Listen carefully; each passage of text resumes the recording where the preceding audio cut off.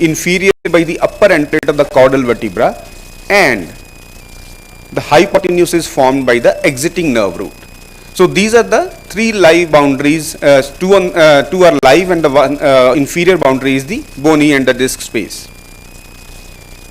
So this is how we can exploit this Cambin safe triangle to introduce our working cannula under the exiting nerve root safely. So there is no need to be afraid of the exiting nerve root once you have clearly read the anatomy.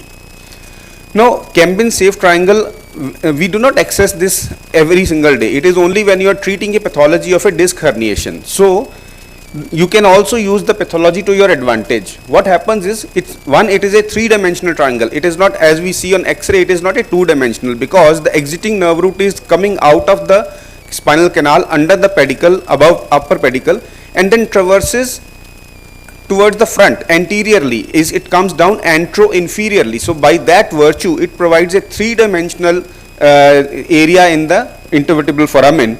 So as there is a disc herniation, it changes the dimension by lifting the thecal sac and the traversing nerve root further dorsally. So this will do, you see, this is lifting the thecal sac further dorsally. So this will increase the antero-posterior dimension of the Cambin's triangle, and this will add more safety to your procedure. So you can exploit this particular concept to introduce your needle close to the base of the herniation.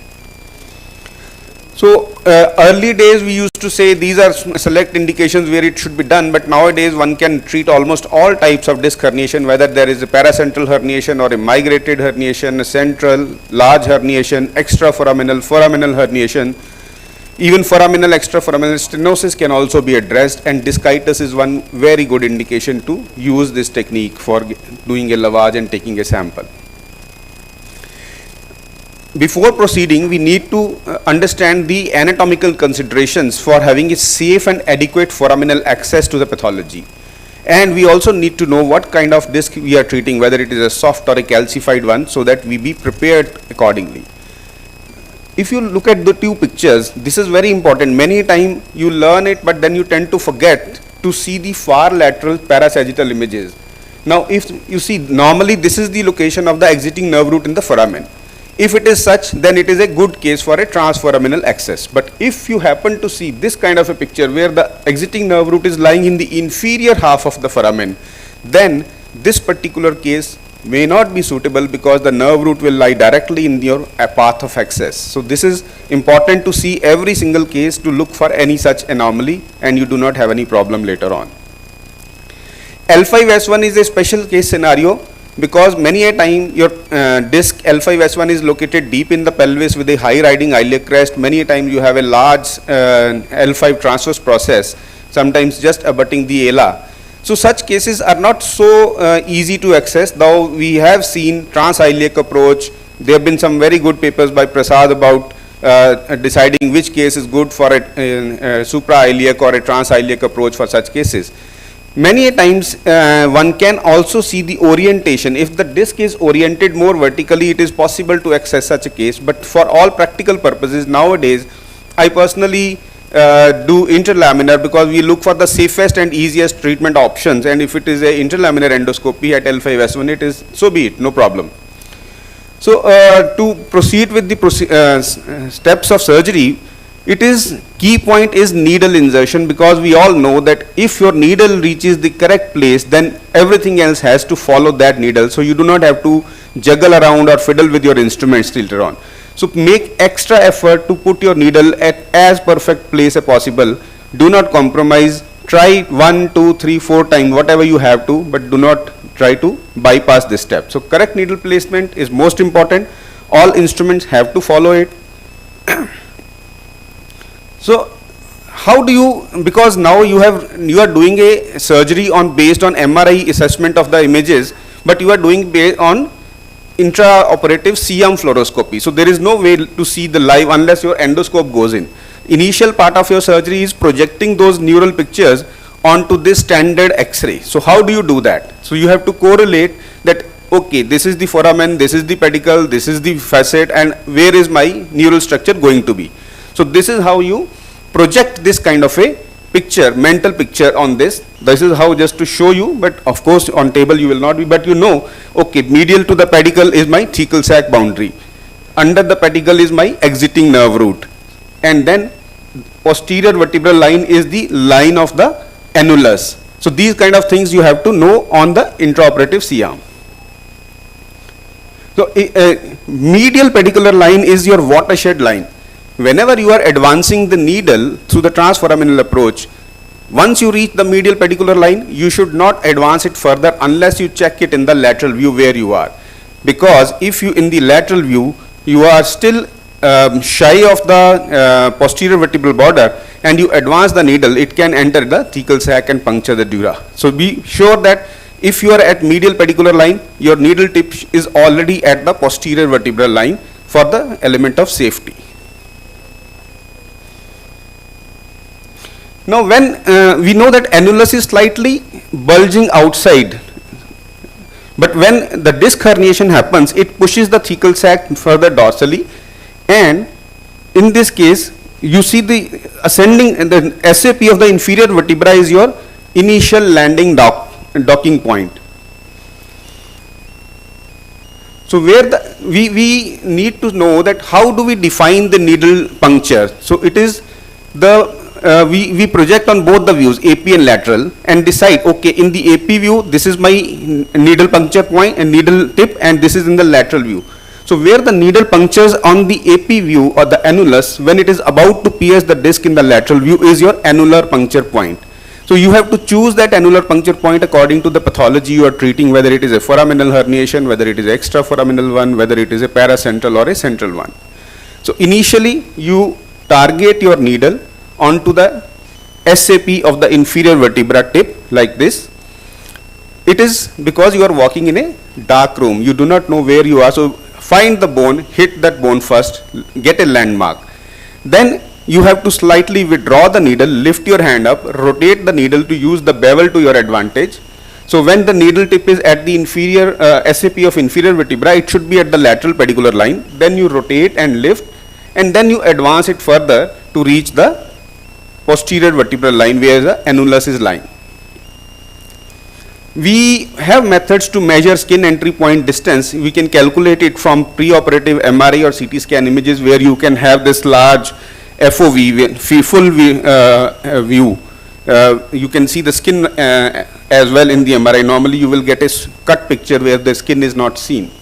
So you can draw the lines. You need to know where the you should be having a safe access to the fragment without causing any neural structure injury or a peritoneal content injury as well.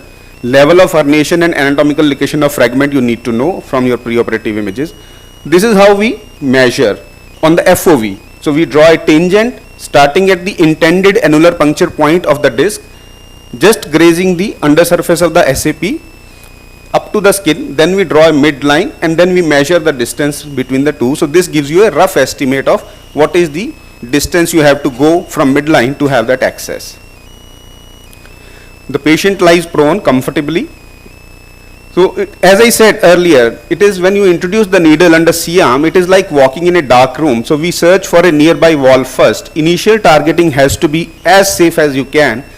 Try to touch the lateral wall of the ascending facet of lower vertebra first, then never cross the needle tip beyond medial pedicular line initially. So these are very important points for reiterating. So this is how a small video how we carry it out. So you see I am touching the facet first, now withdrawing the needle, rotating it, using the bevel to advantage and grazing under the facet gently, finding still some resistance, doing a little bit of wiggling, and as the needle grazes the undersurface of the facet, you don't have to force things, the needle will ultimately find its own way. And then you see it was earlier more acute angle, but as it gets inside, it tends to get flattened. So this is how you maneuver the needle. Then you remove the stylet and measure the length on the guide wire. You can mark this length for ascertaining that this is the length of guide wire that should go inside and it should not be pushed too further so that it reaches the abdominal cavity. When you have to, once your guide wire is in, then you take out the needle and you have to now thread the obturator, blunt obturator. There is again a problem of fallacy while doing this, that you may get carried away and use a slight angle left or right, and your obturator is not fully aligned with the guide wire. So what it will do is, it can bend the guide wire in such a manner that it may be difficult to remove. The obturator may find it more resistance, and it can also push your guide wire anteriorly further to the abdominal cavity. So do it gently. Make sure that when you are checking it under C-arm, the obturator is correctly aligned with the guide wire. Slowly pushing along by rotatory movements. Don't force it down, because that will again push the guide wire. So use rotatory and a gentle push to advance your obturator. So this is again a small video showing how you should do it. So you see the amount of force being used is very minimal.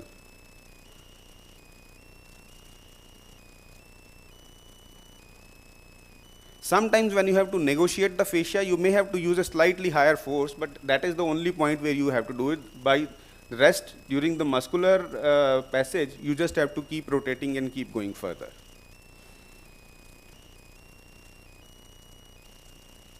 So once you reach the annulus, you can check in the C-arm again that have you reached the tip, your obturator tip has reached the annulus or not. Then this is another point where patients may feel apprehensive if they are awake, especially under local anesthesia, because now you are getting inside the annulus with the dilator as well as with the working tube. So you have to use a gentle tapping force, no harsh hitting, and keep adjusting and keep watching the advancement of the cannula under X-ray control.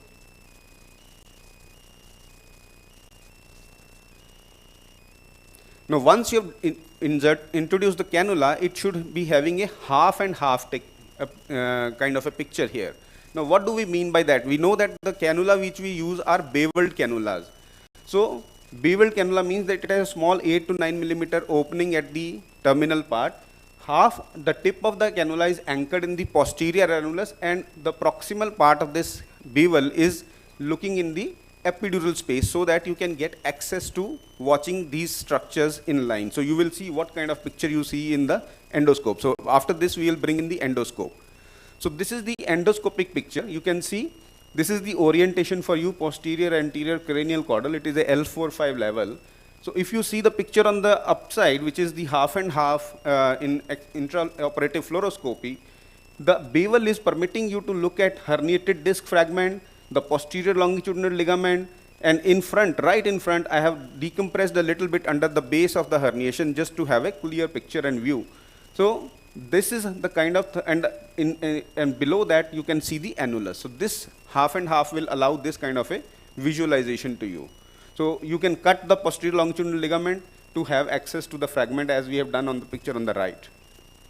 So this is after decompression. We have removed the fragment, and this is the end point. You should be able to see nice pulsating, traversing nerve root wherever you can. Sometimes you can get it very easily. Sometimes there is a fat covering it. You can choose to remove the fat. If you feel, you can visualize the pulsating fat and see the nerve root without it, that is also okay. There's no need to aggressively remove the fat to visualize the nerve.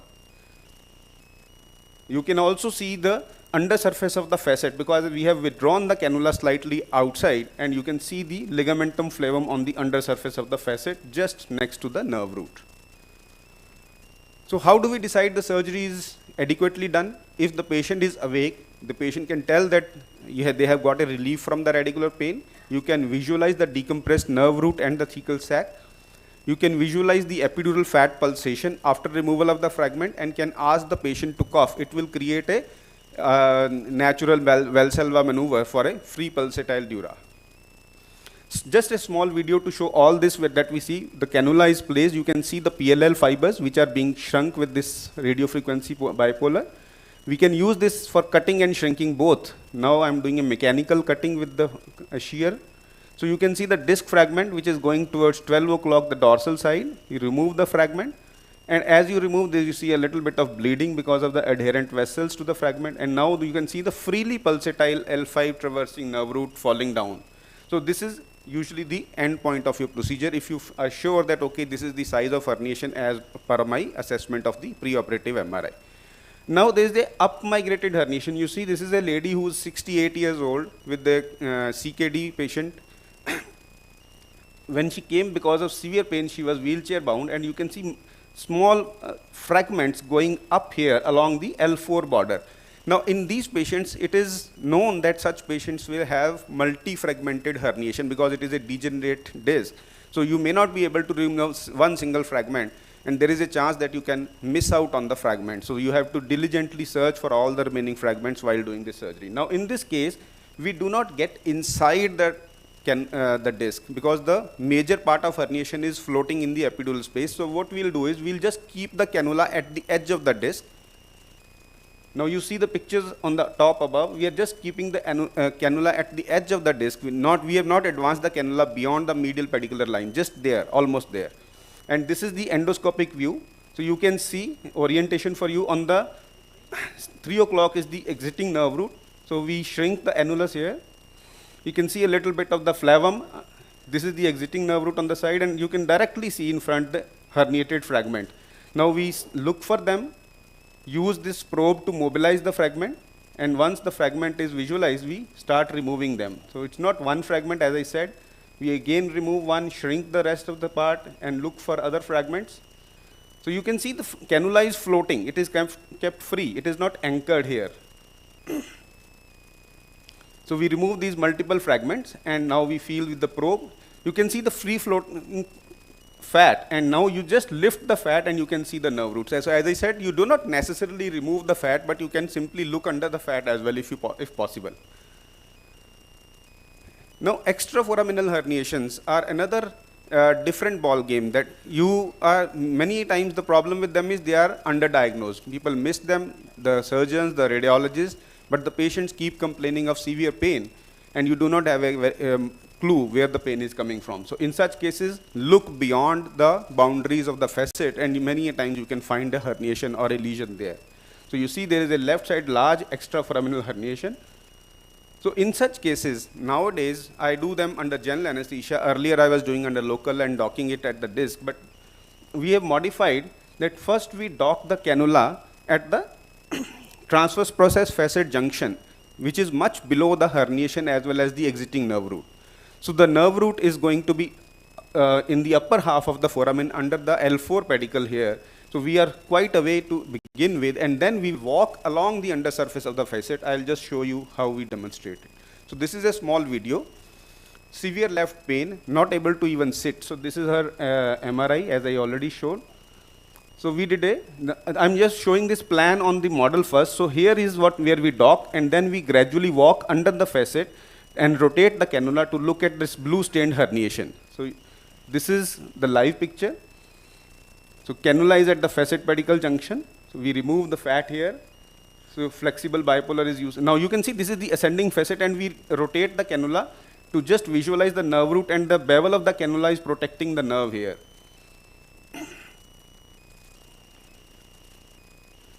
So once your nerve is protected by the bevel, you can see that the disc is becoming visualized, and which you can remove. And once you remove the fragment, the nerve becomes free and falls down.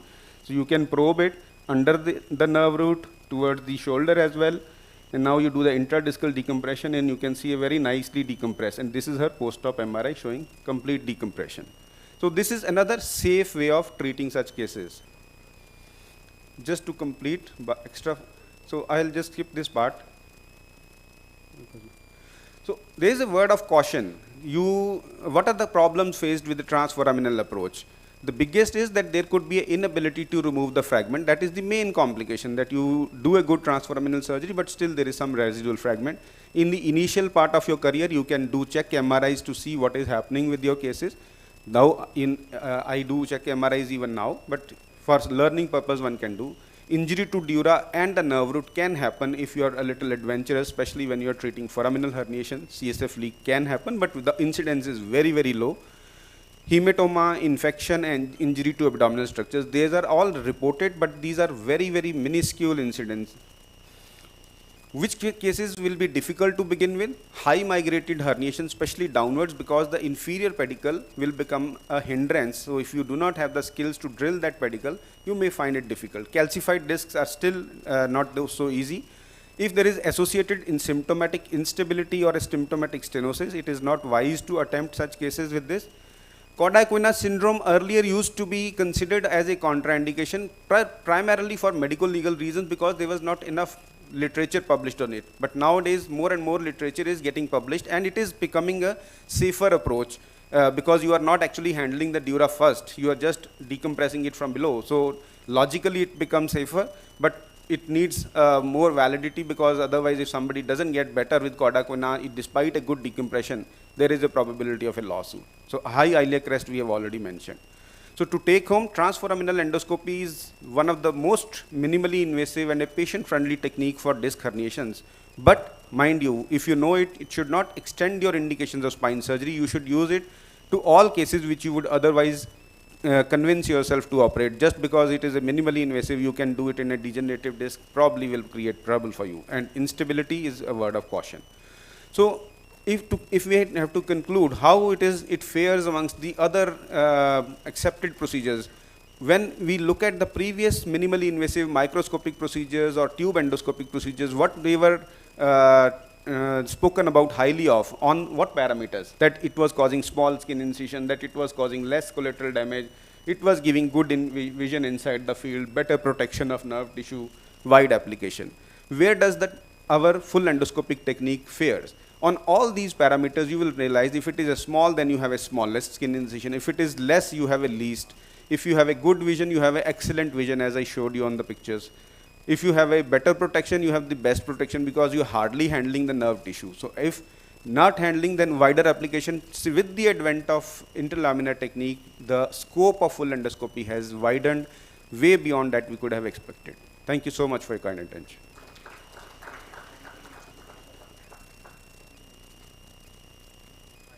Dr. Manoj, for the wonderful insight in the transforaminal surgery. Can I have one question? Yes, please.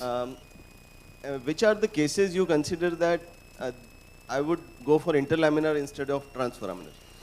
So these days, first I already mentioned in my talk that L5-S1 I am becoming more inclined towards interlaminar, because for the ease of surgery.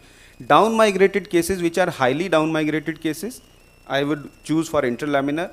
If it is a very highly up migrated case, you can attempt with the transforaminal, but in these cases nowadays what I am doing is translaminar. I just drill the lamina, upper lamina. Let's say if it's a L4-5 up migrated herniation, which is going up to the L4 pedicle or beyond, I simply drill a small hole of about 3-4 millimeter or 5 millimeter in the lamina, dock my cannula on the lamina, and with the endoscope I can retrieve the fragments. Then stenosis, we know lateral recess stenosis, bilateral, it is better to treat with the interlaminar technique. And instability I already mentioned. Yeah, just to add upon to Dr. Arun Bhanot. So foraminal, extraforaminal, there is no doubt. So we go transforaminally. Then of late, the understanding of MRI has become much better now. So if it is a young patient, L4, L5, soft disc, no hard elements, first option would be transforaminal. Second, L5-S1 again, no high iliac crest, again young patient, soft disc, you can go transforaminal.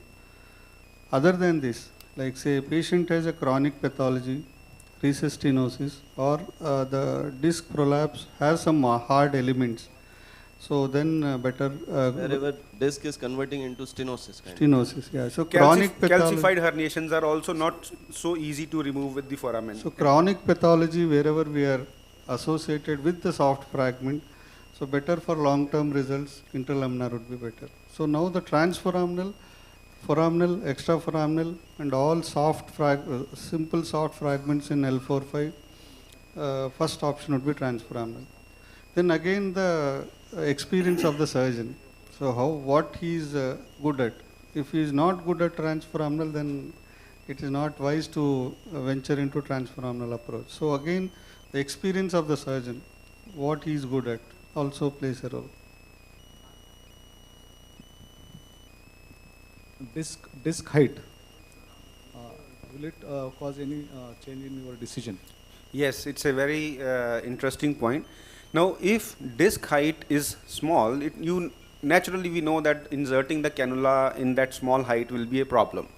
So in that case, if you choose to do a transforaminal, either you can use this, the kind of picture which I showed in the up migrated vein, where you don't enter the disc but keep the cannula on the epidural space and remove the fragment, is possible.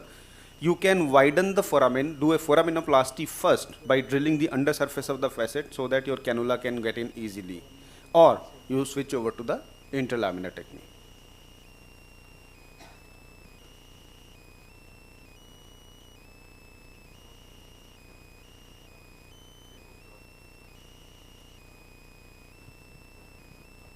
Hello. Yeah. And one more question regarding the entry point. Actually, if there is a lean and thin patient of around 45 kg and another patient is 130 kg, how do you actually decide what is your entry point? So I do those wide FOV views in my center, all patients, when I have to do a transforaminal. So I usually draw them on the pre-operative picture. If it is a 130 kg, the furthest from midline I have gone is 17 centimeters. That was a 115 kg patient. So it depends upon what is your measurement, and in such patients the challenge is how far not. Challenge is, do you have that long instruments as well? The cannula is long or not? So I measure them, that wherever the intended skin entry puncture is there, do I have a distance of that cannula with me or not? So do you recommend FOV for all patients, for all the beginners? If possible, yes. If you cannot get it on MRI, you can always order a CT. In CT, they always do a FOV as a standard practice. Normally, there are so many techniques, the German technique, the Korean technique too. There's a lot of confusion in marking. So most of the time, it's in our Indian patients, it's around 12 to 13 centimeters. So he has again done a study long back, and we are doing a big study now, where most of the time when a patient is prone with a back flat, and you see the flat surface of the body sloping down. So usually that is a entry point, most of the time. To add more to it, actually there are, as he mentioned, there are 3 or 4. I'll mention for the benefit of audience. What are the, one is measurement, which I showed. Another is where the flat of the back is curving into the lateral curve. The third one is the German method, where you just see the tip of the spinous process or the facet line, so, or the in between part. So if you, as I said, I did try that, are these methods correlating? What we found in our about 40 odd patients was that we will measure, we will mark, and all these points would happen to lie between 1 to 2 centimeters of each other. So there was hardly a difference to choose from. So that means, because it is like you have many ways to reach God, but that God is that one. So you reach there by all methods. Ultimately you reach there. The only thing is that you have to have a conviction of an appropriate skin entry. If you are not reaching the tip of the needle, you don't stick to the same skin entry, you shift it accordingly. On live sometimes we have to do. Because recently one of the publication is on which is just for the printing now. Actually we have measured all the angles on almost like 450 MRIs, and on those MRIs what we found is actually your tip of SAP, spinous process, that TOSP angle is actually around 15 to, it is ranging from 12 to 17 degree. But when we actually calculate our posterolateral entry, which we are usually considering as 20 to 25 degree, is actually lying between 35 to almost like 31 to 42 degree in a range. But most statistically most significant, means which is not varying, is a 25 to 26 degree, which is a entry point between posterolateral and the tip of spinous process, exactly the midway between the two. Yeah, but I have one doubt, because MRIs are taken in supine position, and you are on table, you are doing the calculations in prone. No, but definitely. Yeah, see, there is a possibility of variation of angle with, yeah, as you were doing initially, you are going quite steep, and later on you can take it yeah down. But based on measurement, you can actually decide that this is the angle which is which has got the least variation. Yeah, for the debate will go on throughout the day. So because it's the most confusing the part in transforaminal technique. Yeah, so for beginners, don't try to get carried away. So follow, as you said, you just follow some angle first and try to take multiple shots and see whether that angle is correct or not. The moment you take lateral, you see whether you are more anterior or more posterior. So initial part of your career, definitely there will be some trial and error methods, and after some few cases you know, okay, this is the angle. And it also depends upon the positioning. The more lordotic the patient, you need to take more angle. Your fat is black, what you say, if back is flat, then your angle is shallow. So these are the some things. This you will understand better if you start giving transforaminal injections.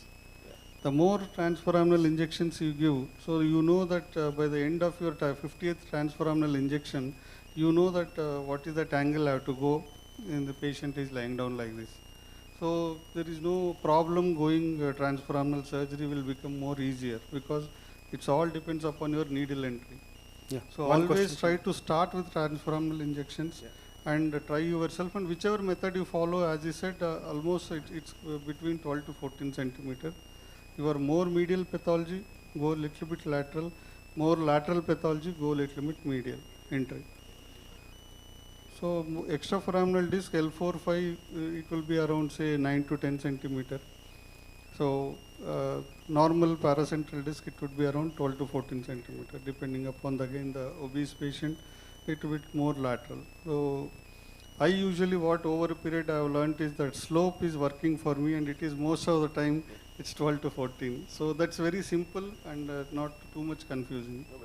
Master's eyeballing is different. But No, you that's have why to I'm get telling you, the best way to Yeah, learn best is putting the needles Put it- first, yeah, putting the transforaminal. Yes, one question from Sir, your opinion on inside out technique. I mean, the half in, half out view which you showed, like it is the starting point of the surgery.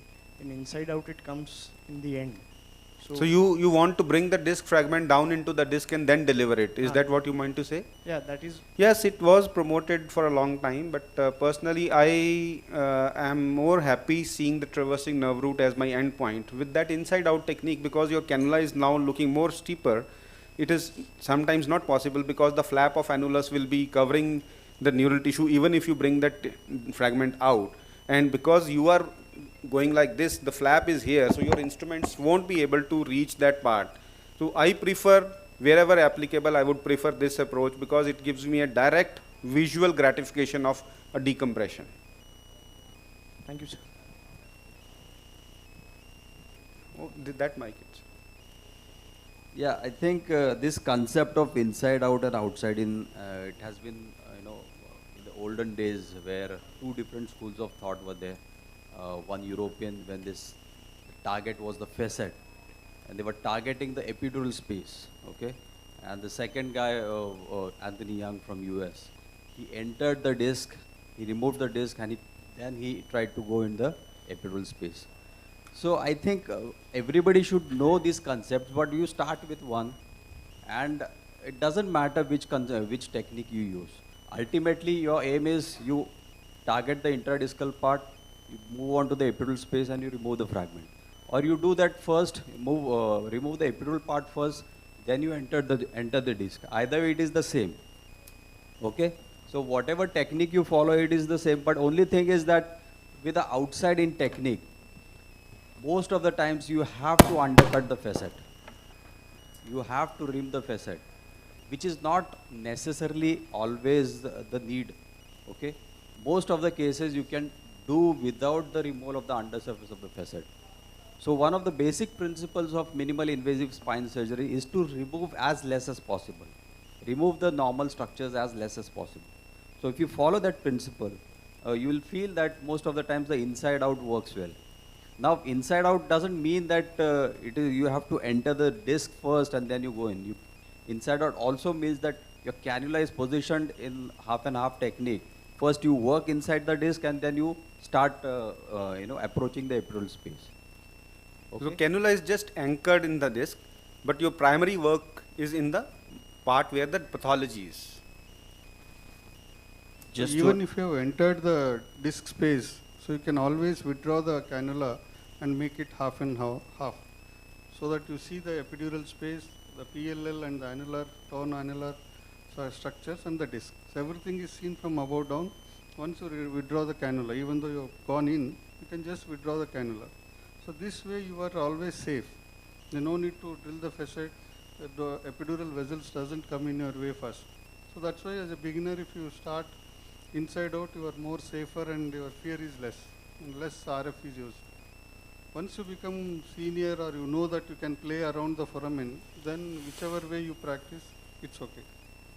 Just to add to your question with regard inside out, it defeats the principle that you already have got a breach in your annulus already and you're creating a second breach. So you need to think about, of course, in the beginning it's different. When you grow up, probably, then you start thinking about those little things because you will accelerate the degeneration of the disc and you'll find a collapse on that side because your hernia will be coming from that hole. Yeah.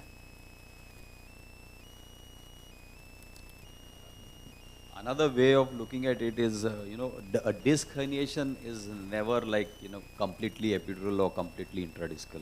It's like a iceberg phenomena, depending on the, location of the disc. I normally categorize into three groups, like one with a very large sub-annular protrusion, where you have a more of a intradiscal component and very little of epidural part. Second is some part is intradiscal, some part is epidural. And in the sequestrated or migrated ones, the major part is epidural and very little part is intradiscal. So depending on this, you have to identify where you want to work first. Usually it's, if it is a major intradiscal part, then I think the inside out technique is a better technique for that. If it is a major epidural part, then probably in that case, you may work in the epidural space. Maybe the outside in technique would be a good thing. But one of the problems for a beginner is mastering all these techniques at one time is very difficult. So you have to learn to start with one technique first. And once you become a master, you can always adapt to the second technique. Mahesha, you want to add something? Mahesha? Mike.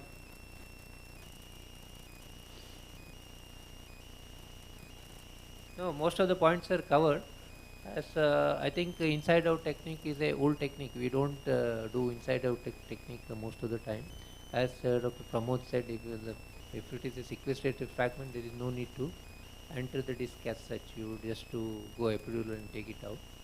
Of course, you have to select each technique depending on the case as it is. Of course, for beginners, inside out is far more safer and it is much easier. And even if you don't know what you're doing, by just debulking, patient do get relief. That's what we did initially. So that's the. And one more more point what is about the loose fragments which are inside the disc? No, if you are not talking about going inside the disc, just debulking it in the epidural space, all the sequestrated fragments, what about remaining? You have a majority a sequestrated disc. There is absolutely no need to go inside the disc. If you go inside the disc, you damage further. You damage the annulus further. So that will cause more problems. Sorry, I'm taking time, but as a conventional surgeon, whenever I do a discectomy, I find that whenever there is a sequestrated disc, invariably there are few loose fragments inside the disc. How do we address it? There is no need to. We have done many cases. We have done only fragmentectomy, and they are doing very well. In they fact, are doing much better than your enter Yeah. the disc can cause more damage. I would endorse it. And if you talk about the microscopic surgeons as well, nowadays most of microscopic surgeons also do the fragmentectomy of the sequestered fragment and hardly get inside the disc. It is a experience shared by many of us that if there is a sequestered fragment, as I showed you, multiple sequestered fragments, you just remove them and there is no need to get inside the disc and your patients will usually do well. Yes, there is a probability of a recurrence which is there 10 to 15% standard every time it is there. So again, you should see here what you are dealing with, which case. Like say, most of the, suppose for example, inferiorly migrated disc, there might be a huge hard hump superiorly and there is a mouth open there and you have a big inferior migrated disc. In such cases, definitely you should enter the disc because the moment you remove the disc fragment, there is a mouth open there which is not collapsing. The second, if there is no, as Mahesha might have posted so many videos on the group, so if you see a sequestrated disc and the disc space is normal, almost looking near normal, it means that this annulus has given away, fragment has come out, and the annular fibers are again opposing. Such cases you need not enter the disc. So again, it is always MRI plays a vital role which case you need to enter the disc. So what are we dealing with it here? It's completely detached from the parent, or it still has some attachment there, then that decides whether you to go in or not. So these are few things you need to, it's a case by case. You cannot do a blanket statement that so. As a beginner, you should understand private practice, patient comes back within a month. So again, it's a problem. So you should weigh everything. So whenever you are doing a new technique or a technique which no one else is doing in your town, then you should be doubly careful, not just doing a minimal thing, again patient comes back.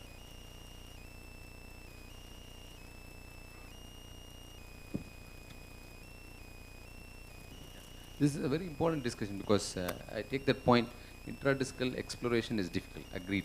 But the question to the faculty is, if you do a transforaminal and there is a recurrent disc prolapse, what would be your take on this? Would you go again transforaminal? Would you go intralaminar? Commoner problem, like when you're doing initial few cases, always you think you have done adequately and again patient comes back. So again, with my experience, I go with the disc consistency and again pre-op MRI finding. There's a global disc failure and the patient has flexion extension, you see the disc height is changing. And we have seen that such patients, today Mahesha is going to operate the endofusion. You see that flexion extension MRI there, X-ray there. We often miss such points, though there is no instability. But on flexion, the disc space is varying too much. When he's flexing, anterior, the two end plates are almost coming to touch each other. So there is some vertical instability in such patients. Such patients are more bound to have this recurrences. So again, the highly obese patient, globus disc failure, tend to remove as much as possible when you are doing a first time. Then again, when you are having a recurrence, so again, if it's a same side, or as Dr. Rath said, sometimes we do a small lateral entry, do a very lateral entry and keep on cutting the annulus to reach the medial fragment. So you have done a big annular rent there. So such patients, what we have seen is a lot of foraminal recurrence. So these things are very important, how much annulus you are handling, how much annulus you are damaging. So as you get experience, so you tend to do less annular damage and do more intra-annular work. And always I little bit do aggressively intra-annular work, where when I am entered the annulus, the disc, I tend to remove more. Because the moment it's a degenerated disc, you have already a puncture is there and you have made one more puncture. So it tend to degenerate anyway. So I am more worried about the recurrence of the patient, so I tend to remove a little bit more. So that has avoided, and whenever there is this type of vertical instability, I always tend to warn them and tend to do a little bit more in such patients. Yeah, so for recurrences, if it is possible to do transforaminal, I would usually choose that as the first one. To come back to the question which initiated this discussion, your question that intradiscal decompression, yes, it is important, especially when you are not treating with leave-aside sequestrates where there are contained herniations or herniations which are in the epidural space but they are connected to the parent disc. Such cases definitely have a higher probability of a missed out loose fragment. So in such cases, after removal of the fragment, I personally tend to lift the cannula and get further inside the disc and try to remove, just like you do in your open surgery, to flush out whatever loose fragments you can. So even if after doing that, still you can have a recurrence, and based on the merit of that recurrence, you treat it. If it is migrated more or the patient is not comfortable, that we are missing out on that. Patient tends to develop a loss of faith in that surgery. So if that is the case, then you tell that, okay, I'll do a open or microscopic, rather than insisting that I'll just do a transforaminal. So that also has to be taken into account. I think this topic of recurrent disc herniation is a very interesting topic. And, you know, there are two approaches. Like we have transforaminal interlaminar. It is very logical that you always choose the virgin approach. If you have a previous transforaminal surgery, you go by interlaminar if it is possible, and vice versa. But there are some indications for a repeat approach through the same route. Like for example, if you have a foraminal, extraforaminal recurrent disc, you cannot approach them from interlaminar approach. In such cases, see, doing a repeat transforaminal approach in a recurrent disc herniation is going to be slightly difficult, because the first half of transforaminal approach is a relatively blind technique. We are doing it under, CM guidance. We don't actually see the exiting nerve route. In such cases, we have to modify that particular approach. We have to dock, like Dr. Arun had shown in one of his videos, that you have to dock on the facet. You have to see the pedicle, then you come down. Because of the scarring, the exiting route is not mobile. The dilator is not going to push it away. So there is a good chance that you might injure the nerve root in a repeat transforaminal approach. So as far as possible, if you have a recurrent disc herniation with a previous transforaminal approach, see whether you can do it by interlaminar approach. That is the best way, or vice versa. You're talking of late recurrences. If the recurrence happens early, then probably you can choose the same approach. If it happens late, few months down the lane, very early. Sometimes I have seen a recurrence in the first week itself. Yeah. That I wouldn't, okay. But in general, recurrent disc herniations, they will cause scarring of that particular nerve root. That is what we expect.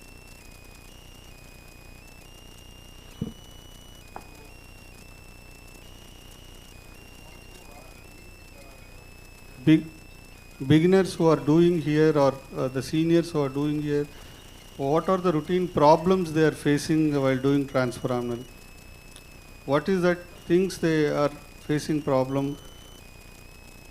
The needle entry, the disc entry, the handling of the fragments? At times, the needle is up to the midline in AP, but it appears too anterior in the lateral. Yeah. So I take out needle and start afresh again. Okay, yeah, got your point. So anything else where anyone has faced?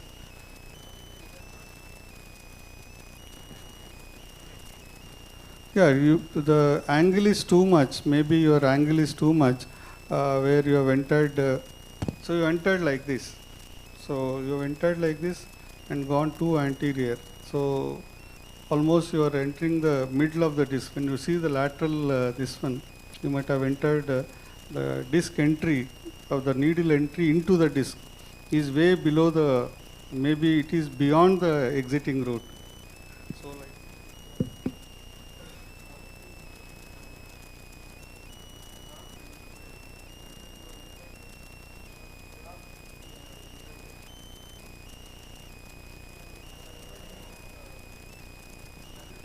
that's why the Arun Bhanot was telling, try to search for a bony landmark.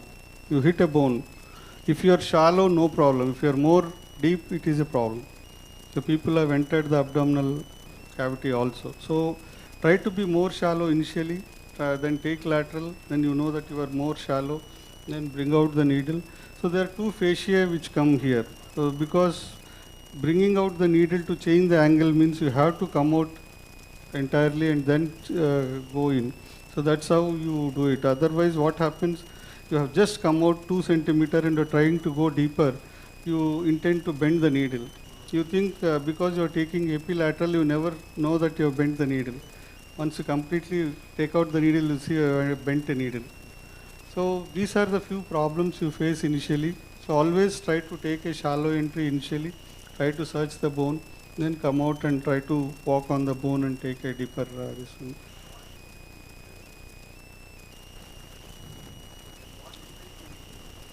So normally, for example, you start at 12, L4, L5, you start at 12 and just take say 20 to 30 degree angle and go inside. And the moment you reach the lateral pedicular line, and if you are not touching the bone, it means that you are very deep.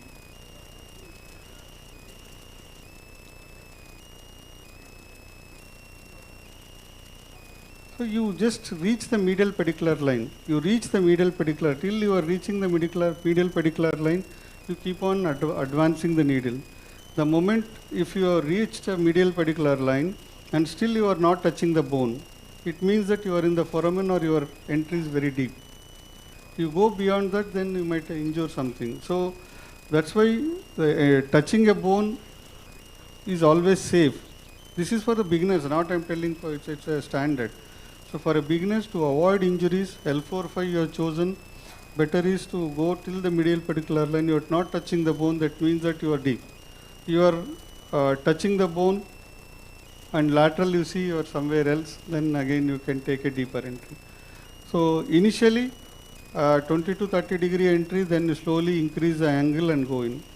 And anything, I think Dr. Prasad can add some comments on that. Yeah, I think regarding the question Doctor asked, actually the entry point must be very medial. Then only this can happen most of the time. If your angle is 45, then probably this can happen that you are on lateral, you are in the middle of the disc, and on AP you are in the center.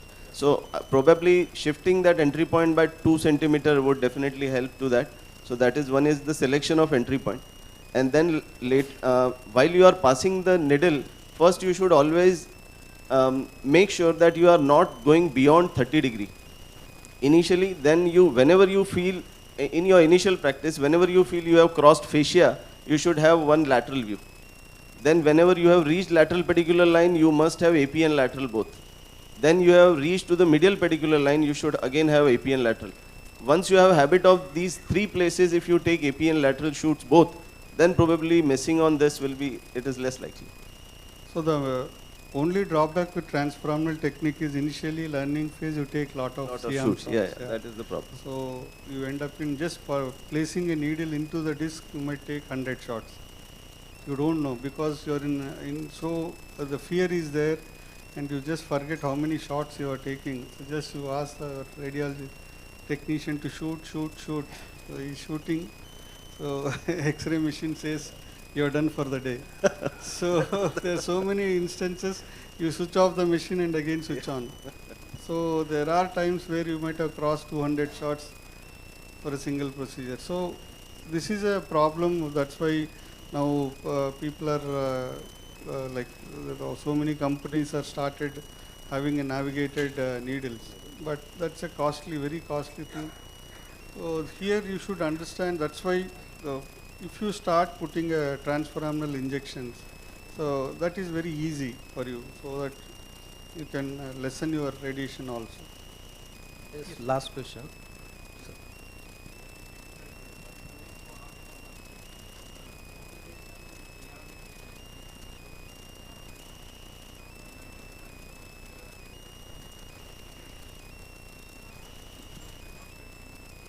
Yeah, today we'll just show you the tip of superior articular facet and where it is exactly. And again, that preoperatively you should understand what is the disc height and where is the superior articular facet seen in lateral image in foraminal cuts in MRI. So the relation of SAP, the tip of SAP to the pedicle, whether it is very near to the pedicle or it is away from the pedicle. Most of the time you see the disc height is okay, but still the tip of SAP is almost crowding or nearing the pedicle. So this anatomy is very important to, so many times you are only addressing a disc as a big huge lateral disc, and over a period of time the moment you have removed such a big fragment, slowly things settle down. Again patient comes with pain again with foraminal stenosis. So such patients you could just do a foraminoplasty also, they become better long term. So there are so many things you need to understand while you are doing transforaminal, where what is that you need to do in the foramen. So basically it has been already explained, but the main issue we face is always the entry point. Because of we always fear that we might go into the peritoneal cavity, we choose an entry point which is more medial and go like in an angle which is very high. And the problem which we face is it finds difficult, the maneuverability is very less, and we find very difficult to retrieve the disc. as we are going in another angle and we can't take it from the posteriorly. Yeah, So so that's why the needle placement is very important. So once you have entered little bit deeper, if you are not entirely subannular, you are little bit deeper intradiscal, then what happens, you are seeing the fragment but you cannot retrieve it because you are seeing your scope is stuck there. So such cases, initially we too face those problems. So then what I used to do is come out again, you bring the cannula outside and see the facet, then drill the facet and put the, again you make it, the cannula tilt like this so that it goes in again. So these maneuvers we are doing, but it was taking too much time, and this manipulation causes stretch on the exiting route more. So that's why the needle entry is very important. So you are just subannular or just below the, the posterior one-third of the disc. So most of the time your work is done. So that's why the concept of landing there on the fragment, removing the fragment has become more popular because it's like a microdiscectomy. You are landing on the fragment, removing the fragment, going inside. But to do that, there is a lot of epidural bleeding.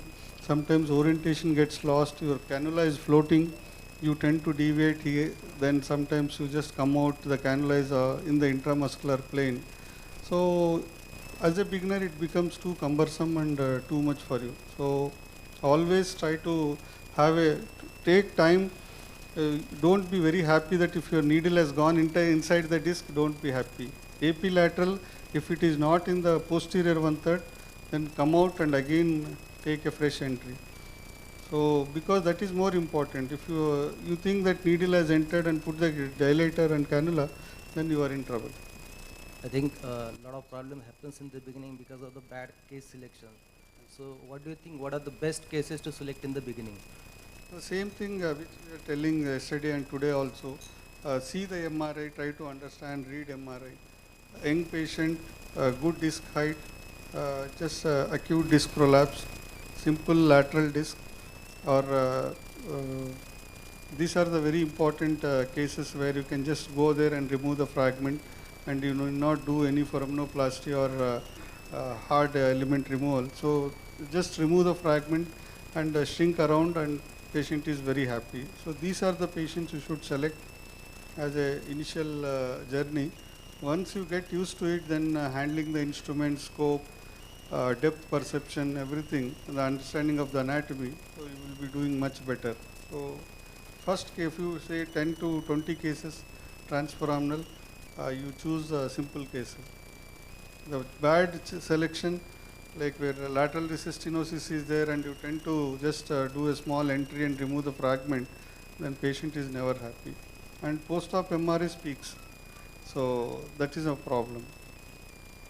So repeated fogging during surgery. Yeah. So that again, when you have not done a proper packing of your camera, so that happens. No, I found you are not using the camera covers routinely. No, because we do our camera, we do plasma. So that's why we have stopped using the cover. So if you are doing something else other than plasma or ETO, the scopes, the camera, you are not doing that, then you should use cover. And the cover again, when there is a fogging, recently I think Dr. Bhupesh Patel from Ahmedabad, he has experience where he just put a suction into he put a small opening into the cover and put a small suction there inside the cover. So this avoids fogging. Yeah.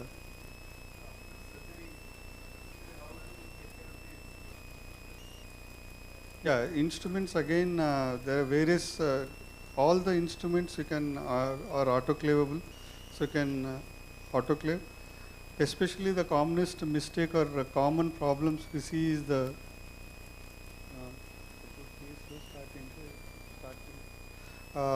commoner problem we see is the dilator which we are using, for example. So when you are banging, because you remove the guide wire and bang inside, so the tissue, the muscle or the disc material or something, it goes into the dilator. And your sister is not cleaning that dilator later with the guide wire and flushing it. the tissue remains inside, or a clot remains inside, and over bad luck that patient had some infection or something, this goes to the next patient, it's a big trouble. So that cleaning of the dilator is very important, flushing the dilator, making it dry. So all instruments are autoclavable. Scopes, again, it's a problem with smaller setups. So I used to use, like say more than 7 years I used to do with Sidex, which used to dip in Sidex as the day of surgery. So, and we used to use it. In RF, we used to do ETO. Again, drills, all drill bits, ETO. Now, off late, I do everything plasma. Instruments, sterilize autoclave, scope, camera, RF, everything goes into plasma. But as a smaller setup, yes, it is difficult. So, scope, you can do Sidex. And all cables, if possible, best ways do ETO wherever available, because I have seen people dipping RF probes into the Sidex and keeping that plug outside. And I have seen even people using Sterilium to wipe the wires before surgery and just they connect and use it. So that's not the correct way of doing it. So always you need to have a fully sterile environment, otherwise once a discitis, it's a pain for us, both patients and consultant.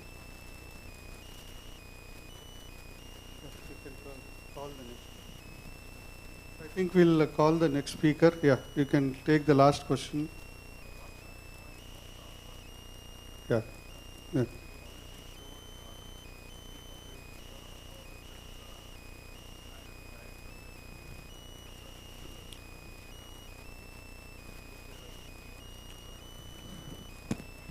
Yeah, yeah. So, yes. So before I answer you, yeah. So we can call upon Dr. Suresh Ramasamy for journey of open spine surgeon into the world of spine endoscopic surgery. My experience. Yeah. So Dr. Suresh is from Malaysia. Yeah. Yeah. So he is doing, I think, since 2018, and he has done more than now 400 cases, and I think 400, right? About 300. Correct, yeah, 300 cases. So his vast experience, he started transforaminally and then interlaminar and fusions also of late is doing. So he has a vast experience now, the past 3 years, so he will share his experience. To coming to your answer, the end point is a very important debate. Everyone asks, where should I stop? One is the disc removal, where should I stop? And should I see the nerve root all the time? So if you are dealing with a small central disc which is stuck in the annulus and it is not come out of the confines, so there is no need to see the root. You go inside, you stay subannular, remove the fragment, and you see some PLL fibers there, that is your end point, you stop there. So because here you are dealing with a simple fragment which is stuck in the annulus. If you are doing with where there is annular failure, which is annulus has given away, and the big fragment is in the lateral area, then you have to see the root because you are not sure whether you have removed the entire fragment. So do the intra-annular work, that is sub-annular work, then sweep around the above, cut the dead or degenerated annulus, if possible some fibers of PLL, bear the root, see from end plate to end plate that you have removed the fragment completely. That should be your end point. It's same like microdiscectomy or interlaminar surgery. You just remove whatever is there just below the root. So same policy you follow, remove the structures or causing compression on the pathology. That should be always better. Over to Suresh. Good morning, everyone, and thanks to Dr. Sukumar and the organizing committee for organizing such a wonderful meeting. And thanks again for giving me this opportunity to be on this stage to share my little experience on being a conventional open spine surgeon into the world of spine endoscopy. So I come from Malaysia, from a place called Alustar. It's a small town up north of Malaysia. So I work in a hospital which is a 120-bedded hospital. It's a multidiscipline hospital. And with a population of Alustar, about 300,000 people. And my thoughts and belief as a conventional open spine surgeon, so I've been doing spine surgery and also general orthopedic surgery for the last 20 years. And all my spine surgeries I did open, from fusion to discectomy and decompression, from cervical, thoracic to lumbar. And also I used to do a lot of intradiscal procedures like HYDERABAD, nucleoplasty and disc fix and so on. And coming from a small place, I was happy with my work, so I thought that was the best. Everything I did open, so I had no experience in MIS spine before. So my experience from conventional, I straight jumped into spine endoscopy, and now I'm still on my infantile stage on spine endoscopy. So now almost 80 to 90% of my work I do endoscopically. So what made me to change? So this was way back in 2019. This was my first exposure to spine endoscopy, where I came to Hyderabad. I was here, watched all the live surgeries from the masters, and sitting back thinking, you know, with a small incision, I can do such a big operation, where all the while I was doing it with a big incision. So that was my turning point. Then I went back home. Then I started doing straightforward, simple transforaminal cases. I had no experience before that. Then I stopped doing after a few cases because everything was new, putting on the scope, the anatomy was, I don't know what I was doing. So this was when I was in 2019, I was with Dr. Sukumar, my spine, and Dr. Osman Sir and Malaysian team there. So, and again in September 2019, I had the pleasure of Dr. Sukumar visiting my center. So I've arranged about 5 cases. 2 days we had did transforaminal. And Dr. Sukumar, that's the first time, that was my first hands-on on spine endoscopy. So I learned some tips and tricks. So Dr. Sukumar sir taught me how the skin marking and entry point and so on. Then after that, following that, I started with simple cases. Was still not happy. So at the time when I consulted, you know, the only way I can learn is by attending courses and workshops. But unfortunately, COVID came in.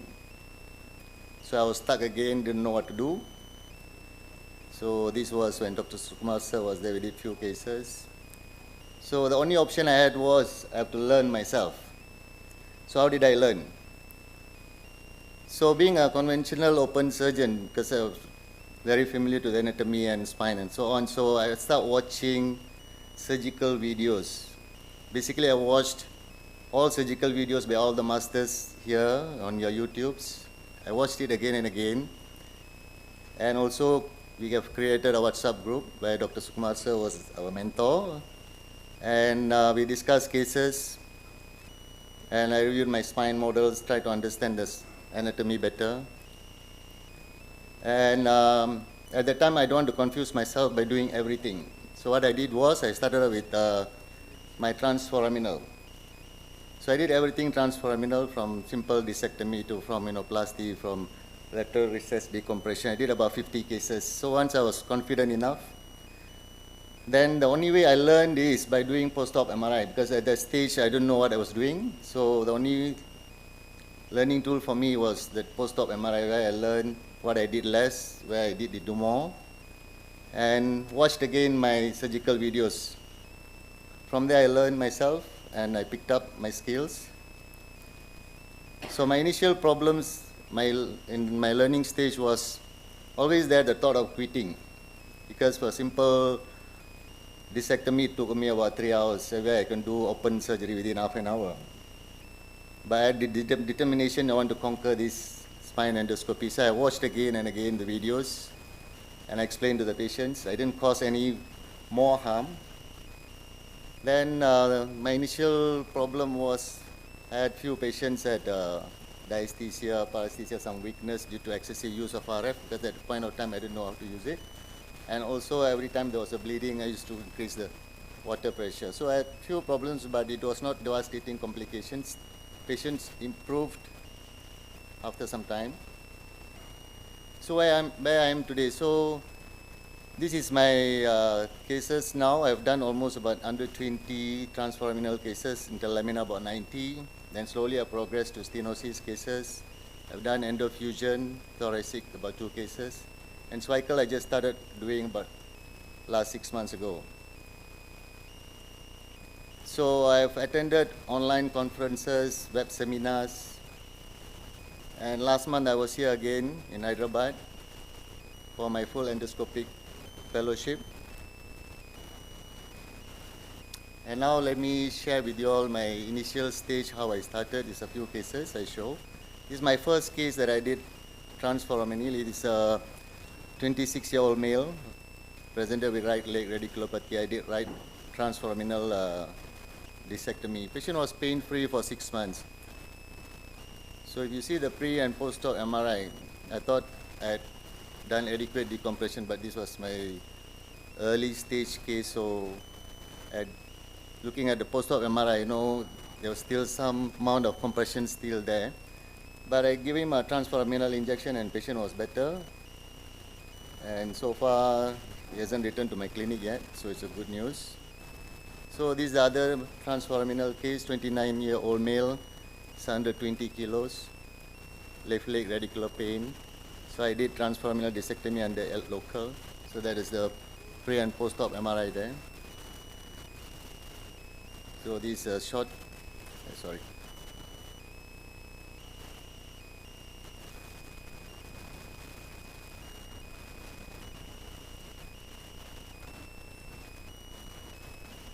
Just show you all to share that the decompression. All right. So this is another case, a 45-year-old male with right leg radiculopathy as well, did transforaminal under local.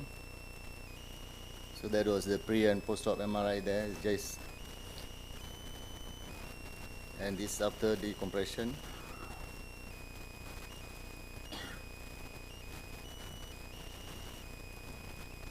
This is another case of transforaminal, 63-year-old male, right leg radicular pain. Is L2, L2, 3 level, did transforaminal under local as well. So that's the pre and post-op MRI. So I learned most of my, I fine-tune my skills after looking at my post-op MRI. So I always make it a point to do a post-op MRI in all my cases. So this is a case of recurrence. This is a 34-year-old male patient at discectomy twice at L4 level in 2009 and 2017. And it was done in elsewhere and came to me in early this year for third recurrence. So this was his pre-op MRI. So this is post-op. Unfortunately, he came back again after 3 months with the same pain after he lifted something. So we see again the MRI, there was still large disc extrusion. So in this case, I went back again transforaminal. And this was, sorry. So we can see after 3 recurrences, he still had so much disc left inside. So this is one of the recurrence case I did twice transforaminally. And from transforaminal, then I upgraded myself into interlamina. So these are my few cases I did under interlamina. It's a 35-year-old female left leg radicular pain.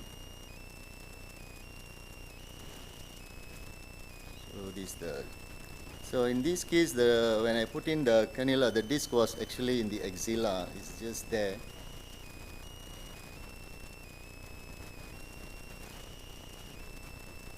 It's a huge extruded fragment.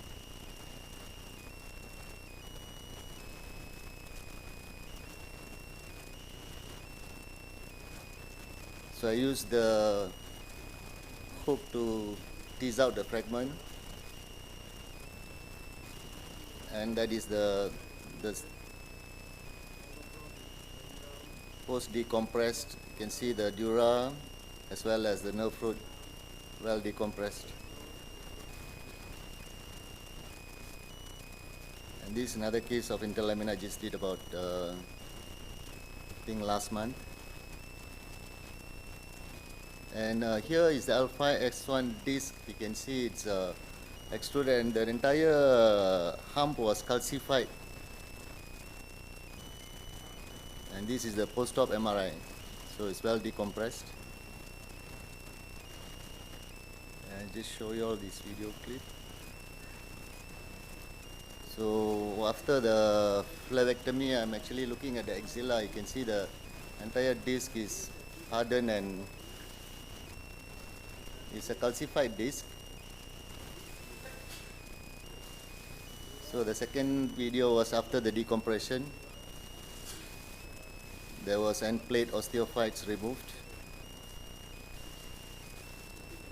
So the bottom slide is the post decompression, where the nerve root and dura is well decompressed. So this is a case, another case where it's combination of transforaminal and interlaminar. It's a 34-year-old male, left leg radicular pain. His diagnosis was L3-4 and L4-5 level. So L3-4 I did transforaminal discectomy and annuloplasty, and L4-5 I did interlaminar discectomy. Yeah, so that's why So there's a pre and post-op MRI. So this is another case of interlaminar up migrated disc.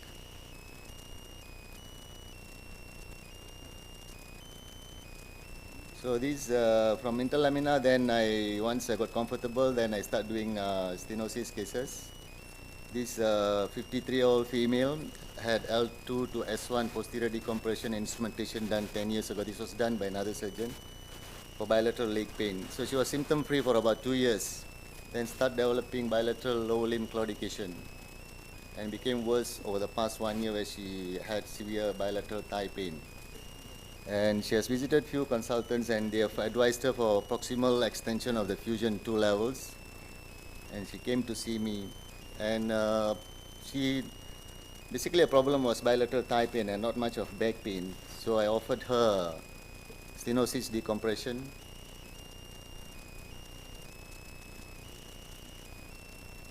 So this is the pre and post-op MRI.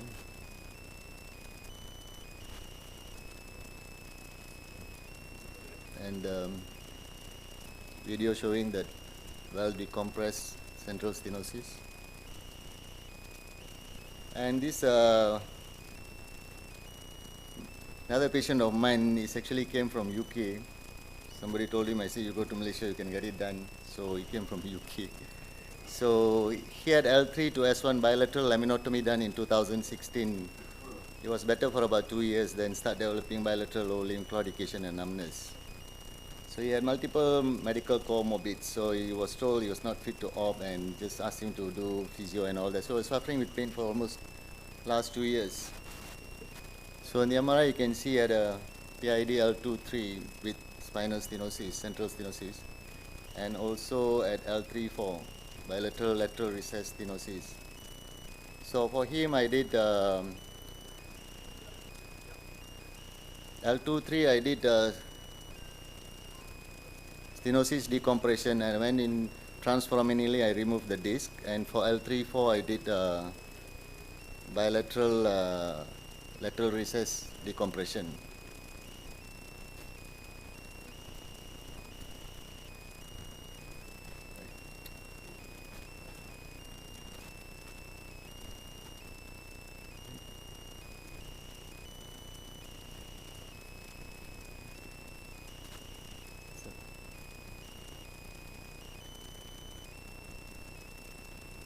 One minute.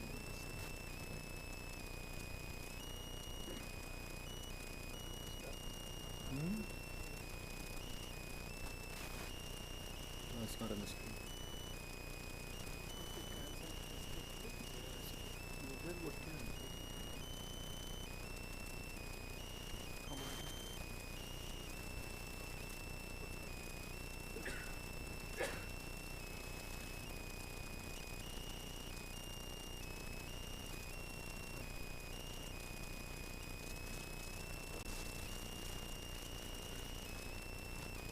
Okay, then from stenosis decompression, then I went into start doing endotelif. So this is my first endotelif that I did. It's a alpha S1 PID with spinal stenosis. So this is the post-op II image.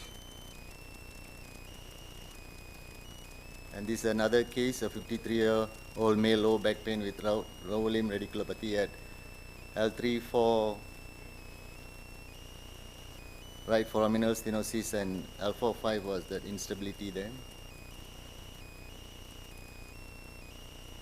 So this was my endofusion post-op and the post-op scars on the, and last, after got comfortable with endotelif, I start doing cervical. So this is one case that I did. So this is a 45-year-old female, right arm radicular pain. It's a C5, C6 PID. So I did posterior and cervical foraminal laminotomy with the discectomy.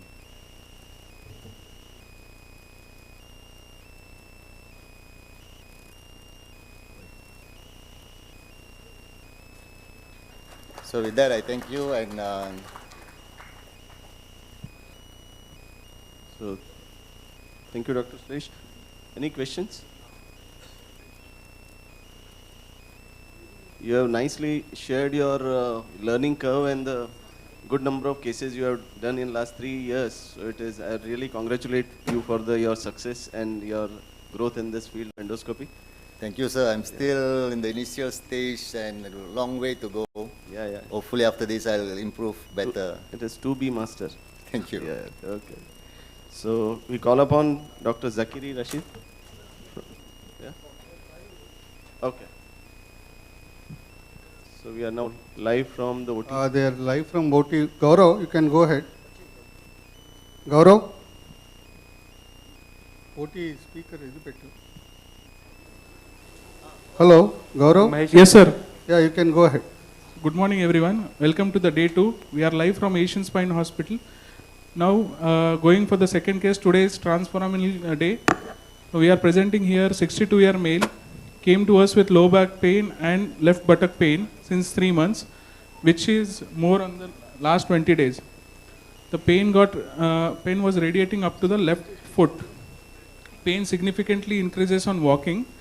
Although he had a fall at home 6 months back, but the pain has increased in last 3 months.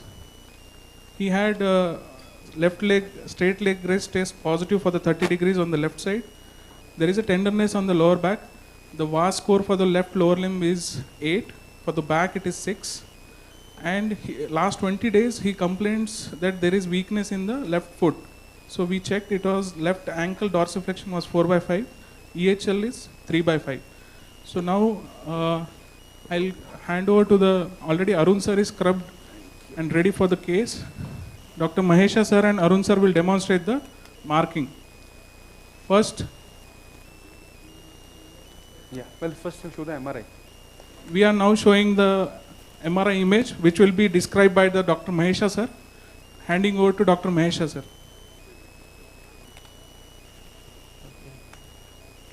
Can you see the MRI?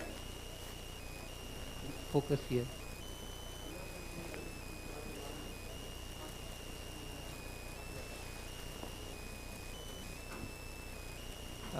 We will see the sagittal sections now. This is the central section. Can you see here? Yes. This is a chronic hard hump. You can see the signal intensity. It is very dark. So this is a chronic central herniation. And if you go more lateral, this is the next section. And the section here you can see a soft herniation. You can see it is less darker. Yes. So this is the acute herniation which is causing the symptoms since the last 3 weeks. Of course, he has a small annular tear lower down. Coming to the axial sections here, from top we come down, you can see this is the central part which we saw on the sagittal section, and this is the inferior cut that is at the level of lower end plate. You can see a soft herniation which is impinging on the L5 root here. And there is a small fragment which is seen down here. Of course, he is an elderly man, so there is some ligamentum flavum hypertrophy as well as some facet effusion also. We have taken a CT cuts also. And here Dr. Arun Bonut sir has shown us a trick how to measure here. If you see the sections here, they have given the centimeters here. Focus, can you see here? So reference scale. Reference scale. This is 5 centimeters, so he has marked at around 12 centimeters. So first Can you you see draw here? that tangent which we showed there. Can you see here? Yes, yes. How it is marked? Yes. Of course, I would take even more flatter curve. So he is selecting 12 centimeters with this angle. Okay. I will take a little more lateral entry. More shallower entry. Yeah. Can you show here? Yeah. Thank you, Mahesh sir. Now Dr. Arun sir will demonstrate, already he has marked the skin entry point and he will demonstrate you to the My skin marking. Yeah. Over to Dr. Arun sir. One. mic is on. Yes, yes. You're audible. Okay. So please show here. Is Dr. Arun sir audible? Yes, yes. Yeah, go ahead, Gaurav. Okay, sir. Okay, sorry. So you see the skin markings here. I drew a midline, vertical midline along the interspinous area. Just keep showing one camera there. AP. Siam image transfer to the auditorium, please. The previous one. Yeah, this one. So you see this is. So we mark the midline of the disc. You see the end plates are parallel.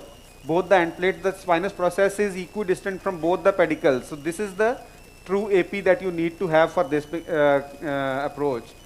Then you do a midline marking, another one. AP behind. More. No, इससे पीछे बीच में चला गया. Yeah, midline. Yeah, this one. So this is how you mark the interspinous area. I just keep my probe hand, and on the other side I marked it right over the spinous process, right? Yes. So this is the vertical line, this is the horizontal line. If you see, there are two horizontal lines here on the skin. One is absolutely central, the other one is slightly angled because there is a small down migrated fragment along the lateral recess. So I would be aiming it with a slight craniocaudal direction, okay? Yes, yes. Then this is the lateral line. If you show the lateral picture, you can see the lateral picture which just tells you the orientation of the disc. So you remain parallel to the disc. The probe that I was using was a very, very big one. So we used it. As we were discussing, I have actually marked at 13 centimeter, not 12. So the measurement that came there was 11. So from there we have shifted to 13 already. So yeah. It was a rough estimate. So that's why, to be on the side of caution, I have shifted laterally because that will give you more leeway rather than getting stuck with the medial entry point. Arun, also show that the flat surface sloping down. Where Yes, is you that see exactly? Exactly, it is, you see the flat surface and it is sloping, it comes here. And once I am draped, I'll take a lateral view and show you how it is. Okay, just show a lateral view. Maybe right now. Yeah. Yeah, the spinous process line. Mahesha will show you. I am guessing that this 13 centimeter will exactly be there at lateral.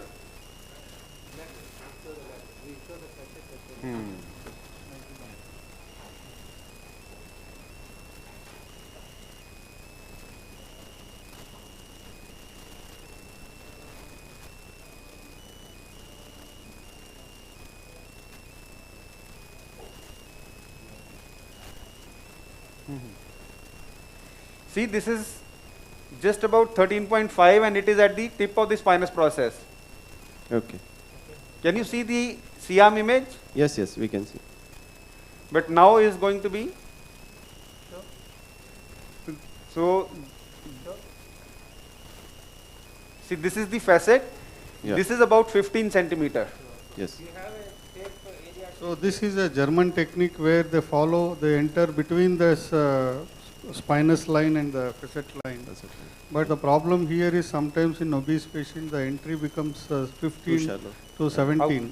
and our cannulas, whichever are all the other than Wolf system, the cannula's length is around 15 mm. So it is difficult to use this technique, and it becomes too shallow, and sometimes you are operating not like this, like this. Yeah. So You have to be extremely careful with the far lateral approach, because it becomes very difficult. So ideally is what in our experience it's around 12 to 14 is the best. And Dr. Arun follows this technique where he infiltrates that area, but here patient is in epidural. Here we have given epidural analgesia. If you are practicing a local technique, so they infiltrate the tract also. So you can infiltrate the tract so that patient doesn't complain of a needle entry pain. But here, because patient is already under epidural analgesia, so that problem is not there. But for the sake of demonstration, he is showing how he does that. So when you are doing local, then you can infiltrate the tract also. So there are different surgeons use different techniques. I first pain drape and then put a needle, and I don't know, Prasad, how do you practice? So putting a needle, checking the trajectory, you do try first, or once you paint drape, then you do marking? No, marking all after painting and draping. Yeah, so I do same where after painting, draping, you mark so that patients sometimes what happens is in local or epidural, they tend to move. Again, your marking is lost. So to save some time, always paint drape. Then that's a simple. But each surgeon has his own habit of doing it. So there is a question. Can we do it under GA? Yes, it can be done under GA, but as a beginner, what is the difference between a local or epidural or GA? In GA, the muscles are very flabby. You don't feel any resistance while you are going in. When you are in local or epidural, muscle relaxants are not given. There is some muscle tone. The needle has some resistance. You know how much you are going. You have that feel. You try it on a general anesthesia patient, the needle might have gone in and it has entered the disc also, you don't feel that you have entered the disc. So such is a dangerous in GA, and you have gone, trajectory has gone up or down, you don't know. In AP you might have gone into the foramen, piercing the exiting route, patient doesn't complain much. So that's why in initial cases where you have a problem with the needle placement, always either local or epidural.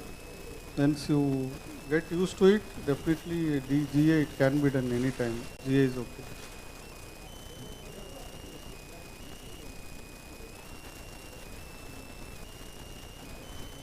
And GA would require neuromonitoring, or?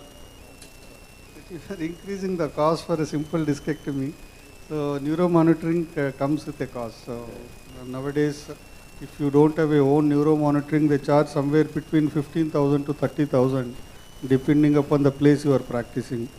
So extra cost of that neuromonitoring, definitely it helps. If you have in-house, definitely it helps. But for a simple discectomy, it's little bit cost factor is there. Oh, you touched.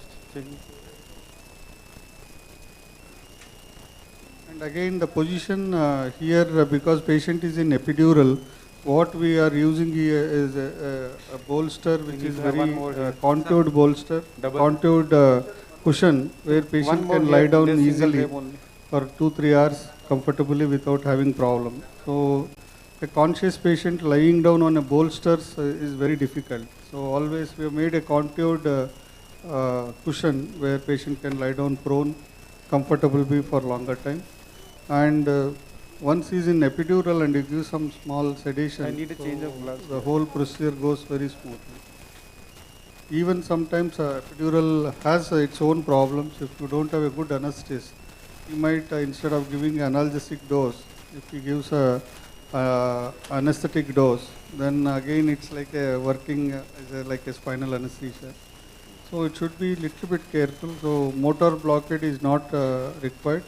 So always you should tell your anesthetist to not to give the motor block.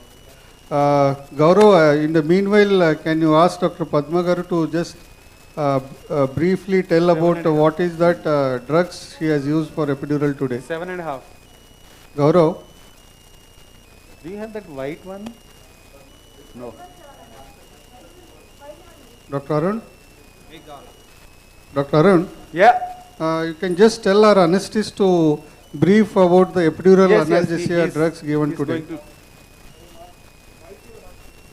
Hello? Hello? Yeah, sir. Dr. Lavkumar, Sir, you can go ahead. Yeah, sir. This is Dr. Lavkumar, anesthesiologist. Yeah, this patient is posted for transforaminal endoscopic repair. So for this, we gave epidural analgesia. So surgical site is at L4, L5. So we put epidural catheter in L1, L2 space with catheter facing downwards. So that we can achieve the analgesia at surgical site. So initially, after testing the epidural catheters, so that it's not in blood vessel and not in CSF, we confirm the epidural catheter. After that, we gave analgesic doses of ropivacaine only 0.2% and lignocaine for immediate achievement for analgesia.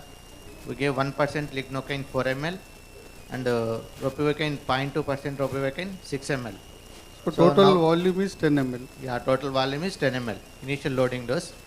So now the patient has his back pain relieved and surgical site analgesia also, and now he is able to move his toes also, we check.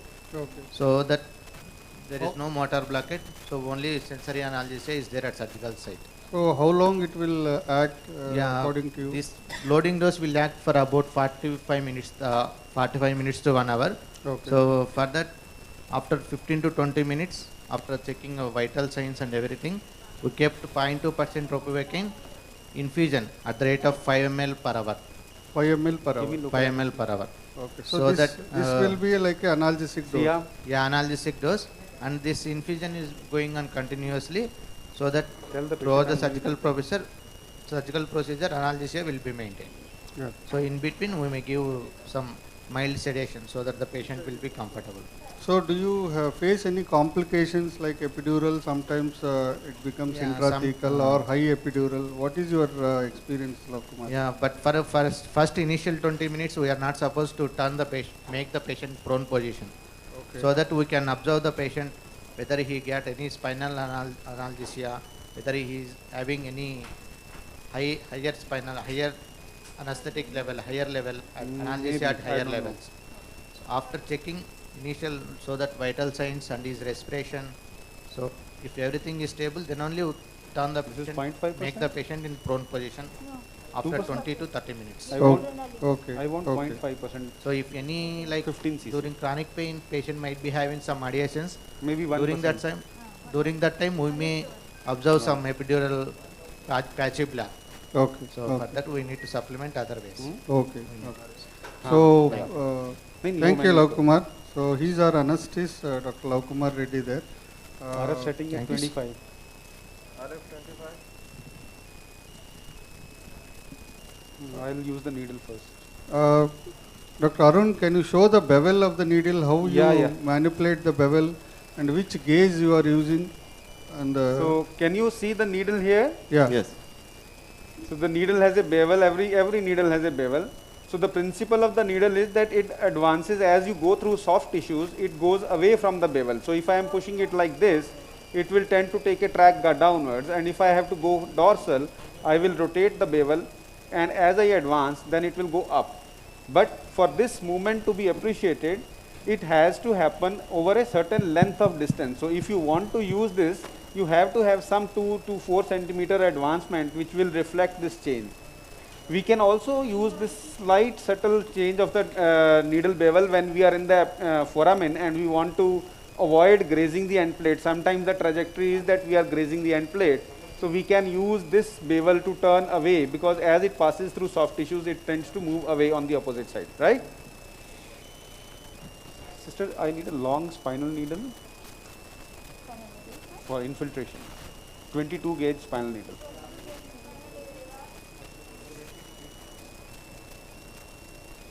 So I have infiltrated just the skin puncture with the 2% xylocaine. And you can see the lordosis is not there, almost कौन it is सा है? little bit 23 है? flat. So हाँ, दे दो, then this 23 is the दे दो. most comfortable position where your foramen is little bit opened up. It is better when this position back is flat, where your foramen little bit opens up, so that your there no need for foraminoplasty or foraminotomy is not necessary. So position is very important, and patient lying comfortably is very important. So otherwise you have a lot of problems here. And again, as Mahesha was mentioning, there is a little bit hard elements on the midline. So we need to see whether this shoot, Siam,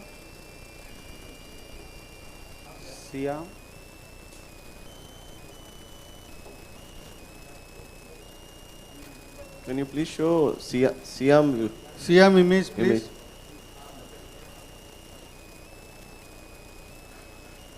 Shoot. No, don't change the Siam in PIP. Yeah. Make Siam image smaller and the needle image bigger.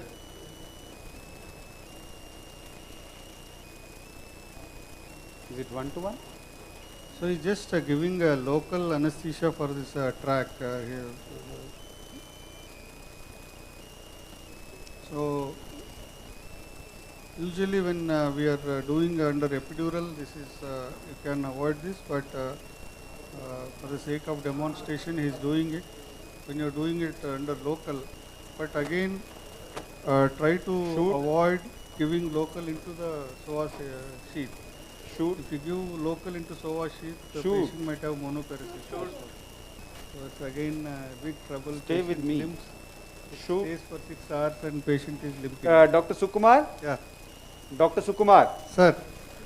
So you are seeing the Siam image. Right now I am infiltrating the track with 1% xylocard. Got it. Now this gives you an idea of that what will be your trajectory. So I am hitting the lateral edge of the facet here. Is it appreciated? Yes. So I will infiltrate the bone here.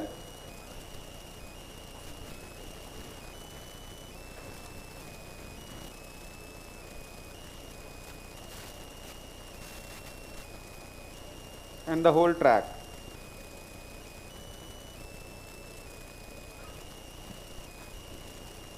Okay. Yes. What is the rough angle you are using it today? Rough angle. So I am going to now introduce the first step, the needle introduction. Angle will be in the beginning, I will keep it right shallow, so that there is no undue downward trajectory, and I am keeping the bevel also facing down towards the floor, so that if I have to go wrong, I will go on the dorsal side rather than on the ventral side. Okay? So this is very important point. He is facing the bevel down, so that his movement is always towards the dorsum. Shoot. Shoot.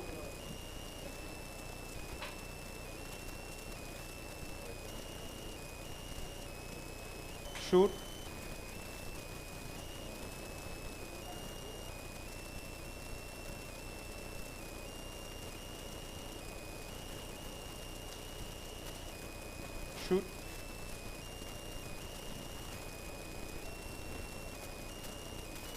Shoot.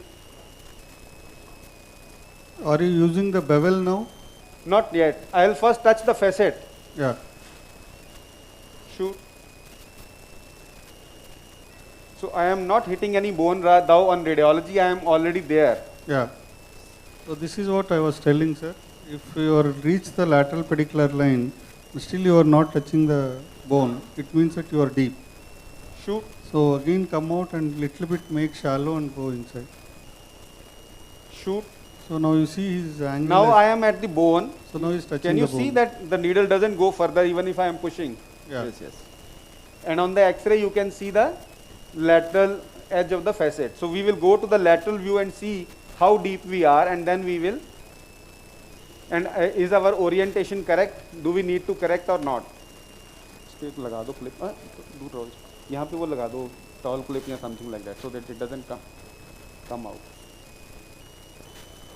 No. Artery, yeah. So you see, wait, shoot now, shoot. So it is showing me to be going slightly downward.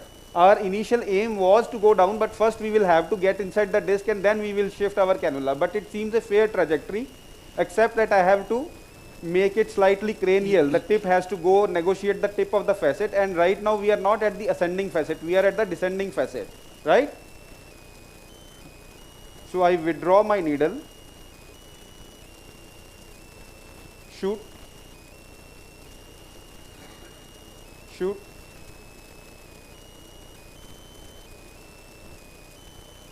shoot,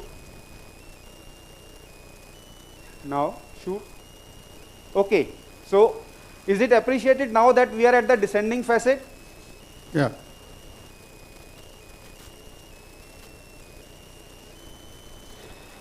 No, you didn't need, okay. Shoot AP and then go to lateral again. Shoot. So now come back to lateral.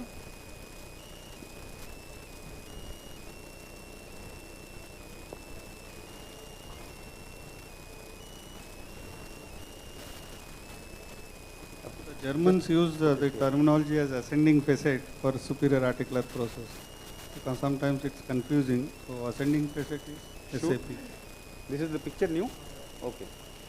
So now you see how we can manipulate. I am withdrawing the needle, and now because I have to graze under the facet, so we will withdraw, lift our hand and rotate the bevel so that it goes more dorsally. So I am withdrawing, rotating. So which side is your bevel now? Sister, ये lock खुल गया इसका देखिए.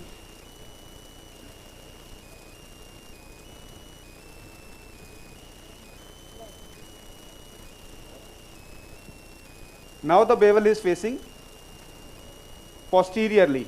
Shoot, shoot,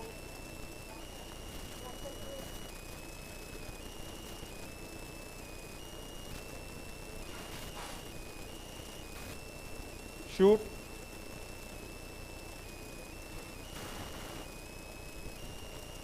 shoot. Now you see I am going towards the inferior end plate, the end plate of L5.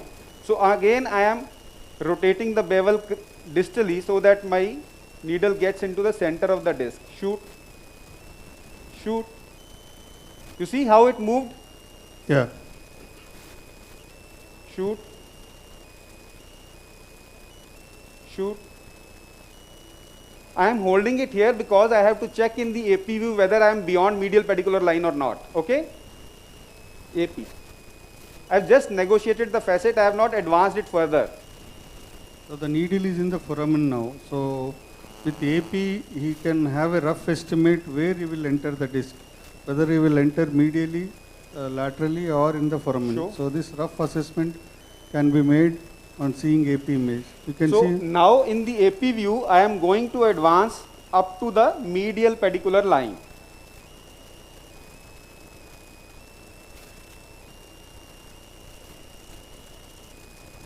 Show, shoot. Okay, now you see this is the medial pedicular line here. Yeah. We are seeing the L5 pedicle here. Okay, now go to lateral.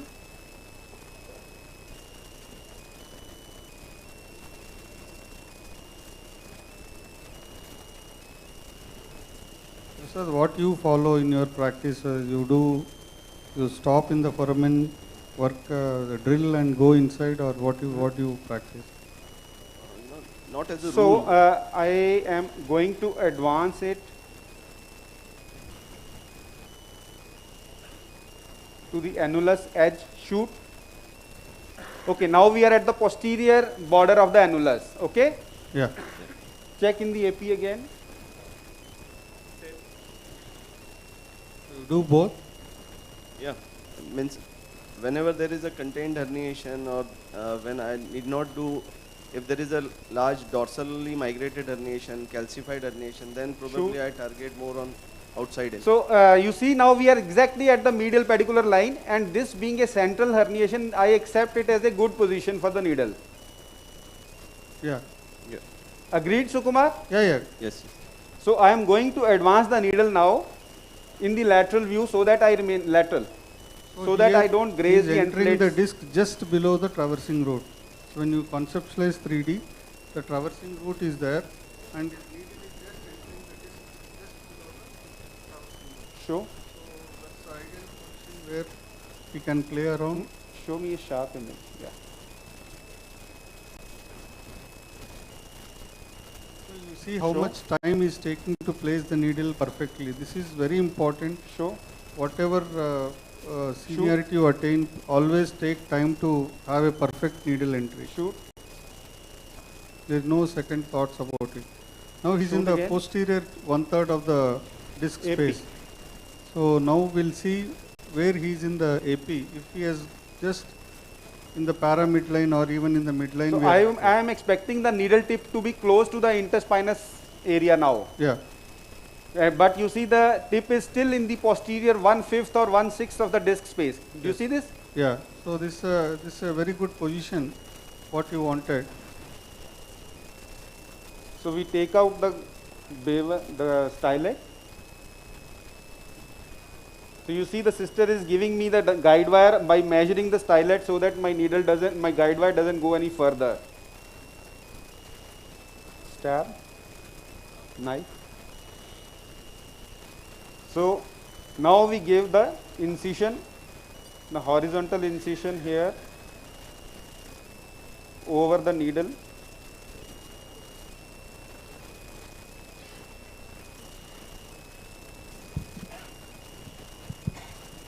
Dr. Sukumar, can you tell us some tricks to avoid the radiation exposure during the surgery, because too many exposures? I mean, which side should be the intensifier and which side should be the plate area, and how far the surgeon should be from the table while So doing watch here, when we have to remove the needle over the guide wire, we should just simply pull it because it can bring the guide wire out. So I am holding the guide wire stable with the thumb, not pushing it, not pulling it, just letting it be there and rotating the needle to free it from the surrounding annulus which was holding it. So I simply keep rotating and slightly pulling it back and check again in C-arm so that my guide wire is not coming out. Check, shoot. Okay, so the guide wire is a little far further, so I am withdrawing it a little bit now, but keeping it there and removing the needle. So this is very important. Before insertion, you check the guide wire whether it is kinked. Most of the time, a used guide wire might have kinked, and when you are removing the needle, guide wire also comes out. So commonest mistake, and again you have to go through the same again from first. So it's a shoot.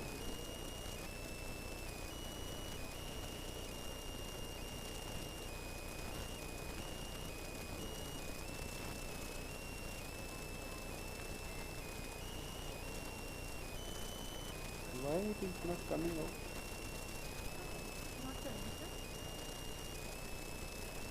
Shoot. Yeah, it's coming out. Maybe it's a little bit bent or. Shoot. Yeah.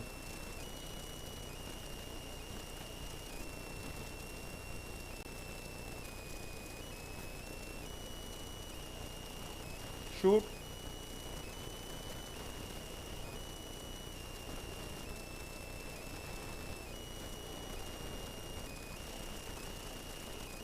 Shoot.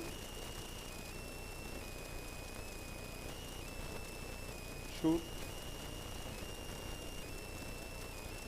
So now I am using the blunt tipped obturator. I have to be very careful because the guide wire, despite my not pushing, it had gone to the other edge. Though we were flat, so there is no concern, but still I would not want it to cross the other side. So here we have to be extra gentle. Negotiating the fascia, shoot.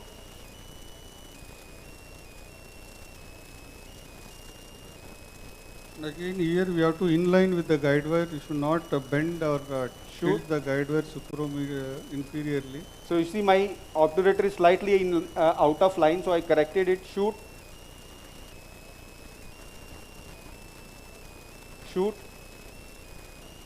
So the guide wire again tends to move further, so I withdraw it a little. Shoot. So now I am going to negotiate the foramen. Shoot. Okay, now you see the obturator tip is almost at the medial pedicular line. Yeah. Shoot. The Lateral view. The guide wire going inside also denotes that the disc is degenerated and disc is empty. So when you put a scope inside, you see that disc material might have been degenerated and the space is empty. So that is one more reason why it's going so easily inside. So now we are at the edge of the annulus here, but we are slightly craniocaudal, so I am making it aligned with the parallel to the disc. Shoot. Shoot. Yeah. Now at this point of time, what I usually do is that I would take out the guide wire, keep this obturator pressed onto the annulus so that the guide wire doesn't get pushed or it doesn't get bent, and I can manipulate if slight correction further down, I want to keep the cannula flat, I can do it with the obturator here. Okay. Shoot. So I take out the guide wire, hammer,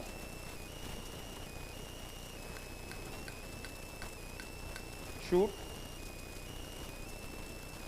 Here if you are doing under local, you should always alert your anesthetist that I am banging. This is the most painful part, so where here shoot, you can tell your anesthetist to give some fentanyl or you can give some 1 cc of local anesthetic Show. there, it through the cannula, through the dilator. Shoot, shoot. Shoot. Okay. AP. You can give local there, 1 cc of... At this point of time, we can ask the anesthetist to ask the patient to move the toes. That was a little late.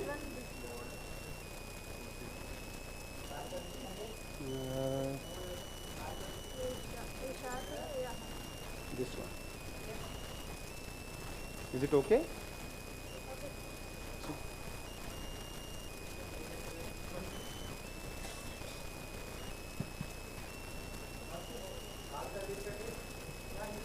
Okay, so Gaurav tells us that the patient is able to move his toes despite the excellent analgesia provided by our anesthetist. AP shot nahi diya. So the obturator is well past midline. At being a central disc, I am okay with this, and now we will be threading the working tube, the beveled working tube. Sorry, I didn't show you. Show you the other one, the beveled tube.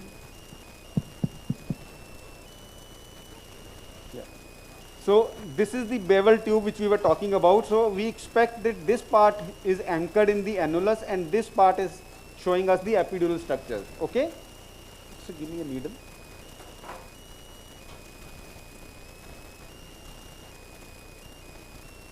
So this is the division that we will expect to see in the radiology. Driving sleep.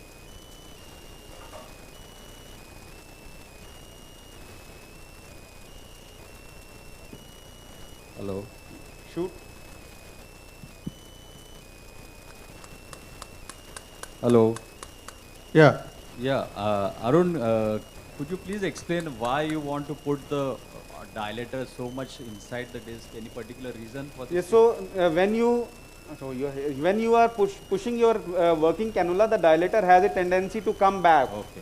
So if you are keeping it in the proximal part only, there is a chance that before your cannula gets in, the dilator has wobbled back. Sometimes the annulus, and especially young patients, is very rubbery. It's keep on jumping. So the moment you are hitting the sheath, the dilator would have come out entirely. So that's why. Other thing is, if you don't keep the cannula in, dilator inside and hammer the cannula, your cannula may bend. Yeah. Especially in a collapsed disc. Yes. This is on the bevel side. Opposite to Nima? This is on the bevel side? Yes, sir, you are correct, you are correct. So this is a new design by Revo. Show.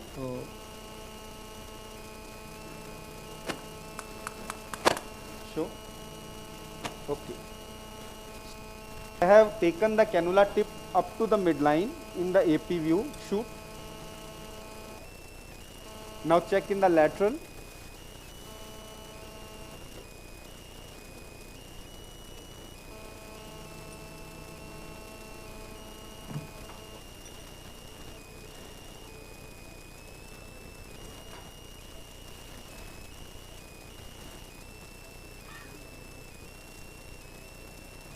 So, are you happy with this?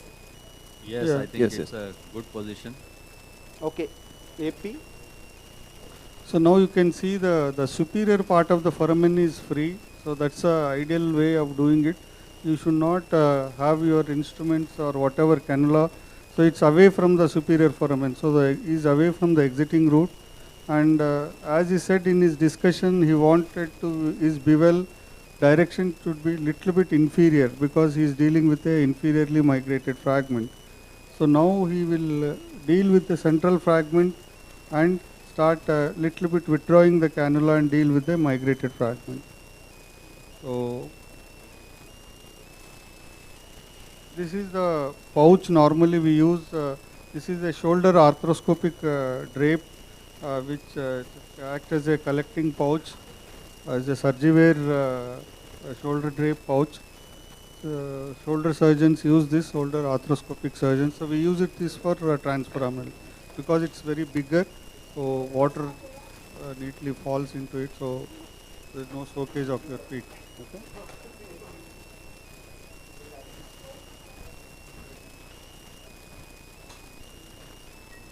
And can you just show the scope and the connections to the scope you are doing, and So, what type of scope you are using, so that so this is a Revo scope that we use, which is can a we 25. make that image bigger instead of X-ray image? We can make the scope. Yeah. So as the scope, you sterilize it with the side X? No, sir. It's ETO. Sorry, the plasma. So, yeah, you see the scope. This is the visual optics of the scope here. You can see there is a light source, then there is a irrigation channel, and then there is a bigger one, working channel. There is a difference. Just give me the beveled cannula. I want the audience to appreciate that this cannula is round here, right? Yeah. Now see this, see the cross section of the scope, which is flattened, oblong. Yeah. Now when I pass it through this, you will realize the difference why it is designed like this. Now you see this. Yeah. Is it appreciated? Yeah. Now this oblong and the round shape, they offer an additional advantage that this becomes an open irrigation system. Yeah. By that we mean that the irrigation fluid that goes inside They can switch off the light source so that it is nicely visible. Doesn't only come out of the irrigation channel exit. Gaurav, ask them to switch off the light source. Light source. Light source switch off. And the camera light source also. Camera light source. Yeah. Yeah. So Now you can it is see. okay? Yeah. So when the fluid comes out, it will also come out of the this slight difference between the shapes through the cannula. Yeah. So there is hardly any chance of increased epidural pressure. Sometimes people say that it can cause seizure, it can cause headache, etc. That chance is now minimized. This is not a watertight system. So the other systems are watertight. So there is a chance of when you are using an instrument, water Light doesn't is on. come out Light entirely. is on. So it creates some pressure. So I am introducing the scope now. Can you make the endoscopic image bigger?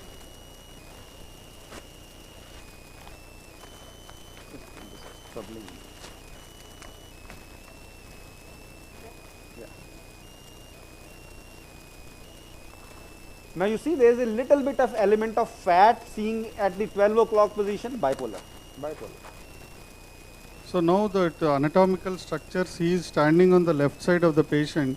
So So left I'll of the orient you, circle. I am on the left side, so this 12 o'clock is the dorsal side, this 9 o'clock is the cranial side, this 3 o'clock is the caudal side and 6 o'clock is the ventral side, which is the disc side. Okay?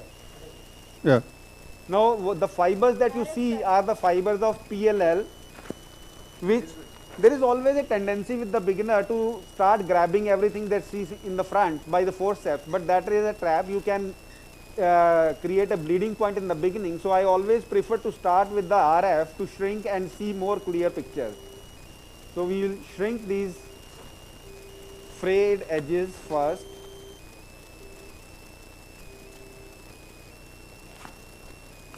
Usually what happens is this down migrated fragment is caught in the rent in the annulus. Yeah. So we have to cut this annulus to make it free. Then only it will come out in one piece.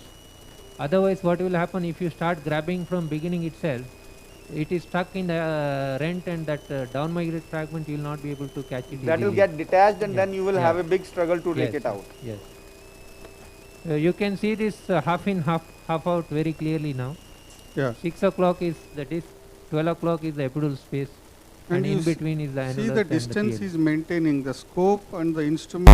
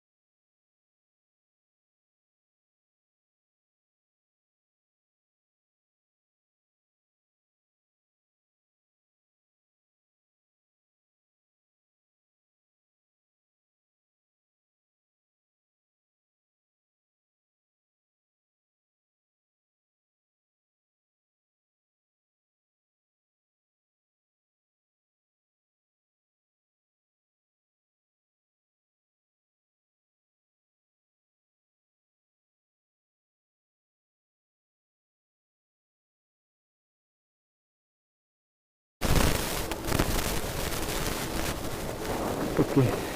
First, smaller one. You have one.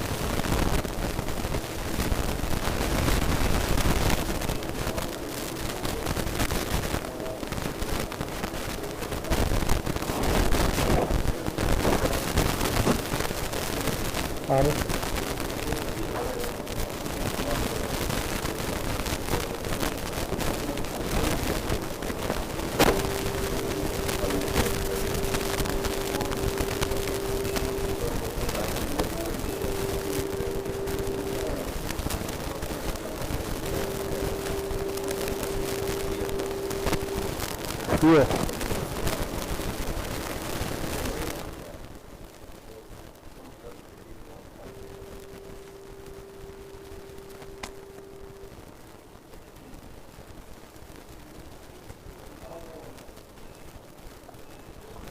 Shoot.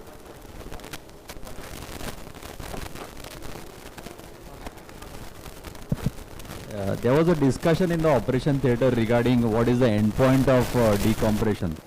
So one of the doctors here, he was telling, is the pulsating dura or the nerve root the final endpoint of decompression. But here you can see that even though it's moving very freely, there is a fragment which is there on the inferior side.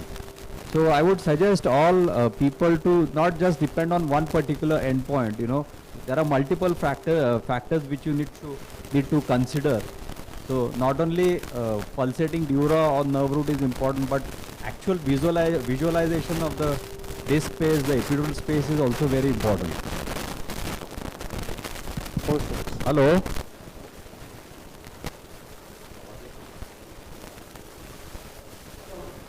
Yeah, could you hear me properly? Do you have that flexible force Hello? turning on the side? Bendable force? Yeah, did you hear me properly or should I repeat again?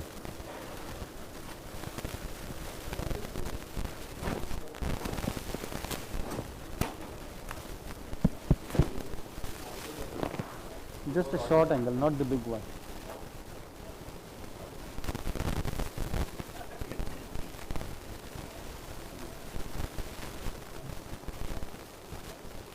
This one.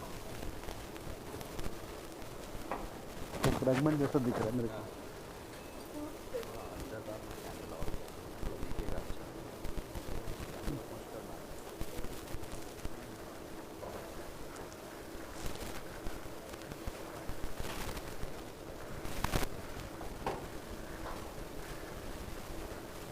Shoot. You're using a flexible grasp. Yeah.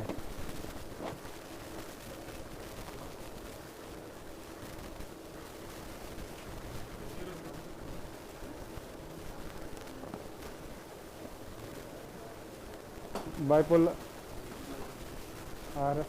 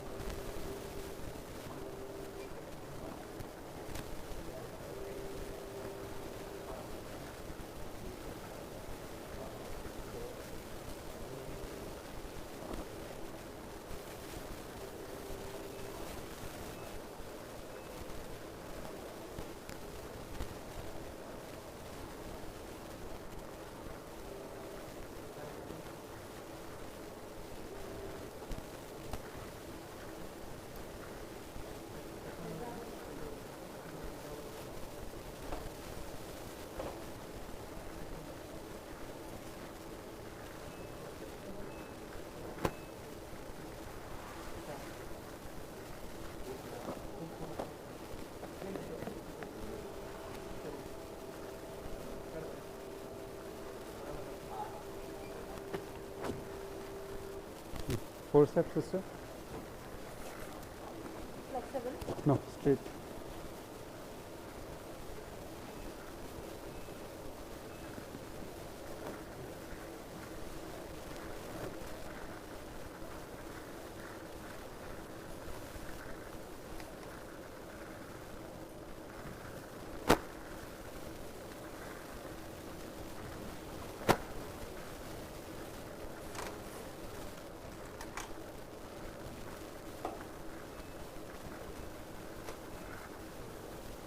Fragment is a bit collagenized, and probably foraminal would help it.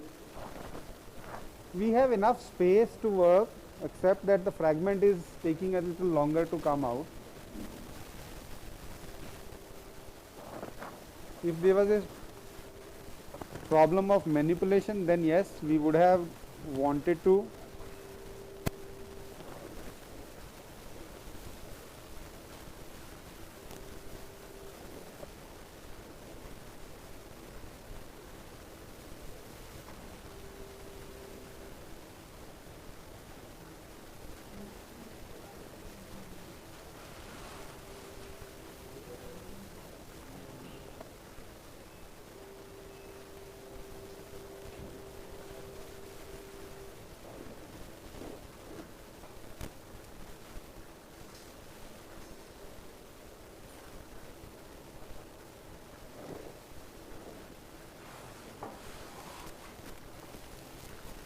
Shoot. Yeah.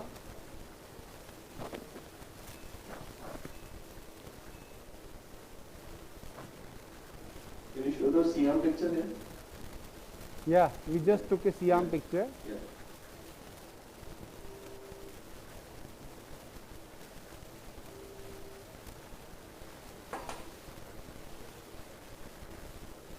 So this is a part of the fragment that we are trying to debulk, right?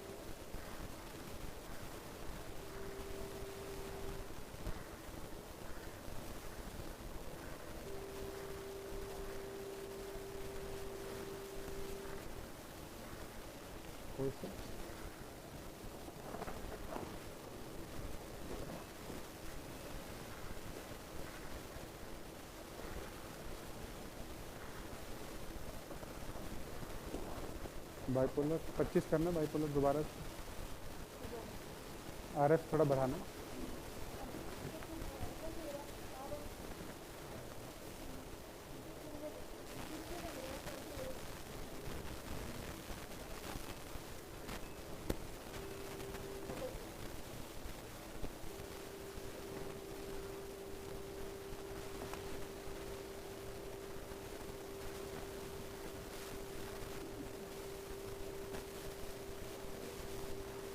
This is the nice way to remove and shrink the pleroma, because otherwise sometimes with the garrison you cannot access this part of the pleroma very easily.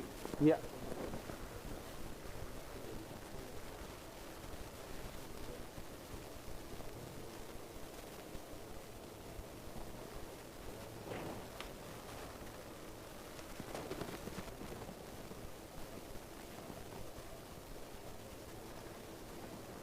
Show, Siam.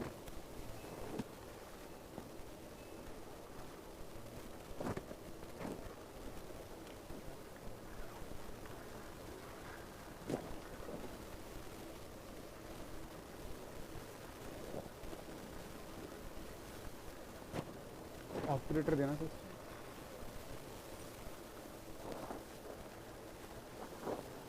Hammer.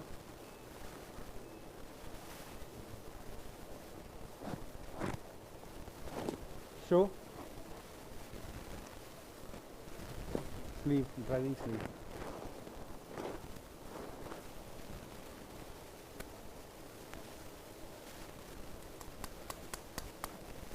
Show.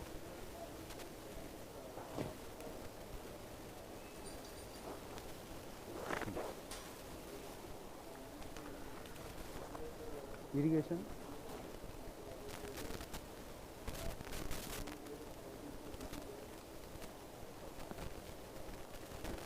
Forceps.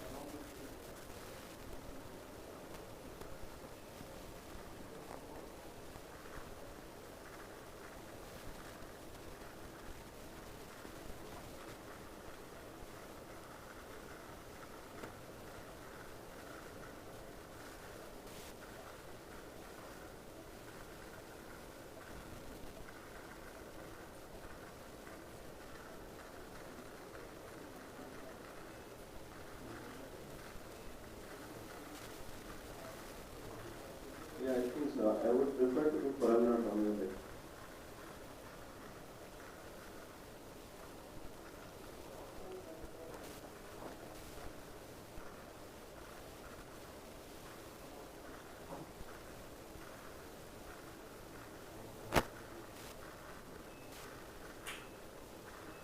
RF.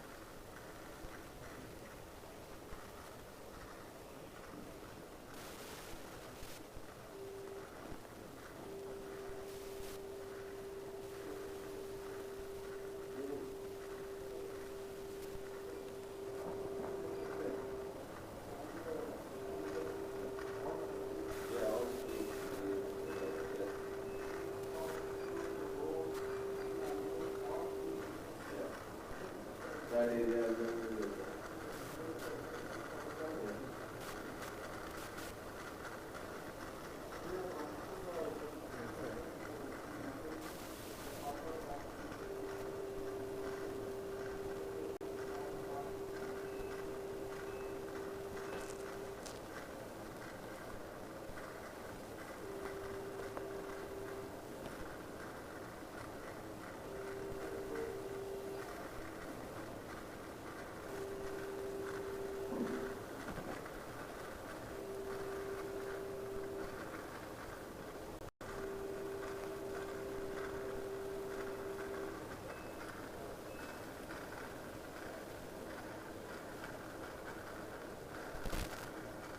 So this is the nerve root here. Sukumar? Yes.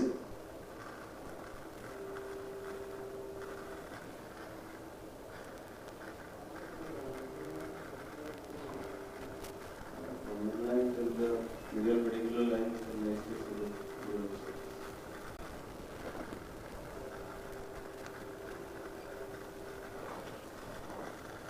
Shoot, Siam.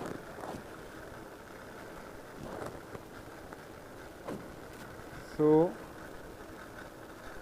there is nothing in the center now, so we just make a final attempt to get inside the lateral recess. Okay?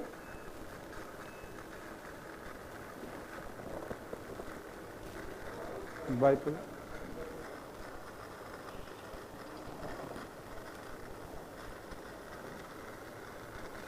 Siam.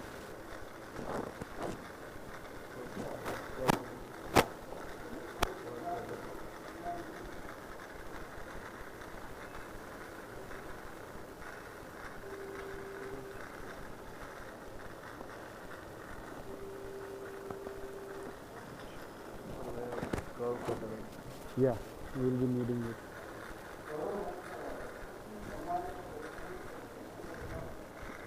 Hello? RF?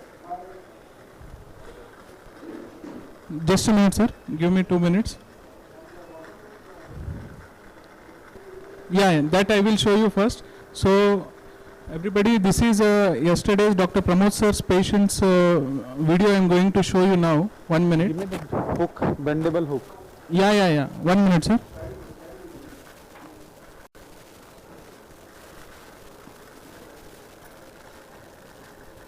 minute, sir. We are putting. Shoot.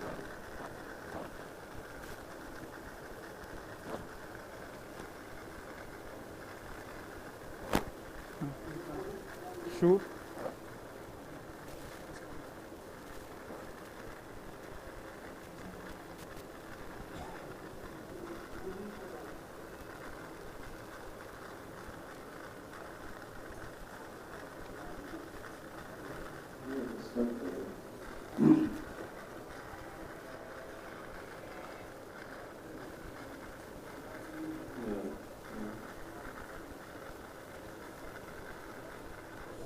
Curate, bendable curate.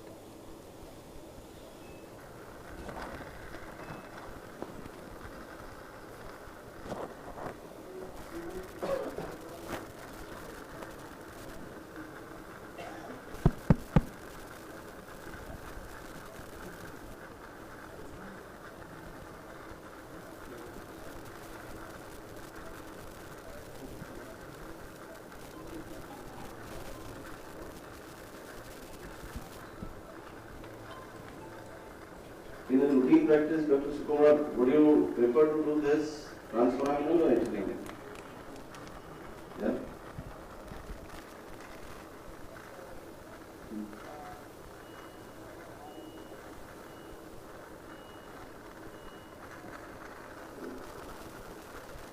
Flexible forceps.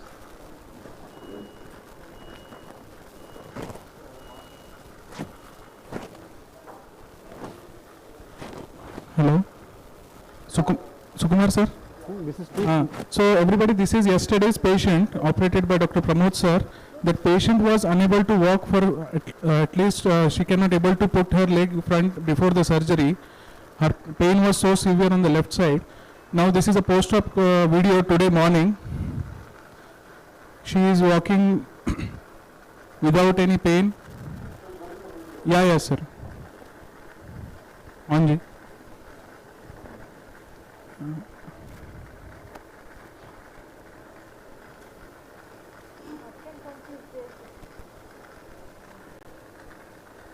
Yeah. It is stuck, sir, I think, for this thing. 1 minute.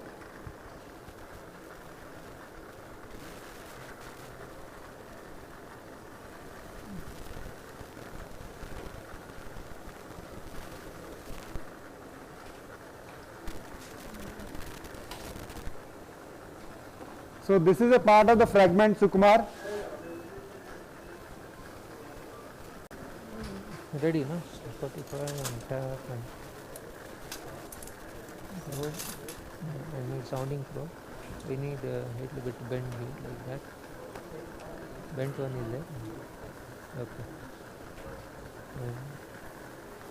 I'll require detorque and breaker. Hello? Yeah. Yeah, we are ready. So,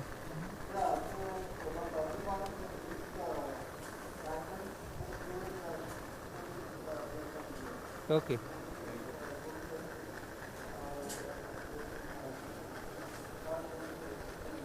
Okay. Sir, are you able to see the video now? Yeah. So this patient is walking without any support and her pain is completely gone. Although she complains little some paresthesial numbness, but she is very happy, and now patient got discharged today morning. Now give me RF now. We are reasonably well done now. Yes, sir. He is here beside me. Yeah, I think we are all happy when the patient is doing well.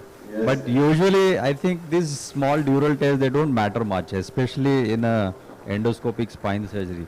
As compared to open surgery we have a tract which is communicating with the exterior. So the chances of dural leak are more. But with an endoscopic surgery, everything is dilated. So once the dilator is removed, all the muscles which are in crisscross fashion, they come back and they seal the wound properly. So this is what has been proven after this, that even after the complication nothing happens, what Dr. Mahesh was saying. Yeah. Nothing happens. Oh, yeah. No, when you do with the good intention, nothing How much happens. is acceptable, yeah. No, Okay, when you do with good dentist, okay, sir. nothing. Now we are moving for the second case. Already Mahesh sir is ready. Yeah, 11. Okay, sir. Okay, sir.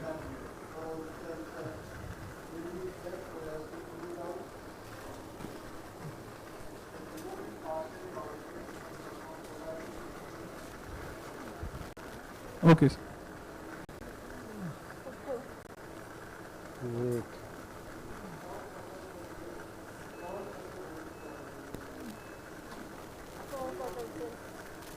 Put it AP now. Give me curved cutter.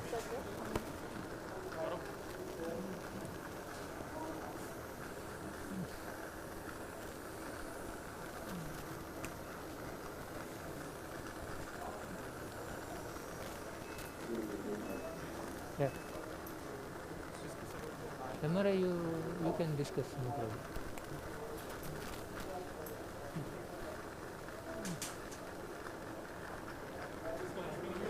Huh? Yeah.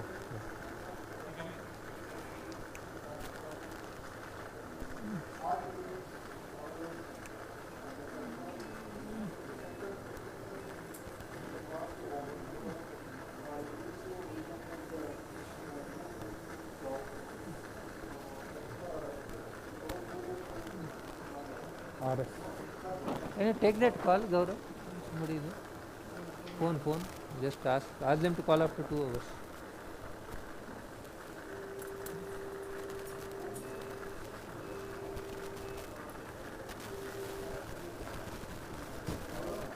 Hello?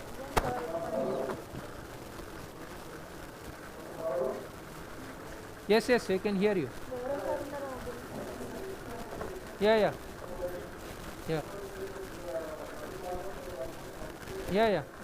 Pramod sir will explain the MRI. Gaurav will tell the history. Hello. MRI focus. Where is the cameraman? Curved cutter. Camera person. Hello. Yeah. This is a 33-year male. Sorry, sir.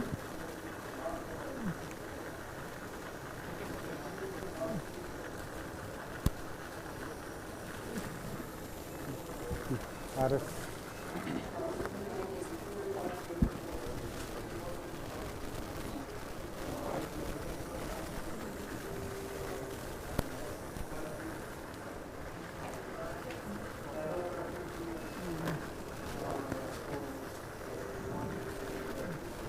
Hello.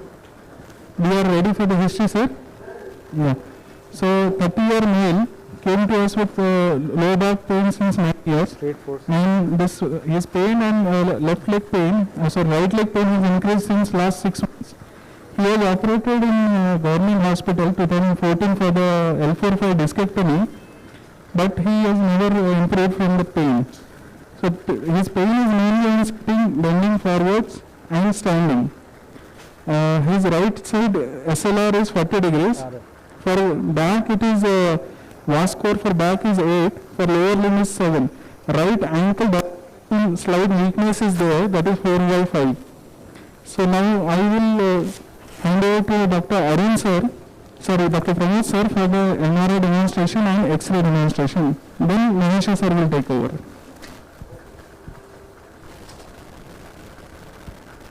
So first we will start with the X-ray. If you see the AP and the lateral X-ray, the disc height is very well maintained.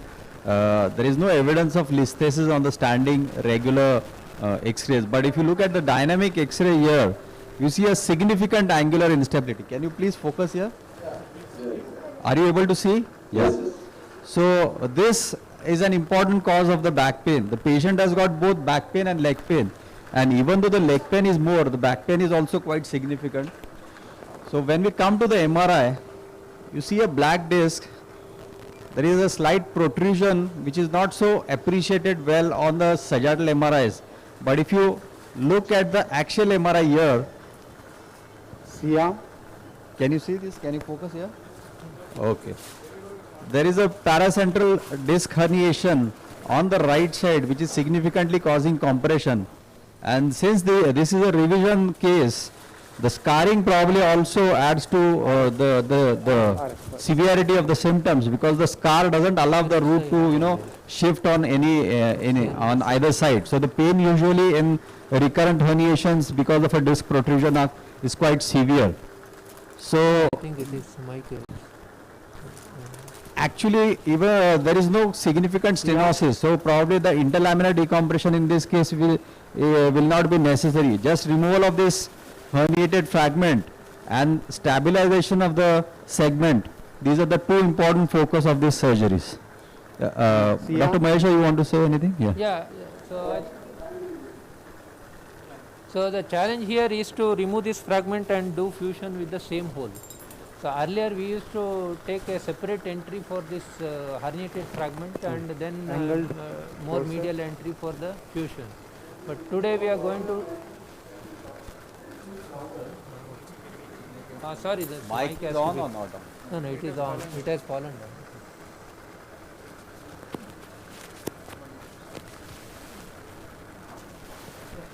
down. Sorry, the mic was off. So the issue here is this recurrent disc herniation, which we have to address. So earlier we used to take a separate lateral incision and do the discectomy, and then with the medial entry we used to with the medial entry we have to do the fusion.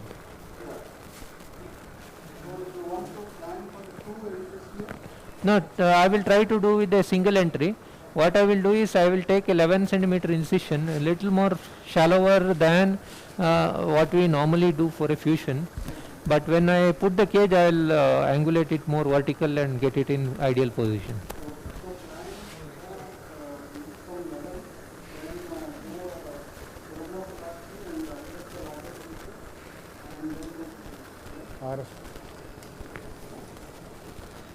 Can you see the marking?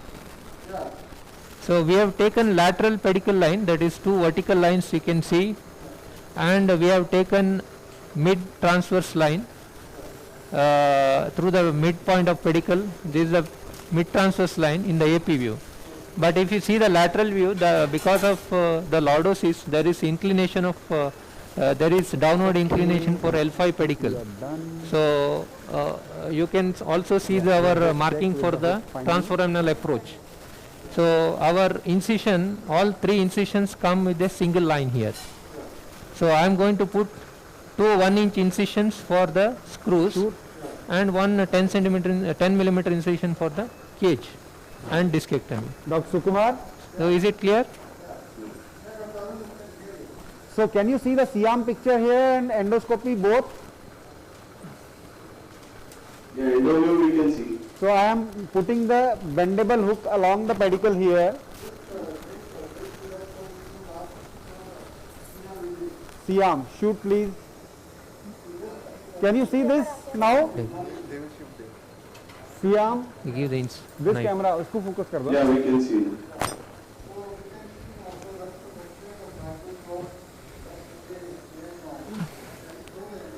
Endoscopic. So now you can see the nerve root right from the end plate here up to the end plate here, and section is yours? As it enters the lateral recess zone. This is a non-blocking section. It is free here.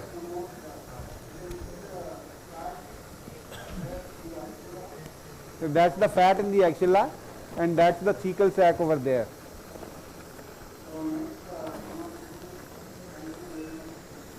So we are closing it because there is nothing else here.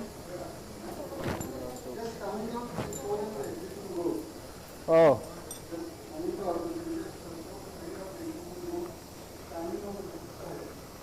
So let's see if we can see the shoot Siam. Shoot.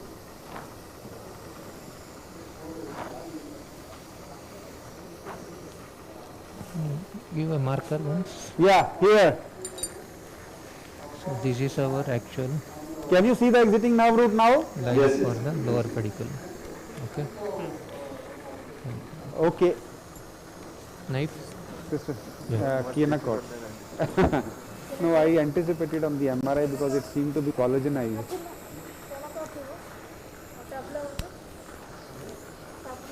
Hello.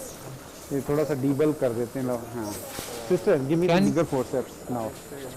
नहीं यार ऐसा नहीं mechanically निकाल देते हैं थोड़ा सा. Showing something. Downward. Hello. Yeah, Dr. Mahesh, you are right. Okay, can we start? Yeah. So I will make the first transverse incision, which is about an inch. This is on the left side. Okay, it is just 1 inch we have measured, and normally I operate with only one nurse, no assistants.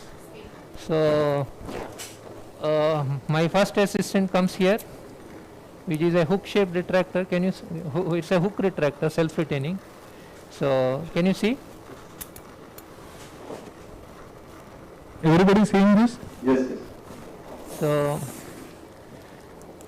I will make the some hemostasis. This cutting. So inside fascia we have to make vertical cut,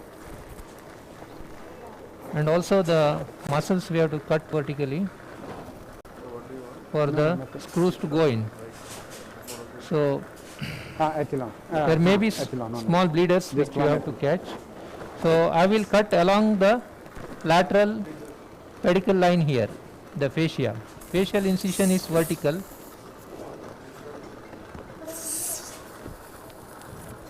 Otherwise you have difficulty in putting the screws. Okay. Wait. Give me R2 and knife also. RF. So I made the facial incision, and now I will go with the normal instruments for your pedicle screws. So this is the sharp point. So this will help to make the initial entry. So my pedicle entry is here. So with this incision I am going up. So I have to feel the facet lateral border. I am not taking any CM shot directly on me. Okay. I am far away from CM when it is exposed. So you will not smell anything. No, AP only. So any doubts you ask me, because I talk generally very less. So unless you ask me, I may become silent. Can you see? Yes, yes. So here I am going. Increase the height, please. So it is all by feel. I can feel the lateral border. So it goes in, shoot. Okay. Of course, if you have doubt, you take lateral. Now I am not taking. So this is my second instrument, which goes here.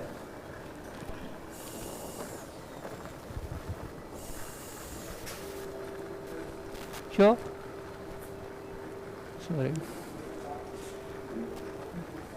Magician. So it goes through the same hole, you see.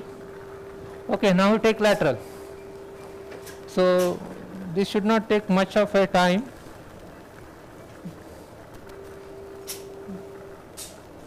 So no assistant. So Abhinandan is jobless, but I will give him screws. So I will relax.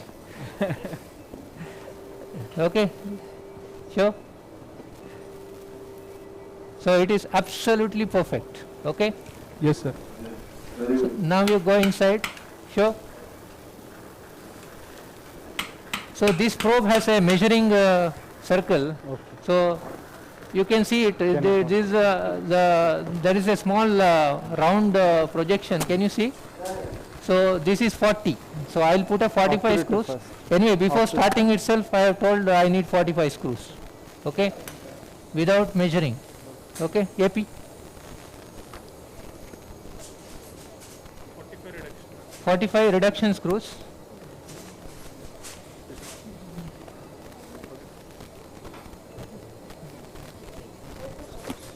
Get me the tap.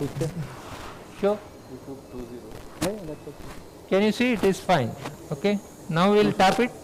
It is just like any other open procedure, but we are doing tap.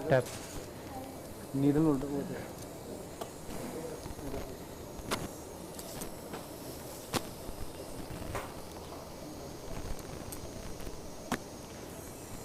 So I am tapping. First we have to check. Show. See, this is a 4.5 or 5.5 or 6.5 tap. 5.5. Okay. Next you give me 6.5 because those things are. It's okay. Show. Too big a needle for this. You take 3-0. Give me a 6.5 tap because this is too small. You can see that you don't require any guide wires.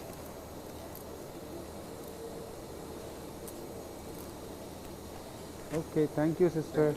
I can find the same hole. Sure.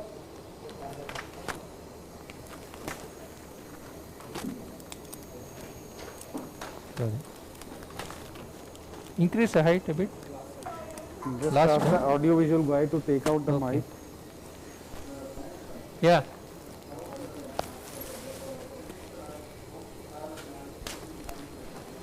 So can you take a lateral view? Voice is very slow. Lateral view. No, this with the experience you can know with the tactile feel you can know exactly where you are. You don't require anything else. I'll just check lateral also. Sure. That is a secret. Sure. Okay. So you can see the advantage of this using normal screw is I can angulate wherever I want without the fear of any breakage. If my initial entry is not proper, I can change it. This is the advantage of using normal screws. Sure.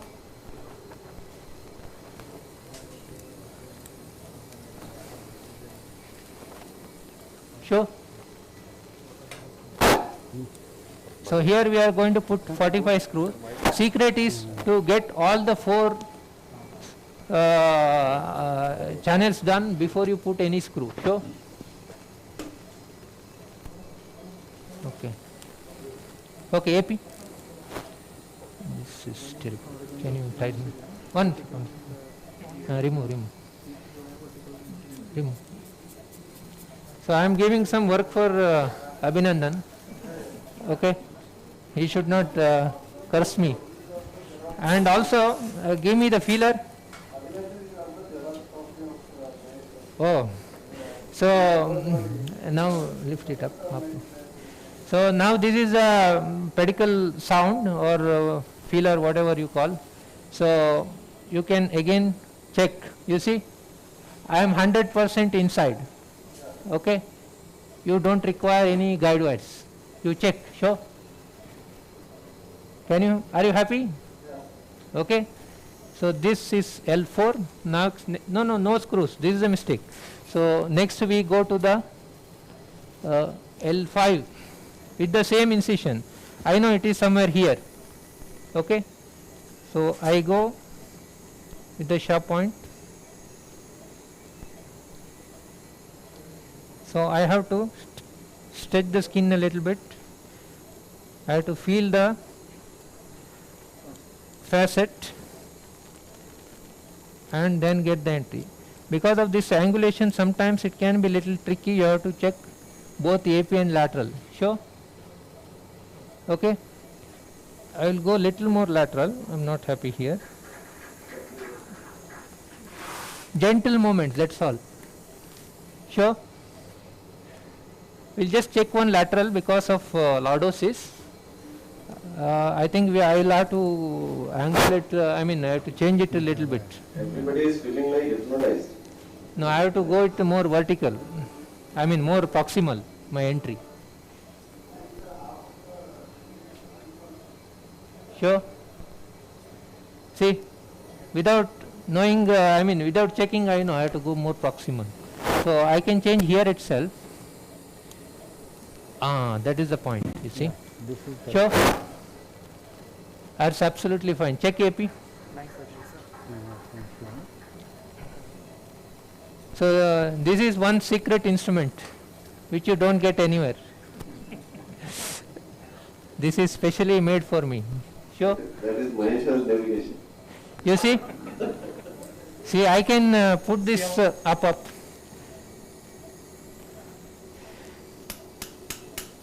I am taking more Siam because you have to see. Okay, so that is fine. So next I will go with the probe.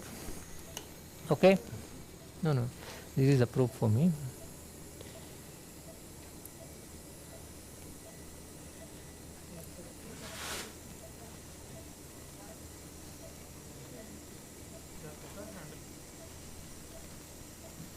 Sure, when doubt always check. Okay, so this is not proper.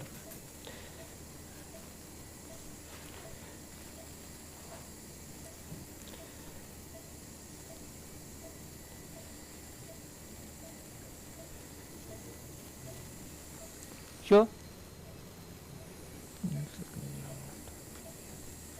Sure. Okay, that's fine. Sure. Okay, lateral please. So with the same incision, you can put 2 screws. Are you convinced now? Yes, yes. Yeah. And my assistant is still sitting there very nicely. So I can operate with just 1 nurse. Okay. So we will go inside. You can change the angle whatever way you want. Sure. Again this will take a 45 screws. Tap please. AP. Yeah, just remove this because it's not coming in the way.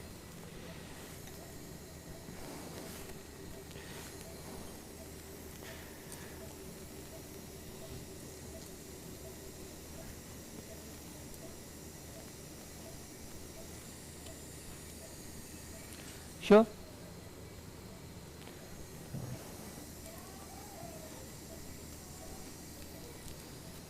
Sure. Wait.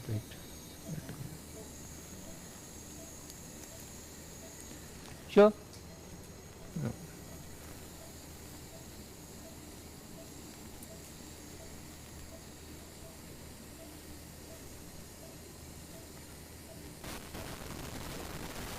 Sure. Yes, no.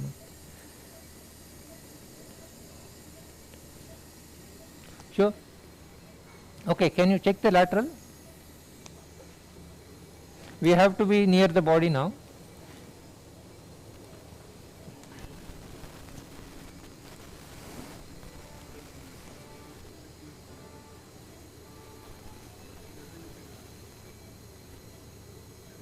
So this is not the hole. Okay. Sure.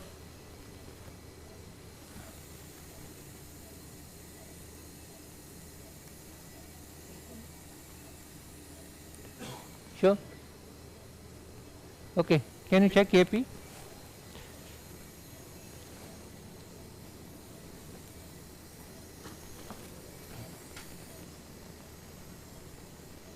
So always, when there is doubt, always check.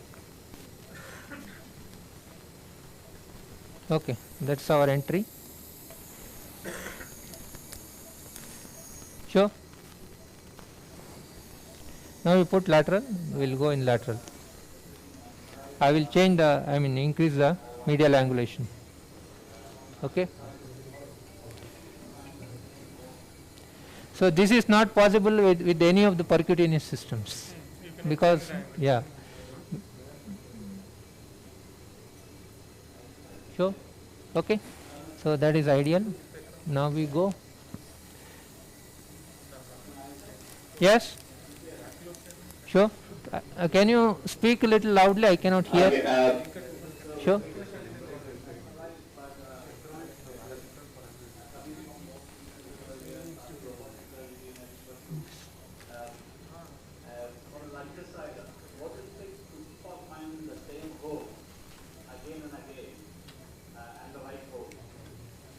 Yeah, that is only by tactile feeling. There is no secret. See, I have found the same hole again. Sure. AP? AP? No. So we make 4 holes for the pedicles and then put the screws. You cannot put one screw and then you cannot find the other, because there is not there is no space for, there is place for only one screw. So what we do is we put one screw, park it there, and then put the other screw. Sure. So this is fine. So one side is over. We'll go to the other side. Knife, please. Okay. So we make the second incision, which is again about 1 inch.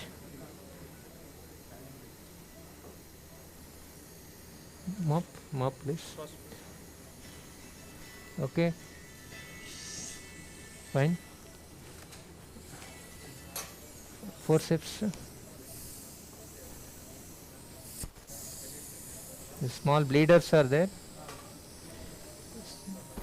Sometimes you can do without any cautery also if there are no bleeders. So artery, sister, artery. Yeah. So we just expose the fascia now, then make the cut. Sorry. So this cut in the fascia is along the lateral pedicle line. Okay. Then we put this retractor. This is a normal self-retaining with hook. Yeah. What? Gelpi. What? Gelpi retractor. Okay. We use it for shoulder. Okay. Beginning, if you want more exposure, you can make a little bigger incision. You can make a 3 centimeter incision and sharp point. So we again go here. We have to feel the facet here. Once we feel the facet, you palpate, you feel the lateral edge of the facet. Then just go medial to it. Okay. Then you are on the bone. Then you just give few taps and then check. Okay, it's little inferior, to go little more proximal. Same line, you go little more proximal. Sure. So that is fine. Sure.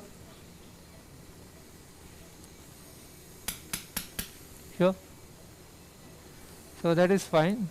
Next we put this pedicle finder.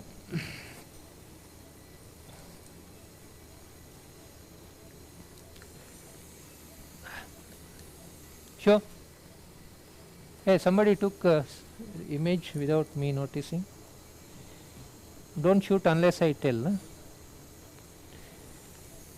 Sure. Yeah, that is the correct hole. Now you take lateral. Lateral, please. So do the markings change with how obese the patient is, or it's the same? Not really. We mark the same way. Maybe if you have an obese patient, you may require a little longer incision. Yeah.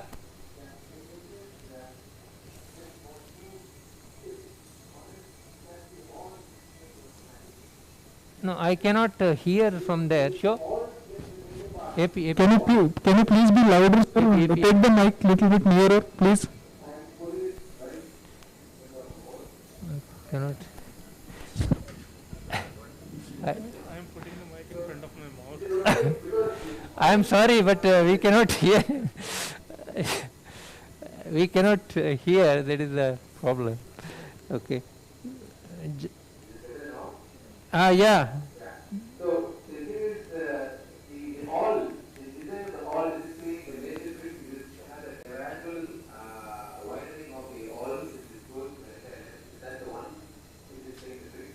The second is we are going to use two hands. One is like the opposing hand and the guiding hand. These two tricks helping you to do the procedure development of radiation. Sure. Lateral, please. One second.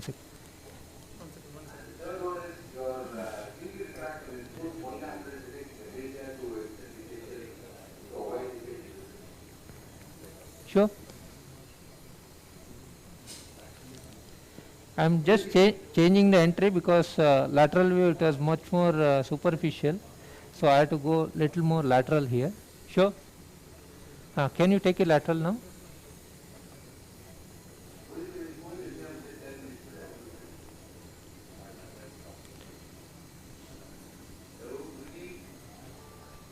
Sure.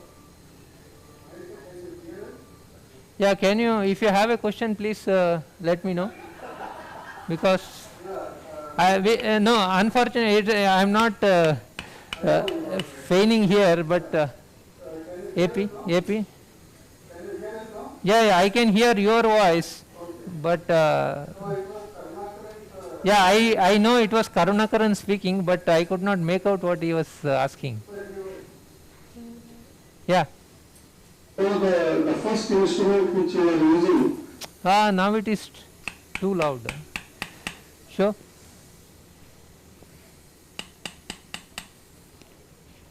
Okay. Tap please. The first instrument. Yeah. It is called Gulpy retractor something. Sure. Yeah. Sure. This is the one. Okay. Handle. Yeah. Going. Sure. So here I have taken little more lateral entry and it is going now. Sure.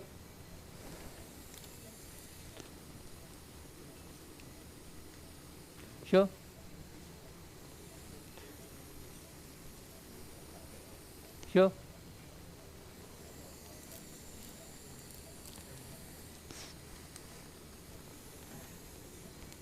Feeler. This is the L4 screw. So we have made the initial entry.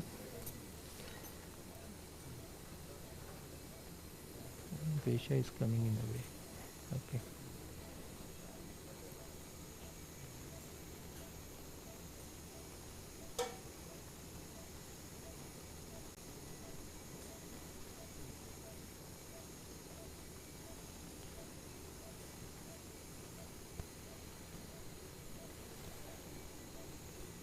Okay, show me the shaft. So we'll put the L5 now, L5 entry.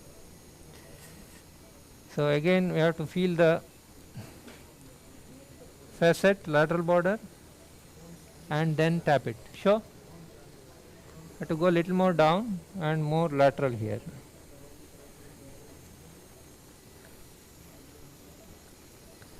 Sure.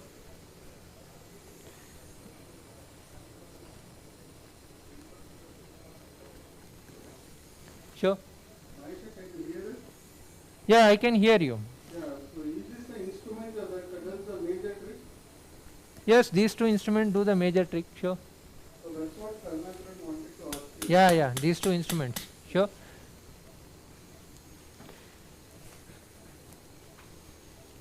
Tap. Once you know the angulations, you can do most of your work with the AP, sure. Lateral is only for depth. Sure. Okay, we'll take one lateral. Sure.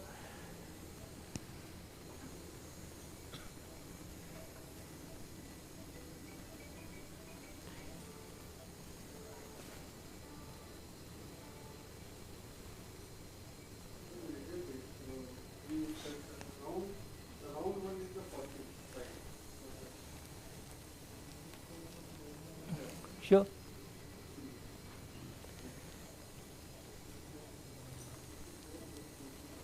Sure. So I will direct it a little downwards. Yeah. Yeah. Yeah. 3 lines you have drawn, right? Yeah. The midline, the middle one you are going inside. Huh. So just want to know what is that 1, 2, 3 lines. 1, 2, 3 is the first transverse line. Yeah. That is at the midpoint of L4 pedicle. Okay. second transverse line is the actual incision, which is between the L4 and L5 pedicles. Third one is the L5 pedicle transverse line, but it is based on the lateral view, not on the AP view, because AP view you cannot rely because of the inclination.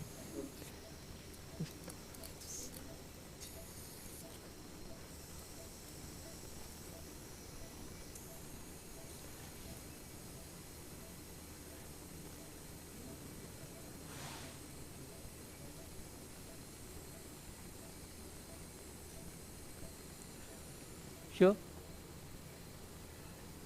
So because of this inclination, sometimes it can be little tricky to put L5, because you have to find the same hole. More please. And also I have done a much smaller incision. Yeah.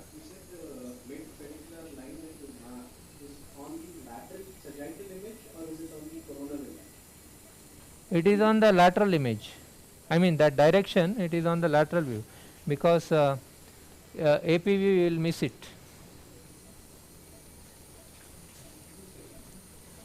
It is on the lateral image. Sure.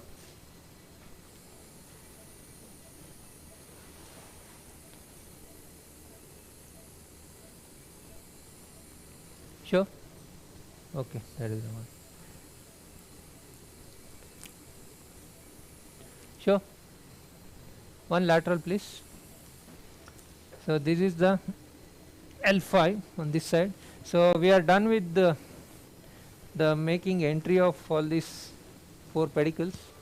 Now we have to put the screws and put the rods. Sure.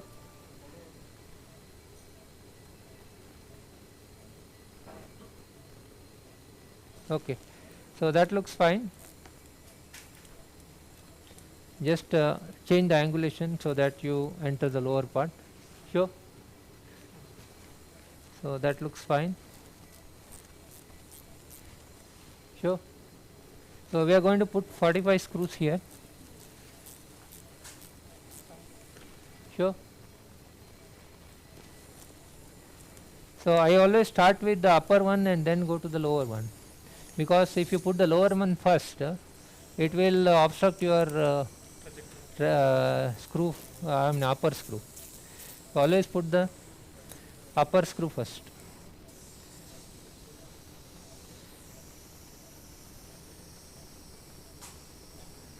थोड़ा retract कर देना, that fascia is coming in the way. Sure. Okay. Now we take the AP view and start the screws. AP. थोड़ा retract. It's okay. I will just leave AP. Can you go back, because Siam will we? Can it come up some more? Maximally up. Give me the pedicle finder once. Pedicle finder once, just to get the upper. So we have made 4 holes for the pedicles. Now we have to find this and put it. So I will start with this side first, because anyway it is exposed. Sure.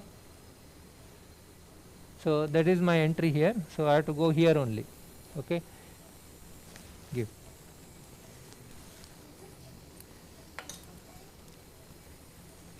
Can you move, Siam, move back, because it is coming in. No, go back, go back. Well, once I get it, you can come in. Yeah.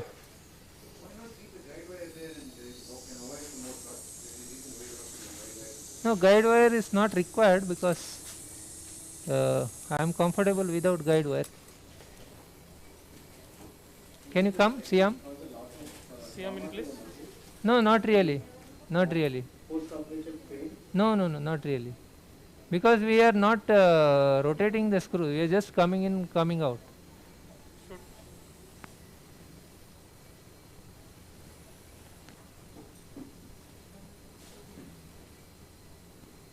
Okay, so it is fine, you see.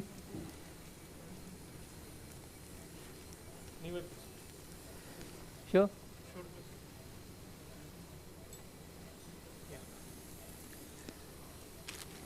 This is a 45 screw, no? Yes, sir. Okay. Sure. So, are you happy?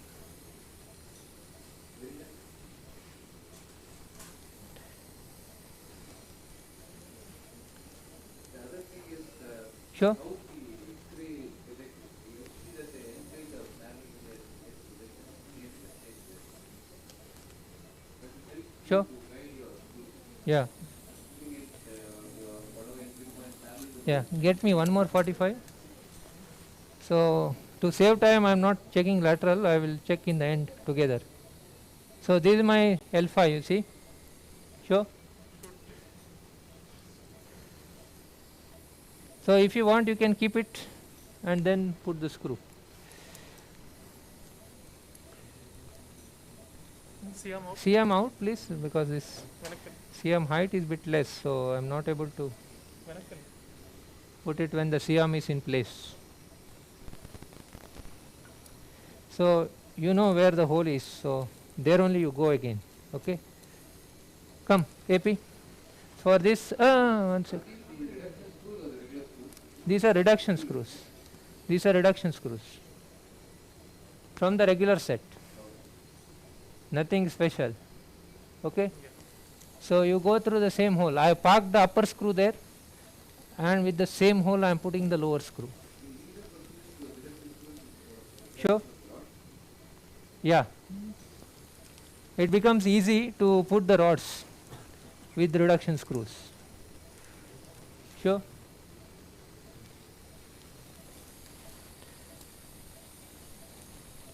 So we can check one lateral now. Sure. So with the same hole we have put 2 screws. Careful, don't touch this, or I can take it off also now. It's okay. Okay. So we have finished 2 screws. So they are subfacial. These screws are subfacial. So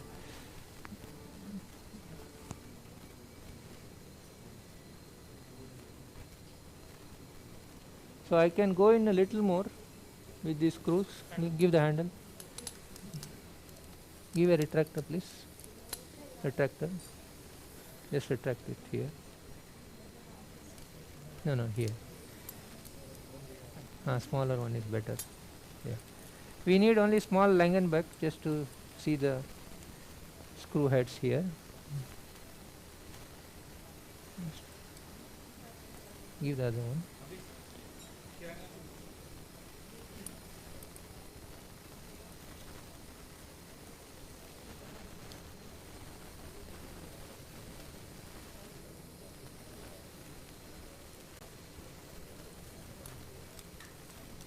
Retract, please.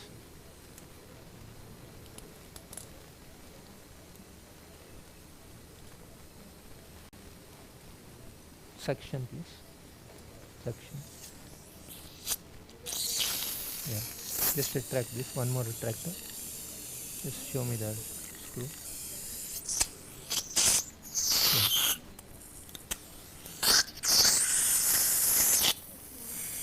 Yeah. No, it's okay. No problem. Driver. Screwdriver. Just relax a little bit. One second. I just go over. 1 second. Give the another small retractor. No? Smaller one. Yeah. Now you put it. So just hold it. 1 second. Just show me the. Give me artery, please. Artery, please. See here? Yeah.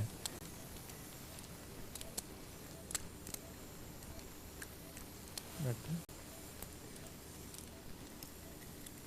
Yeah. Now you can see.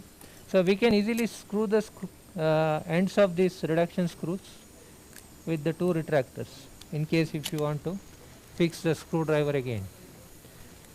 So that's what we have done. Relax. Remove the hand. Sure. Yeah. So we'll just put it some more inside. Sure. So I think that is good enough. 45 is good enough. Anyway, we are not going to do any reduction maneuvers here. Maybe 1 or 2 turns we can put the upper screw also.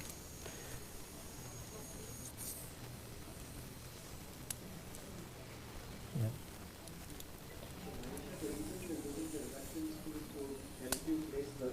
Yeah, correct.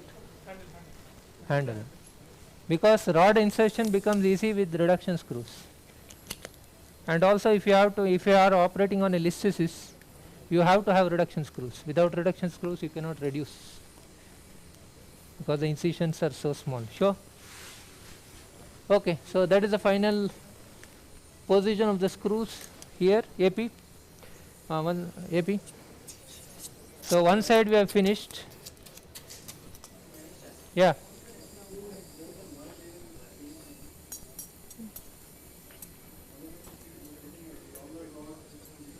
If it is more than one level. Yeah, more than one level you can put longer rods. Probe, pedicle probe, finder. This one. I have done multiple level from T1 to T8 also. So this is my entry here on the other side. Sure. Okay, so get the screw 45. CM, can it move back? Feeler. That's better.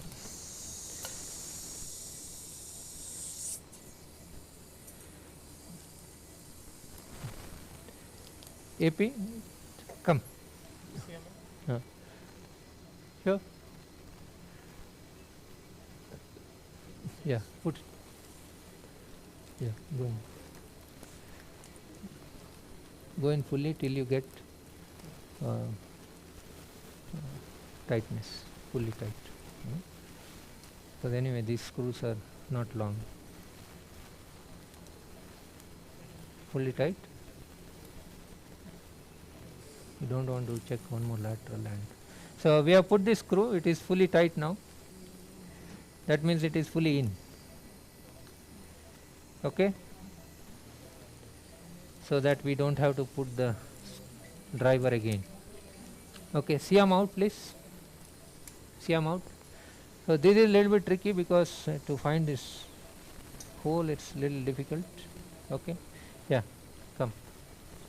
Screw again. No, see them out please. See them out. Don't get the CM here. Screw here.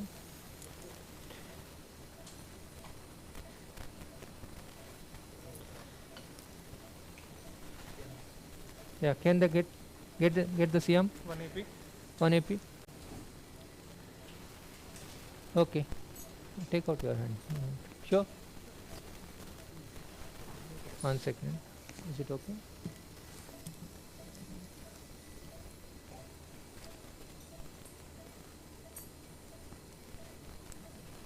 One second.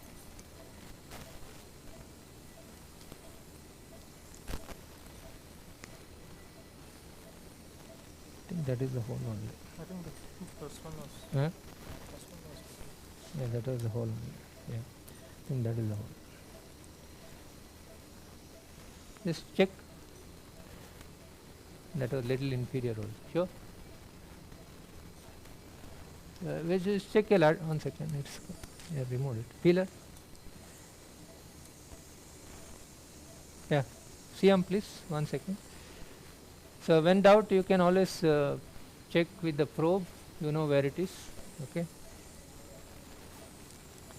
CM out. CM out. The height of the CM is a small issue here. Yeah, now it is inside. CM again. CM Yeah, I think it is in. Just hold. Yeah, I think it is. Yeah. I think. 1 second. Same. Same direction. Sure. Yeah. Check a lateral. Can you take a lateral? Go come this side and come and take a lateral. So this is the final L5 screw here. We are done with this fixation.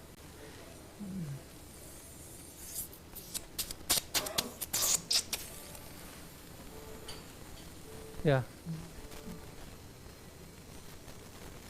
Sure.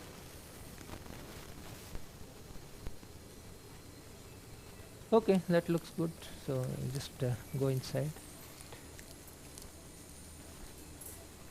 Sure. Okay. Looks okay. Suction. Sure. Suction. Sure.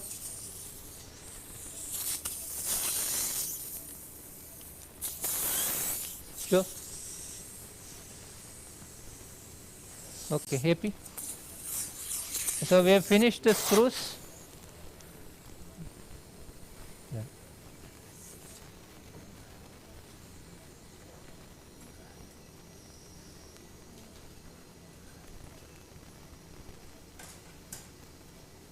Okay.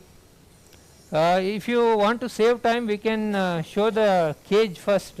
These rods we can insert anyway. Is it okay? Hello? Is it fallen down or? Hello? Can you hear? No, I can place the rod, but to save time, I thought I will, because I have to show the discectomy and cage. Of course, putting the rod is not very difficult. It is freehand. You expose the both heads here and then put the rod. It's not difficult. We'll go with the cage. No, to the same incision. Well, what we do is we take two Langenbeck and expose the heads and then put the rod. That's all. It is not very difficult. So expose both the heads here and put the rod freehand. It's not a difficult. But you won't be able to see it from the camera. That is the issue. So we will go with the cage now. We will fix this later. Anyway, patient is under GA. It's not a problem. Give me needle.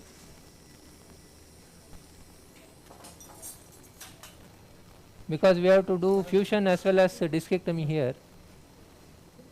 It will take some time. So this is the midline. There is no mark here. So I need some marked. So we will take about 10.5, which we taught initially. So this is our mark. Knife, please. We may change it if we are too flat. We may go more medial. So we'll start here. So this is the incision. Mahesh, what is the entry point now you are taking? 10? It is 10.5. Sure. Okay. So always see, I am hitting the facet. Can you make out? Yeah. Sure.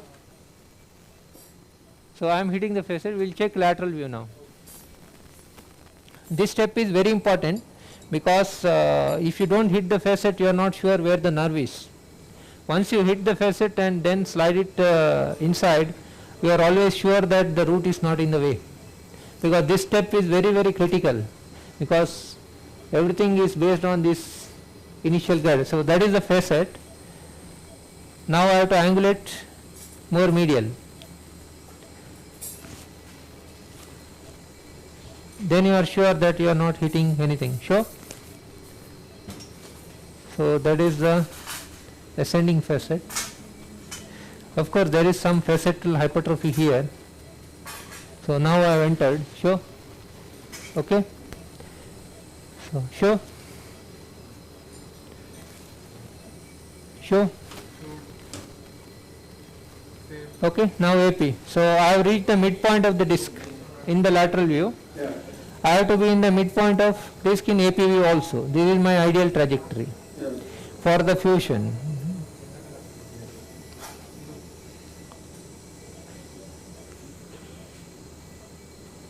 So as you see, it is more flat, but I will go with this because this is my initial plan. If I had gone with the 10 centimeter incision, I would have been in the middle of the disc. I want a little more flatter trajectory so that we can make discectomy as well as fusion with the same incision. So I'll accept this. So here he is more little bit flatter, just below the facet he has gone, so he is more Guide wire. flat than expected for effusion. But because you need to do a femoroplasty and remove the lateral fragment, so he is Dilator. taking this trajectory. You give mine only. Otherwise, Yeah. he could have come out and taken a deeper entry, but because we need to address the facet also. Sure. Should please. Sure. Okay, hammer. So I am going with the dilator now.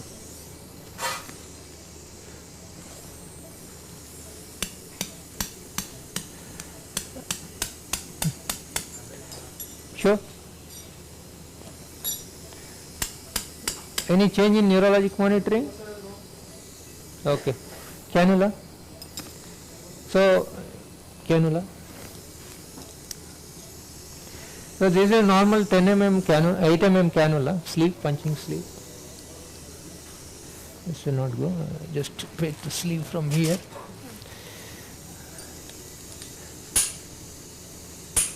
Sure. Sure.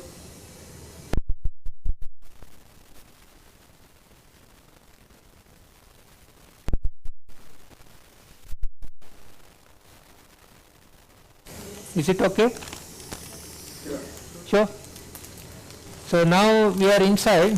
So what I will do is I will show how we do a manual curating. So these are the big curates which go through the cannula. Can you see? Yeah. So some discectomy we can do with this. Okay. So this has markings. So my cannula is 16 centimeter. So up to 18, 19, 20 I can go easily, and I can check under image. Sure. Okay. So it has entered here.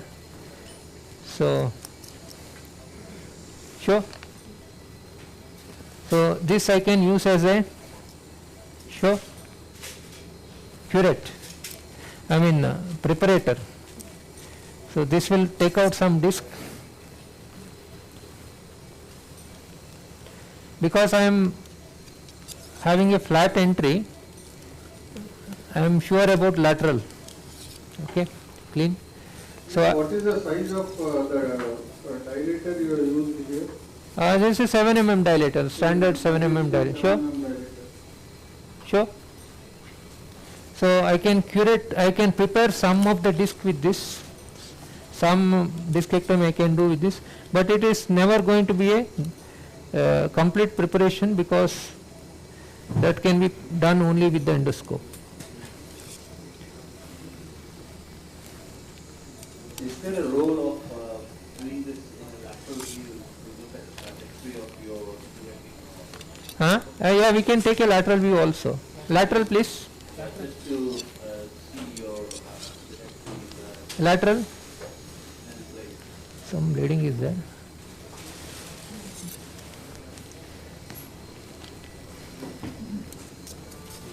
No, I think there is some bleeding. Sure.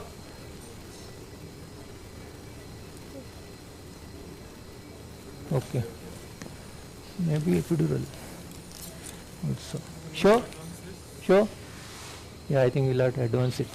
We'll have to advance it because there's some epidural oozing. Okay. Sure.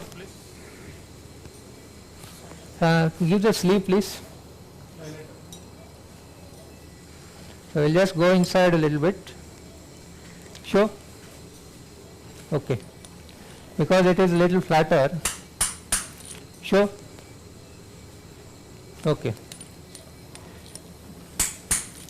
Sure. Okay. So that is fine. So we'll take the curate. There are no changes in the... Yeah, yeah. That's okay, no problem. So, sure. So if you see the lateral view, it is, because it is a flatter trajectory, it is not going to be. So I can curate, you can see by the feel of it I can curate this end plate. So this will reduce our work. Sure.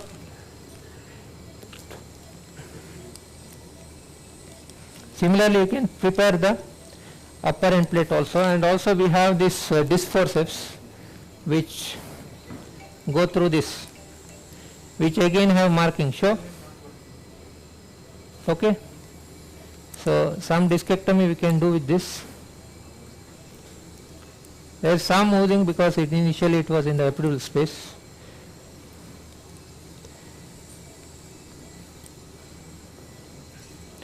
So once we finish this manual work, we can take the endoscope and go inside. Sure?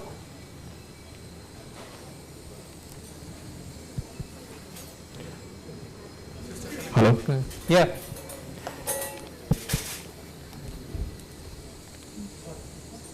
Sure? Yes. Okay, now we'll put the endoscope and finish this. We can do with this also. 1 second.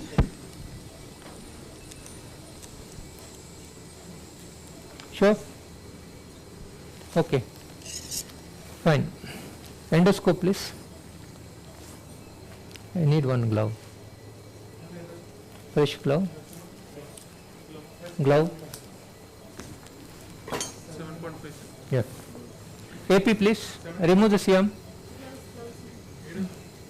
Remove the CM.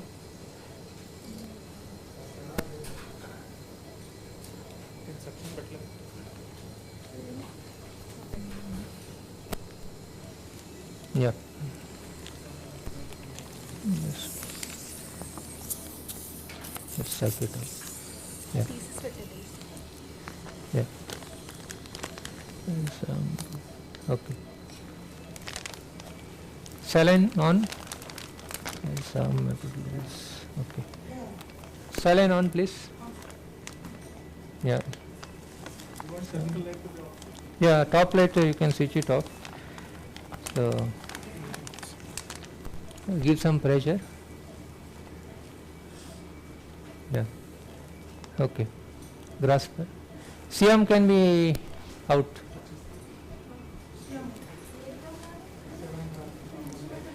Just okay. Grasper. Not okay. This will go.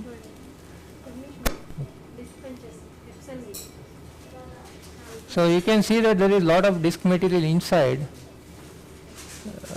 which we have to remove.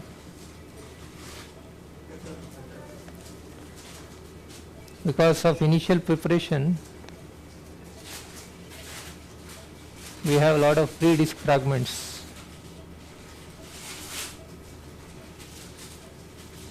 Take.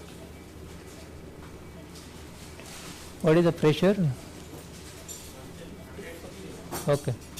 Here there will be more leakage because the cannula is slightly bigger. So if you do not do this step, you can see that there is so much of disc inside. So unless you prepare the end plate well, your fusion will be a problem.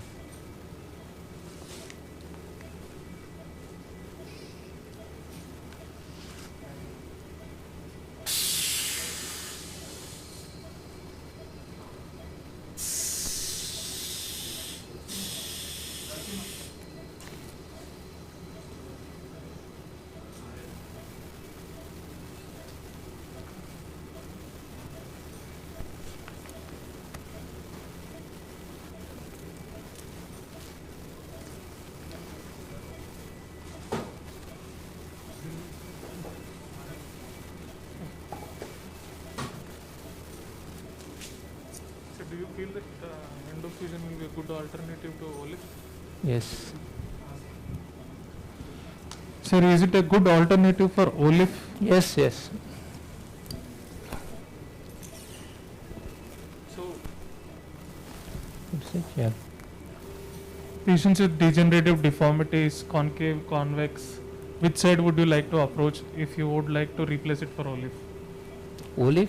Ideally you should go from the more concave side, So because you want to distract it, no?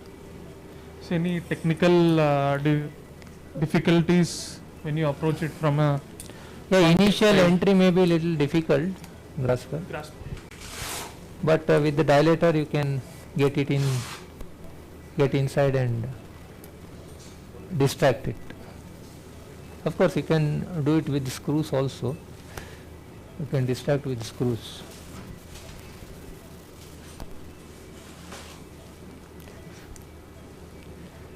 So as Dr. Lokande said, disc height is fairly maintained, so we have to do lot of disc removal now.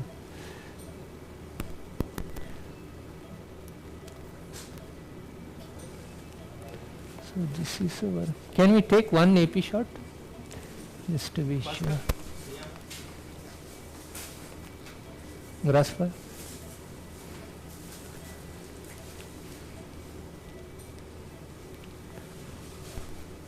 Clean.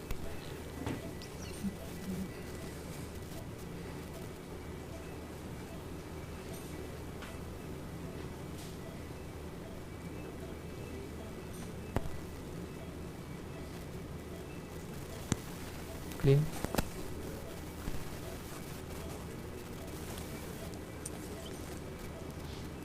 Okay, sure. Okay. So I gone to the other side, so don't have to go so much. So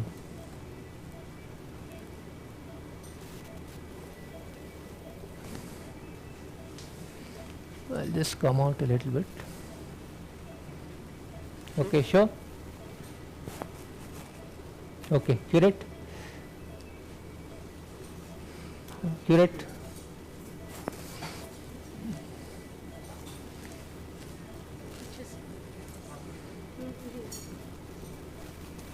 So I am using curate now. A lot of disc material here. So we can turn the cannula to expose each end plate. Mahisha, Yeah. 2 minutes, Dr. Gaurav will show the yesterday's Okay. MRI. Yeah, no problem. I think, yeah. Grasper. Gaurav can go ahead. Okay, sir, 1 minute. Grasper. The yesterday's stenosis which we saw, uniportal bilateral decompression. A lot of The disc MRI is there. CT has been done. You can see adequacy of the decompression and how much facet we have removed. You can see now.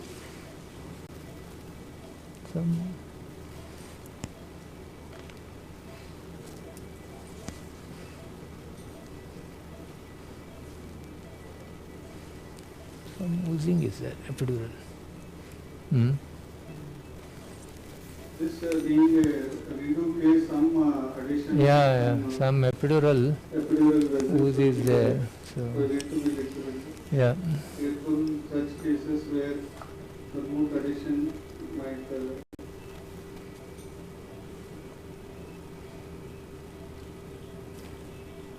And other thing is, I have put a little bigger cannula. I will just change it to the Revo cannula itself, so that give the Revo dilator and cannula. Yeah. Are you seeing this, sir? Yeah, sure. So this is the post-op MRI videos, post-op MRI, sir. Just Sukumar sir, can you enlighten us on this? Sure. Here we went from the left side. Okay, just hold it.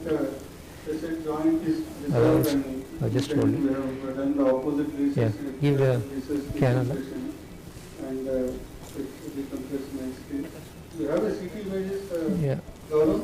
Sir, CT images, unfortunately, it will take 2 hours time more.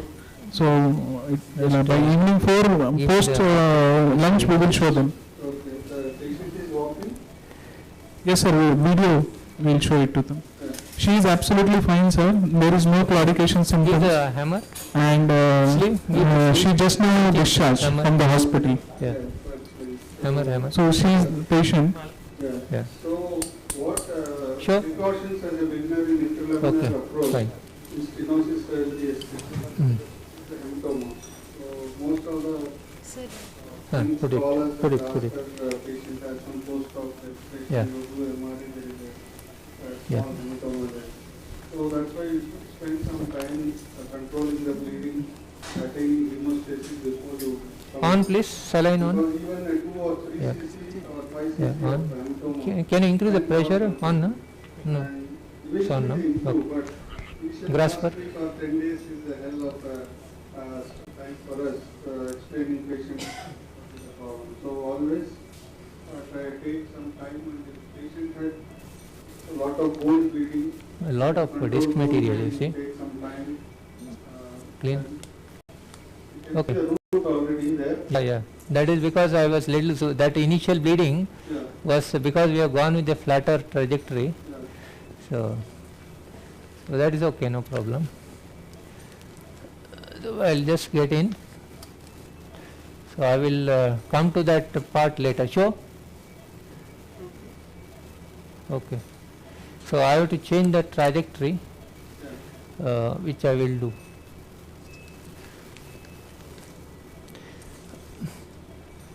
Because of previous surgery, there will be some additions. Anyway, now the root is exposed. It is better.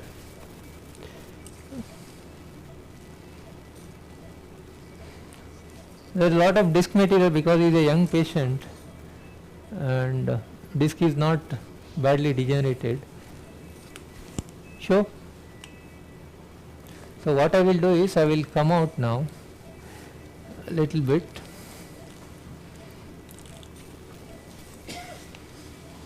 Sure.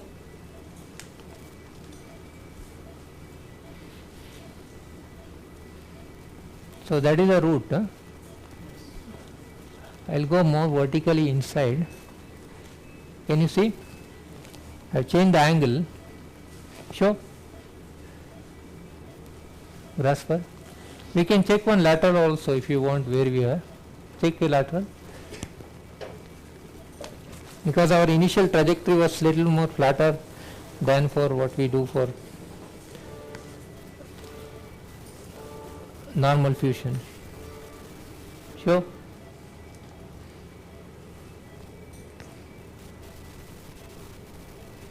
Okay.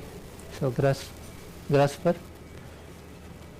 Can you show the CM image? Yeah. CM image.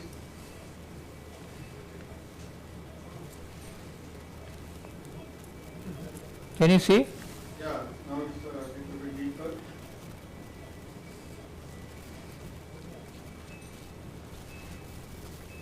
Clean. There is so much disc material inside. Yeah. It will take a longer time than normally. Even when you see the MRI image, sagittal image, the disc height is well maintained. Yeah, yeah. So, and such patients, the disc is very rubbery. Yeah, it won't come out easily. Yeah. Rolled with the punches. Grasp, So, accurate. very difficult such patients where it doesn't fit.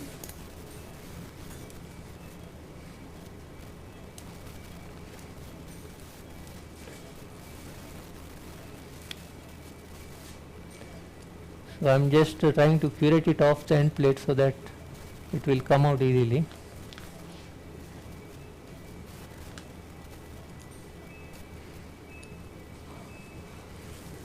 One CM sheet, please. Okay. Grasper.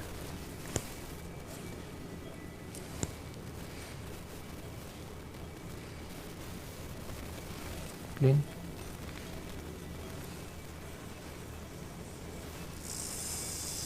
Clean. The current group, what we have, the main problem is how to remove this disc material. Sometimes removing this disc material becomes too cumbersome. So that's why we are trying to develop some tools to decompress this disc material. People have used a lot of other things like debriders, automated things or coagulators also. But sometimes using coagulation there is a lot of heat which might sometimes damage the in-plate vascularity.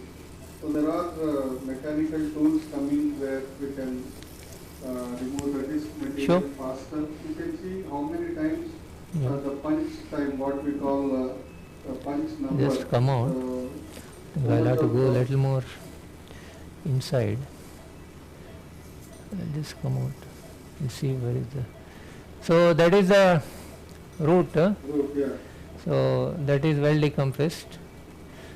Anyway, that part is okay. I have to go more vertical now. Sure. Okay. So sometimes you can use the sheath as So- a detector. You can see is it right. Sure. Use the sheath as a. Sure. So still, Manisha, yeah, when there is reduced this height, yeah, foramen is small. yeah. Is would you like to put rods and give dissection and then put it transfer? Yeah, that's what I normally do, but here to save some time I am doing transforaminal first. Anyway, we will distract with the cage. We will distract with the cage, no problem. Just fix it. So most of the time, if even though it is collapsed, you are using a taper Notes. dilator. The moment your dilator is in, yeah, that's all. Grasper. Yeah, but Not safer is always to distract and do it. Yeah, safer. So I have to do some disc clearance, which is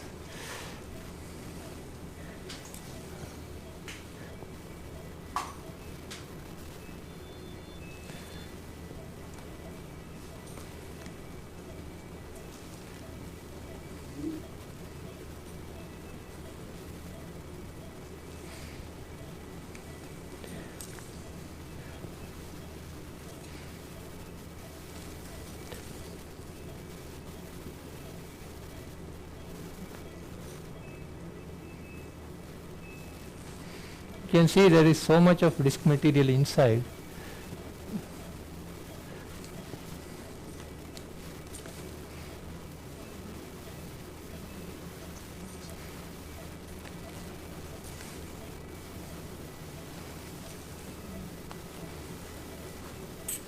You see?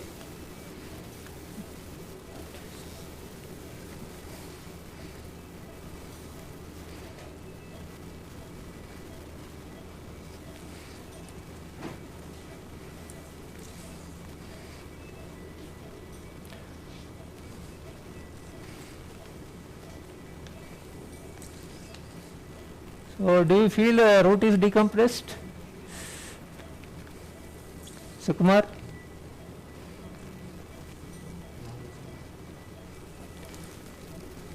Hello? Yes, my son. Do you feel root is decompressed? Yeah.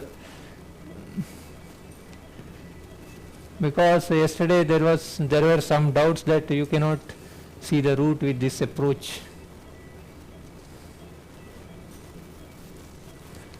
Definitely the epidural space has opened up very well now. Definitely the root is seen. Otherwise there is a lot of adhesions around the disc and the root. We are able to see. nicely.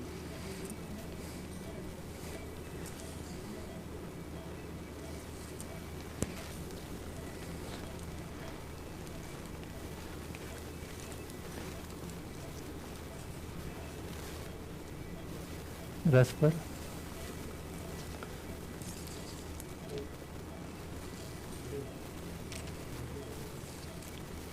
Here when we insert the cage we have to be careful and we have to get the absolute correct trajectory because of this shallow approach there is a tendency for it to go flatter. Sure?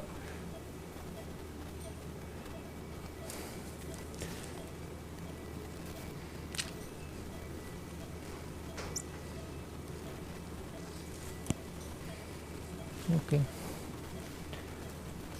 Sorry, this keeps coming out. Just fix it.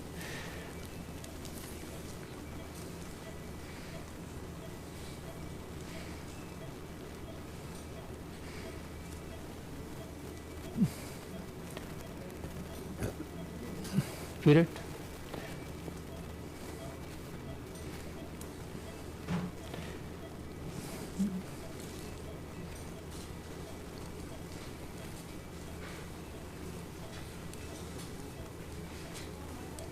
Jasper.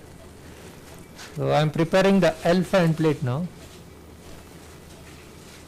Clean.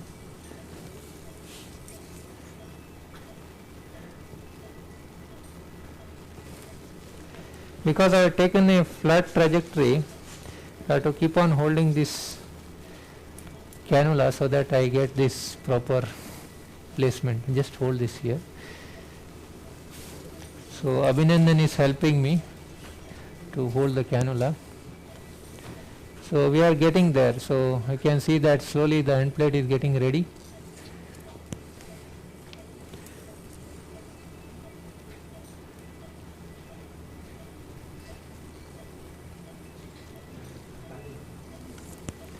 Curate. So we'll finish L5 first and then come up.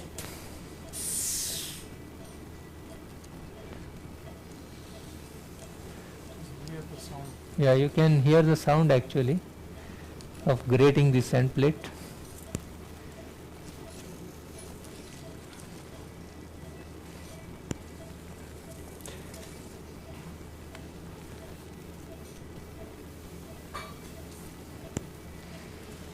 Can you appreciate that the end plate is getting ready? Yeah. Curate. And because of reduced surgery, the disc also has become more fibrous.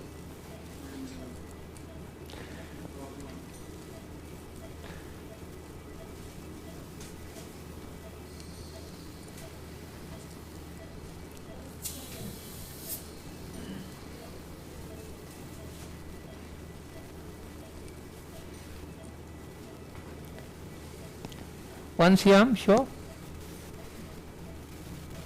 Okay.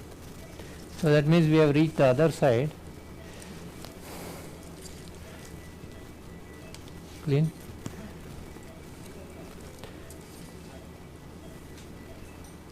Curate, please.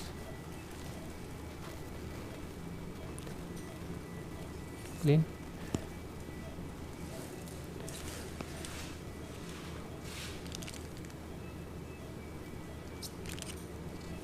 Clean.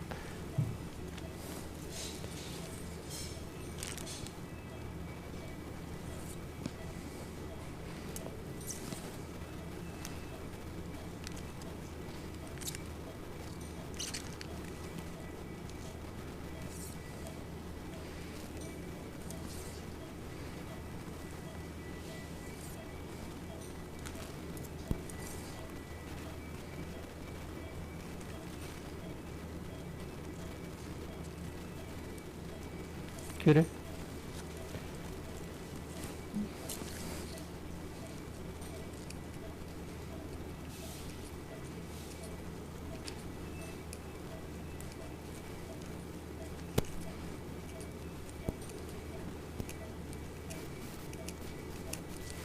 Grasper.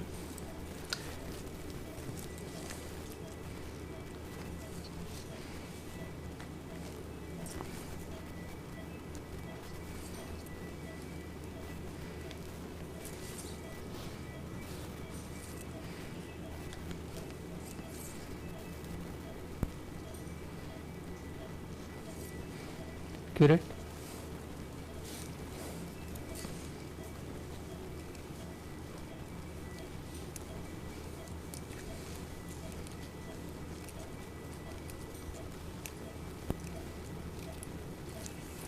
Jasper.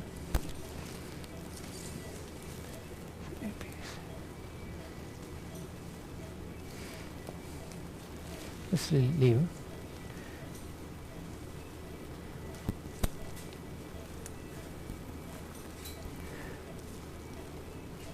Cutter, please.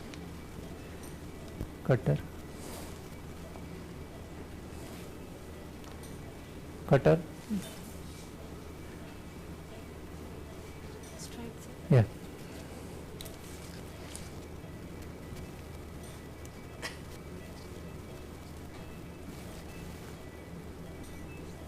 Clean. Cutter again.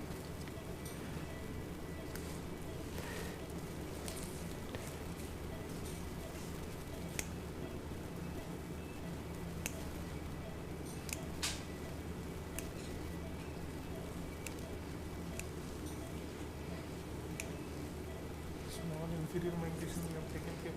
Yeah, I think it is free there.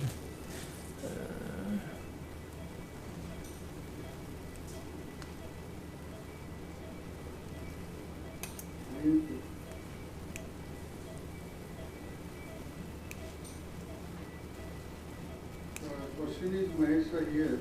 Yeah. Can we use some dissector and push the things down? Yeah, you can. You mean the Content what you are trying to cut.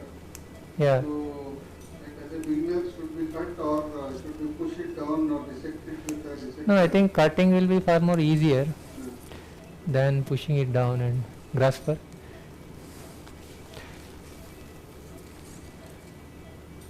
I thought I will have to do a lot of foraminoplasty, but somehow that was not required.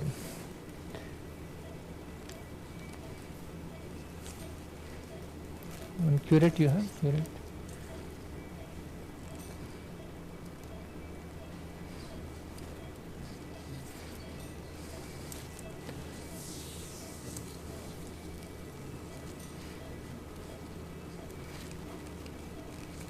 Curate.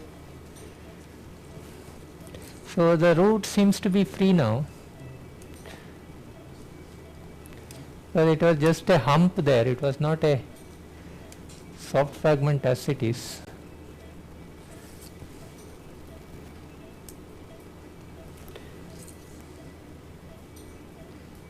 Okay, there may be something here, let us see. Yeah, that was that small piece which was there.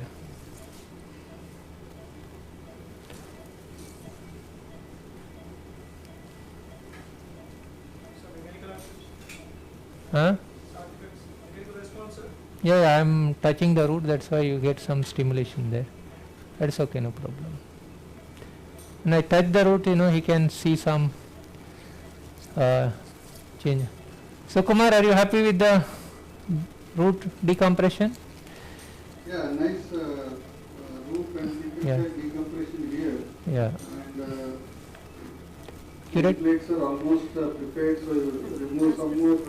Curate. I think the L5 end plate is well, L4 end plate is well prepared. To get some more preparation done. Yeah. See, when I was probing the root, there were signals.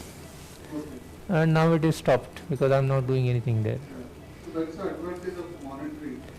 You can always reconfirm and get assured that you are not injured anything intra. Yes. Any cannula is rubbing the existing root, you get the signals immediately. They will warn you that you are getting L4 signals. Yeah. So Sure. that's a big advantage. Can you show the CM image? How big you are? Yeah, we have to take a lateral. Can you take a lateral? This is the AP. Can you see the AP? Yeah. To see the lateral. So what is the size of the case you are planning today? We'll check the lateral. Maybe 11. Yeah, 11 should be okay. Yeah. 11 into 30? Yeah. So can we use the patient, cervical patient there? Yes. So You can see I am quite deep. Yeah.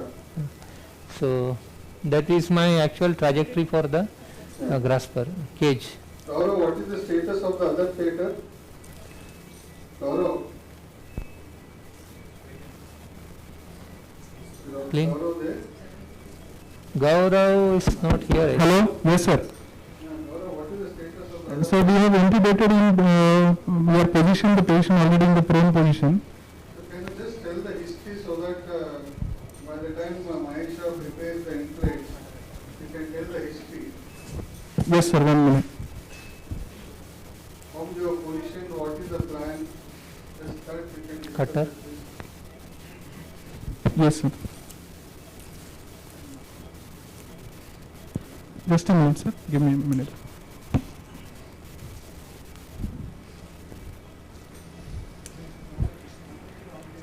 Curate.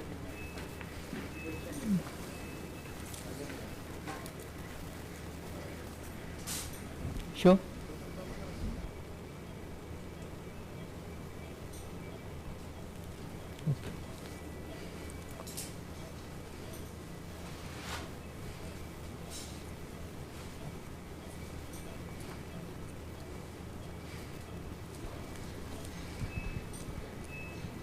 Yes, sir. So next case will be done by Dr. Pramod Lokhande, sir. So patient came to us with 33-year male carpenter, came to us with severe or moderate to severe neck pain since last 20 days. This is an acute pain. He never experienced this pain before any time in his life. So this pain is from neck, it is radiating to the right side up to the back of the arm. He also has numbness in the right thumb and index finger. Pain increases in coughing and sneezing and bending of the neck. So the VAS score for the neck is 5. However, the upper limb, right side upper limb VAS score is 8. He has left side C6 radiculopathy. Left tricep is weak, 3/5. And I'll move to the X-ray. These are the X-rays, sir. Flexion, extension, and AP view. There is no any big osteophytes or instability as such. This is an MRI where T2 Sach cuts. You can see C5, C6, there is disc prolapse. It is an acute disc, more on the in the right foramen, compressing the exiting root. So we are thinking this fragment could be shoulder fragment here, because in T2 cuts in the theatre, Pramod sir will describe in detail about the MRI. Okay, sir. Sukumar sir. MRI showing acute fragment which is just in the foramen. So this is the ideal case for endoscopic approach, where we can just do a simple laminoforaminotomy here and grab the fragment and decompress the root.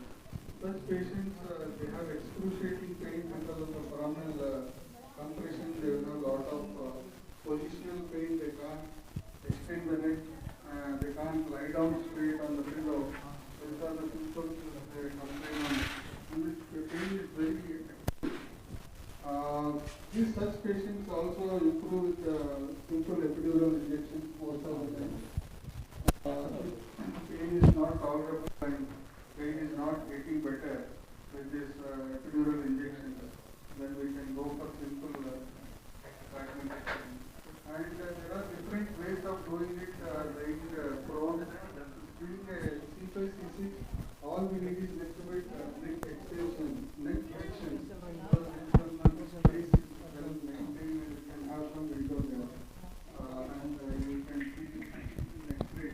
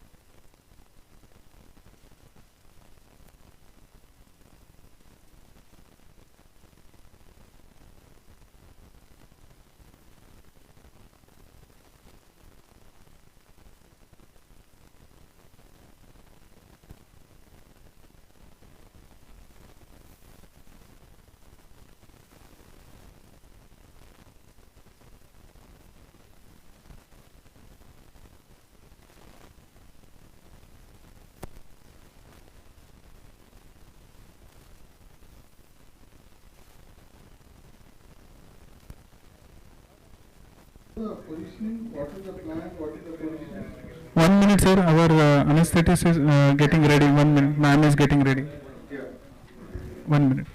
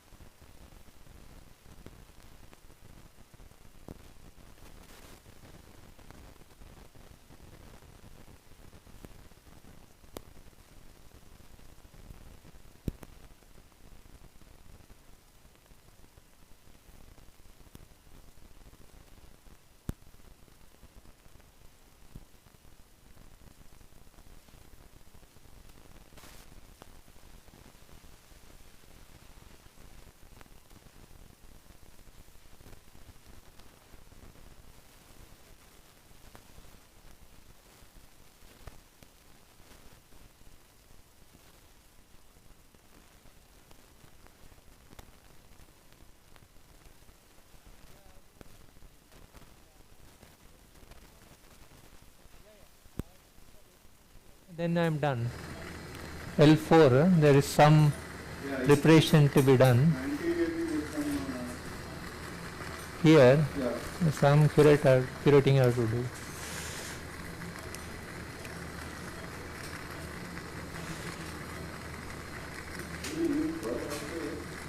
No, this is soft tissue, so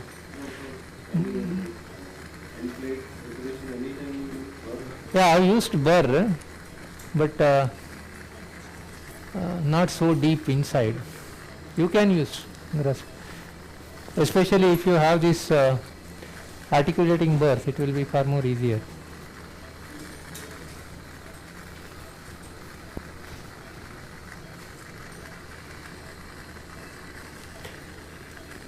Correct.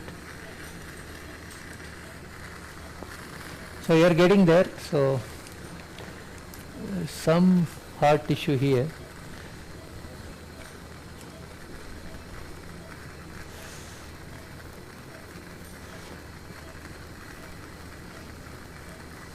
Grasper. So now I will come out and go in with the flatter trajectory. Cutter.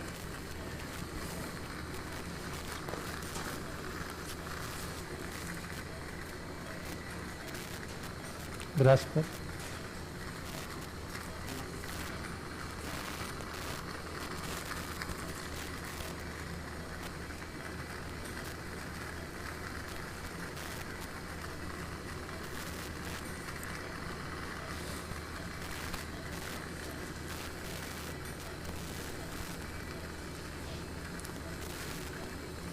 Sure, Siam. Yeah.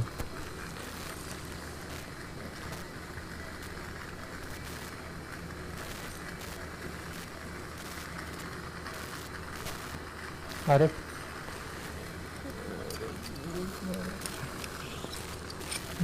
This, sorry. One second. Yeah, yes.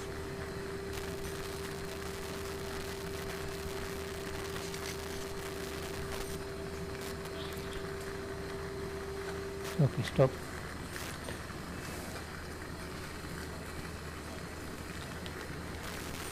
Grasper.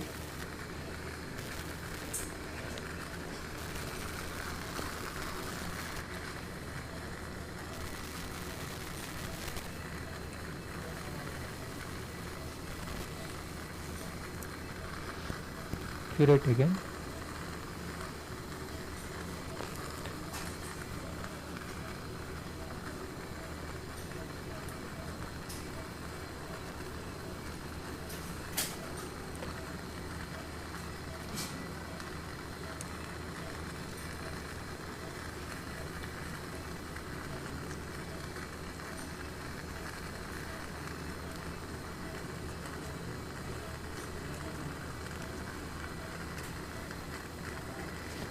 This was a fairly normal disc, so that's why we take more time to prepare it.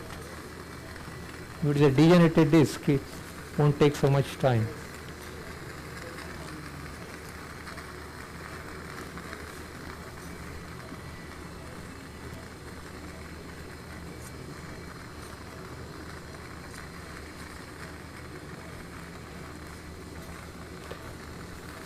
That's why you should have patience like Sukumar.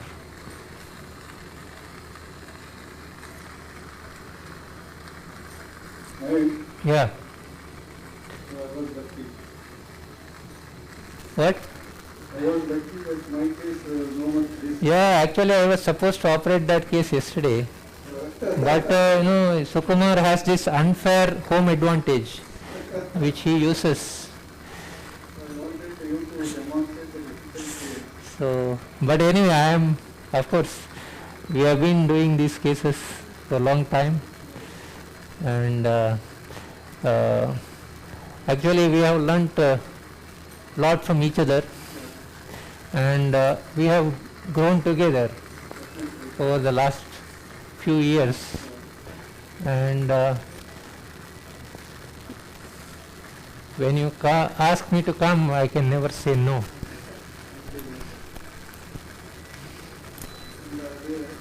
narration there is option to stay back also. Yeah, but true. Grasp.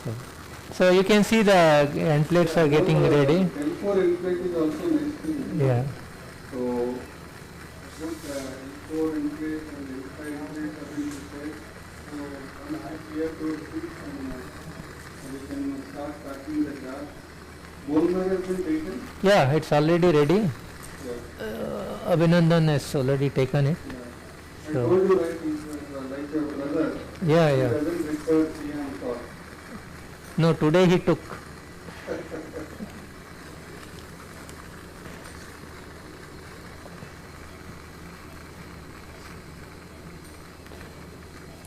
A lot of this. Yeah, because it's a healthy days. But anyway, I think he has no option other than this. Because we have a lot of.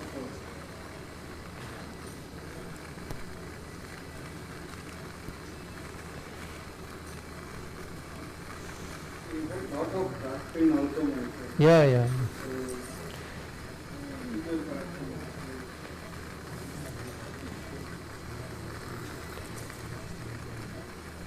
I am doing discectomy from the opposite side.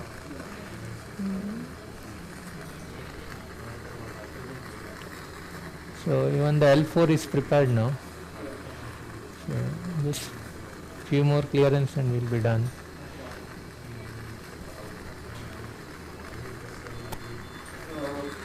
Dr. Sahaj Usman, we went to Dr. Sahaj Usman, he refined our technique. Then after that, he has a special tool. We are ready to get it that tool where there is a Correct. fan-like instrument. Correct. Correct. It opens up the fan. Then you just rotate Correct. it. Correct. So he does inflate 55 minutes. So those instruments are the key where and there is a Japanese surgeon called Nakamura.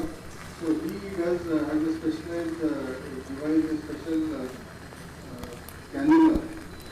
Cannula is more beveled, more sharp, and there is a subtle handle where it can rotate. So he uses this sharp bevel Grasper. and go into the space.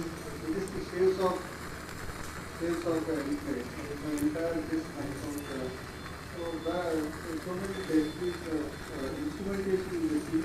If you have a proper instrument, the disc removal is more faster. Now you can see Mahesh has been trying to remove the disc for past months and struggling to hold the fragment, hold the disc material. Because once it becomes fibrous, the instruments also doesn't hold. So at present, what endoscopic we are facing trouble is removal of the disc material. Cutter. Maybe in coming days, we come with a better tools and Clean. better tools so that the inflate is very fast. No, other thing is this fellow is a relatively young fellow, so the young disc doesn't come out easily.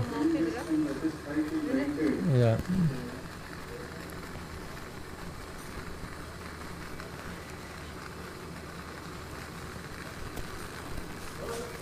You have bigger cutters? Dr. Gaurav, that side, you are ready? Gaurav? Bigger cutter. Yes, sir, 2 minutes we are marking. And what about the endoscopic lady yesterday?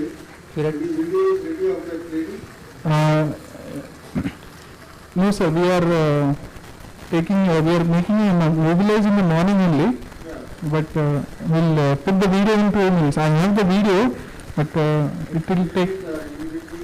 Yes, yes, sir. Before lunch, I will show it, sir. Yeah. And just if you have position, just try to show how it is positioned and what is that you have done. Please transmit to audio visual, transmit to OP1, please. Position. Yeah, we are seeing you. Yes, sir. We are seeing you. So we have placed patient on the bolsters, that is regular bolsters in prone position. With we are using here is our horseshoe, regular horseshoe, and we have padded patient eyes and cheeks, and patient is in malar eminence. Now Pramod sir is marking. He will tell the marking tricks now. Yeah, it is just a rough marking. The final marking we are going to do after painting. Can you show the Yeah, so X-ray? just X-ray check. means what is the plan? Where you want to land in X-ray? The first thing is you have to take an AP X-ray. Okay. Now you have to check whether the spinous process is exactly in the center. Yeah. Check whether it is equidistant from either pedicles. Okay. There is no rotation. Okay. Once this position is achieved, now this is the lateral mass. Can you see this is the facet? Yes. So there are two options. I usually take the mid facet line as the line where I mark the AP line. Mid facet line, because that is more safe. It's better to be more lateral. And secondly, it allows that medial. Can you just look at my hand? Will come out. If you are too vertical like this, sometimes it is difficult for you to look under the spinal cord. So a little bit lateral entry, you know, you are able to get that inclination so that you can look under the root or under the spinal cord, you know. So this is the first line. Then in the lateral view, again we check, confirm the space first. No, wait. I mark this first.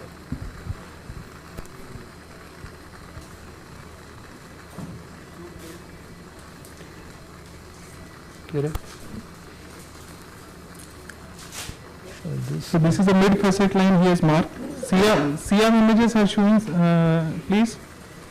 Very tough. Are you seeing CM images, sir? Yeah. We will clear as much as possible. Mid facet line is seen.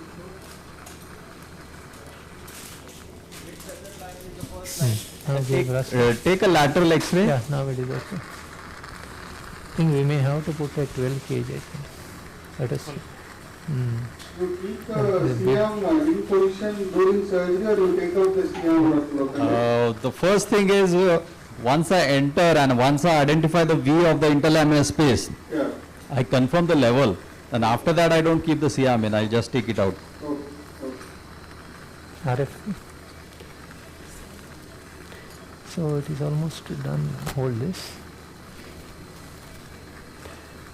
So Dr. Lokanda is not here. Yeah, hi.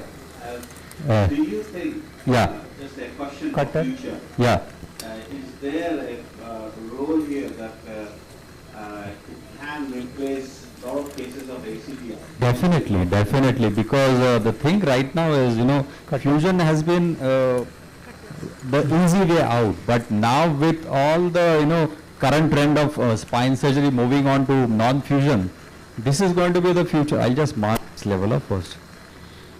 Non-fusion is going to be the future, and now presently we are all concentrating on implant-based surgeries like artificial disc replacement, which I think is a more glamorous option, and secondly it doesn't do what it is supposed to do most of the time, because the associated, there are so many complications, spontaneous fusion, heterotopic ossification, you know, all those neck pains. I think we are done for. So this is a easier, more physiological and more cheaper option that we have, isn't it? Yeah, definitely. Shoot, please. Can you show the X-ray image? Yeah, 3, 4, 5, 6. We are just below. Shoot, please. Okay, so this is the level that we have. Yeah. It's from the other corner. Okay. So this is a little bit It's okay. fragment. You have Yeah, any that's plan? okay. Normally the cervical disc is usually you approach from the axilla, unlike the lumbar disc where you approach from the shoulder. In the cervical spine we approach from the axilla, and the cervical roots are usually at right angle with the spinal cord, almost. Show on AP. In this case, because it is slight up migrated, probably I think I'll have to go from the shoulder side and then remove the disc herniation. This side.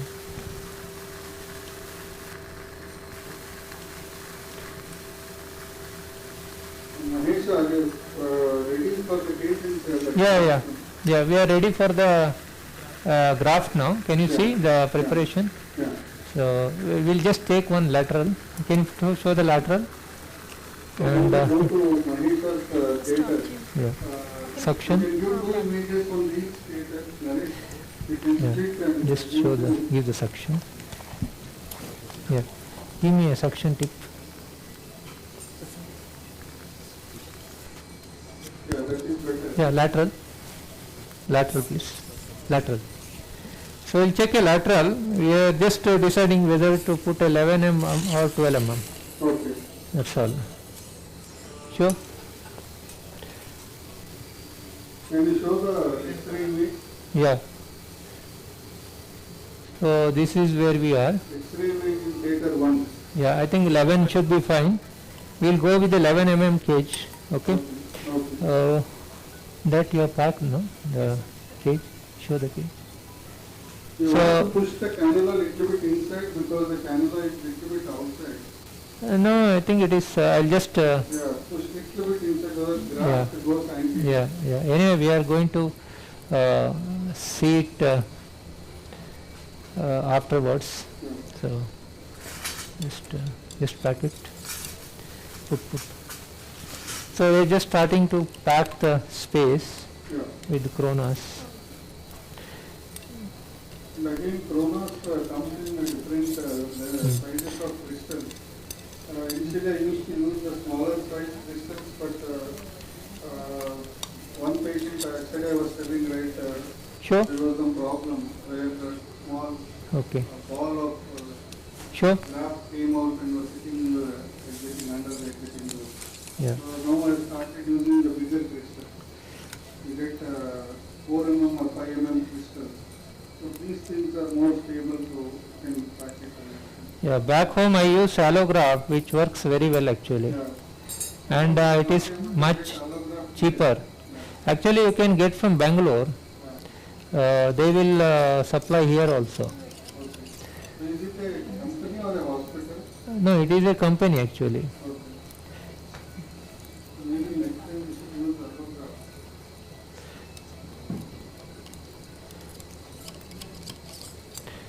So, suction. Kronos comes inside.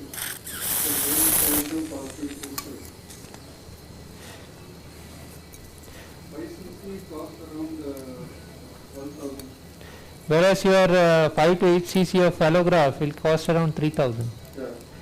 And I feel allograft is better than this. Okay, much better than. Sure.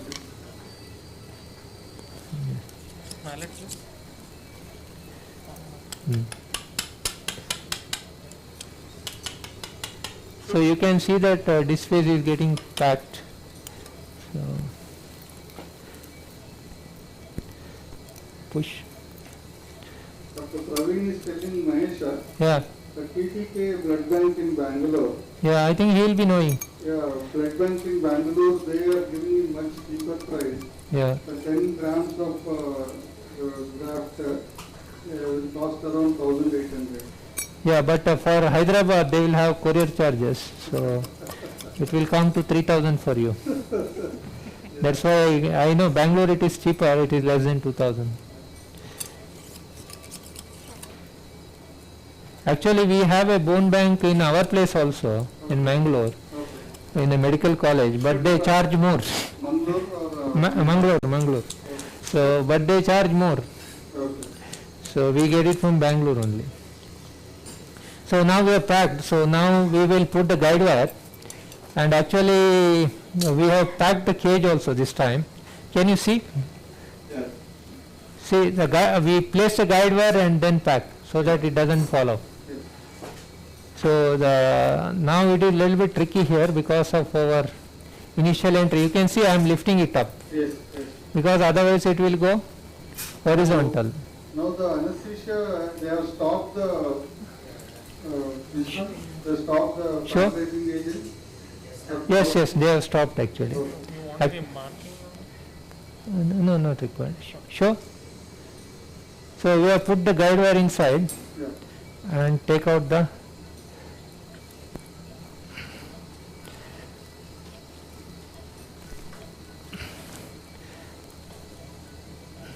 hold it. So we have taken out the cannula. Now the important thing is to always check the cage whether it is fully tight, and also this orientation is very important. Yeah. Yesterday Sukumar has shown, again today I am showing, because You can see the serrations there, nice serrations and so this is always to the end. So this is my horizontal plane. So this is how I have to go. So this goes over the guide wire. Just hold it. One second. it's a problem I was telling that sometimes No, this is the problem with the little bit because of the Cronus. yeah. With the allograft, it sits much better. Better, yeah. Just make a small cut. Make the cut a little bigger. The skin incision is little. It's only 10 mm. Just make it little bigger. Okay, so that it goes off easily. So, are you ready? The neuromonitoring. So he is ready. Yeah. So you can see that I've entered there. Show. So Yeah. I have to cross the facet. Show. More vertical. Any changes?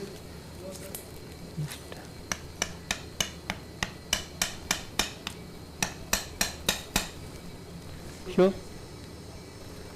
Okay, can you check AP once? We'll go under AP, just see where we are.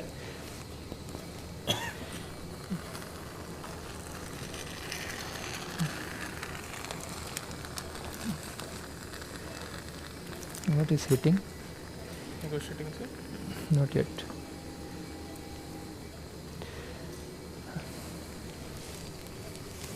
Sorry. Maybe you see one crazy shot. Yeah. Huh? Okay, we are just getting there. Just pull the guide wire a little bit. Sure? Okay, now we have entered. Sure? Yeah. So now the guide wire comes out. Okay? Sure? See, it is, the taper is entered. Yeah. This is what I was talking. Now lateral. Lateral plate.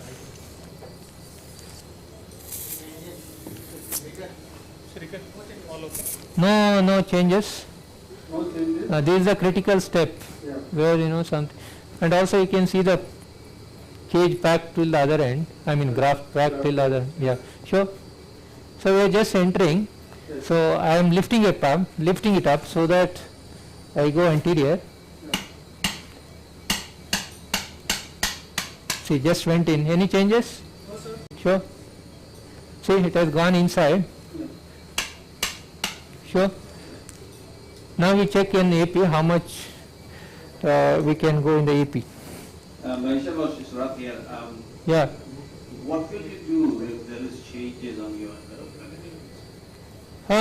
Little bit changes, it is okay, but generally we have not found because once guide wire is proper, you don't find changes. Sure. I think we will go little more. So whenever you go, there will be some Sure. reflection of the. So, Yeah, I think that is enough. Lateral, please. Lateral, please. Guide wire. Some changes, and once I go in, reset. So this is okay. So that's what I need to see the intensity of changes.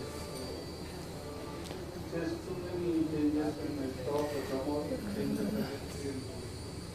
Since the favor is there, just follow the path. Sure. So are you happy? Is it okay? Yeah, just show the lateral image. Yeah. The AP image, AP and lateral. Yeah, we have. Taking one lateral. Yeah, we have shown the lateral. Sure. We could have put a bigger cage also, but anyway, we'll accept this. Yeah.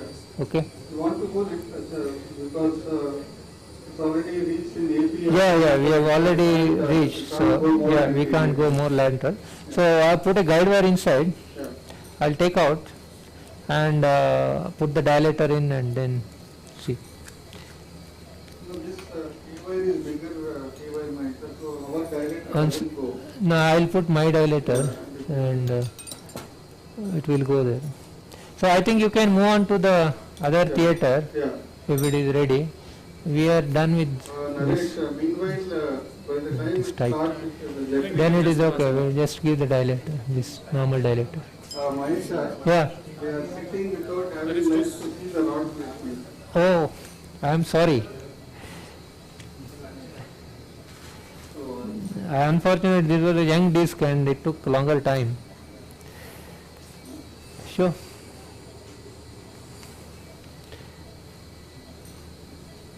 Sure. Okay.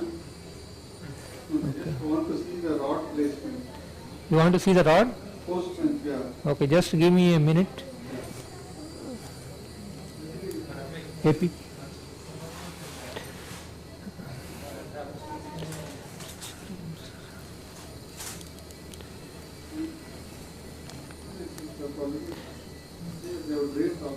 No change, no?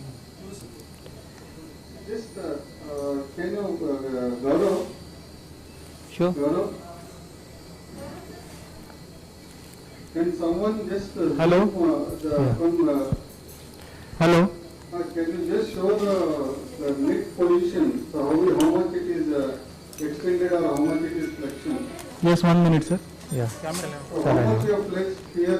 Have you done any too much flexion here? No, sir. We kept it as neutral as possible. Okay.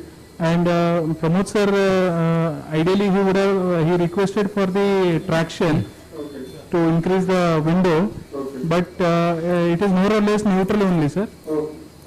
Without any, we have just pulled the shoulders little bit so that they won't come in the lateral view. And once the trolley is set, sir, we'll show the how to set up a cervical case, where the surgeon stands, where the assistant stands. Get steroid ready. And I will be showing the Richard will have come with a new drill, sir, the hand drill, curve drill, and that is a very nice tool. We will show that also, sir. Just 2 minutes. We are just draping. So Sukumar, can you see the graft inside also? Can someone show the endoscopic image and the theater one? Yeah, now we can see nicely the graft sitting inside. And also the position of the cage is proper. You can see the flat surface at the top. That means there is no change in the alignment. And we come out. And see the roof nicely, traversing roof. And it is pulsatile. Grasper, where is this? One grasper.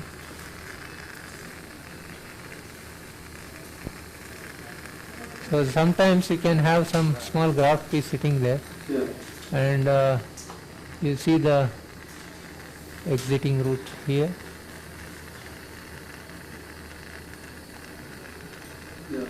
Yeah, that is the exiting route. Anyway, we don't have to disturb that part, let it be there. So, definitely wonderful job, my sir. So all we need to see. So we will put steroid here and then come out. And how we put the cage, how we put the rod is to show us. Yeah, we will put the rod. Just put steroid and we'll come out. Close it. Yeah. How much is this? 40 mg. Okay. Okay. We are putting steroids here. Okay. Fine. Okay. Okay. Can the CM go out? So we don't require any CM. Table fully down and top lights on. So how much is the rod size? Okay, we already kept the rod. We are putting 50 mm rods. 2 right angles. Yes. CM out. You come that side. Yeah. And rods are ready. So top lights on and focus here and give me the retractor, 2 retractors. Yeah. These are the 2 retractors. Just hold it. Lights on, please. Suction. suction, keep the suction. Yeah. Focus, table fully down. Table fully down. 1 second, we have to expose this. 1 second, leave. Suction please. Leave. Can you make remove the X-ray image? Yeah, table fully down. Table fully. Yeah. 1 second, we have to hold like this. Once leave me. So hold.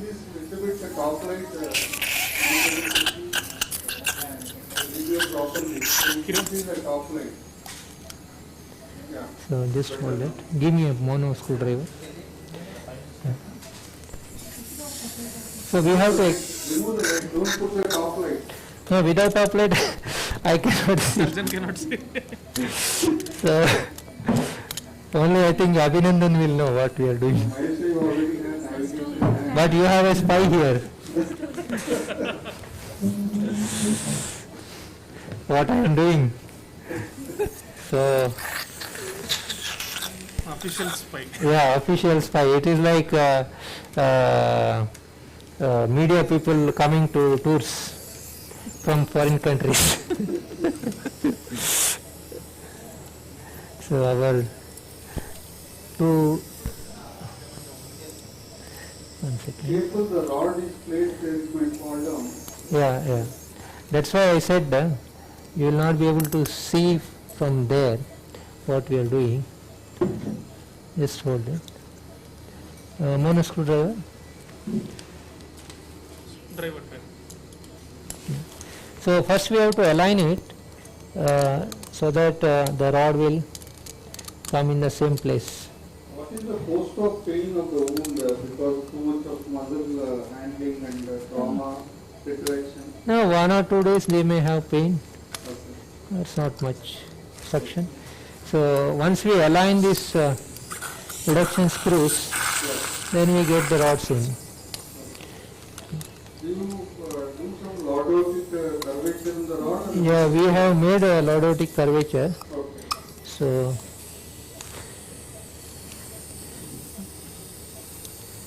and how do you determine the size of the rod? Generally for one level we use 50 mm rods only.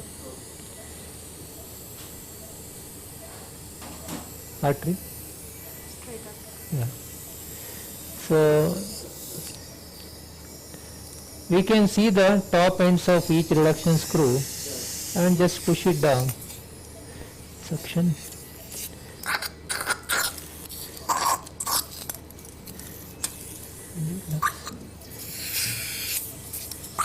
Relax a bit.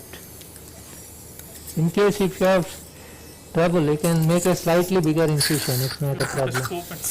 No, scope is not required. Just let me see. So already rod is inside. I can feel it. So now I have to check the alignment of the rod. Light is not coming inside because. One more light. Can you focus the light here? So you can see the rod there. Yes. So Abhinandan can see the rod. Now we have to change the alignment. A little deeper suction. Light here.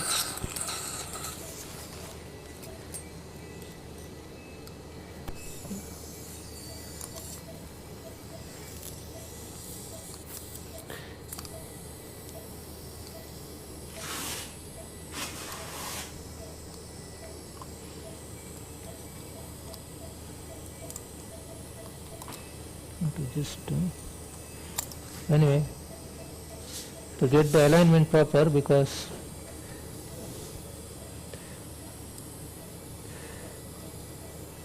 I have given a lordotic bend there. So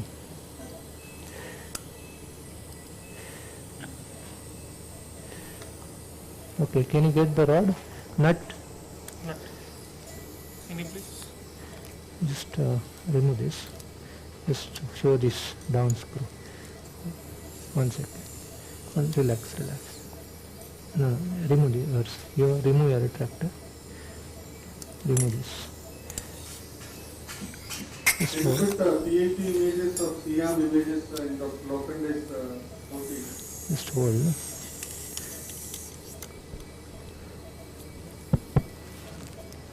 Show the CM image. Incision is little small. So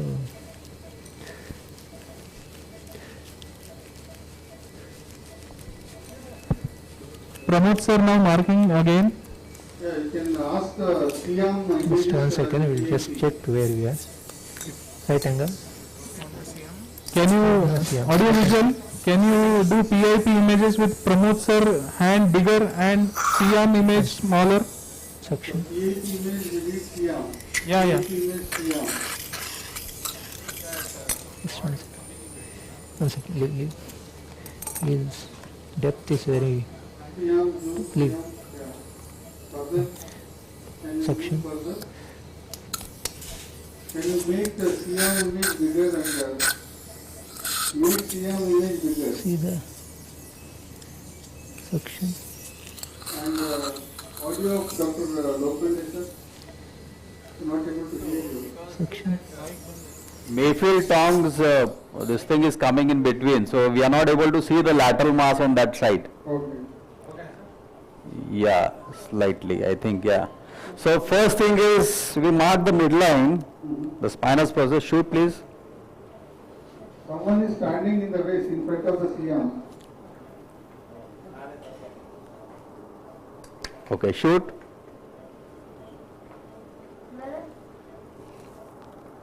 Shoot, please.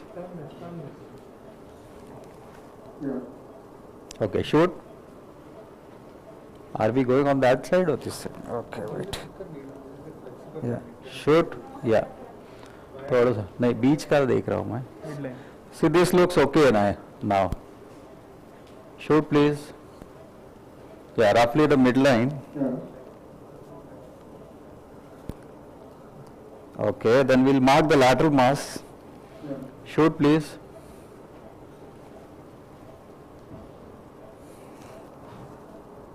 Okay, shoot.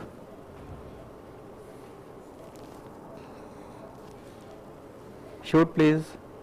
Okay? Yeah. Yeah. So this is a mid-facet line. I'm marking on the inner side, so probably it's closer to the pedicle now. Okay? Yeah. Shoot, please. Okay? Yeah. Got it? Yeah. Shoot. Shoot. Okay. So once the AP marking is done, we shift on to the lateral view. Lateral. What? They want to just come here. The battery badal Huh. Hello, Sukumar sir. Meanwhile, the cameraman can just show how the trolley and sister is standing in front of Pramod sir. So usually we practice like this. It gives ergonomically very good ease of doing. That sister stands in front of the surgeon, and as you can see, we have placed the Mayo trolley on the caudal end, that is towards the leg end of the patient. So the sister can take in her right hand and just give it to the surgeon. So and the trolley, after the trolley, the screen, the tower. Shoot, please. Camera, just show the tower. So where Pramod sir is standing, in just diagonal opposite to him will be the tower. That is the opposite side shoulder of the patient. So this is the cervical 3, setup. 4, 5, 6. Okay. Now one thing we have to check for is X-ray.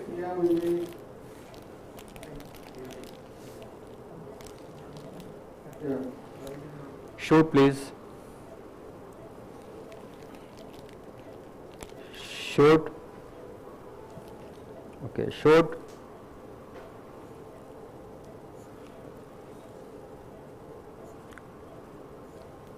Shoot. Okay, roughly this. Can you see? C5, 6. Just confirm that your end plates are parallel to each other. They are not oblique, you know. You have to get a dead orthogonal view. I think the end plates, they look better in this. So this is roughly, so you see the intersection of these two lines. Probably that is an incision, but the fine adjustment is made by inserting the spinal needle. Sukumar, Arun here. Just a small point I wanted to add from my experience, that if you aim at this point, which is the base of the facet here, one can have a direct in line, which is correct, but sometimes what happens is we focus too much on the base, but your entry or trajectory is like this.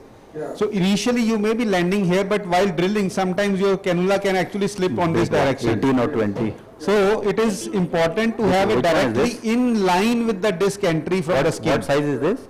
And before drilling, again do a check. Just don't believe that you have thicker one. Positioned the cannula right in the beginning, because it can float. You have some intra-cap? No, 21 or 20.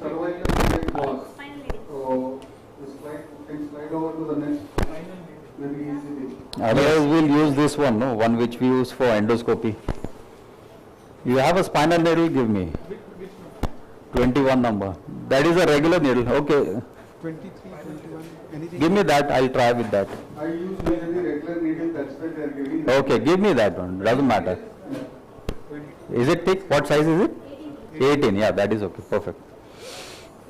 The thinner one they will bend, no? So I will not be, and the muscles are very tough in the cervical spine, unlike in the lumbar spine. Yeah. So this is the intersection point. I'll just try to insert it under the lateral. See how difficult it is for me to put in. Shoot, please. Shoot. Where's the Siam guy? Where is the Siam guy? He is gone. No, he's not there. I think we are too inferior, no? You should start superior. Yeah.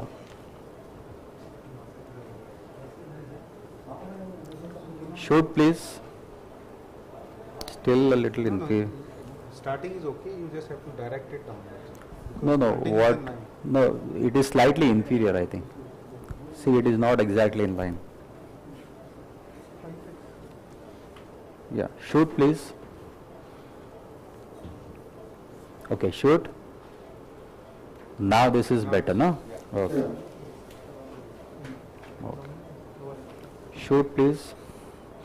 Okay, so this is what you do. You check that your needle is exactly parallel to the two end plates and exactly in the center. So maybe you can confirm again in the AP just to check whether we are exactly at the mid facet line. Just So the show the camera here. Just see that sometimes. Yeah. So can you see where the line was? Can you see where the line was drawn and where the needle is now? Yeah. So it can be fallacious in cervical spine. So Yes. it is important to put the needle and see the trajectory, then only start. Yes.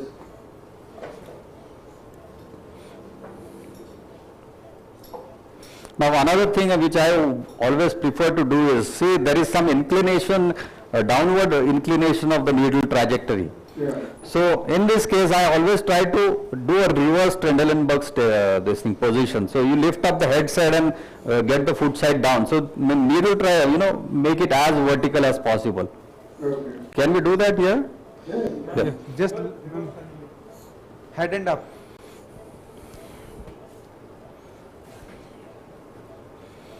You save these images, huh? Okay.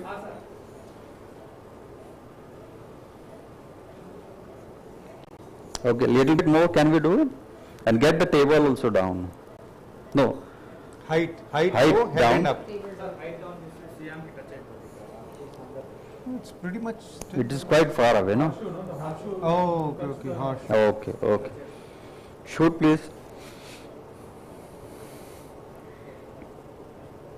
Is some Towards your problem. side, Come towards your towards side. you. More. Have a better view. Okay, now shoot. Okay, shoot. Can you rotate? Okay, we are at the medial pedicle line almost. Okay, we are at the medial border of the facet, isn't it? Just let me check again. Shoot, please. Yeah, so maybe a little bit lateral, a couple of millimeters lateral incision I would prefer. So take, get this. This is more important Yeah. while entering, so you should be Get it. direct towards that lateral कर दो हाँ area where you can just run in the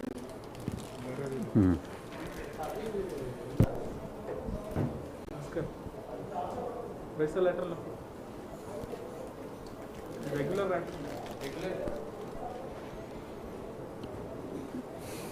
So give me a tooth forceps to remove the plastic. Yeah.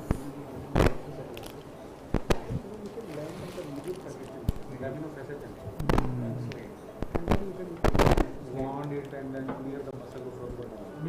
But don't try to clear anything over the ligamental phlegm area. What is happening? Ah. Just stay on the do the bone work first. Yes, bone marking define करो. Bone marking define करो और phlegm के ऊपर कुछ clear नहीं करना. Cut. Soft tissue के ऊपर कोई भी काम फील करके नहीं करना. Okay. Only for Okay. So I'll just take the needle out. Give me a skin knife. Gauze skin knife.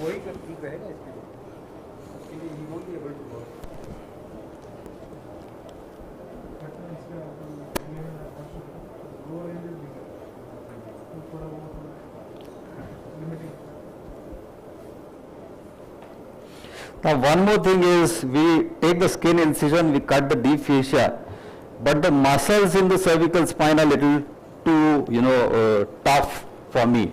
So what I usually do, give me the skin knife, I usually try to put the knife closer to the facet as much as possible. Shoot please. Up chair. Okay, 3, 4, 5, 6. Okay. So can you see this? And I'm tilting it towards the lateral side, towards the facet side. Okay. Shoot please. Okay. So this is enough for me. Dilator please. So using the knife under C-arm is also helpful in cervical spine. Okay. Shoot please. Shoot. Okay. So try to go towards the facet side. You should feel the facet. Don't force too much. I can feel the facet here. Shoot please. Okay. There you see I am landing on the facet. Any questions? Cannula. Any questions from the audience? We are showing you once he puts the cannula. See, this angle is tilting. If you look from here, I am putting it like this, like this. It's not straight, it is slightly laterally. And I can feel the bone. So that is the main aim, Safety is always the first thing which you have to consider. Shoot please.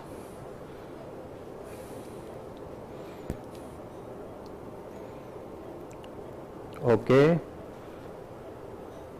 Shoot. Okay. See, I can feel the bone also. Shoot. Shoot. Okay. Yeah. AP. Now take an AP view.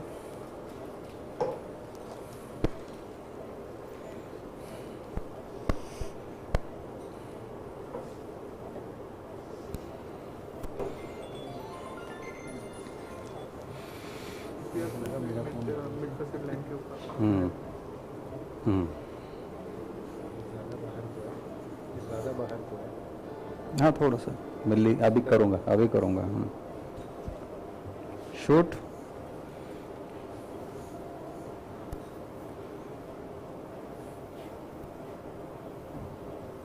Can you see that it's landing on the facet?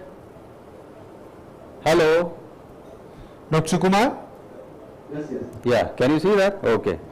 Now please take the lateral view. Just keep it outside so that I'll need it to check once more. Now once this is positioned, the endoscope goes in. थोड़ा ये आगे करना पड़ेगा नीचे का. एक minute गौरव. पैर हटा लो बाहर आ जाएगा. प्रमोद ऊपर नीचे उतरेगा तो जाएगा. और कर दो. बस okay. Where is the video trolley? This side. Now what he is trying to say is lateral में करो ना, करता हूँ, और इधर बाहर ही रखो थोड़ा सा.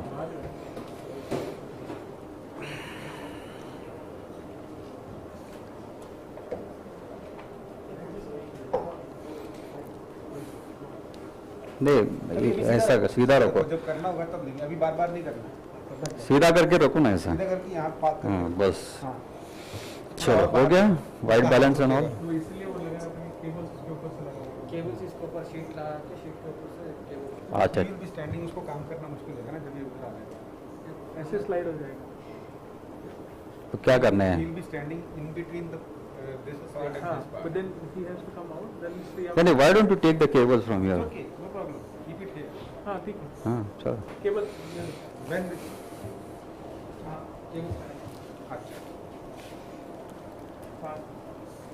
केबल्स नीचे से ले सकते हैं.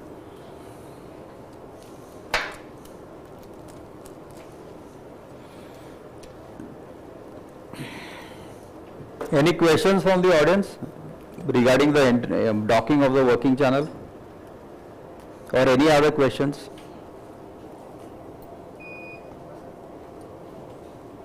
What kind of special care anesthetist is taking at the moment regarding DP or Yeah. नहीं उधर माइक दे दो, पीछे mic. Please give madam the mic. Good afternoon, everybody. This patient is a young patient of 30 years old who has no comorbidities. So we usually maintain a pressure around 100 to 120 systolic with a diastolic of about 70. Nothing much, no much hypotension is required for these cases unless and until the surgeon has some bleeding issues. Hello? Yeah. Regarding the water irrigation pressure, what we are giving? I think the standard, we around 50 millimeters of mercury is enough for us. Yeah. If needed, and never close the system. You keep it as an open system. Don't try to block the outflow, because in cervical spine especially it is very dangerous. Oscar, light source.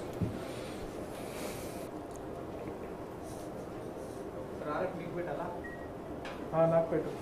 Enter కొట్టు. అక్కడ enter కొట్టు.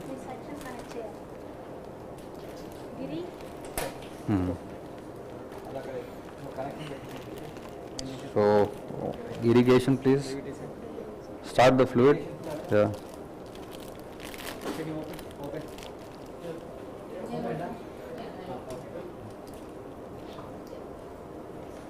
Sorry. Suction తీసుకో గిరి.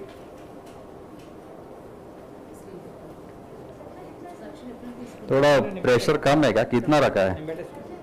अभी 95 है, 1 litre of flow. The fluid is inconsistent.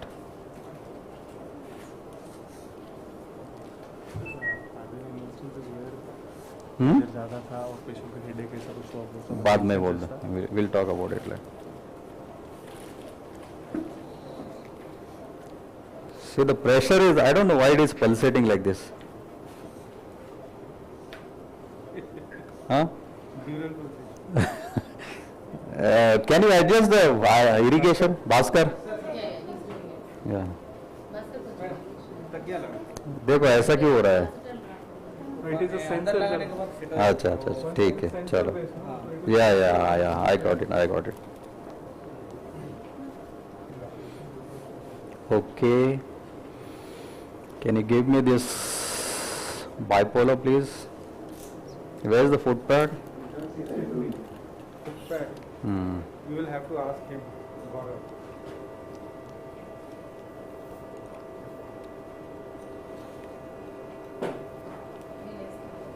What special precaution you are taking in this injury? I didn't get you. I'm not able to hear properly. Forceps please, bigger one, yeah. While entering there, see, the aim is not to enter through the interlaminar space, because if you do that blindly, you are going to cause damage to the spine. So that is why it's the friendly landmark is the bone. Even if it is lateral initially, it doesn't matter, you can always tilt the endoscope medially, and then you also see that my dissection is more of lateral rather than midline. So I prefer to be on the bone.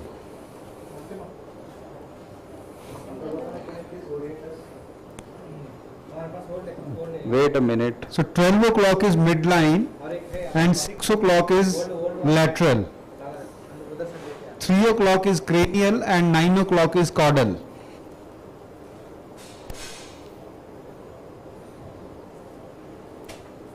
See how thick the musculature is most of the times.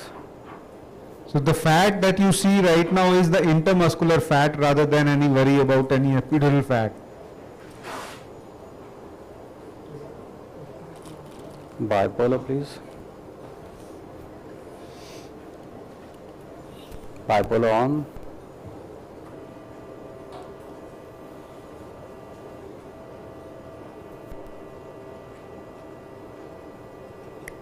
I'm also trying to palpate, okay?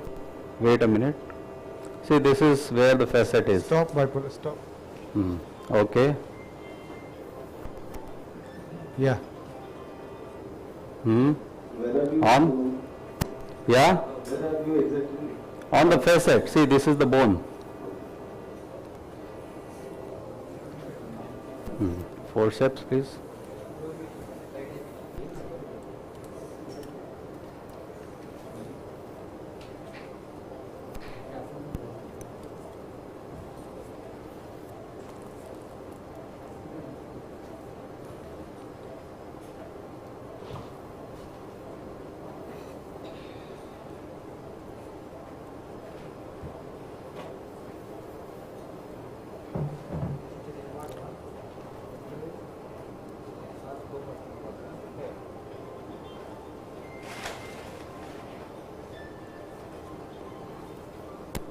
Bipolar, please. Yeah, Gaurav on. Can you see? I can feel the bone here. So that is the C6 lamina. Yeah, I hope so. I think it's more of a facet rather. Wait.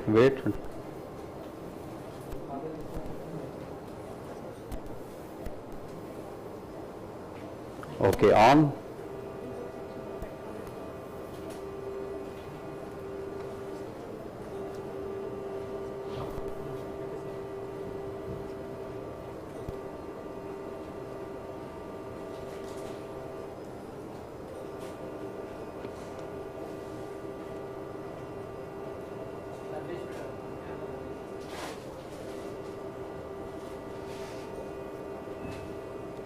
Okay, forceps, please.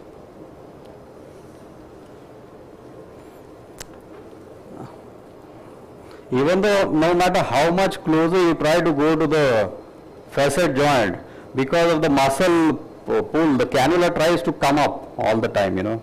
So that's why we have to remove so much of muscle. I don't know what your experience is. Arun, yours and Sukumar's also. You know, the amount of muscle which we need to remove in cervical spine sometimes is much more, isn't it? Sometimes it's true.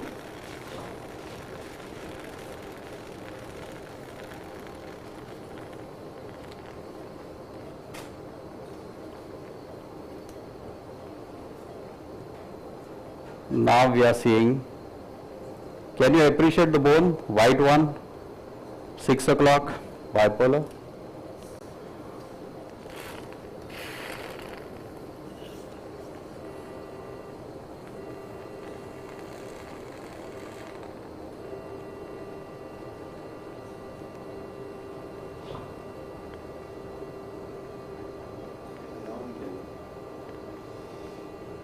That's the submuscular fat which you are seeing now.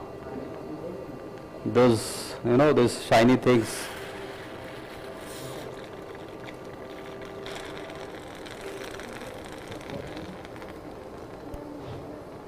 Okay, forceps, please.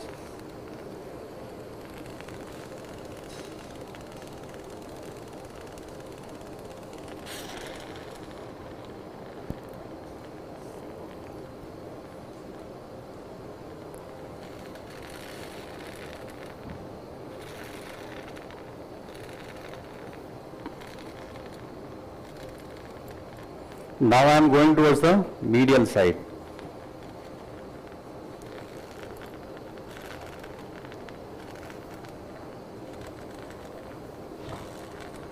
Bipolar, please.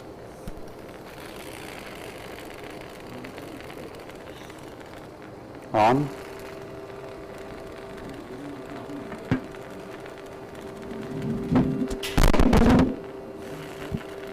Something happened. On.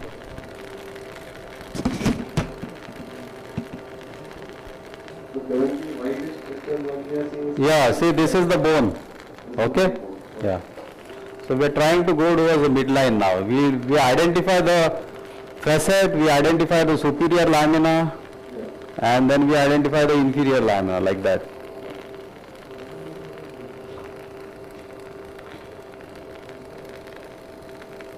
Forceps, please.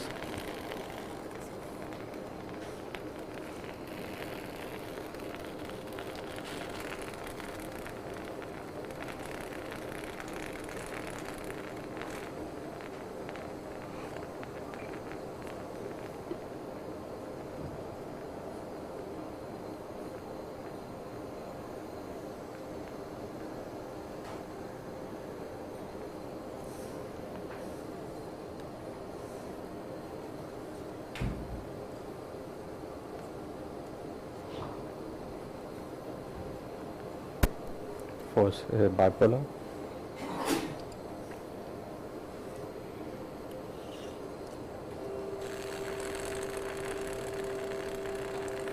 The first and the most important thing is to identify the V.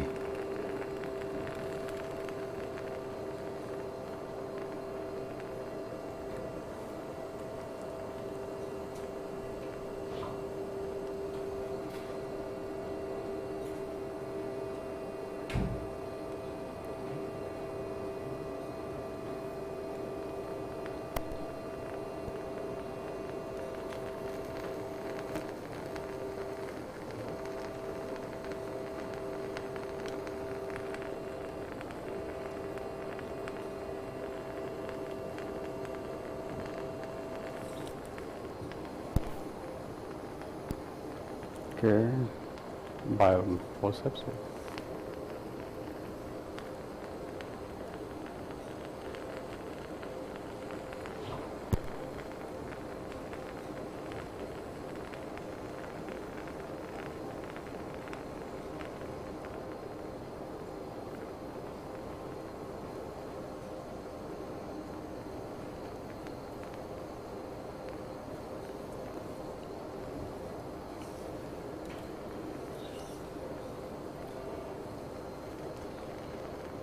On.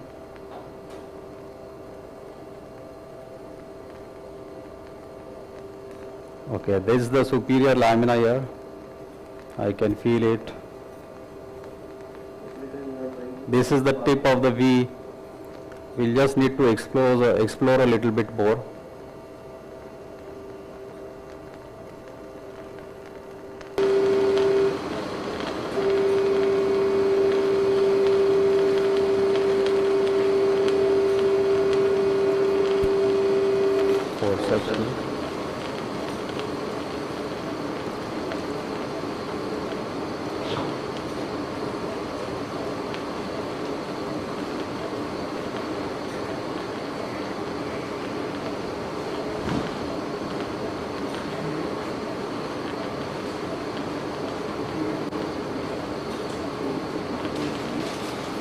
Any particular steps you want to go cranially first or bodily first? Yeah, always cranial first because the lamina is overhanging, you know.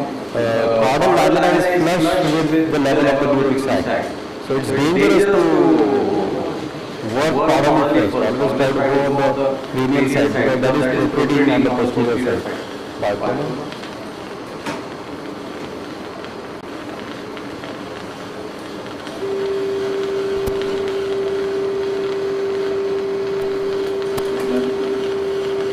So this is the superior lamina. I can feel it. Can you see? We can see the video.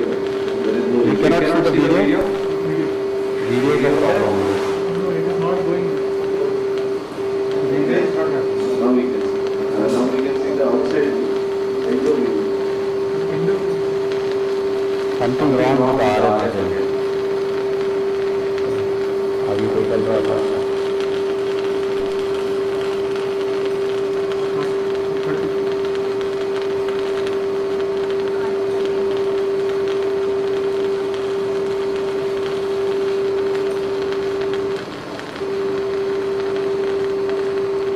a problem with it. Devil?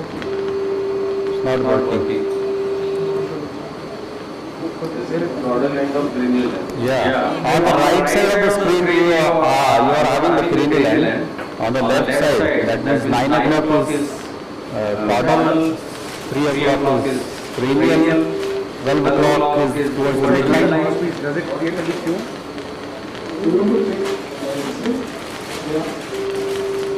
हो रहा है? इधर क्या हो रहा है?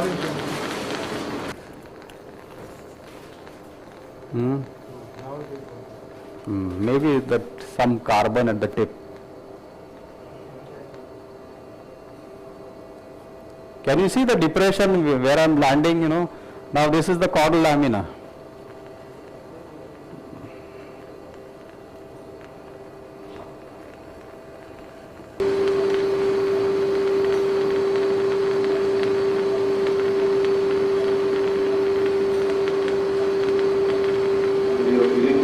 Yeah, I'm working on the bone. Always better to be on the bone first rather than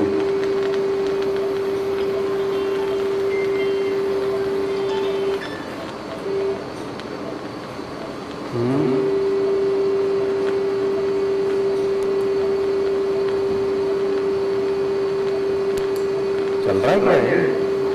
नहीं चल रहा है हमारे अप्रोच चेंज करना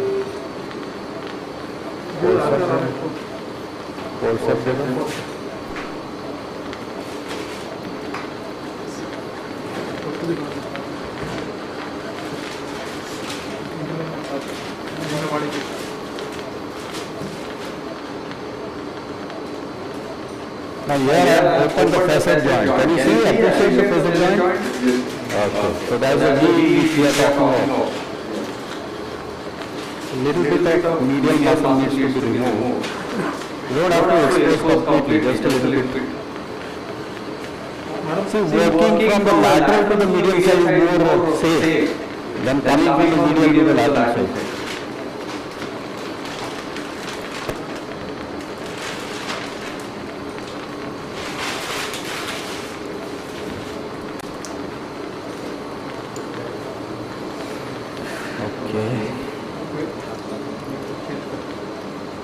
करो wait लगाना which one is it sister this is new give me the new one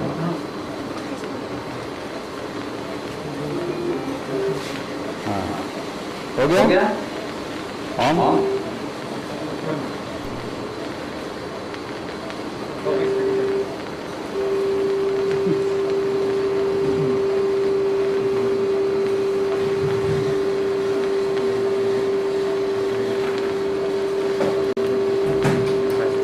the new one or which one?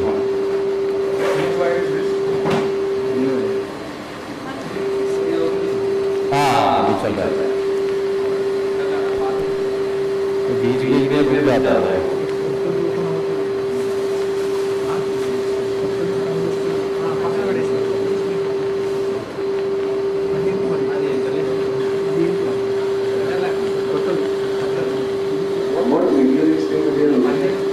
We don't have to look too much, but just enough to see the lateral part of the spinal cord and center of spinal cord itself.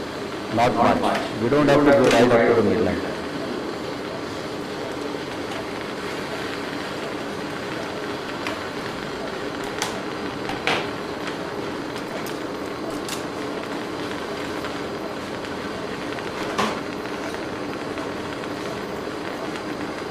Okay, bye bye please.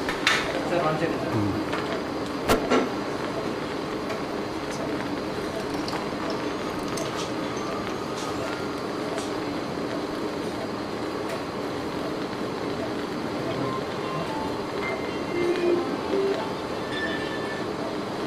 Okay. On?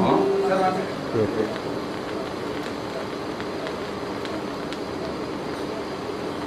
Done? Okay. See, now it is working nicely.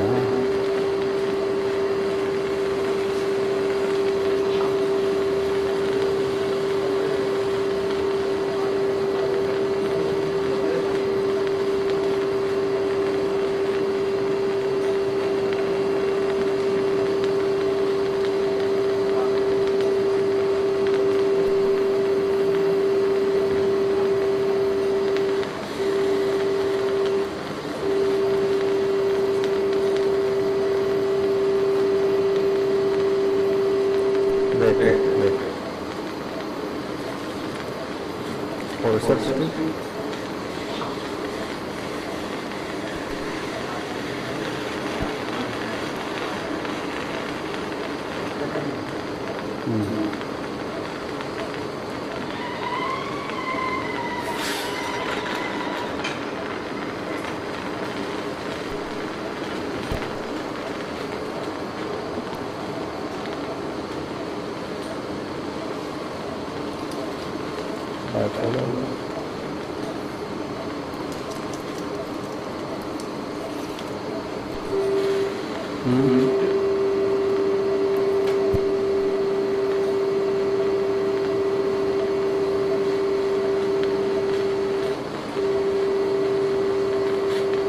Can you see the flavor now?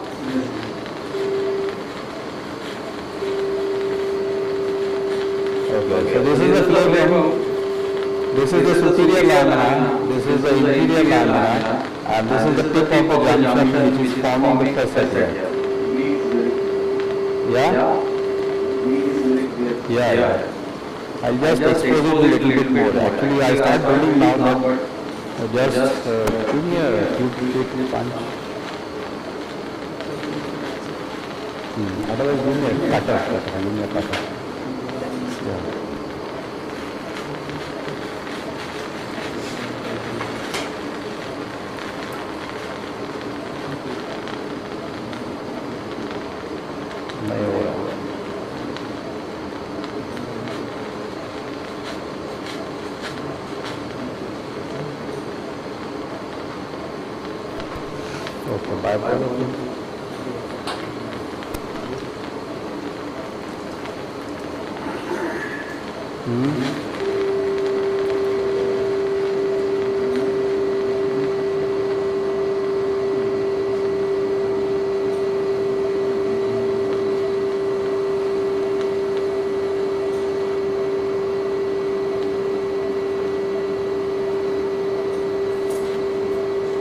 Okay, now we start the drilling. So I'll just show you. Stop. On. Okay. So can you see this facet joint on this? अरे वो हो नहीं रहा है.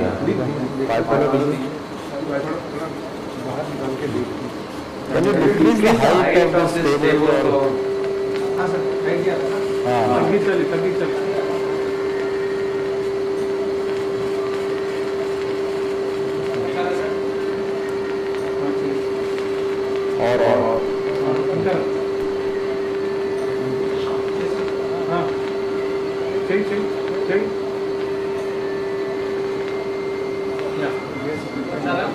Okay.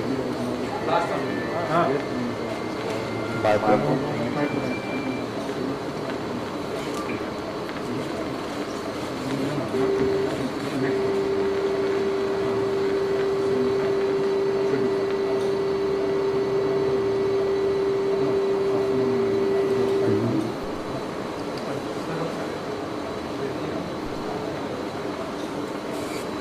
Okay, can you appreciate the beam? And this is the joint. I'll just show you the movement.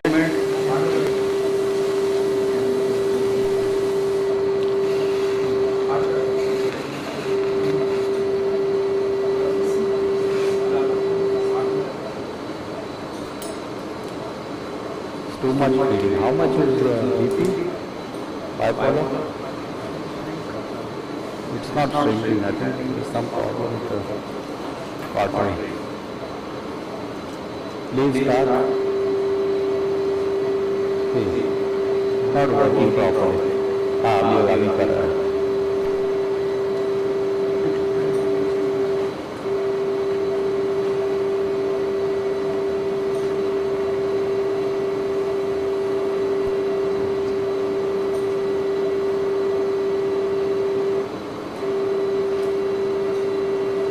Okay. So even though the V is there, I always try to start drilling laterally, away from the interannular space. So, yeah. Now give me a side protection. Have a side protection? Yeah. Where is the drill? Put back?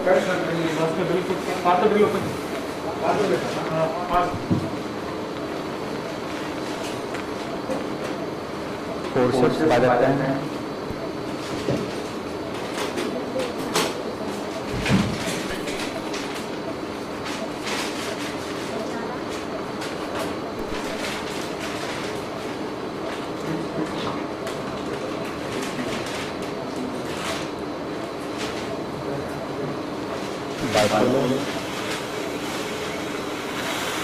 Drill is ready?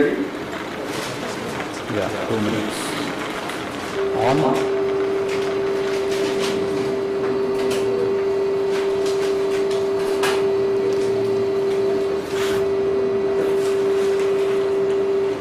Okay. So the apex of the V is my drilling point. I start at the apex and move towards the lateral side.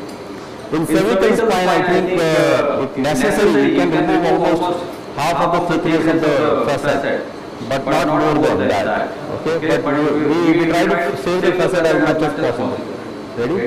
Yeah. Working now.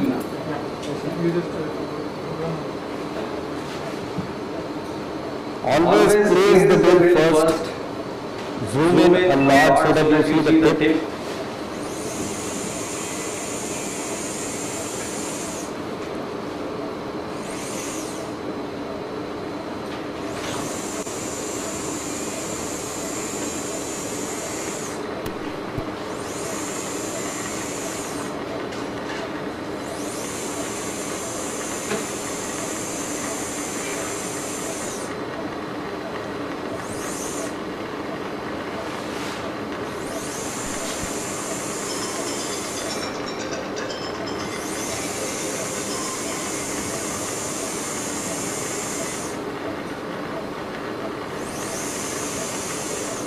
Aim is not to go through the full thickness of the bone, because we can remove the remaining thin forceps.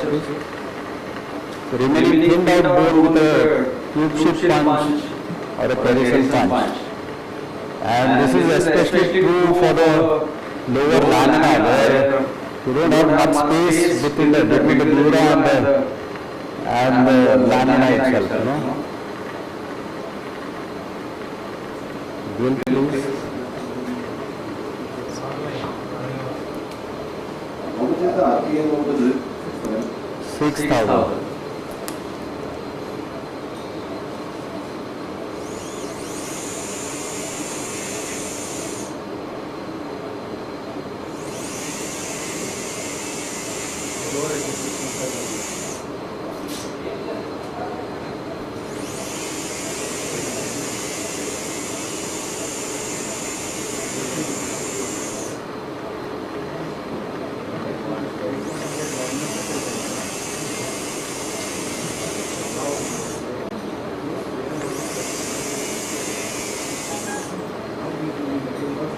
I think, have we confirmed the level first? Yeah, it would be better. Yeah, I think we should confirm the level first. Let's see. Let me see because before we start drilling, we don't want to drill the...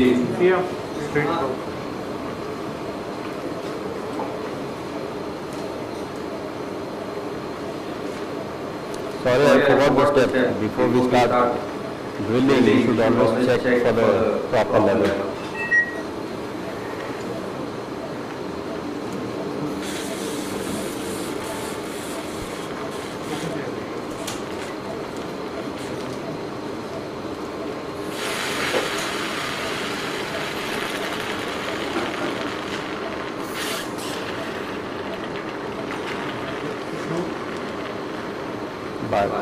Something, some probe or something. Probe, there is a bisector.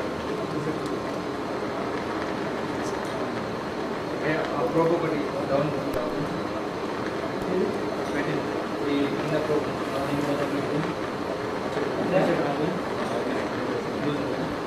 Fluid source, waste shoe. I will a little up. 4, 5. So this is the level, I think. Should be. Yeah. ठीक है. Out. निकालो.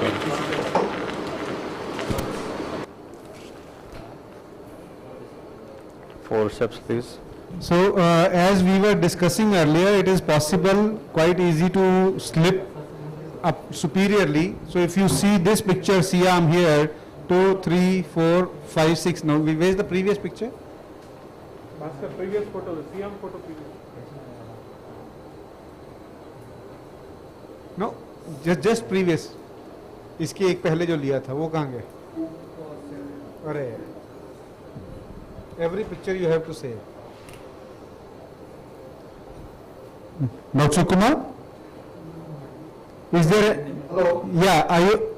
So you just saw that we took a level before drilling, and level the cannula had actually slipped to 4-5.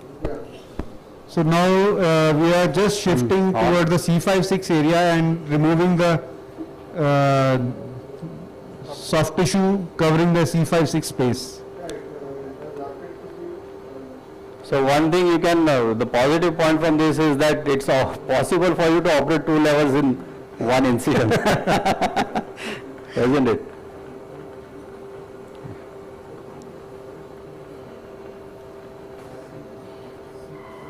Okay, forceps please. So now no one will underappreciate the importance of taking a level before starting the drilling.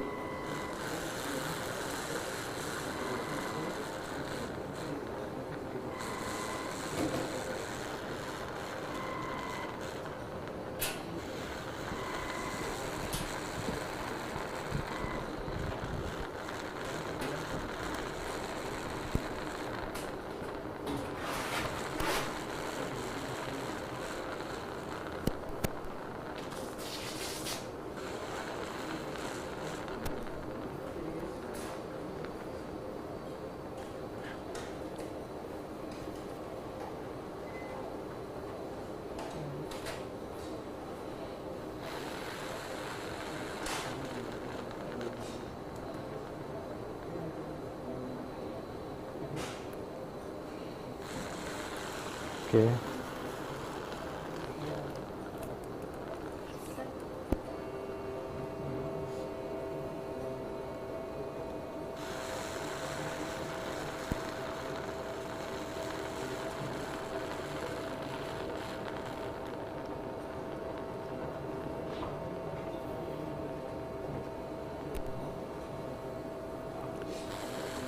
So this is the superior lamina here. Forceps please.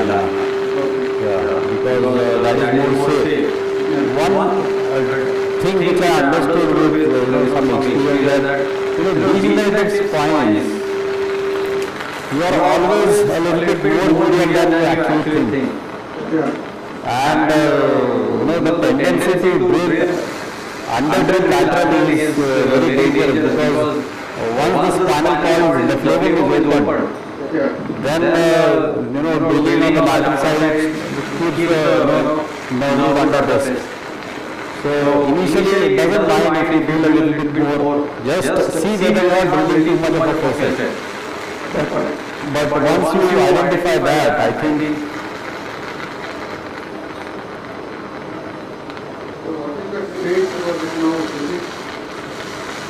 I didn't get you. The current way you are now, lamina, what you are seeing. Yeah, this is the superior lamina. I'll show you. Let's go out first.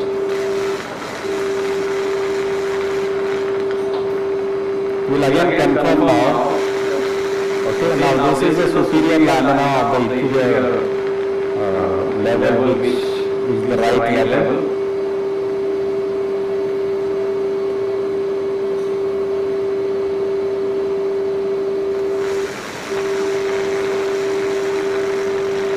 We'll just confirm again. So this is where we were at 4-5 and this is the other level. Okay? Can you check? Hello? Yeah. Okay.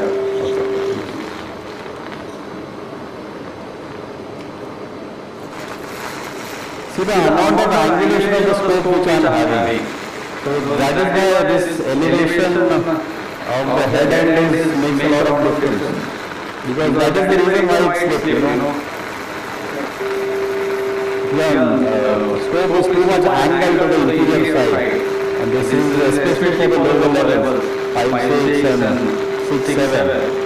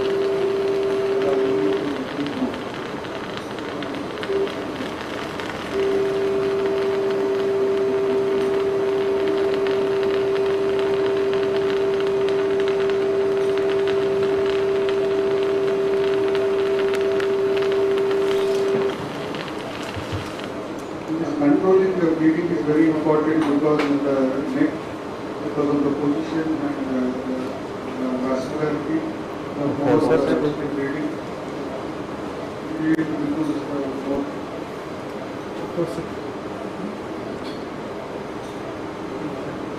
Once this case is done, the next case, the L4-L5 lateral disc foramen stenosis.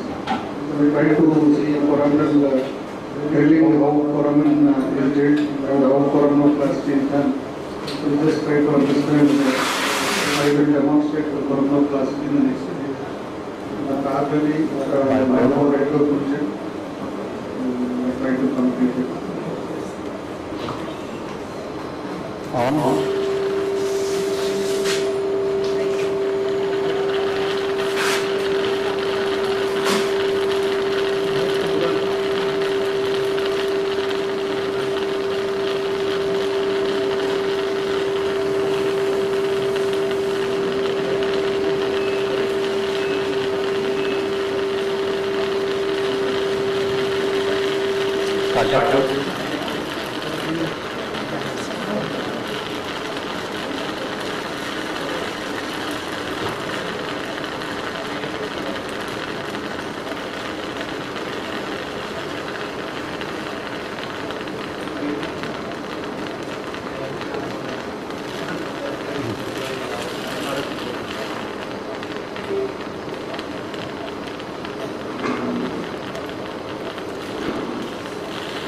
Okay.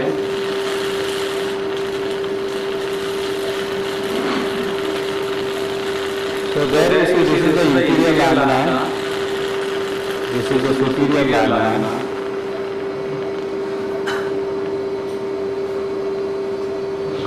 And this side, this is the facet, Can you see the overlapping, this is the superior facet of the inferior one, and this is the inferior superior facet of the inferior one, and this is the inferior facet of the superior one.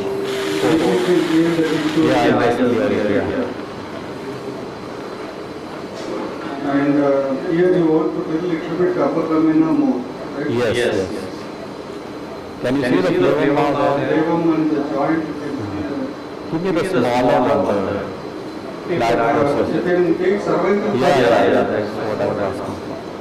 Sister, you can do the cervical punch. Smaller punch. Give me bipolar.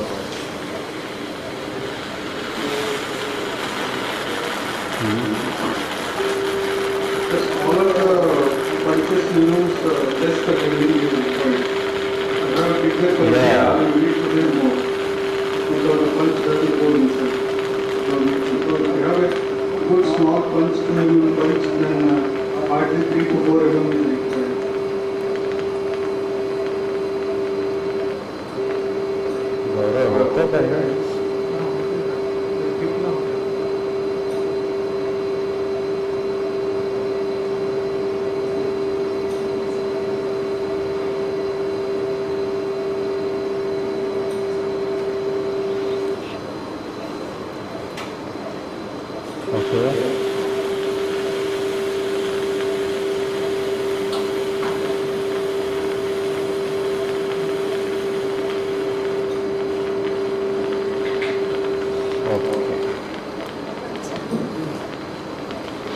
Just a minute, let me check.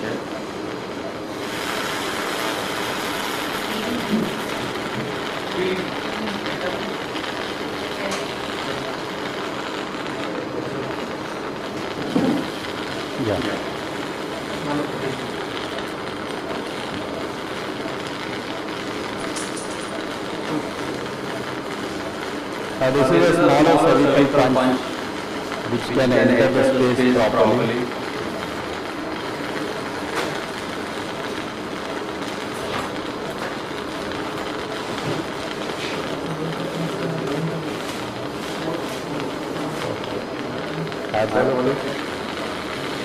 This is a focus proper, I think it looks very blurred. Yeah. No, ulta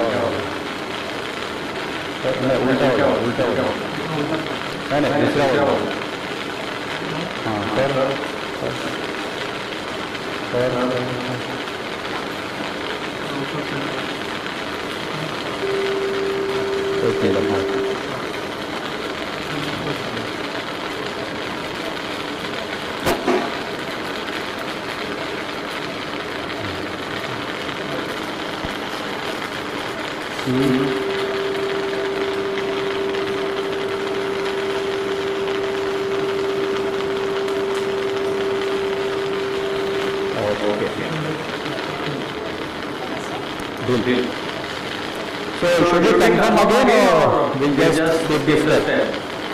We should confirm again, I think. Let's take a Siyam. Bhaskar, come.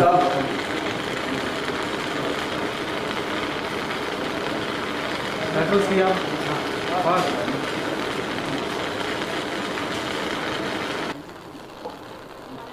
Give me a dural sector. Wait a minute, let me come out. Bhaskar, wait.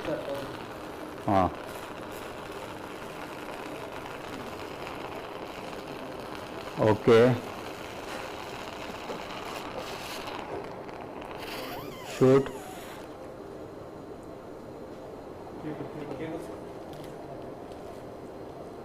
Shoot.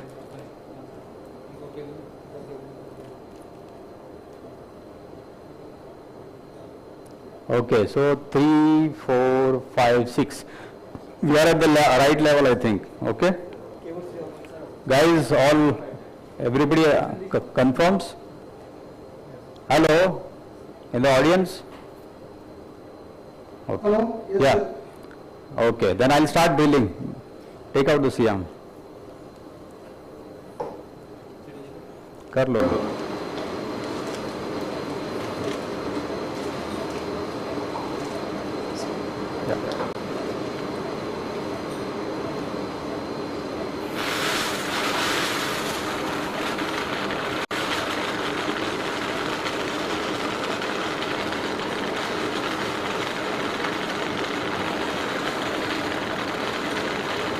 दिल का क्या होगा? दिल बहुत होगा. अभी okay कैसे लगा है? हाँ ओके. ये पकड़ो. Hold this.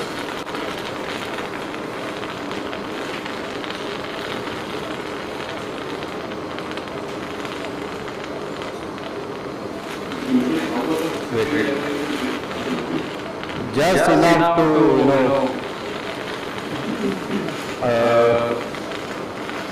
like a few millimeters, 4 or 5 millimeters I try to do now. Unlike when I try to do cervical laminectomy, it is slightly more.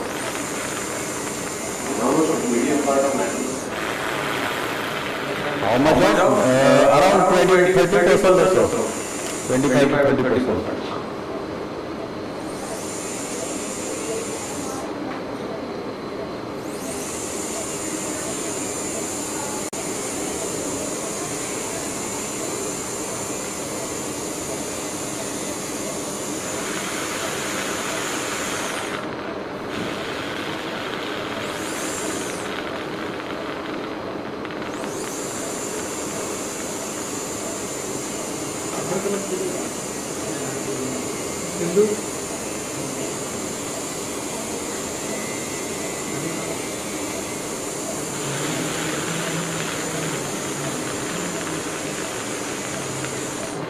Okay, hold it.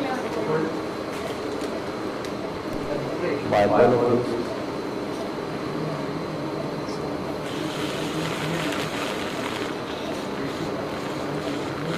On.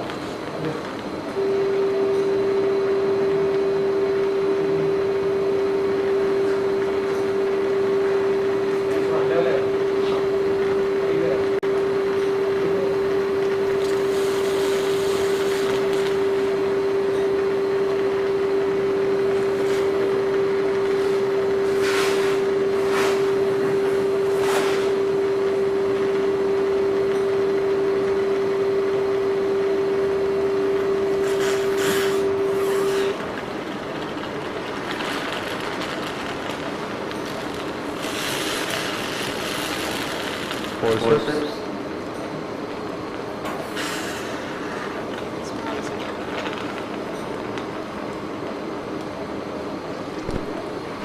Saline.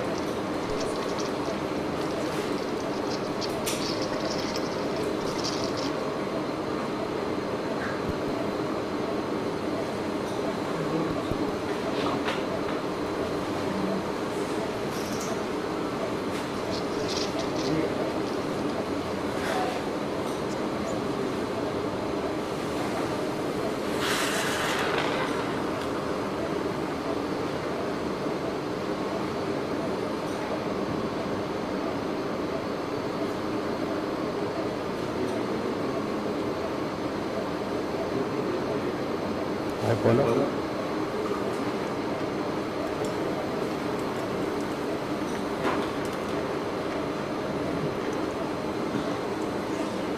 On.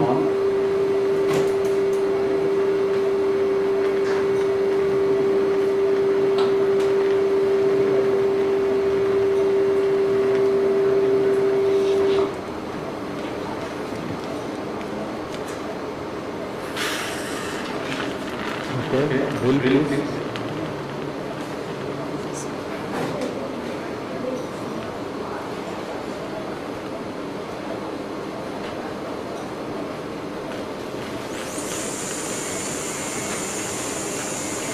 See, my pressure is always towards the lateral side. I don't work on the medial side.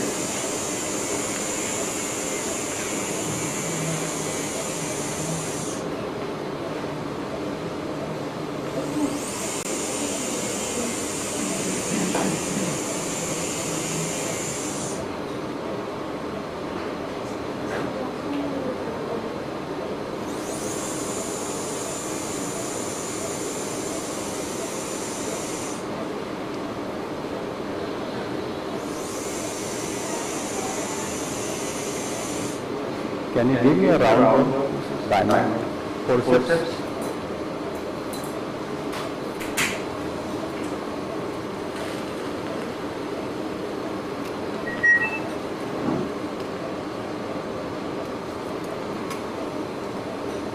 Hold.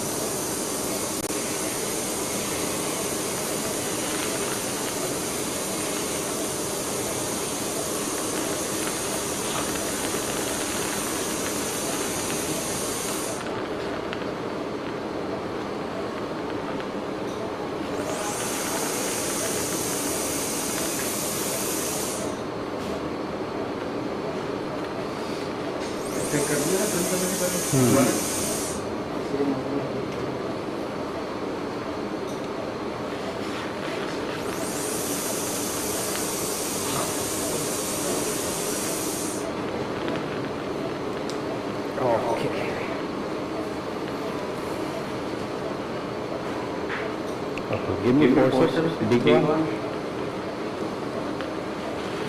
Any questions from the audience?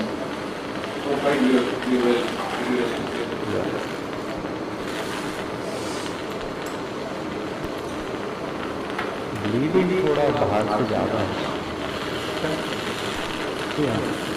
How much is the bleeding? By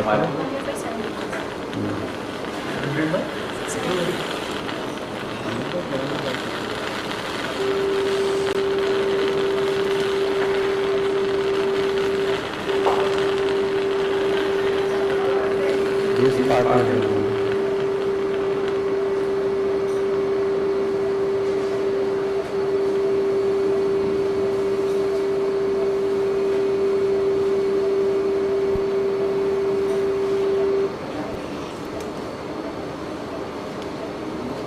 do you already say something?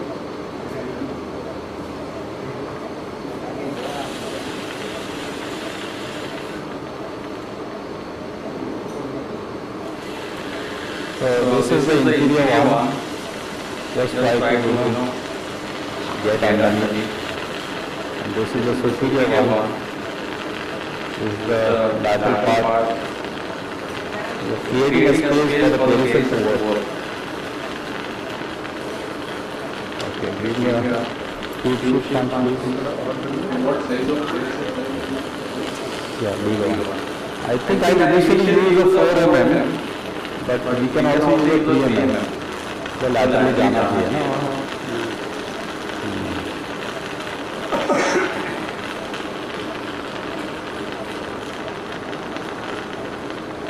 No space.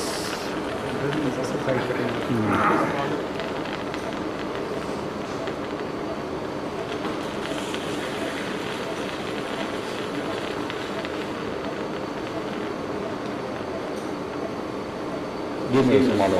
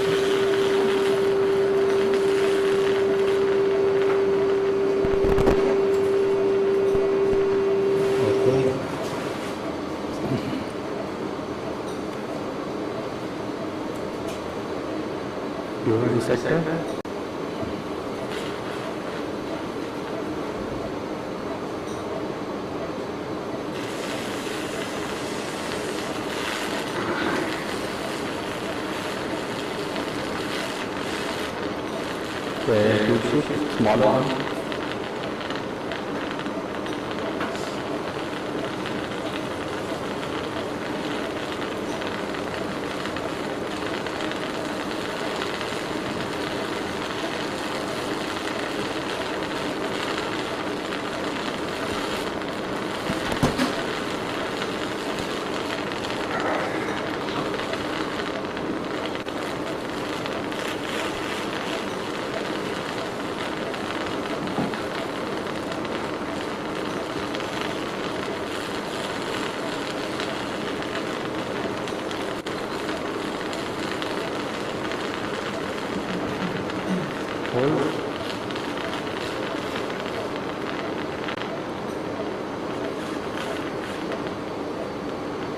Give me the tube.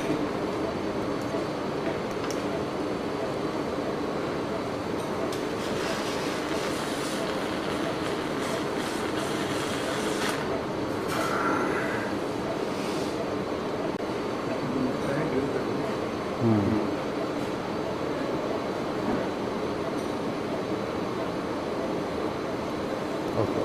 Give me the side protection. So we still need to drill laterally because we are still not able to dislodge the ligament from the lateral side. That is my first intention. Try to reach the lateral border of ligament. What? Try to reach till you see the lateral border of ligament. Yeah, we try to dislodge from the lateral side. That is more safe.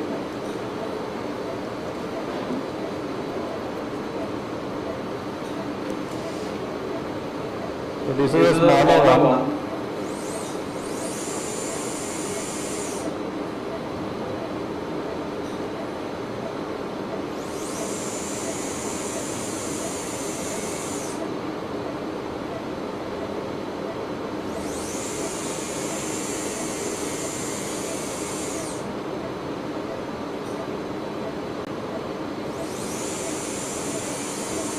Is it bigger?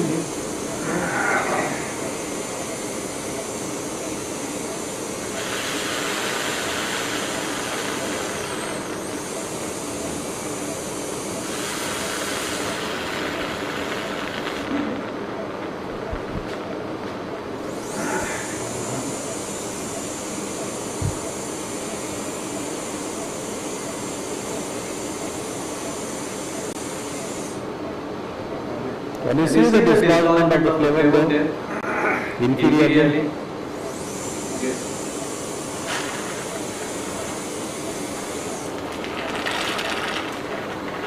Here also it is thinned out.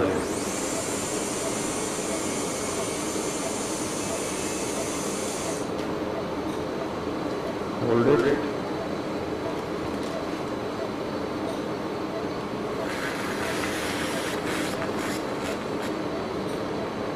Okay, do the distance please.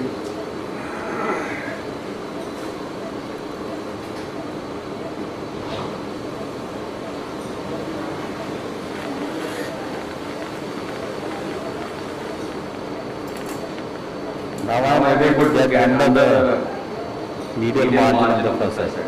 Okay. Good shift, yeah.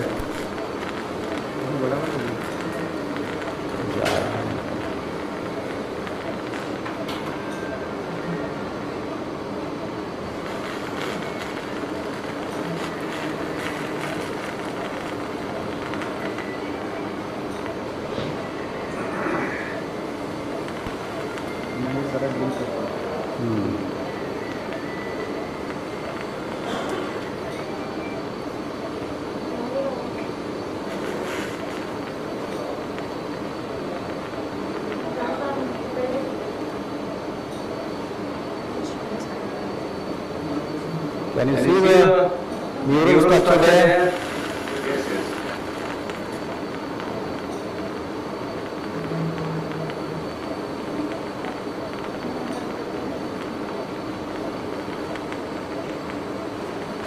Hold it like this.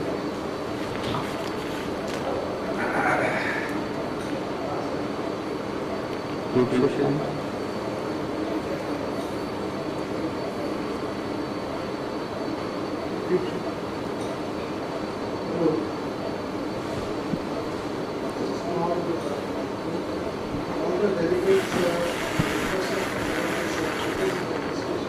What? I'm not able to hear you. This is for the delegates, sir.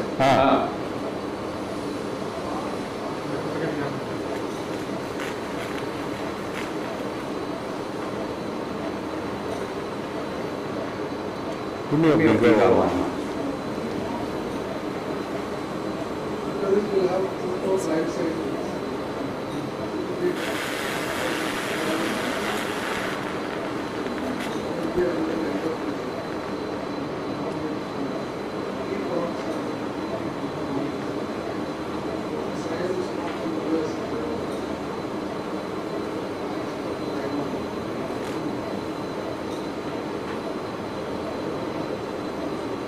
थोड़ा ऊपर drill करना पड़ेगा. I was trying to conserve the bone. Give me a bigger 4 mm drill, side protection. Bipolar till that time.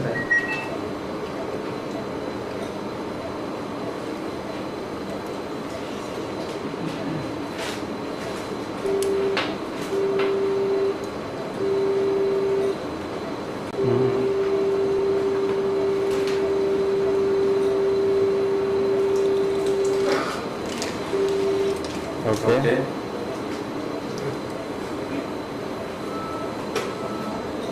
Now one more important thing is I want to show you, just focus on my handling of the instrument here. See, when we are very close to very important neural structure, not only hold the drill rigidly, but you also see that with the thumb, I am trying to press the drill against the scope.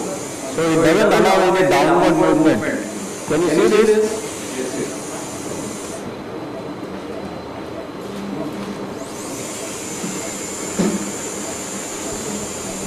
One more practical tip for drilling is that never force the drill down with force on the bone surface if it's not drilling.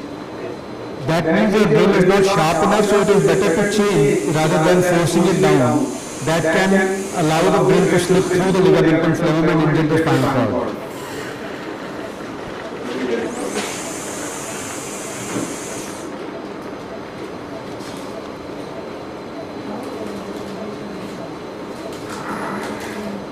Give me the duration something. Superior also you will try to reach Yeah, because see, the thing is, this I feel is the axillary. Looks like, this one. Because that approach to the spinal cord, this is the axilla. We want to go from the shoulder side, because it is slightly up-minded, isn't it? Anyway, you have to explore both the areas.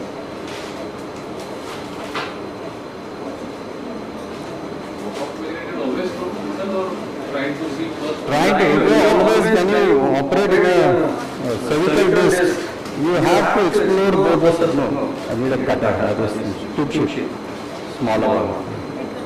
Okay, maybe. You have to explore from both the sides. You cannot just see one side and leave it as it is. Unlike the lumbar spine.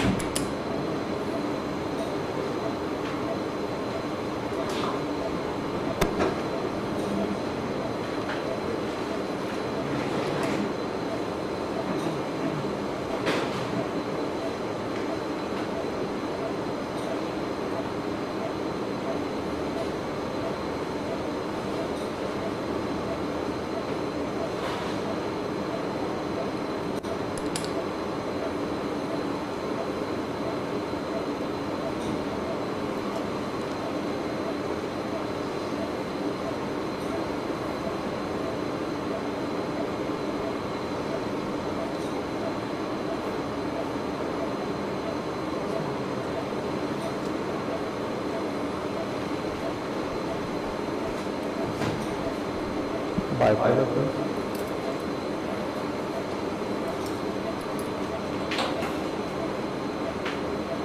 On lightly, yeah. On.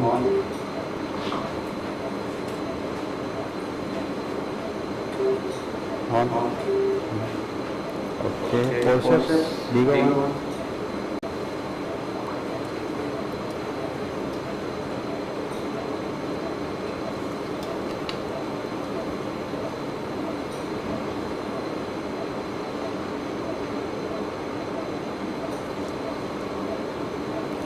Dissector.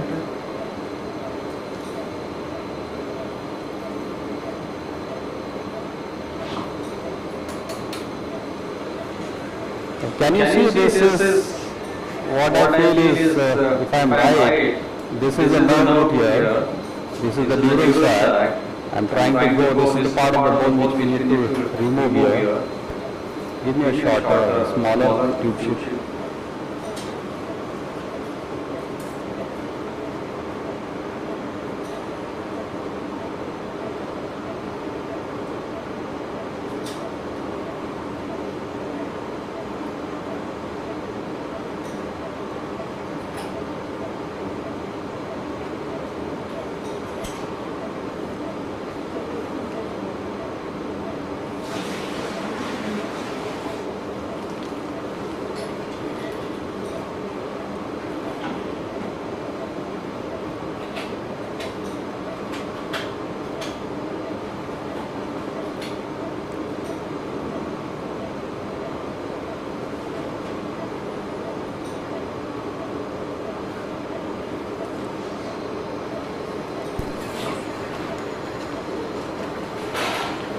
Give me the brain, the smaller one with the side protection.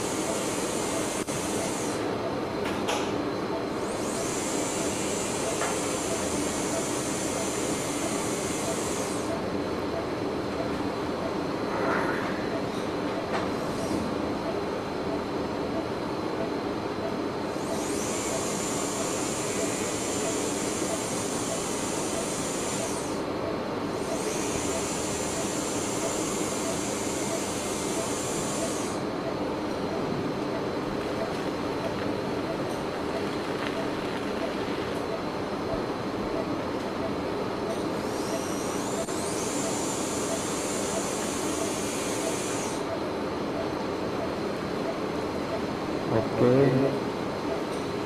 Do you ready set up please?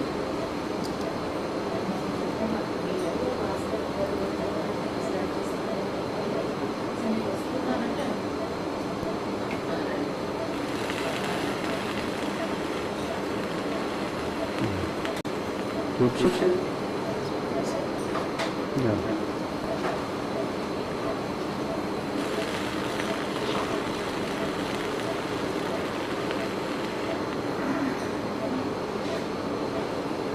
too thick, I think. Give me a bigger one. Bigger side projection. Bigger side projection drill.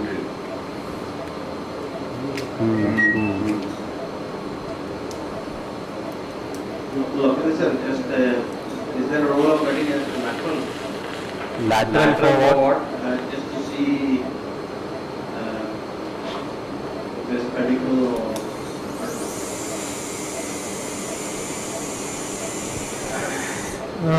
Not much role of taking a lateral view about knowing the pedicle, because first we have to identify the neural elements, and then we will be able to know where the pedicle is in relation to the nerve root.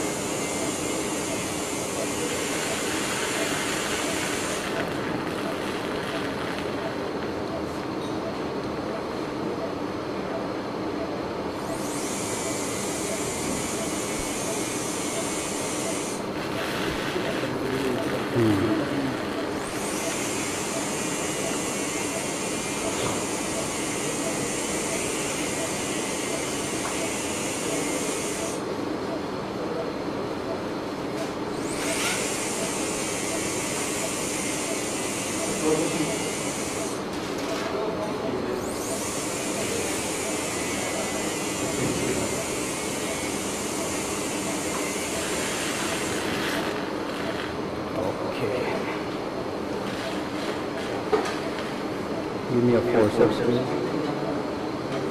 Yeah.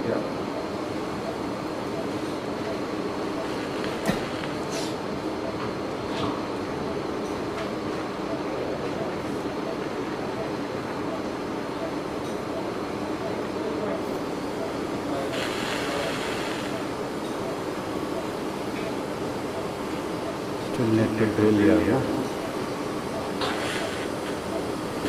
Forceps. So give me a smaller one.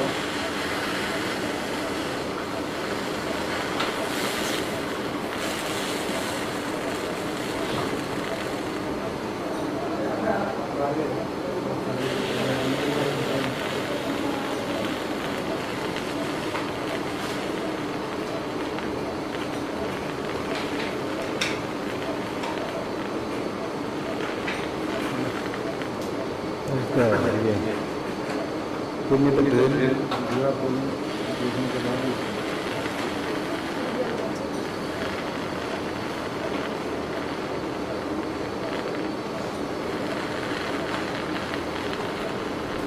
Hold it.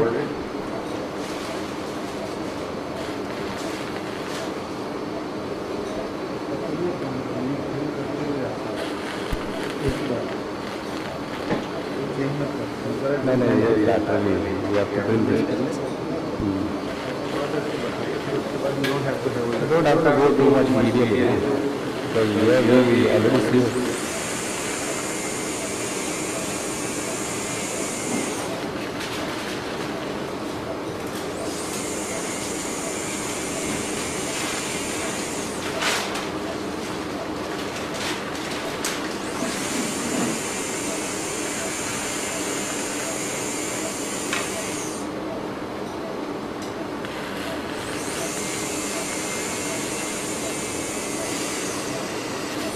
Hold it.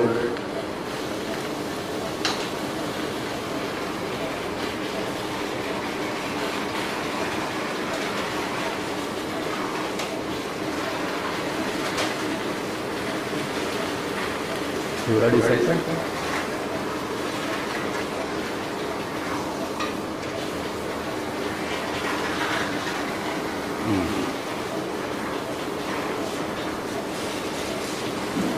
Okay, give me bigger pencil.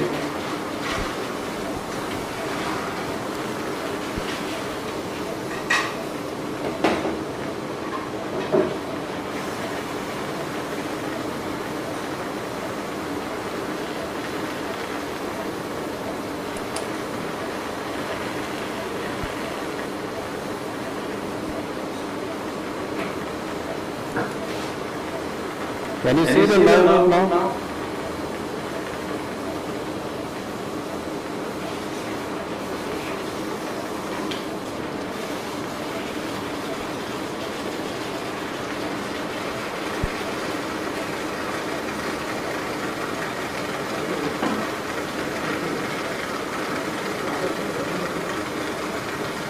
forceps.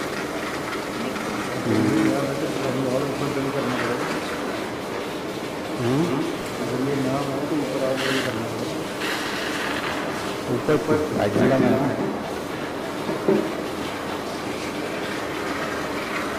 Okay bipolar fluids. Don't press, I'm just probing. Flora. Okay. Think that's enough. करो, press it.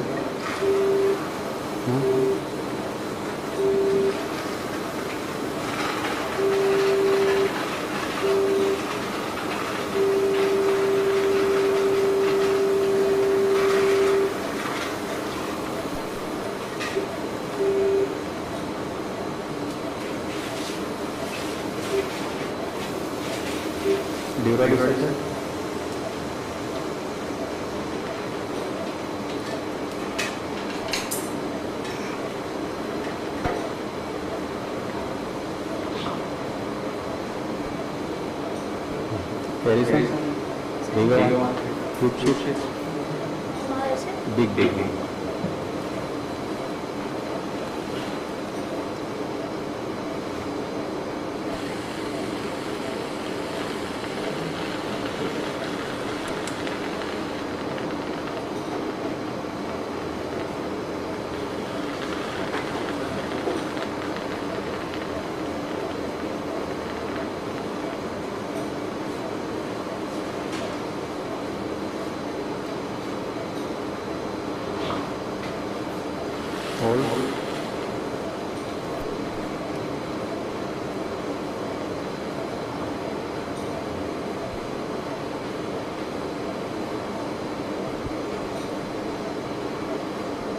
Give me the tail a little bit.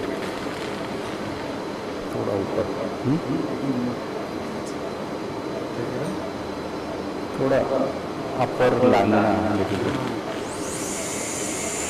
करते हुए उनकी बार मतलब थोड़ा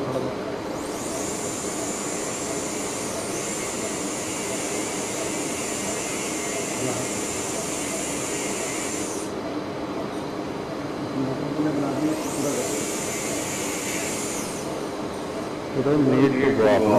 Yeah. Okay.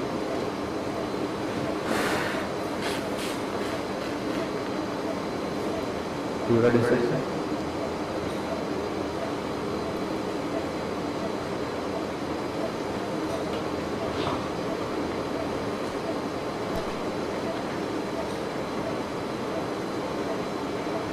Okay. Carry some. उल्टा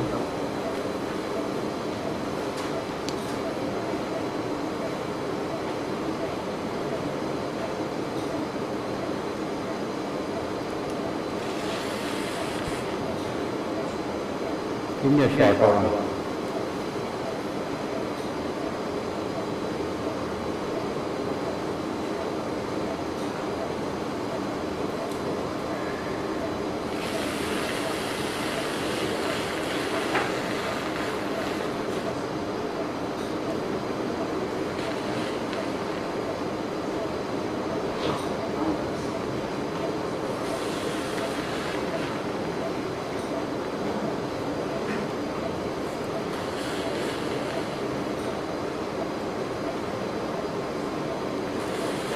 Okay. There is a short, small one.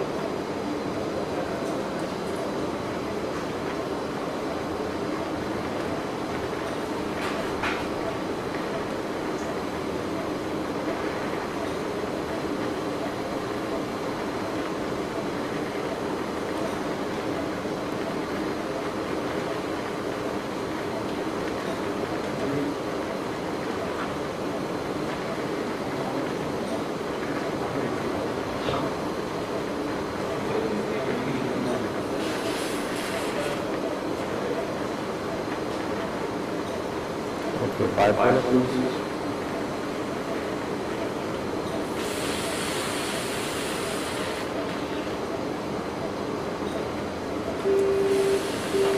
Wait a minute. Give me the DY dissector.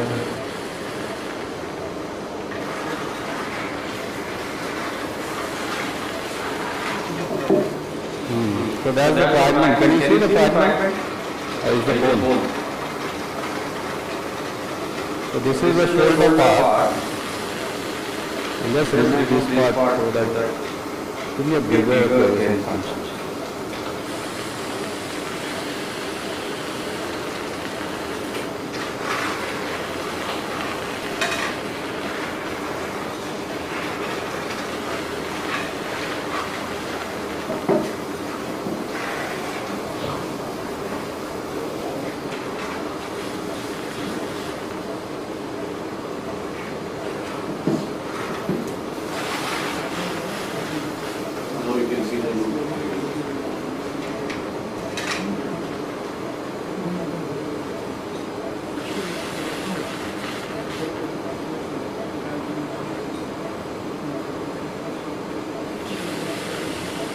Okay.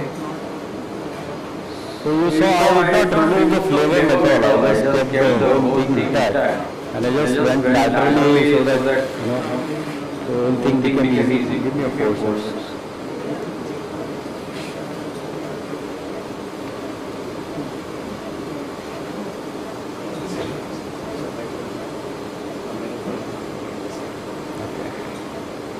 Give me a dural dissection.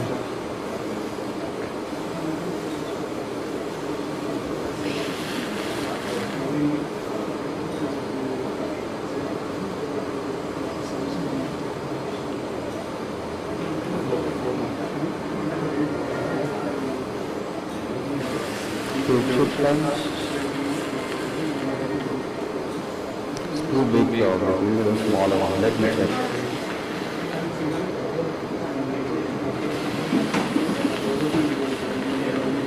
Yeah, I think it's too big.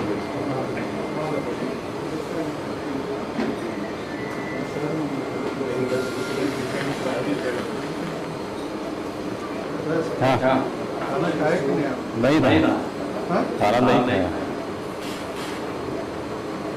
almost done.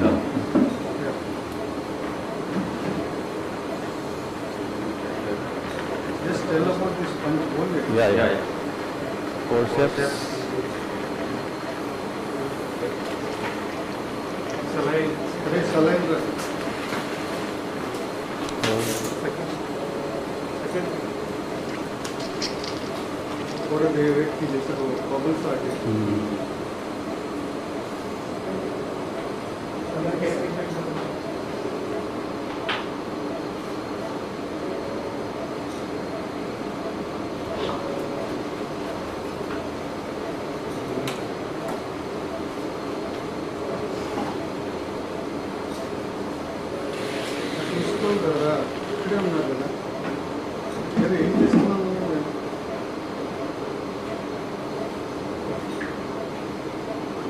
What is the maximum amount of saline in any of your cases have been used, and how much is average usage is provided? Actually, many times it doesn't take much, 2 or 3 bottles. This case is, since it's a demo course, we are a little slower than what we are usually. At least I am. I don't know about the rest. Because yesterday only I had a problem, so I'm a little very. I don't want Kumar to be unhappy with my performance.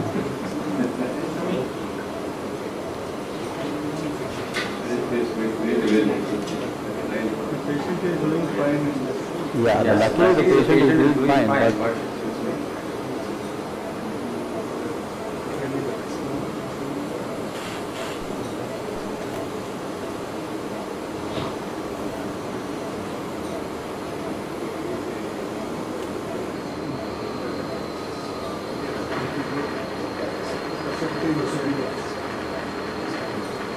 okay, give me the smaller cervical forceps. Fragment ऊपर है नीचे देखते ही दोनों तरफ wherever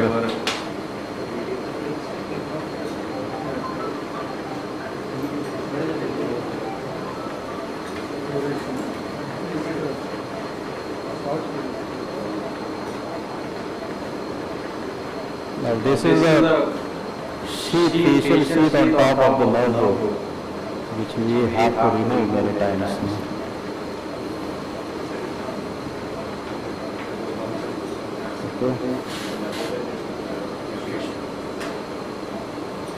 Bipolar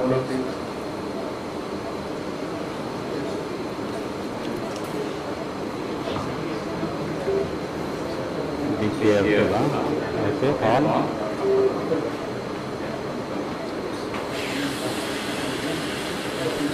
Wait,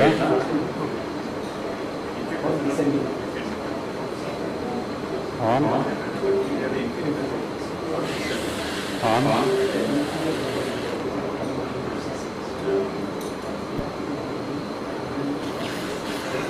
Okay, on.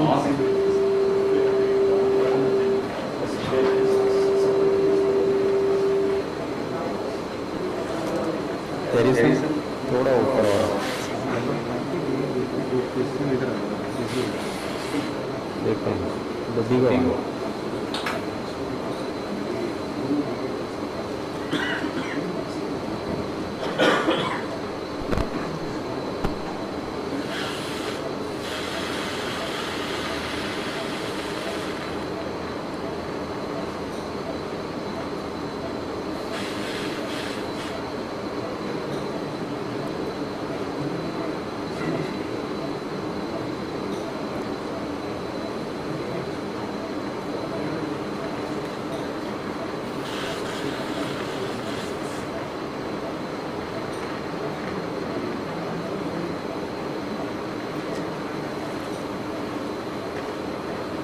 Bipolar.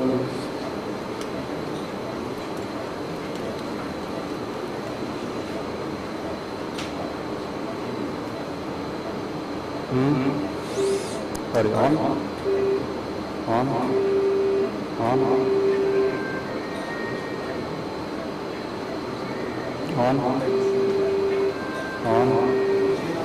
Dural dissection.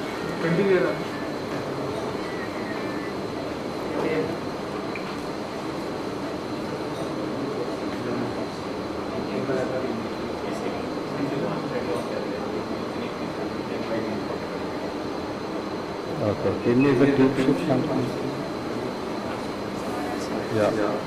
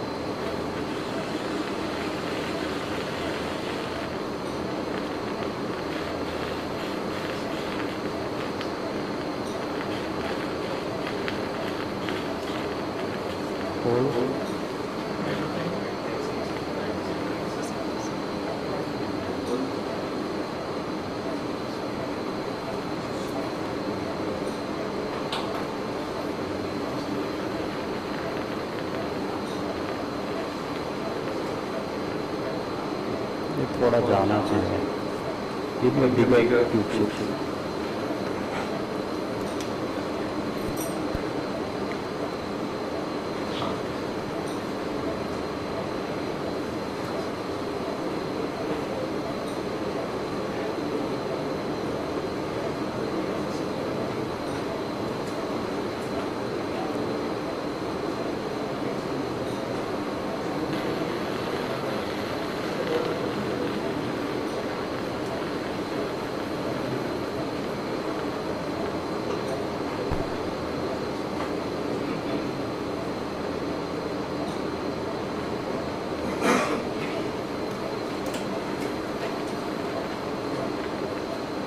Shoot.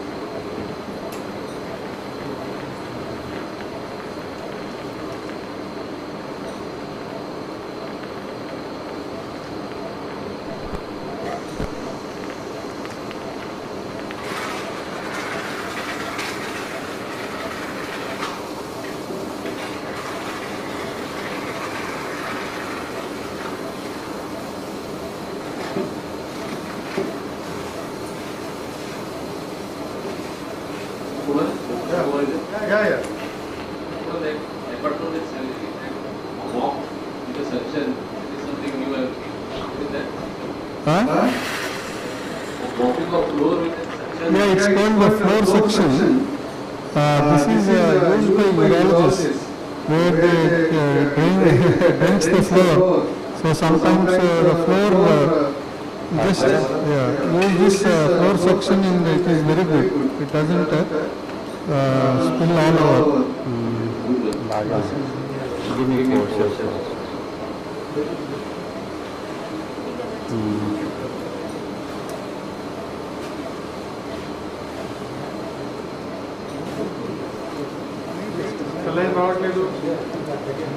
I think.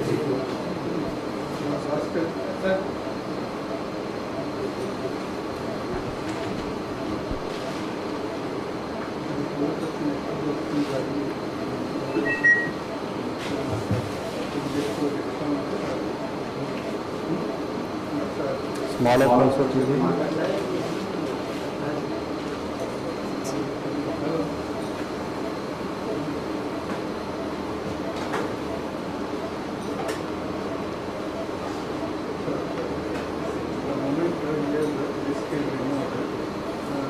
give me a drill. थोड़ा ज़्यादा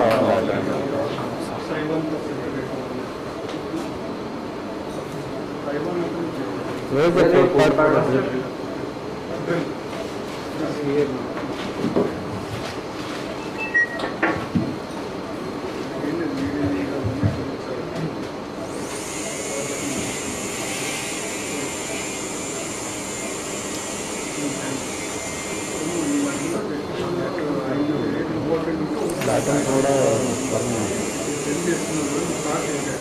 root भी थोड़ा ज़्यादा छोटा लग रहा है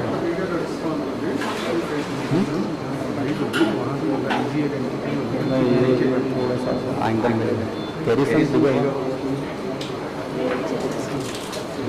कैरिसन root shift big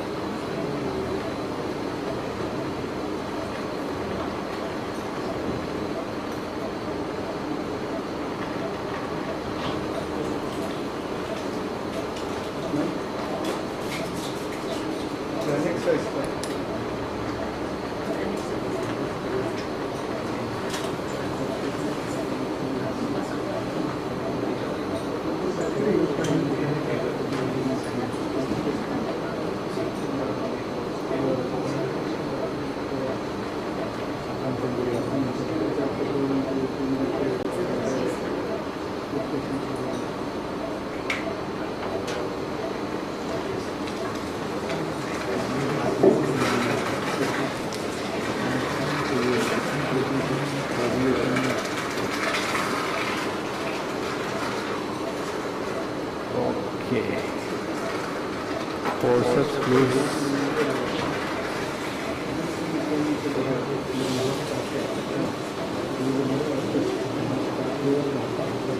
This is a big one, give me a smaller one.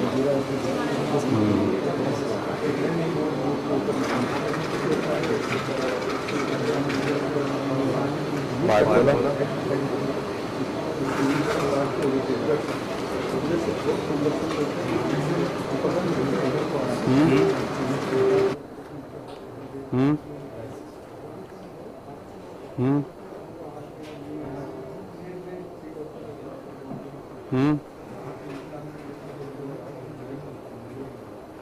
Don't, huh?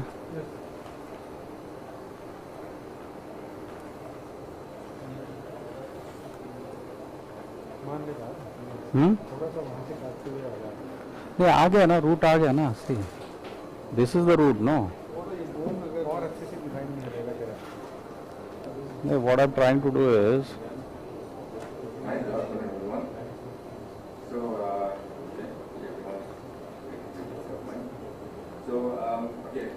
we are already actually having quite a number of lectures regarding the medical aspect of the Garrison. So now I'm going to touch a bit more about what are the potential pitfalls, especially in ovary cases. Some of these pitfalls which are really expected, or some of it are being So this is the disc. Hmm? So,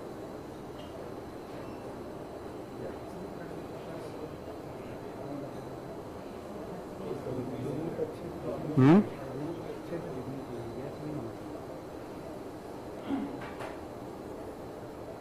okay, so I'm coming from Malaysia. So hopefully all of us can visit Malaysia. Okay, so I think everyone already here discussed before that. Carry some small one. So with regards to that, we especially need to have quite a number of relations we are going to involve in endoscopic view. So the first one would be to have adequate knowledge in open surgery as well as in anatomy. This is very important because when you are going in with your scope, your view actually is you have a very close up view to the structure. So you have to have a mental picture, or you have to have imagination where you are with regards to the anatomy. So you have to have this kind of imagination. So how can you have this imagination? Is by having the anatomical knowledge about where you are going to go. Bipolar. So looking at this MRI, you can see there is a huge disc and a fighter. So looking at the disc, so you know there is this and acute disc.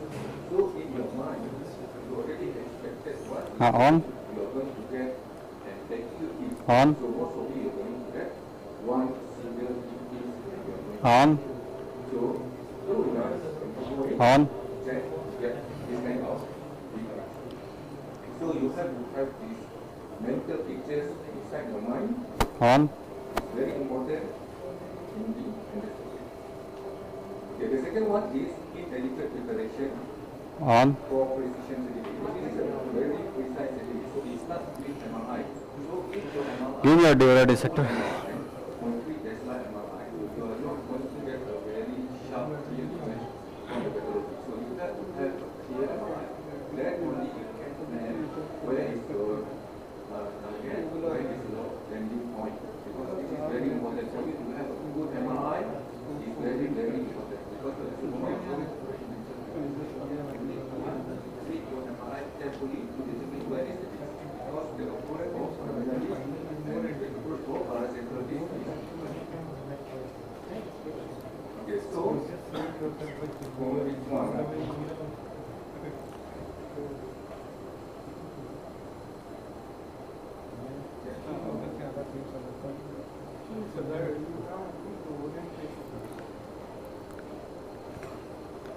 Give me the Carrison. I know, but see, this saves the, covers the phlegm, you know, the phlegm.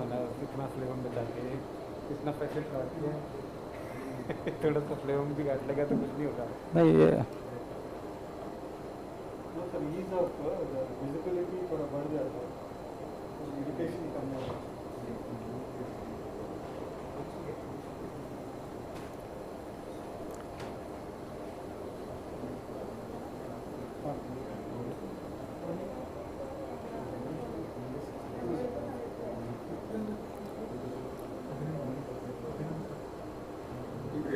Sometimes you get these kind of images, but actually we don't know what are things required. Bipolar.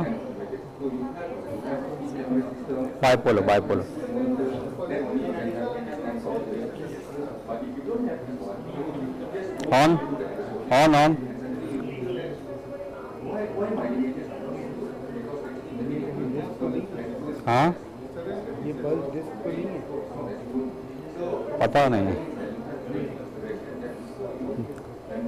नहीं रे nerve root है वो forceps small one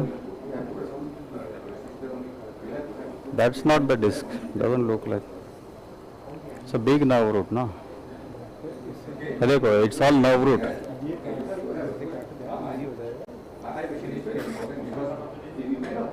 the body structure, so sometimes it's very difficult for you to have a good resting point. So you have to have a very clear image where you want to go. Okay, the next one will be not anticipating Bipolar. Because sometimes, like today, sometimes you see the masters do it, so you feel that it's very easy to do. but actually it's not. So this is the kind of impression that is very easy, actually it can be your before. So this whole thing is the nerve root. This is the axilla. क्या? Dura dissector? Yeah? वो pedicle है वो. This no? तो फिर drill कर दे, थोड़ा सा पेडिकुलॉटमी कर दे, उसमें क्या बात है? ठीक है. कैरिसन? मुझे अल्टीमेटली एक्सिला तो देखना ही है. बड़ा वाला. हाँ, big one. Give me one.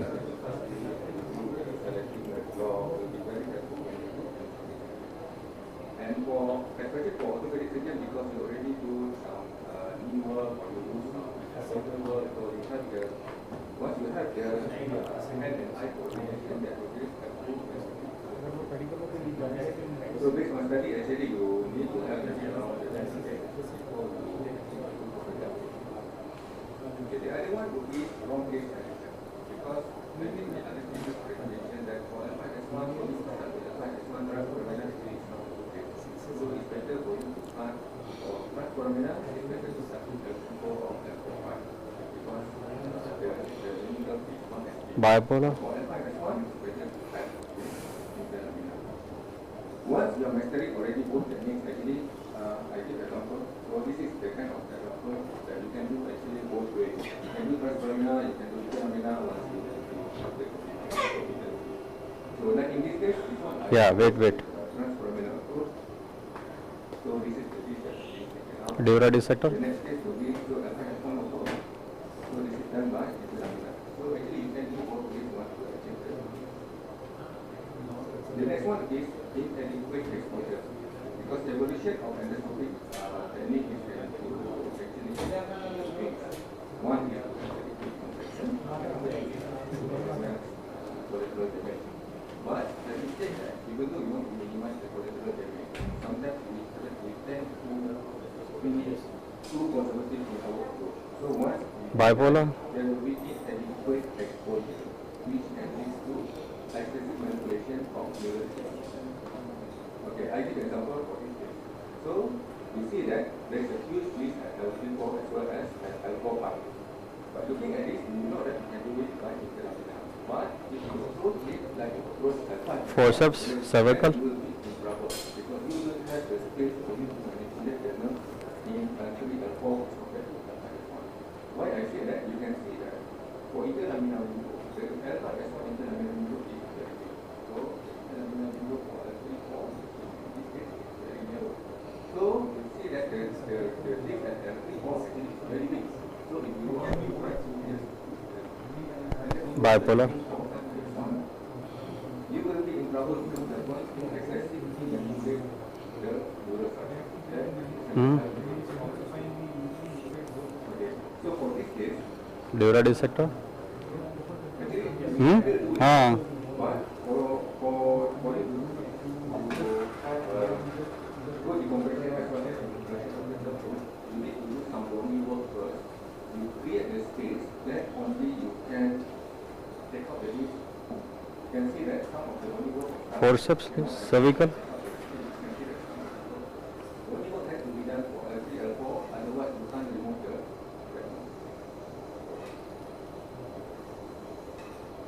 The next one would be not anticipating bleeding, because circulate hemostasis is one of the most important skills. Bipolar? Because if you are not mastering this one, you will be in trouble later because you can't do anything once you have a excessive bleeding. You can see in the previous surgery, once they have bleeding, they always try to stop it first. Because once you have bleeding, you cannot control the bleeding, you can't see anything, then you need to So, Okay. when you have the Tube pump, sheath? even though some surgeons Small, yeah. some people not use pump, but pump would be very helpful once you have the bleeding. Because you can almost play with the water pressure, let's say you start with 50 or 60, then you have bleeding, then you can increase the water pressure for a period of time, maybe 80, 100. Dura dissector? So you can play with the pressure. So Hmm? that is one of the advantages of having a pump. RF obviously is very useful if endoscopic surgeons say that they can do things endoscopically without RF. I think that would be very okay. Then much manipulation of neural structure. Sometimes we are over eager. Forceps, cervical. Rotate the stick. Just imagine when you do that, then I mean, when you put the stick inside, then we are going to rotate the stick as the corrector. But sometimes you don't have the space, but we tend to initially over eager to rotate the stick. Rotating the stick is the maneuver that I'm talking about. Rotating the stick to protect the nerve root and protect the system. This is after the decompression, so you can see that we can rotate freely. But if you tend to rotate Bipolar. so we are going to rotate the nerve, but the nerve is not moving, so then you concentrate. So to prevent this one, Wait. is much low already rotated. So intermittently, so once you do pick up the base, you see that there's still remnants there. So you rotate back, release the pressure, then you rotate back again. Dura dissector.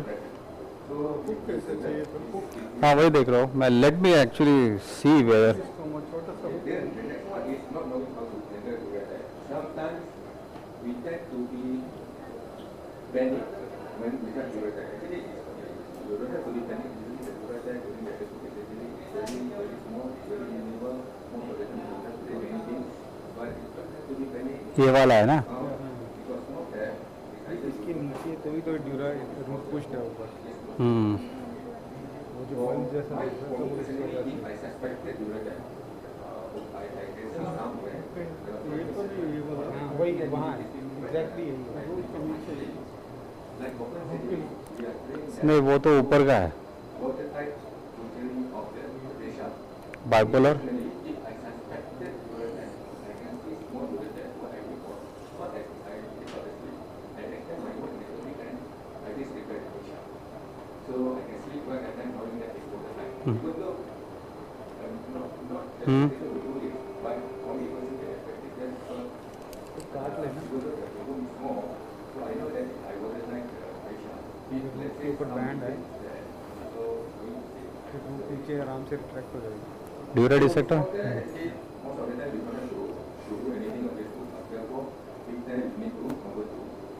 But most importantly, just keep now, even if you see some of the rootless out, sometimes you can just keep calm, just play with the pressure, manipulate the nerve. Sometimes you can just use the rootless thing.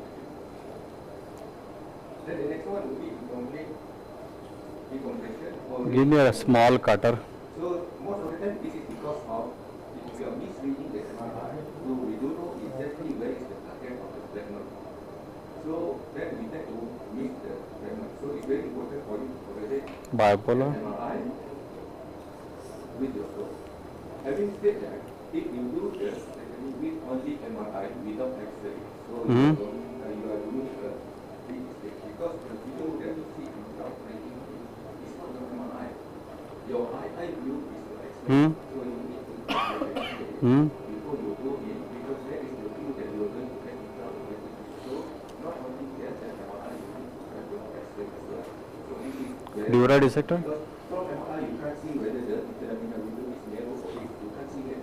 So you level दोबारा can see based on X-ray. So you don't want a shock that when you go in, when you do the alignment, I think we checked, no? absolutely no interlaminar. Okay, let's check. So and you are under pressure. I think maybe this one is the, yeah, this one. No, it is a loose fracture. No, Hmm? it is a loose fracture.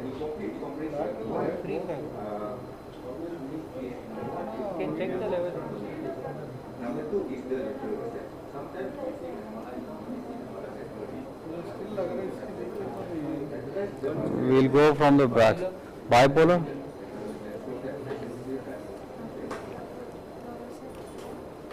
This was the story. MRI, you can see that there is another there is a fragment there. Okay. So, Even I have seen one. If you go more lateral, so basically, तेज बाबा ना. Dura dissector. Bipolar, please.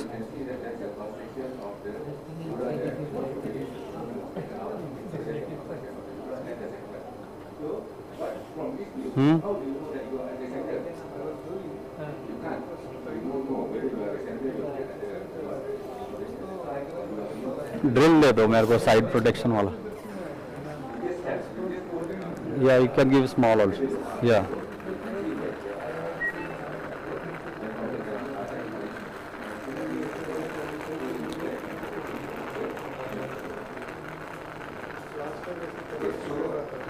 Hmm.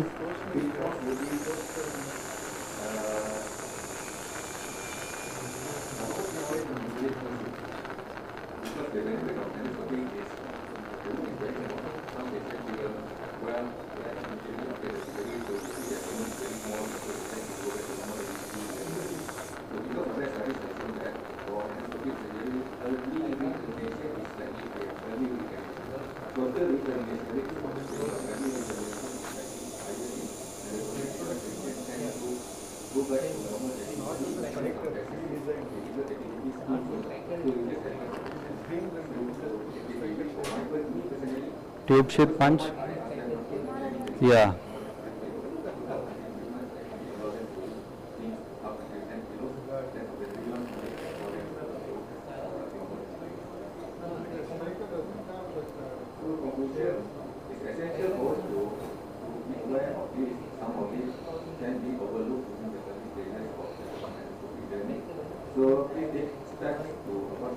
Bipolar.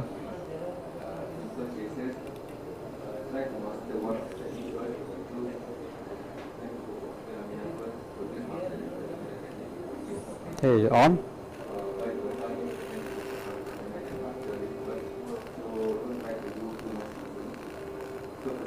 Hmm.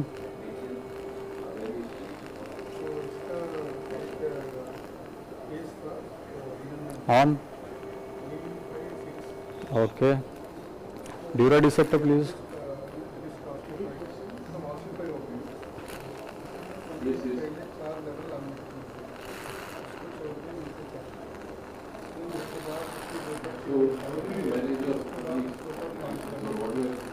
Hold.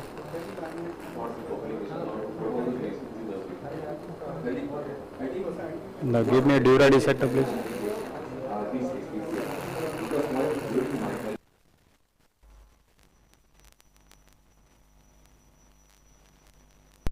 Previously maybe 80-20 more transforamina, so now is 80-20 more interlamina. So during the transforamina cases, so this anesthesia is something that will cause you headache because the patient come with different symptoms, patient come back with different symptoms. So patient come with radiculopathy, so patient go back with anterior thigh pain, which is totally different than the original symptoms. So that will cause stress to the surgeon as well as to the patient.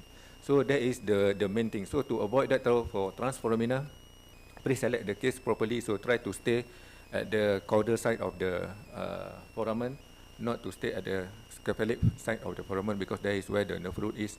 So doing in patient awake will usually prevent this anesthesia. But nowadays some patients request for GA. So in GA patients, so just be careful so not to hit the DRG or the exiting road when you goes in, because this anesthesia, believe me, is very stressful, especially for the surgeons. You don't want to see the patient's face unhappy, that unhappy face because of this anesthesia is something that you don't want to see. So please try to avoid that. I wanted to ask the people here who are doing more transforaminal, how much dysaesthesia they have. They should be very transparent in telling the percentage of dysaesthesia, because what I have observed is I think dysaesthesia is 80%, and in endofusion is 100%, and hence steroid is important after endofusion. So I would be very skeptic in putting an steroid when I doing a fusion there. So any take on that? Anybody? Okay, okay. Especially for steroid, during the early stage, I also put steroid. So actually, if you are, the way I approach it is something like this. If let's say during the entry, so patient, you suspect that you hit the nerve, it's either by patient complaint of radiculopathy, or if you are doing GA, you can see some jerking of the leg. So post-operatively, I put steroid. But usually I don't put steroid post-operatively. But I suspect, if I suspect that it's either I graze the exiting road, then I will put steroid in. So that's my approach.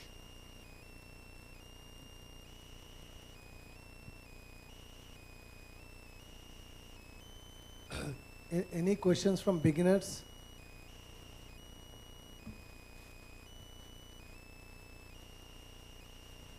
Okay, thank you, Dr. Zakri.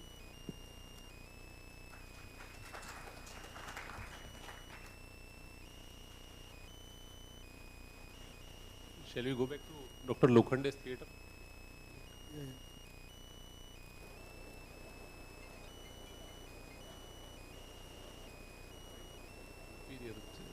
Tube sheath.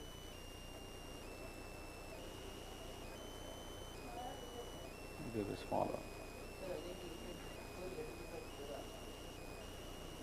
It is exposed, no?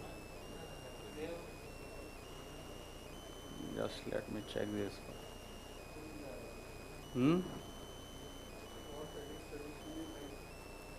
Yeah.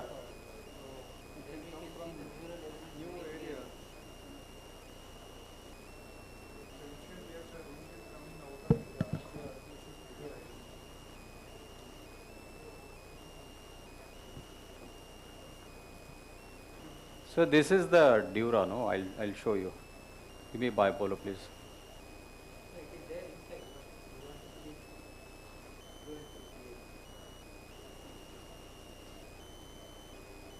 Can you see this? Okay. So then lateral extent is sufficient. Shoot.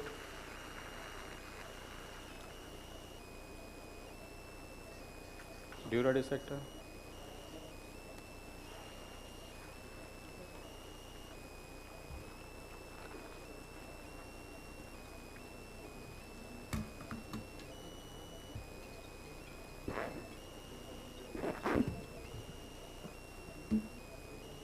So you don't take out ligamentum fleum at all, or you will take out at the end, or?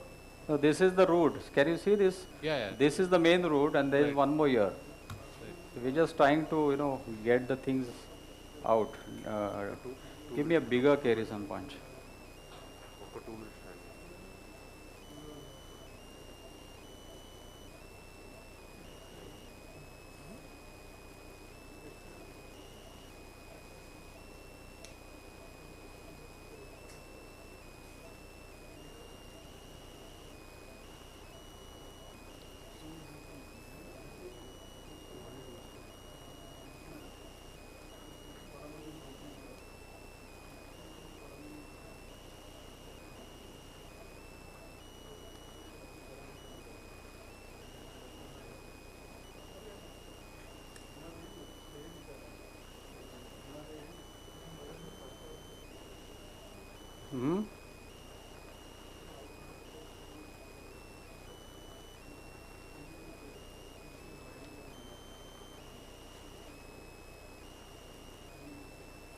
Okay. Bipolar, please.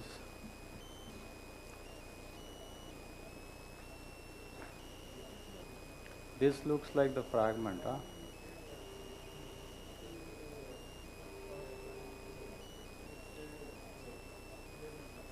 Give me the dura dissector.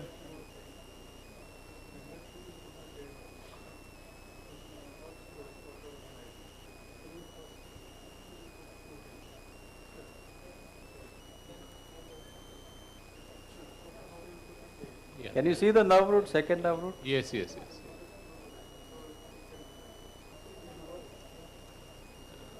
There probably is a fragment.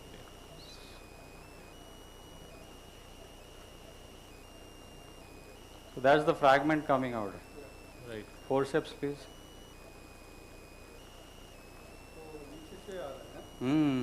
We were expecting it to come out from the shoulder, but it's coming out from the axilla.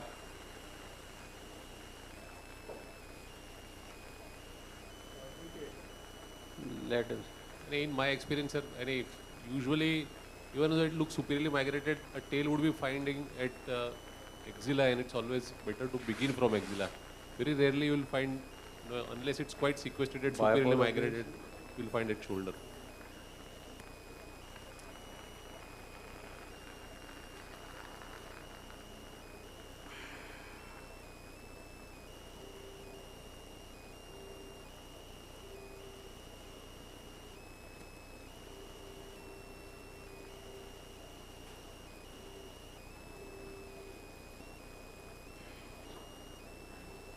Dura dissector, please.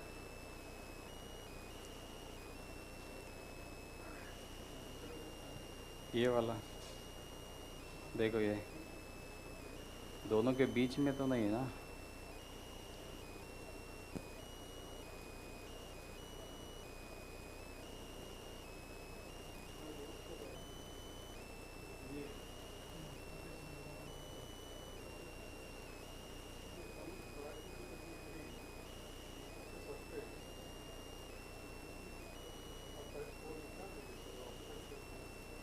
ठीक है, carry some data.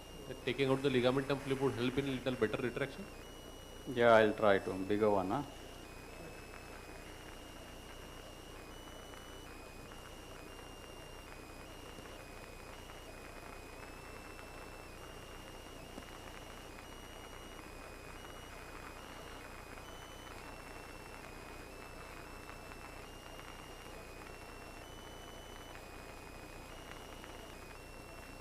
Forceps.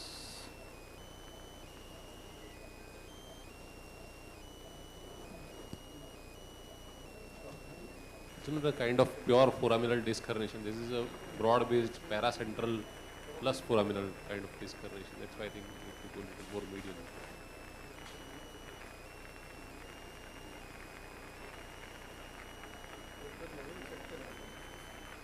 Level check, right?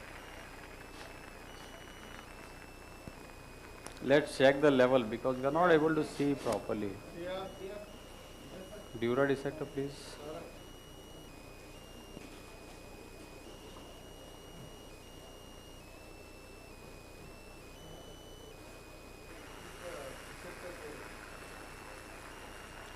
See, this looks like a bulge here. Not. See this one. Yes. Can you see this big one? Yeah. This one. Maybe a bit more medial. Yeah, it is supposed to be lateral, but see, there are always surprises. This looks like the fragment, yeah. And unlike what you see on the MRI, it looks more like a this thing. Subannular kind of paracentral fragment. Forceps, please. Lateral, please. Lateral Siam.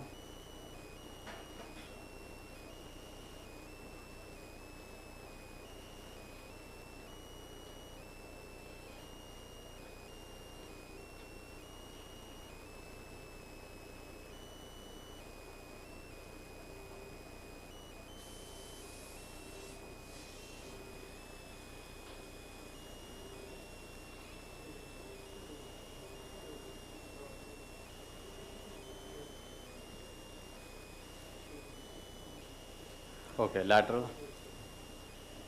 Now that fragment is coming. Can you see appreciate the two roots? Yes.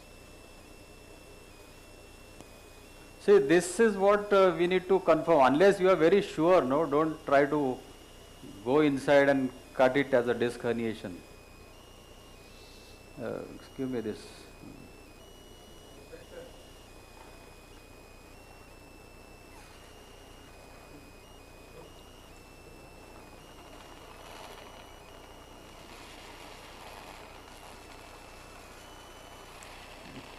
Keep the wires up.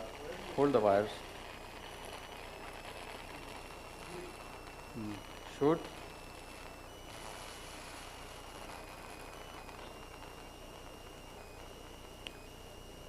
3, 4, 5, 6. It is the right level, no?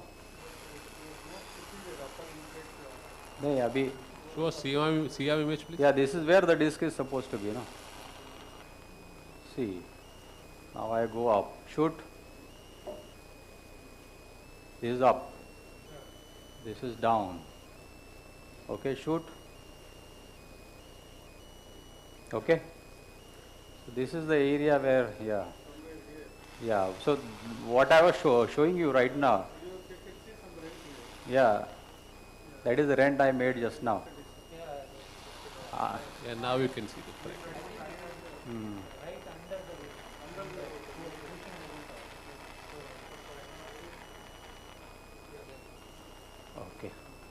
What do you see below also? I think there is something below also. निकाल दो SIAM निकाल दो. नहीं एक थोड़ा सा छोटा forceps दे दो मुझे. Small forceps, yeah.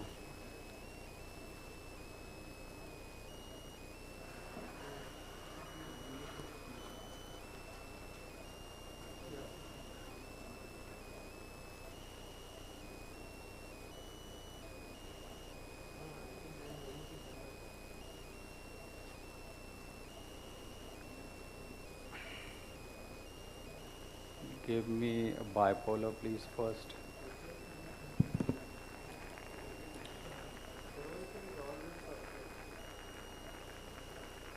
On.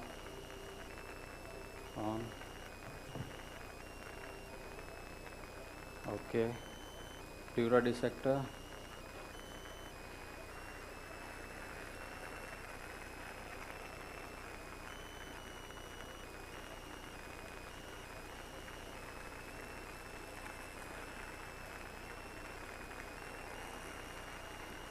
I think this is the fragment. Can you see the rent here? Yeah, all of you? Audience?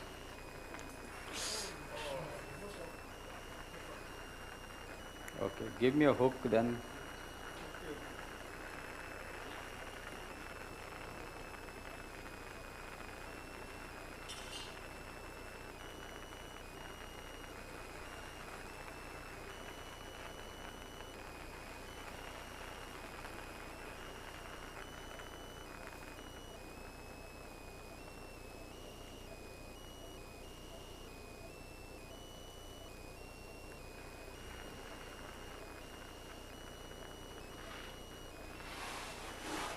Forceps.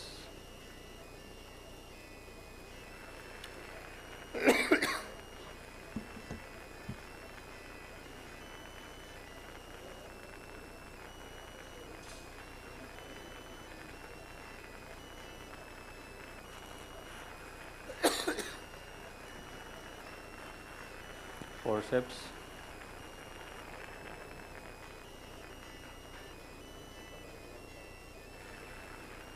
Okay, dura dissector. Give me bipolar first. Bipolar. Yeah. You have a dura dissector, no?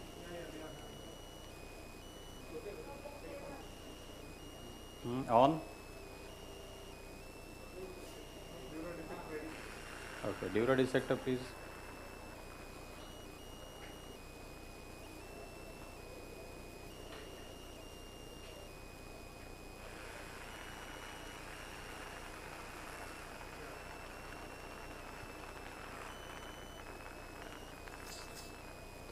Too much inside, you know. Now it is coming out. Hold. Yeah. So unlike what you see on the, we thought it is an extruded fragment, but see it is all subligamentous. Yeah. And it was not only foraminal, it was paracentral. So I think that Yeah, I have to retract the spinal cord, which is not a good thing to do. Bipolar, please.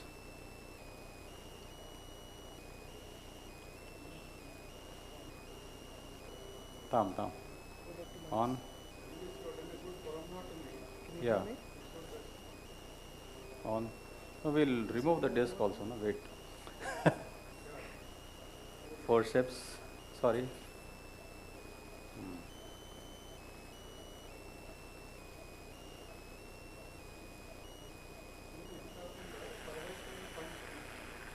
Dura dissector. Is getting done. Can you see the video?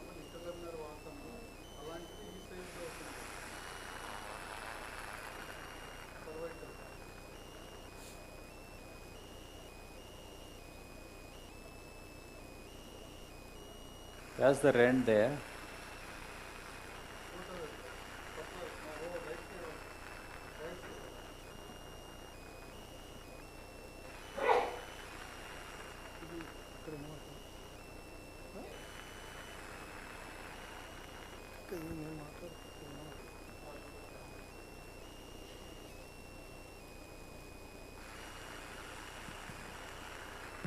forceps. Any questions or feedback for the surgeon? That flat one was the better one. Dura dissector.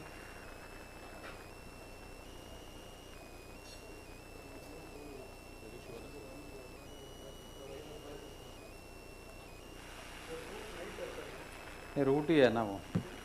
That is a root only. See, it looks like a root.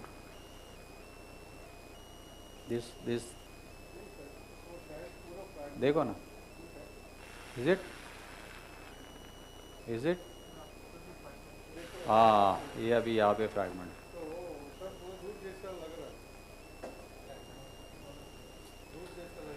But still, I think let's be wary of. Yeah.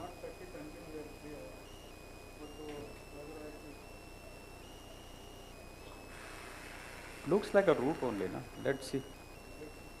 Dura dissector, yeah. Sometimes I've seen that there is a hernia between the two roots. This part. See, can you see now? I'm not sure, whether it's cannot completely rule out that it's not a root.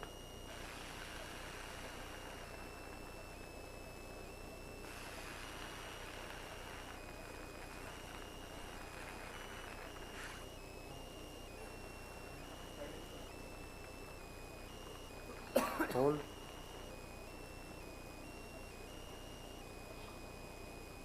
Dura dissector.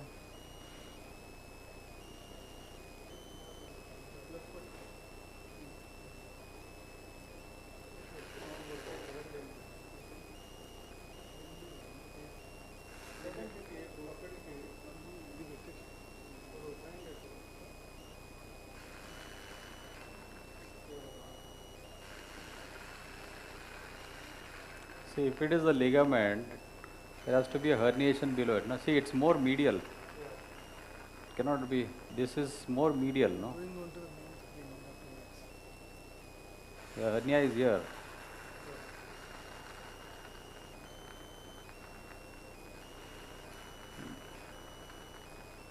Bipolar phase.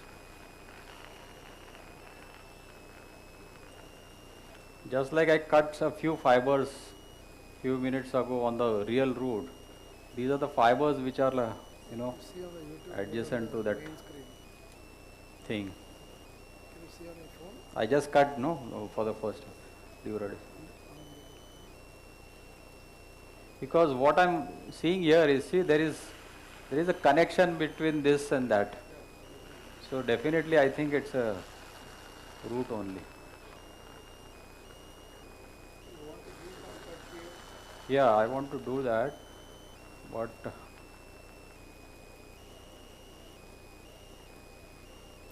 you see on YouTube?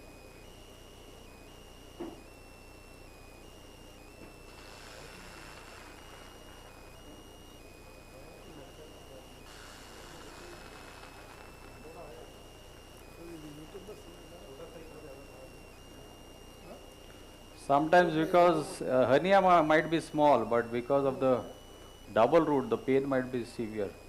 Because it occupies a lot of, place in the spinal canal, no? किसको? हाँ. Bipolar.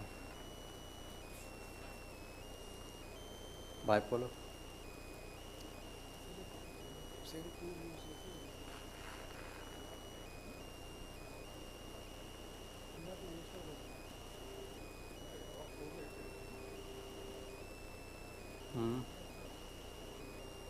can show your presentation. देखो अभी root दिखता है अच्छा देखो सी हाँ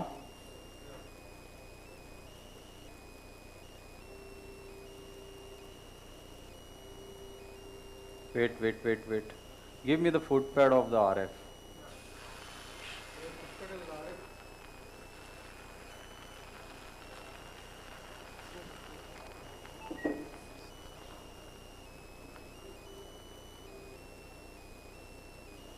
Give me a hook.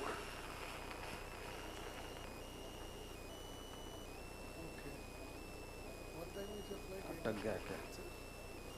Hook.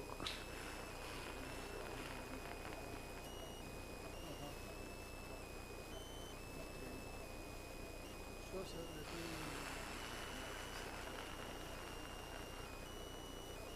No, no, anyhow, we have to give you sending the card. But then I'll take the photo just you just packed, right?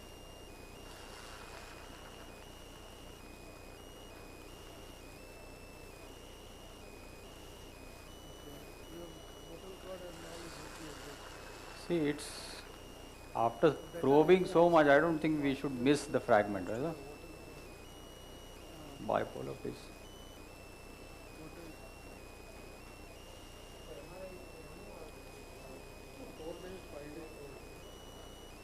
Nothing like that. It is the same distance. I'll check if the vehicle is ready at the hospital. You can come, sir. If not, I'll send a vehicle from here with the results. Yeah, yeah. वो tissue है ऊपर का.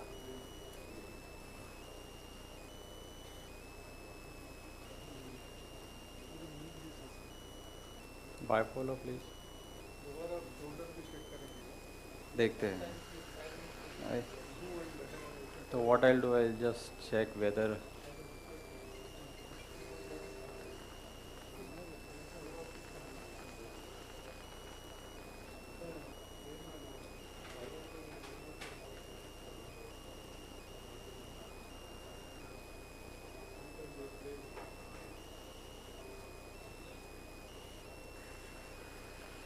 dura dissector, please.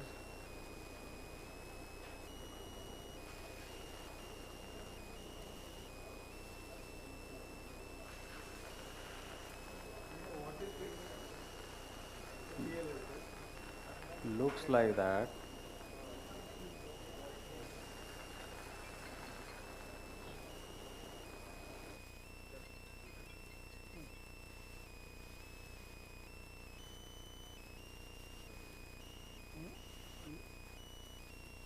Dr. Max, you can.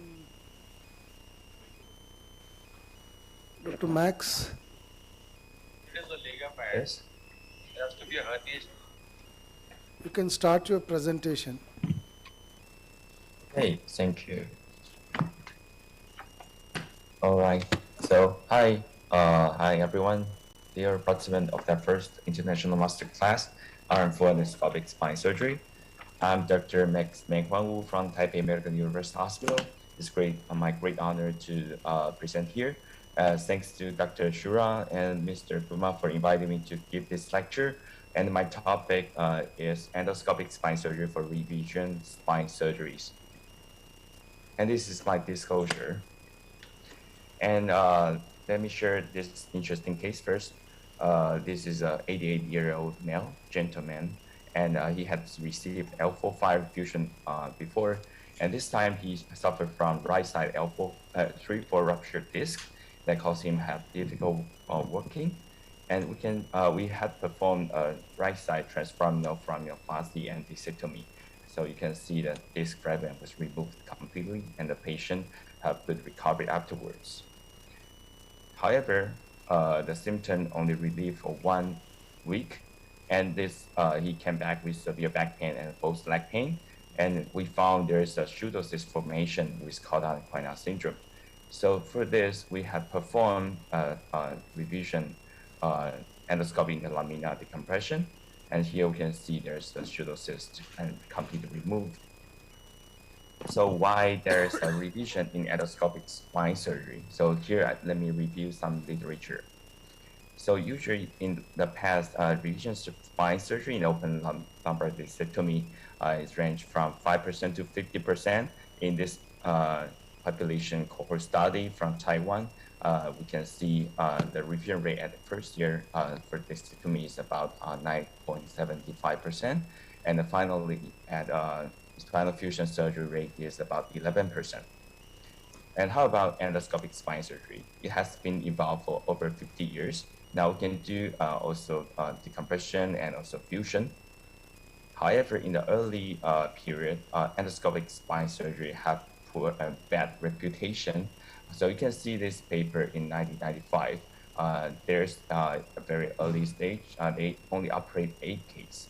So that time they report there is a 62% revision rate. So it's actually too high and unacceptable. So however, this thing being changed by Dr. Rutan.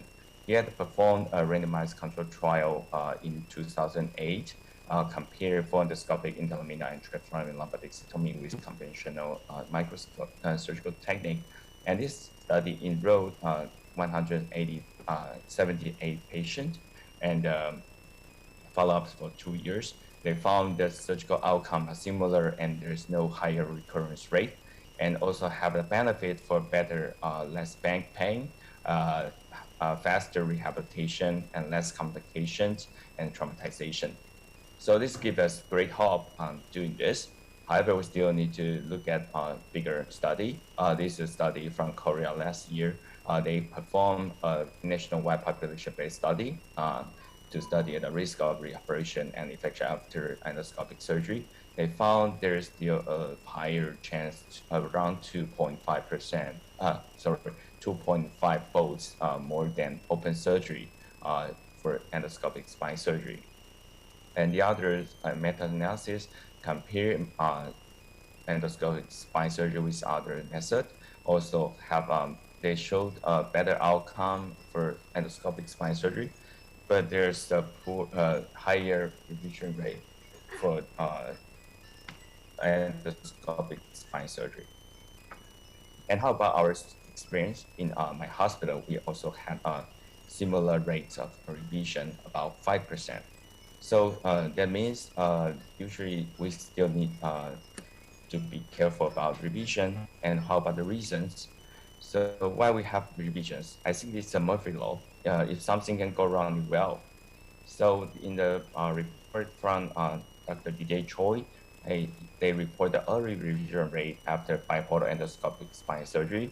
They include 562 cases, and there's 7.7% have revision because of recurred lumbar disc herniation, ruminant stenosis, ruminant disc, and sometimes it's caused by root edema or synovitis.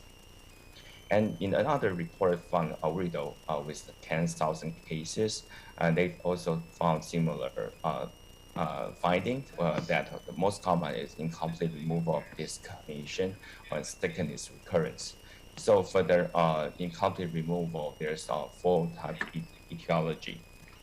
The first is inappropriate position of working channel. So from the transforaminal approach, sometimes our working channel, if we did not perform the transforaminal foraminoplasty, sometimes the fragment cannot be removed successfully. So almost 40% of the transforaminal approach need a foraminoplasty to get this fragment. And the second is X-ray type disc herniation, because sometimes our bevel cannula opening direction can block the opening to the disc fragment. So before the end of the surgery, we need to be careful to explore the X-ray region in some suspected case like this type of disc herniation. And the third is the migration characteristics of the herniated disc. So for case with the downward migration, sometimes we need to do the removal of the superior part of facet, like here, or the posterior vertebral body, in order to remove that fragment successfully. And the fourth is the concurrent lateral recess stenosis. Some cases they have a persist pain after the surgery. Around 63% have the concomitant lateral recess stenosis. So at the first surgery, have to deal at the same time. And the second most common etiology for revision is the recurrent disc herniation. So in the past, the literature show 5% to 18% within 2 years. And the patient factor found on Dr. Huang's study, they found smoking, triple type disc herniation, and diabetes. And from the study of Karaji, they also found a large annual defect, more than 6 millimeter, have higher revision rate, herniation rate, and also smaller annual fissure have less herniation. So a similar case like this, a 70-year-old male received L4-5 transfemoral approach for herniated disc. After surgery, the disc fragment was removed successfully, but after 1 year, there's a recurrence from the annulotomy site. So so we see the literature showed in the meta-analysis that the system review, they studied the prevalence of recurrent herniation after endoscopic surgery. So they found there's around 3.6% usually within 6 months. And the independent risk factors for recurrence are older age, more than 50 years old, and obesity, BMI more than 25, and upper lumbar disc and central disc herniation. However, for different surgical approach, transfemoral interlamina or lateral disc, migrated disc, or foraminoplasty, they did not affect the incidence of recurring herniation. How about the revision options? So for usually surgeon need to do a very careful preoperative assessment, including the history taking, an image analysis for stability, CT scan and MRI, and sometimes also have to do a diagnosis like a nerve block to confirm diagnosis. And so there's a review about this to use endoscopic surgery for recurrent disc herniation. So this study also compared with the open discectomy. Endoscopic surgery for revision surgery have a better outcome in operative time, blood loss, lower complication rate, and there's no significant difference in top state, recurrent rate, or magnetic criteria of pain reduction. So there's a flow chart proposed in recurrent disc herniation with the leg pain more than back pain. We need to see the segmental instability. If there's the instability, we need to do fusion. And if there's a calcified herniated mass or severe spinal stenosis or concurrent lateral recess stenosis or severe neurologic deficit, we may consider to use open discectomy. However, if there's a higher corneal compromise, high-grade migration, narrow neurofragment or high crest or other technical difficulties, then we can consider to do interlaminar discectomy. And for others like soft disc herniation or there's no severe neurologic deficit or simple case, then we can consider to do a transfemoral approach. However, if we want to choose endoscopic surgery as a revision surgery, we always need to think open surgery as a backup because there's always a change of anatomy, video scarring, or injured tissue at high rate of complications. So from Hoagland, he reported endoscopic surgery for revision. So they found there's 85% good to excellent outcome.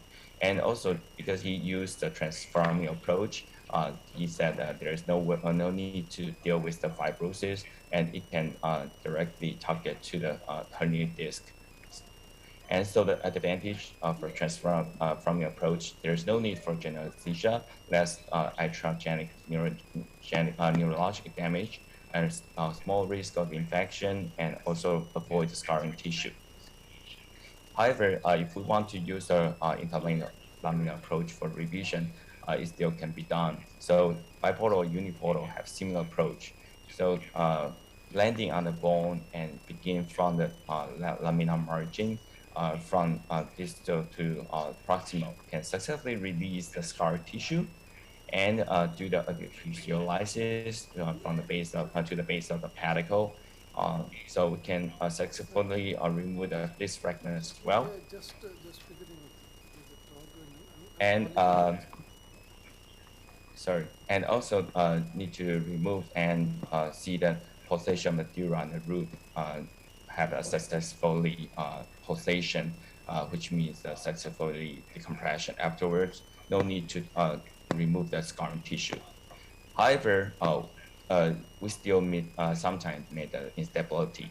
So in the instability case, we can still consider endoscopic fusion as a last resort as well. So actually for the gentleman that present at the beginning, he still suffered from another episode with a recurrent synovial cyst. So with this scenario, we can still perform endoscopic division surgery successfully.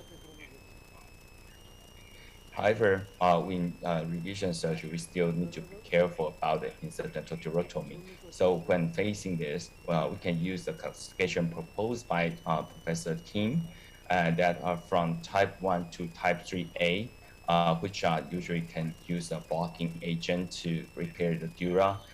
This can lead to good prognosis and clinical outcome.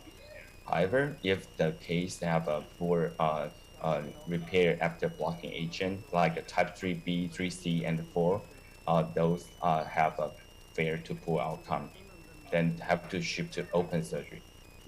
So how about this, the revision outcomes? Let's see that safety, effectiveness, and open. Should we choose open surgery, MED, or fusion surgery? So in this study in 2017, they actually compared 3 types of surgery, including MI-Stilev, PLD, and MED. So they compared 74 patients. So they found in the DAS score, ODI, and short form 12, there are similar improvement after 3 types of surgery for recurrent disc herniation. And however, in the post-operative 1 month, PLD and MED have significant benefit more than better than open surgery.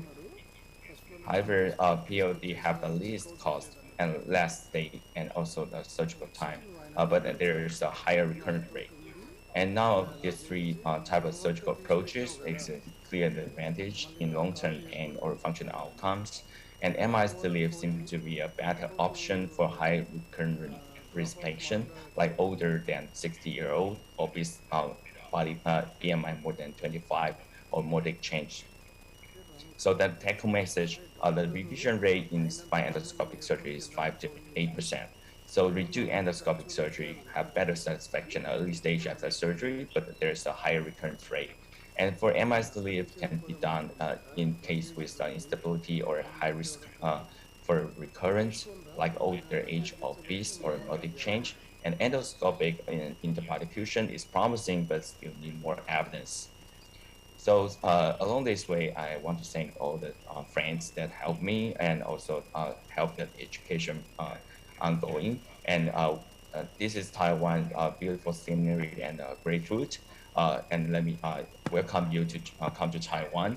And as a spine surgeon, endoscopic spine surgeon, we always need to deal with revision carefully. So just keep calm and revise correctly. And thank you so much again for your kind attention. Thank you. Sir. Hello. Sir. అవును close చేసేస్తున్నా sir ఇది అవుతుంది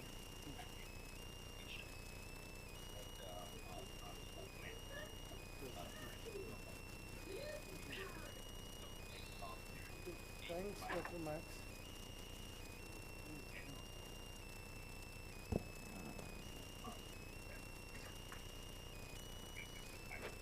Thank you, Dr. Max. I think another live surgery demonstration is ready. So you can continue to watch on the YouTube. Okay, thank you so much. Thank you. Yeah. Thank you. Hello, can you hear me? Yes, sir. Yeah, we are doing a young patient with severe left radiculopathy. He is a 24-year gentleman with a 23-year storekeeper with a severe low backache with left radiating to left, predominantly leg pain initially, but now he has both back and leg pain, and he has left side EHL 4/5, and the X-rays shows flexion extension. There is no instability except the foramen is opening up on flexion, and MRI shows L4, L5 disc prolapse, the paracentral and foraminal disc, and this axial image showing, you can see here, there's a big lateral disc which is extruded, and a part of end plate cartilage is also there. So this is very important to understand. Towards inferior end plate, there is a cartilage has given away, and a part of end plate is also included in the fragment. So now we need to address the fragment. We need to address the fragment, this entire fragment. So we will go. Sukumar, how do you differentiate whether it's a pure disc or there is cartilage?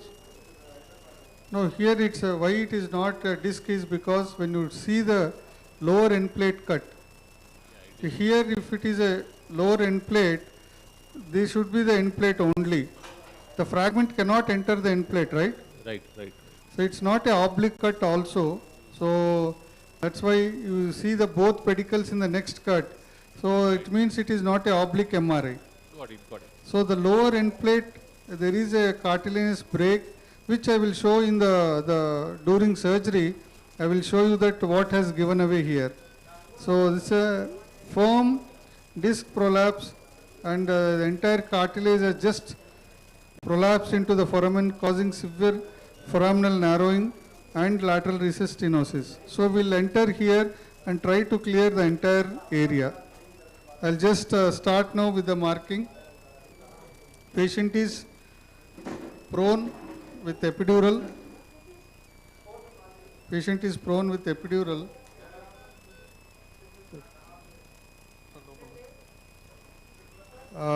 On a comfortable cushion, he is prone. Now we'll show you the position. Screen is not visible. Yeah, just give us a minute. Position na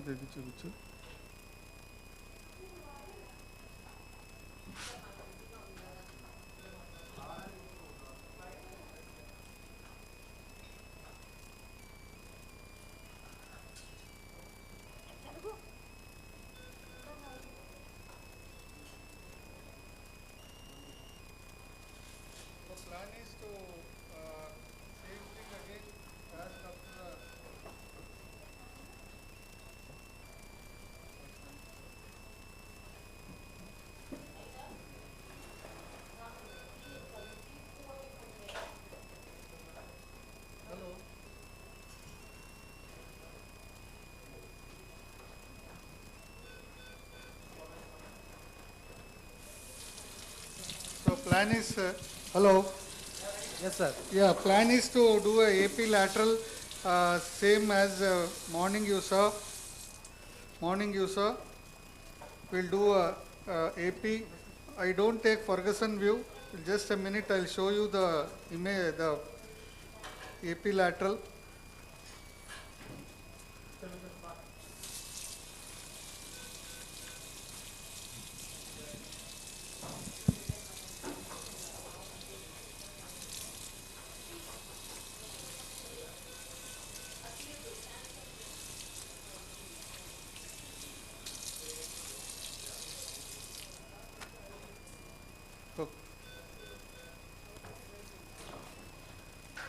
So now we are on the left side. L4, L5 space has to be defined. Shoot X-ray. Again, you can see here the AP image shows the most of the time L4, 5. Sometimes end plates are parallel. Here they are almost parallel, but not completely parallel. So I don't take Ferguson view. I take fully AP view.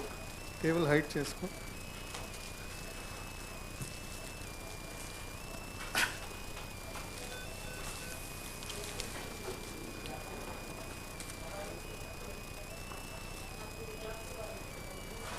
First take AP marking, the midline marking.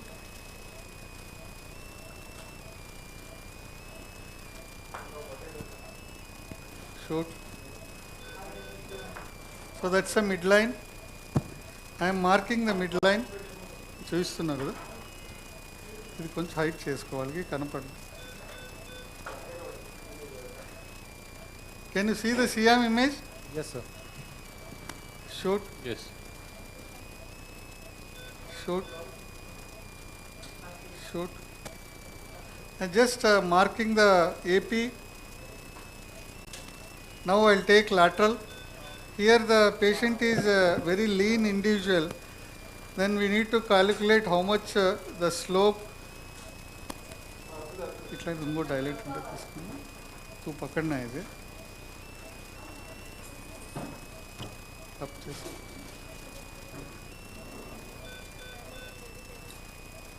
ఏదో పట్టు sir shoot. So we are in the L4, L5 disc space. So just mark that disc space, shoot. Always see whether your end plates are parallel, it's almost okay. So AP. Now how to calculate? Now you are seeing two lines here. Can you see here? No, sir. Now you are able to see? Zoom. Ask cameraman to focus this. Yes, yes. Can you see here? Yes, yes. No. So you are seeing a AP line. This is AP line. This is AP line. And there is a one more line cranially. This is a lateral line. So always your lateral line, AP is like this, lateral is like this.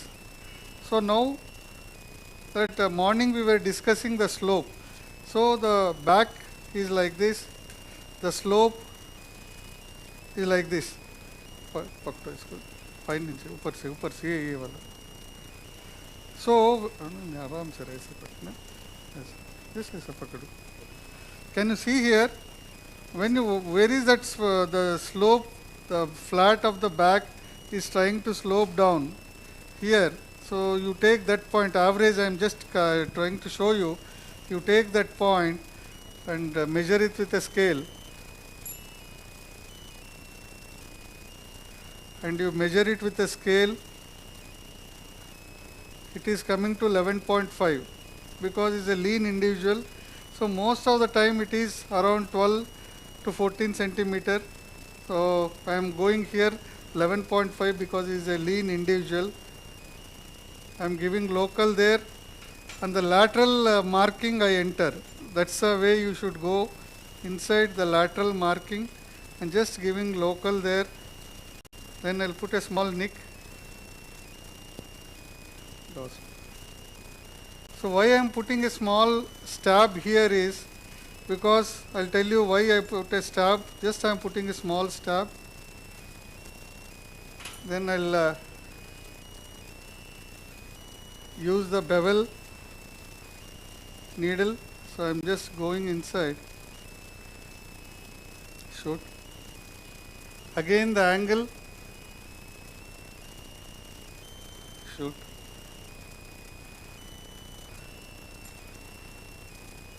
Shoot.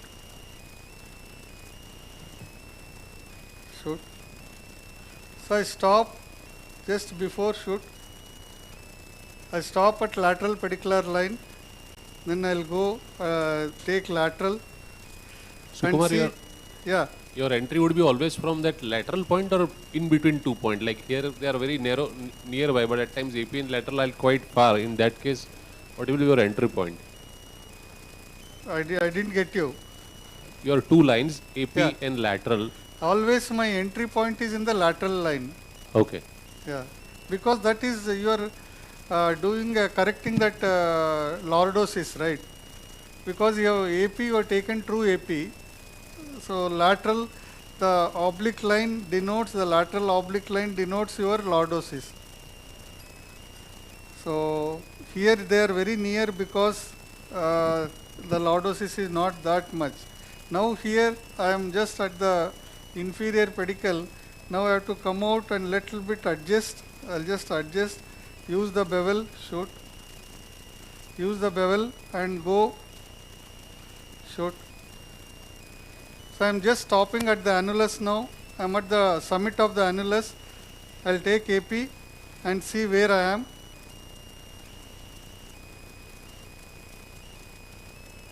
Because I need to work in the foramen, so I should enter the disc at the mid pedicular line. That would be my ideal entry.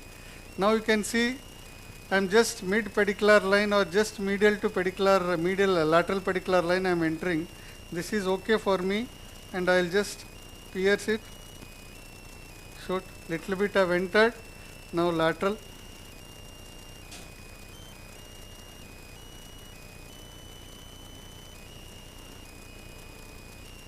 Guide way.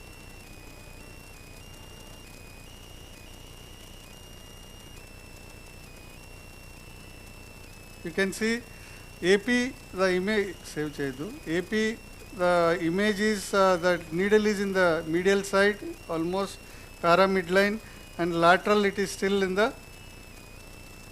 posterior 1/3. And it is towards, little bit towards the lower end plate. This I have purposefully done because our inferior end plate failure is there. We need to address inferiorly. So this will allow me to go towards the inferior end plate easily. Then sister is calculating the length and giving me the length of the guide wire. So I go in, then slowly with twisting movements I come out. Sister, you are giving me a bent wire. See, bent wire, the needle is coming out. Shoot.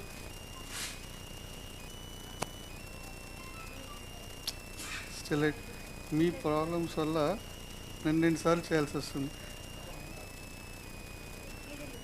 కొత్త నీడలు తీసుకోవచ్చు కదా పాప, ఎన్నిసార్లు చెప్పినా మీకు అర్థం కాదు.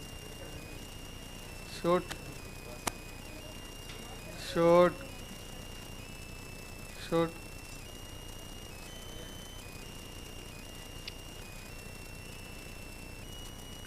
So here why I put a small nick initially, once you put a guide wire and remove the needle, it is easy to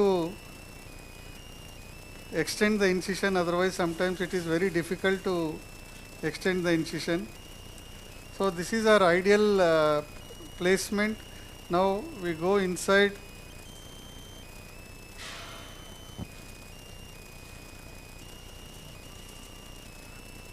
Would you check AP at this stage? Huh? Would you check AP at this stage? Yeah, no? AP.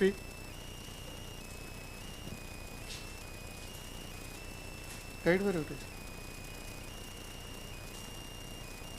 So we'll take AP.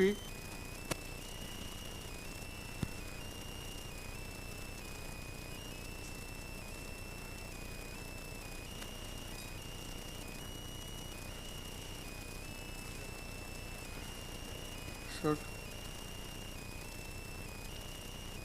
Is okay? Yeah, very good. So I just remove it. Now I will extend the incision. The purpose of giving an initial stab is now I have a good, you can see here, I have a good movement. I can just extend the incision easily.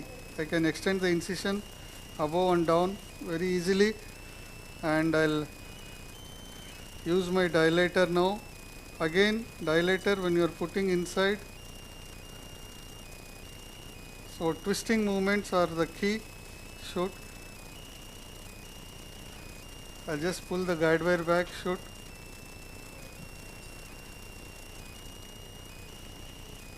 Shoot. So here what I do is just one technique where you can just touch the annulus. I just hold the opposite side of the patient and lift and just push it further in so that it docks into the foramen nicely. Shoot. Yeah, lateral. Now I take lateral, remove the guide wire and hit into, go into the disc space.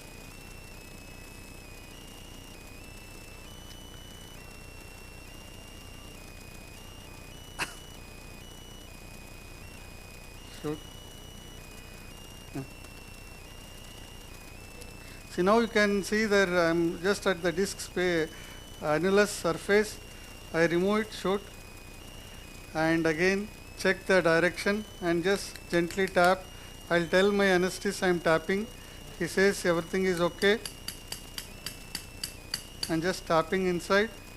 The moment it's a little bit, the black one, the black tip goes inside, I stop here. Then I'll take AP because I also need to see how medial I am going. Sometimes what happens, your dealing with a extremely calcified disc, the dilator might slip and go into the epidural space. You should be very careful here. Just I go inside. I went inside.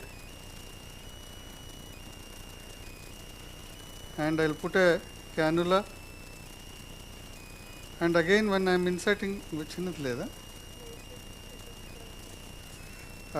I'm just using the cannula bevel towards the axilla, that is I am on the left side, so traversing route, exiting route, the bevel is facing the axilla so that will not injure the any structure there while going inside. Shoot.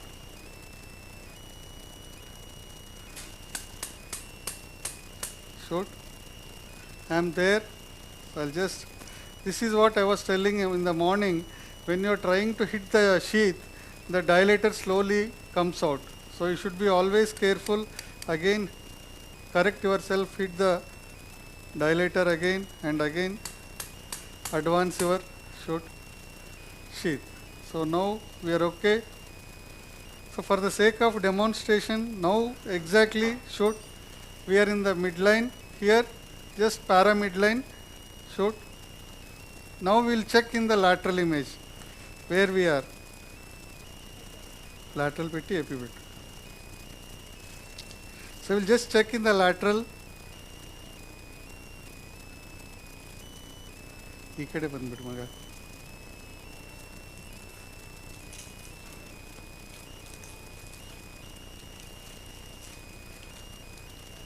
Shoot.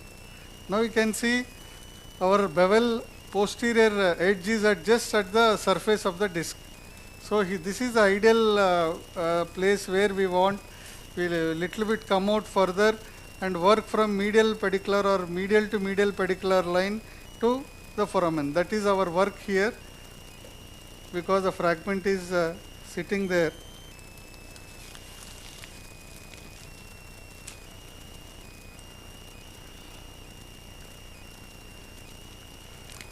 So now we will just put the drape, the shoulder drape.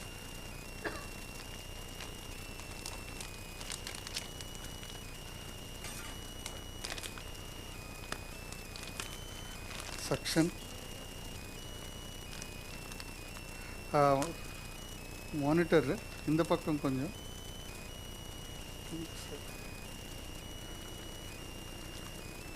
White source అయిపోయిందా white balance ఇది పెట్టేసామా అయిపోయిందా white బ్యాలెన్స్ లేదా ఇక్కడ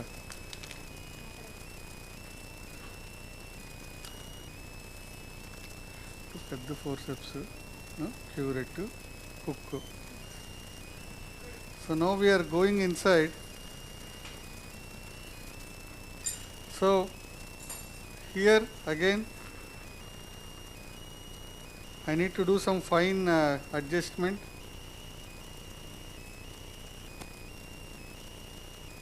Okay na?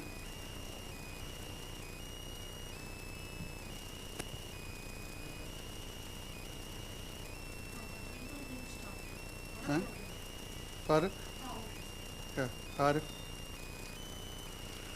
On. Each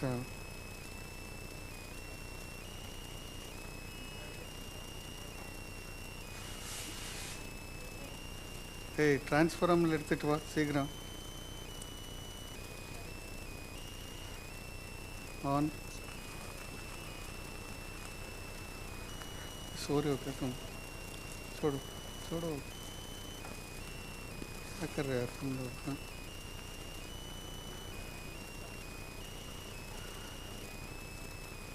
Something it is not, the vision is not clear.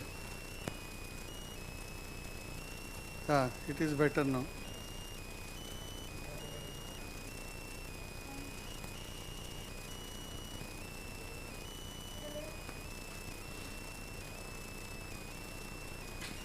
I am just trying to debulk the subannular part little bit. Once I do that, I will come out.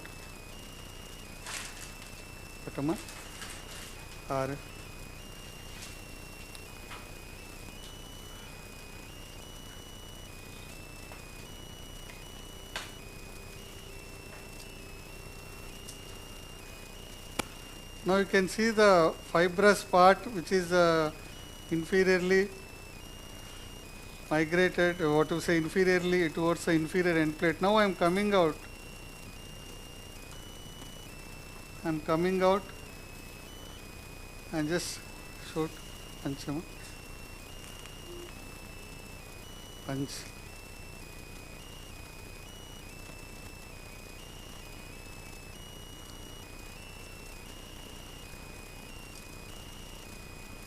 So we are just, it's a part of a fragment, so I am trying to remove.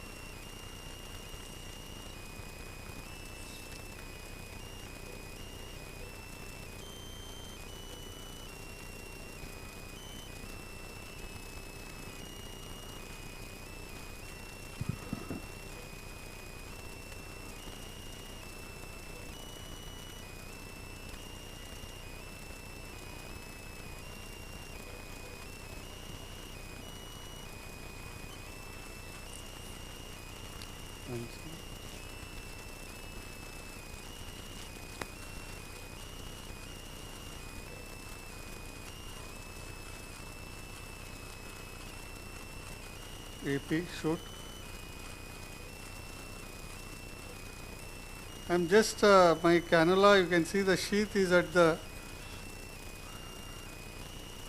traversing route, just beyond traversing route, which is our area of interest.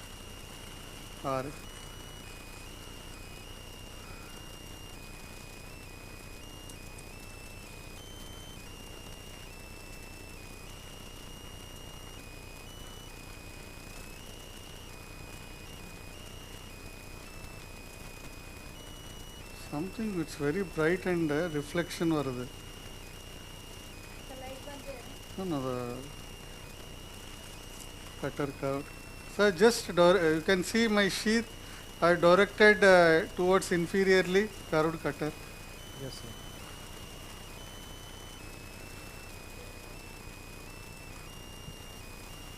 I am just cutting the fibers there. Sir, some annular fibers.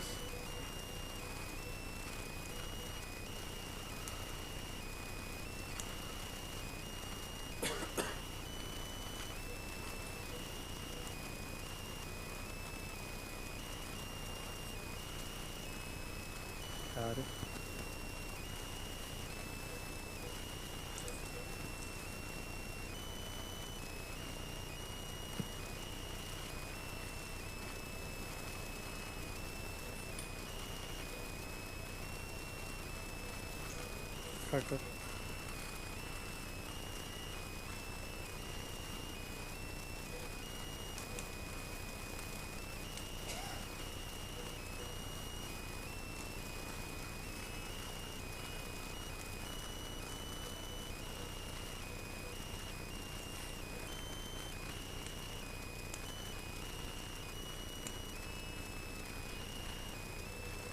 Thanks.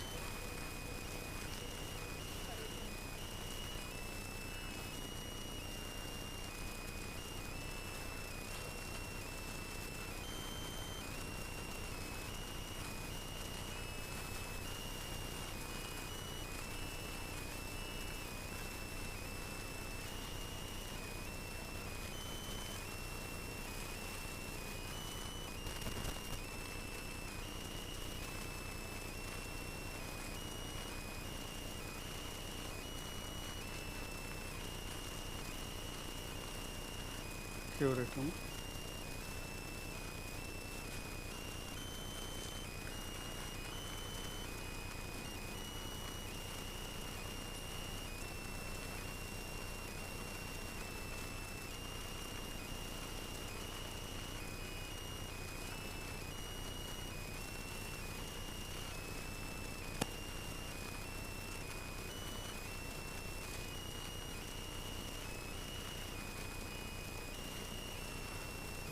So this is a fragment area.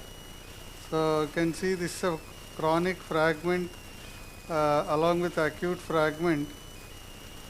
So you can see here that's a chronic firm fragment along with a acute fragment here. So I'm just using the curette to mobilize that whole cartilaginous mass here.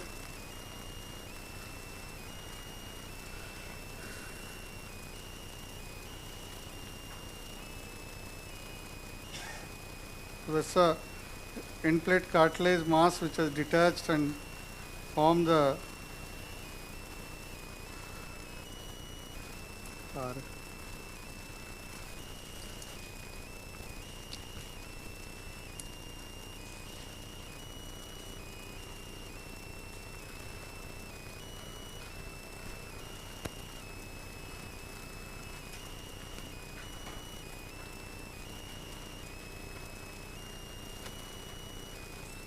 curate. So now just I will show you where I am.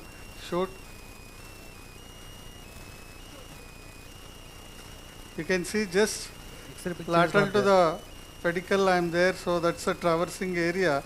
So then I just have to work here and come out little bit and work in the foramen. So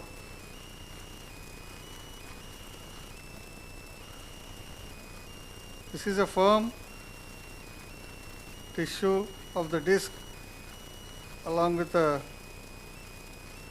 chronic changes here. You can see, I'll just show you once I cut these things, see better.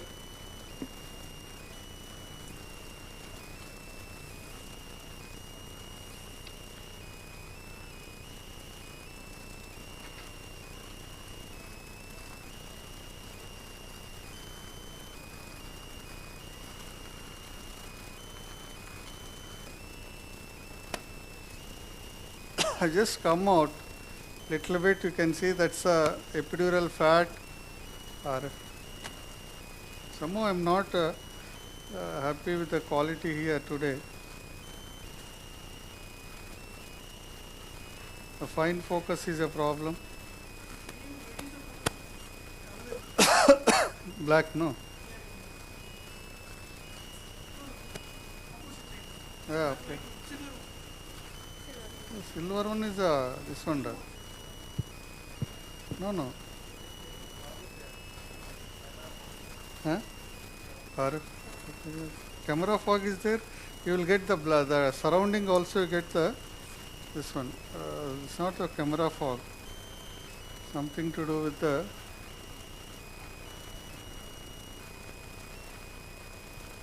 ரொம்ப bright பண்ணாது.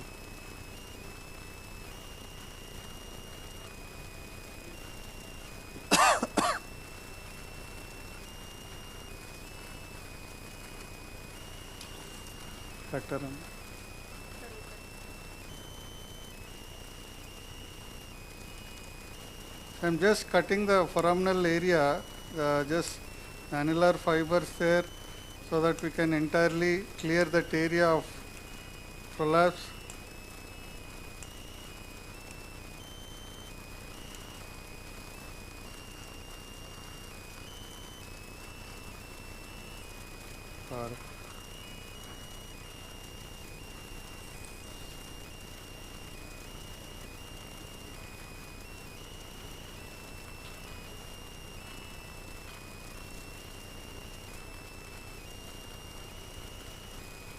So that's a PLL you are seeing. Now this whole thing you can see here, this is a cartilaginous mass towards the inferior end plate. But I have to see the root also. I always see the root at the end of my surgery. So first we remove this mass. It's very firm, not coming to the forceps. Better.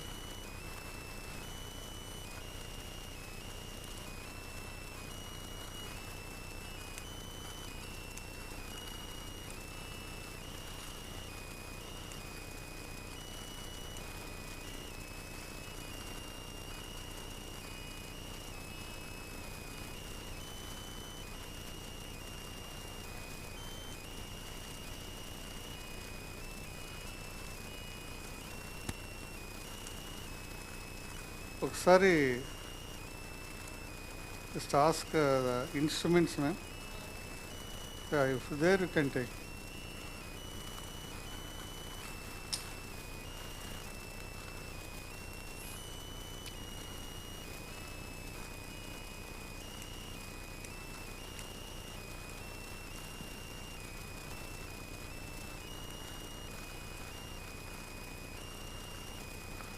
Shoot. Cure it, no? Cure it.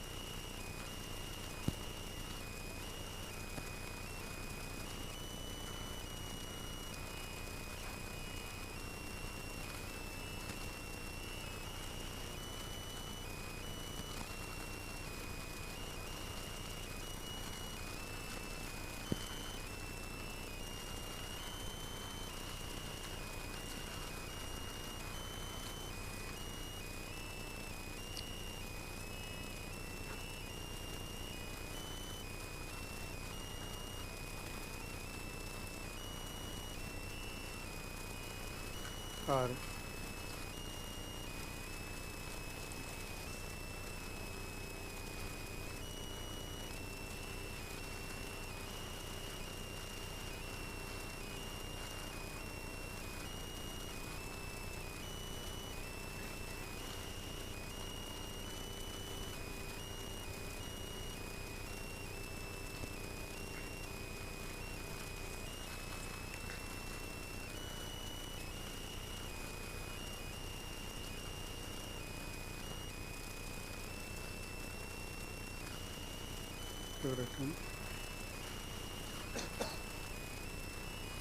You can see here this is a lower end plate.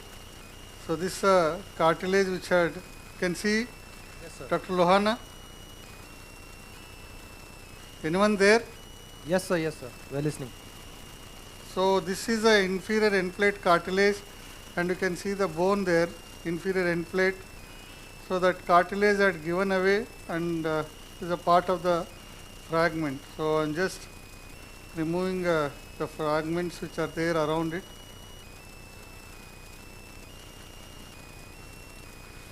You can see he's a very young kid.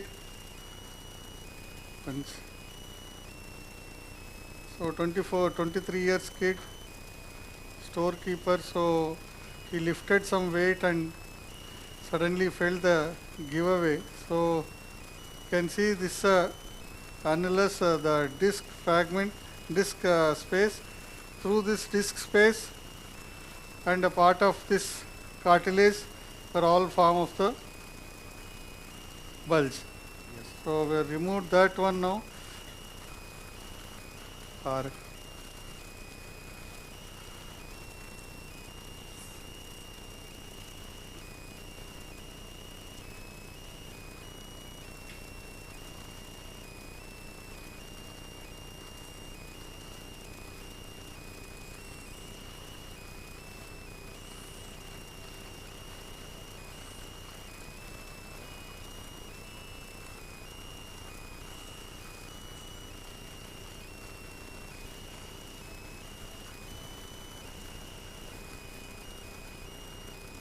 So that's a rent, you can see this annular fibers. This are annular fibers. Yes, sir. You can see this is a rent. So now I make my cannula straight. Now you can understand better. So this is upper end plate side. This upper end plate side. This is a lower end plate side. And this is whole thing is the mass which has protruded out. So this down, which are causing the lateral recess stenosis. So behind this PLL fibers, the root is lifted up. So the moment you cut this and lower down the annulus, then the root falls down. So I'm just cutting here.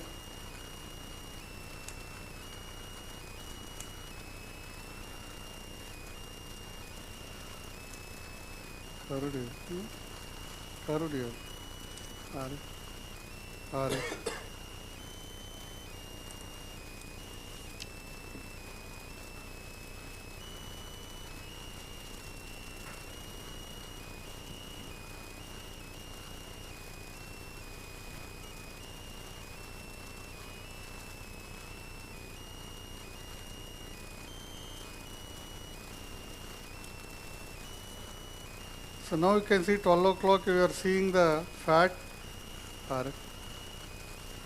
and below that is the annular bulge which has globally bulged at the lateral area.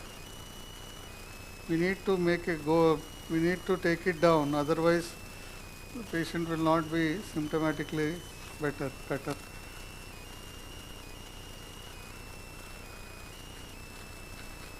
You can see this, the whole thing is collagenized.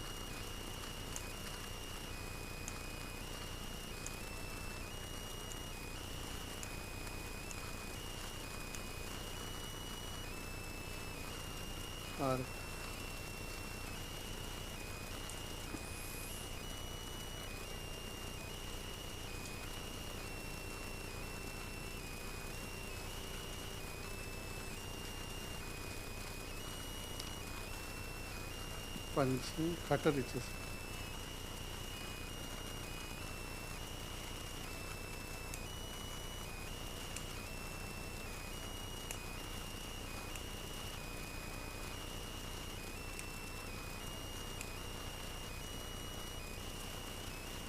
Naresh, so you can see this is a hard hump. I am removing it now. It's a very firm hump.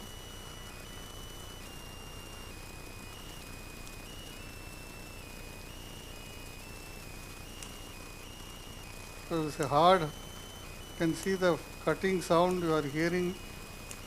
I hope you are hearing this. Yes, sir. It's very firm. So I'm just removing that.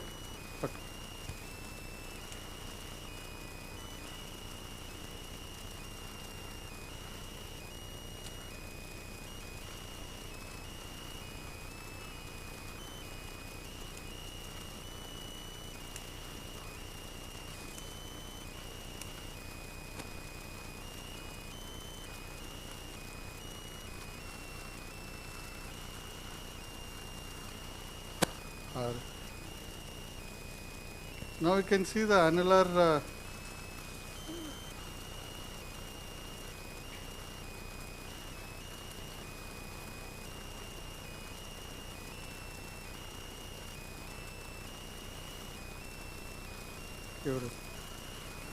curate.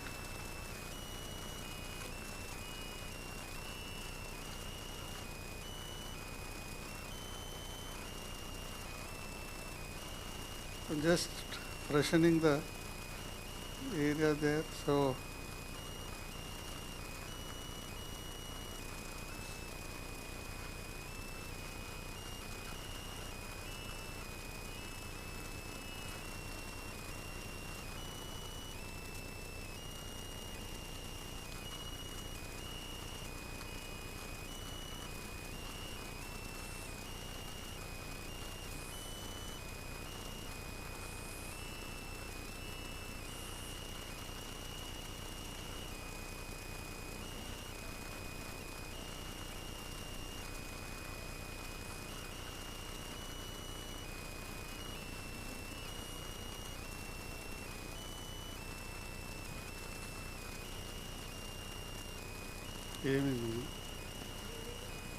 punch, upturn punch.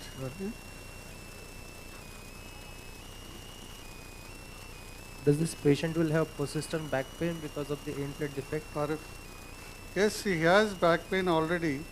So that's why I am doing that annular work where you remove that chronic part and whatever is stuck at the annular tear, you remove it. He will be much free of back pain. Otherwise, only you just address the acute part, he will have lot of back pain still.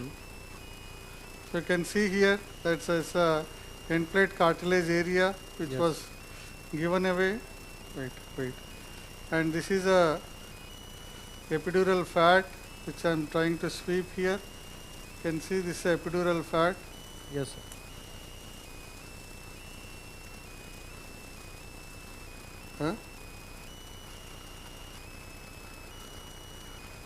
This epidural space on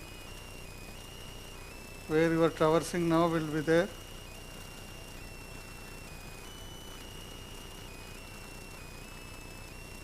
just coagulated that area now. Just cut, shoot.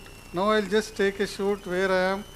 So I am partially in the foramen, partially medially. So I'm just in the medial foramen. So I'm just working there, and then I'll come out and I'll start working.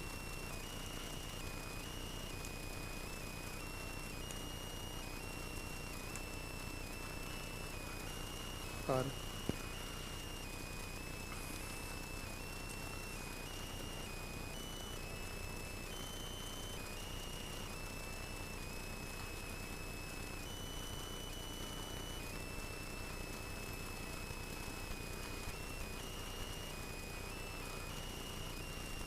Stop.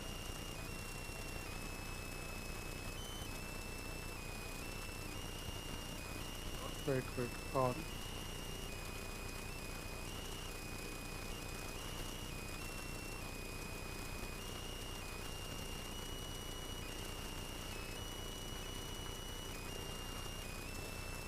Punch,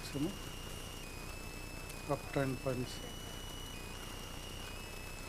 So that epidural area near the tear I just cleared, so because that will be the inflamed area, I am just cleared the dirty tissue there.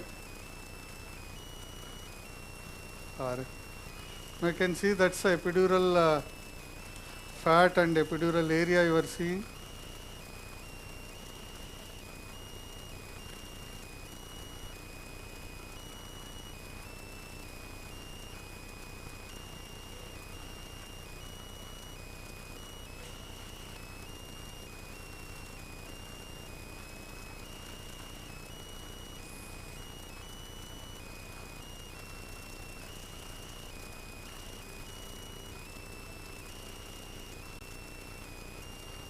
So this is a vessel which I was talking about. This vessel has come, means the root will be nearby.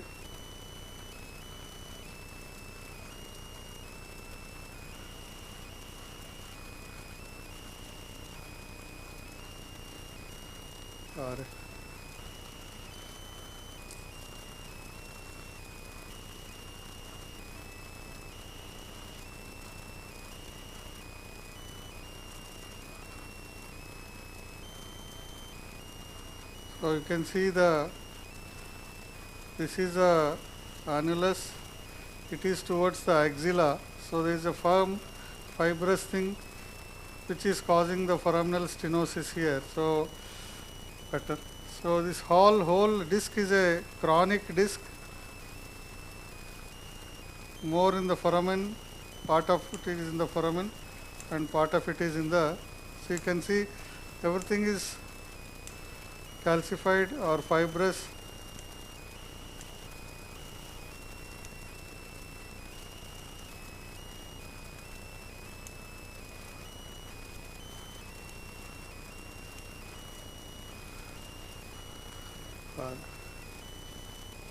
So just flatten the foraminal part.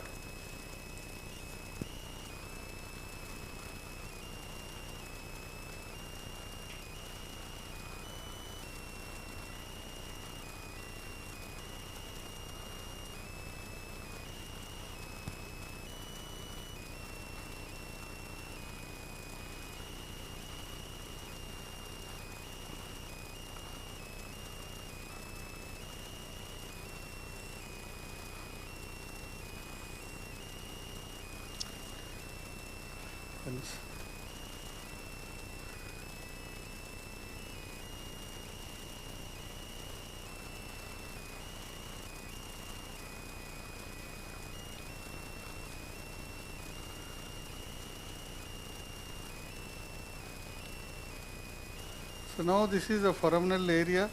So this is a exiting route. So this is a foraminal area. You can see this foraminal area is a chronic tissue is there. We just RF, do RF and just shrink it down.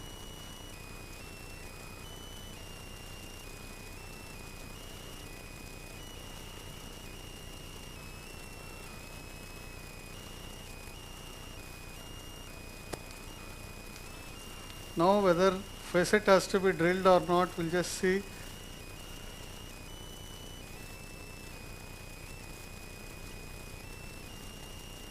This is a shoot. I'm outside now in the foramen. You can see I'm outside. So this is a foraminal ligament.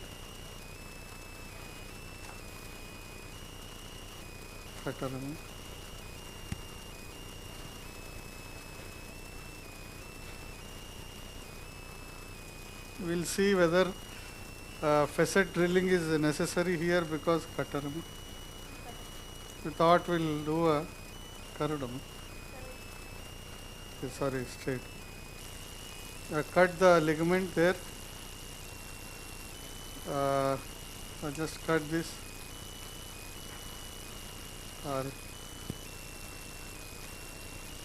Saline.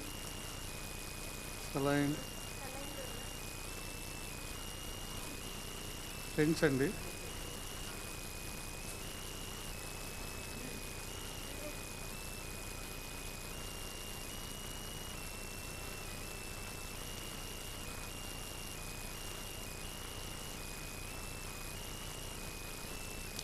Stop.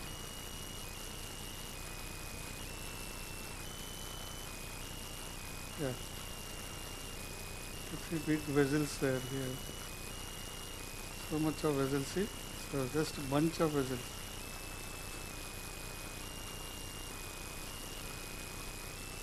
Stop.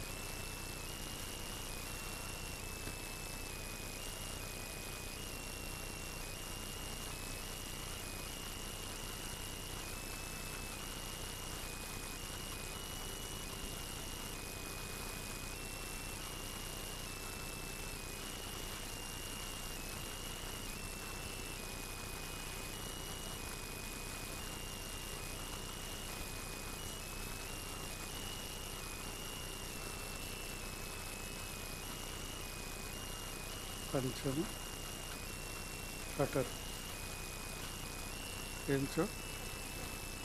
Cutter है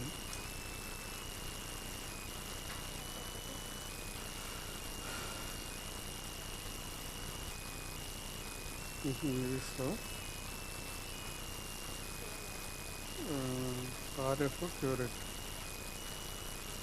drill తీసుకుంటామా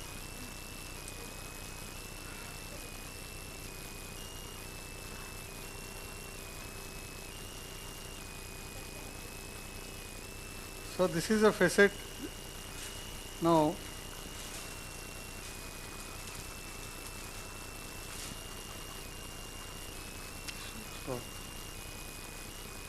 stop it.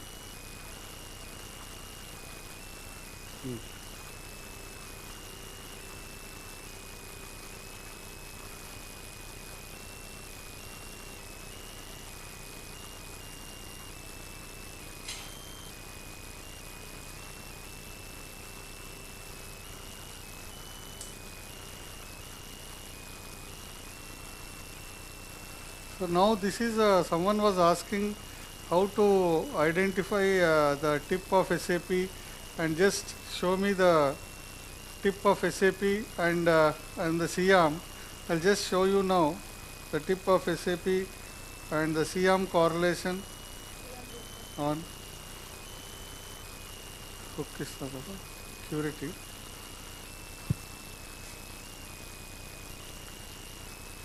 So now this is the facet you are seeing.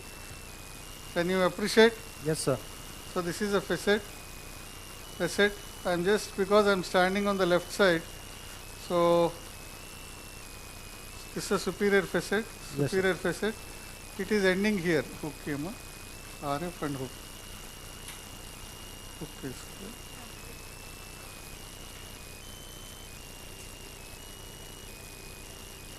So he is moving, just ask him any problem. Patient sometimes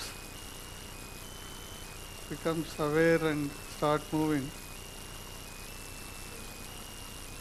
Now you can see here and just I'll show you. This is again I'll orient you. This is a epidural space. Yes, sir. The blood vessel seen. Just laterally we are seeing the facet which is skirting the lateral recess here. So This is a tip of SAP. This is a tip of SAP. Yes. If I remove this fascia, you will understand the tip of SAP RFM. I'll just show you. Sometimes facet bleeding starts, only you can stop it with a drill.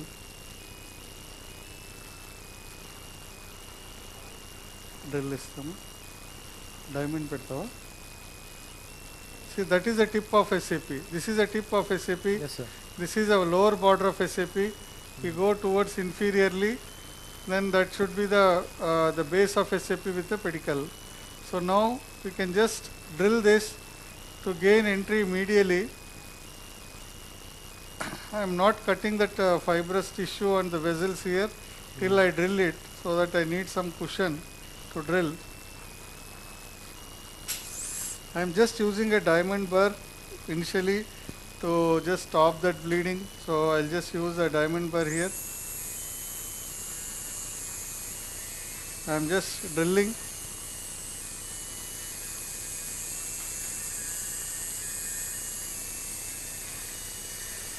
This is going towards inferior. This is going towards the upper part. This is going towards the apex. So this is the drilling. Lot of bleeding here from the facet.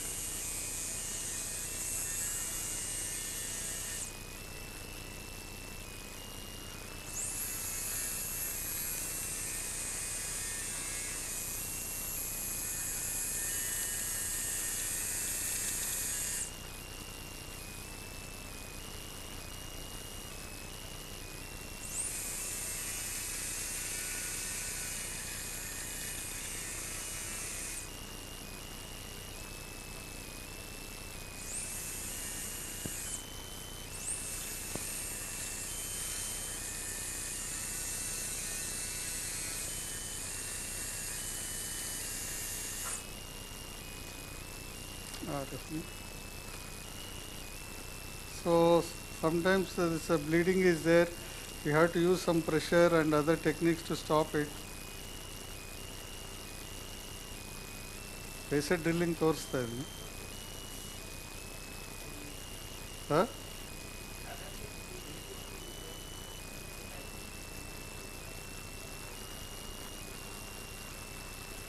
Okay.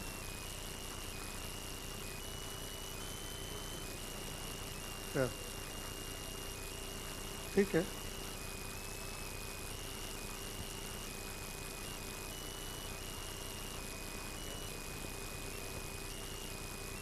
Four, 5 will do. Then yeah.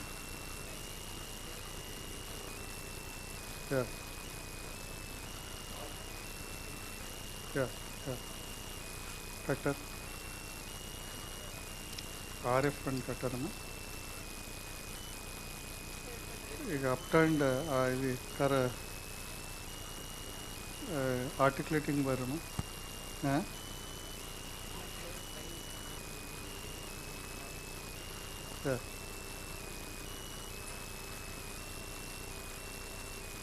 Sir ಹಂಗೆ ಮಾಡೋಣ.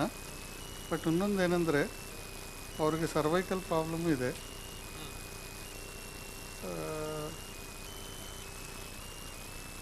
ಇದಾದಮೇಲೆ ಅದು ಮಾಡಬೇಕಾಗುತ್ತೆ. ಅಭಿನಂದನ್ ಮಾಡ್ತಾನೆ ಅದು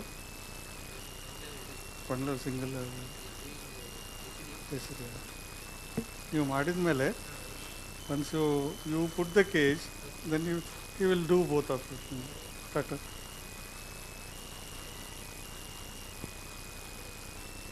So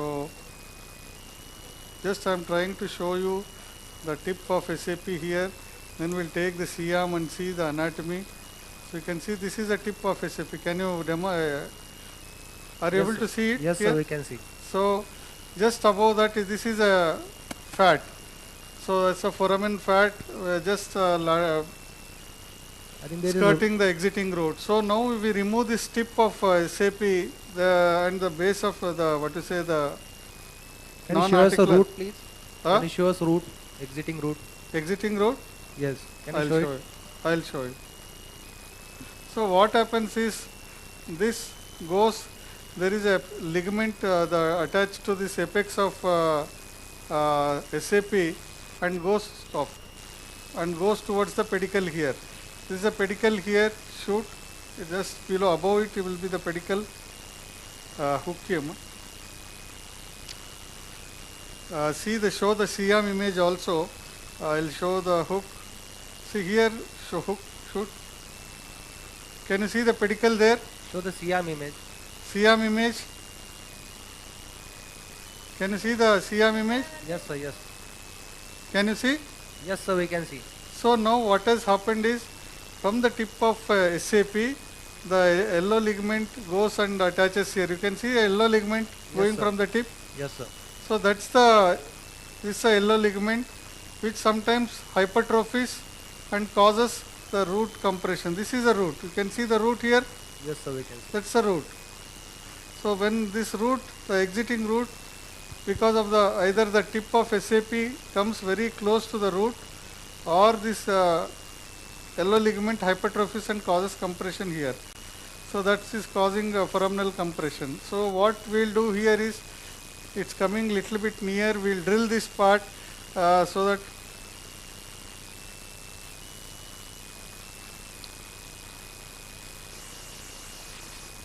I'll just show you. We are using now the articulating burr. This is the articulating burr. See, you can see it Yes, goes up and down. When I press my hand, someone show my hand. Zoom out and show my hand. Zoom out chesko. ఇది కనపడుతుందా? Yeah. So you can see my thumb is pressing the button and the. Put it on the other screen. Yeah. We cannot So దగ్గరికనమ్మా. So now I'll use this. It's a wonderful burr where you can cut.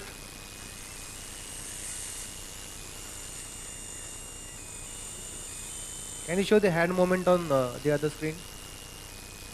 Can you see my hand movement? No, sir. Huh? The CM image is there on the other screen. Hand image Yes, should be. yes, we can see now. Hand image. Can you see? Yes, sir, we can see. So I'm just doing, you see my thumb, I'm just pressing the thumb and I'm just drilling the facet here.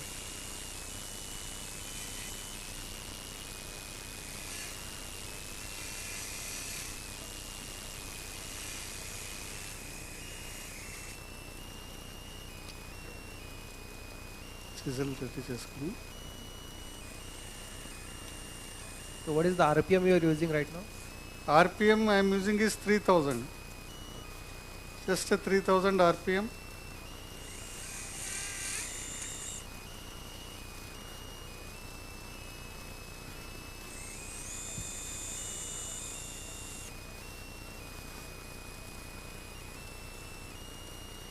So now you see I have thinned out the bone. I'll just use RF to control the bleeding.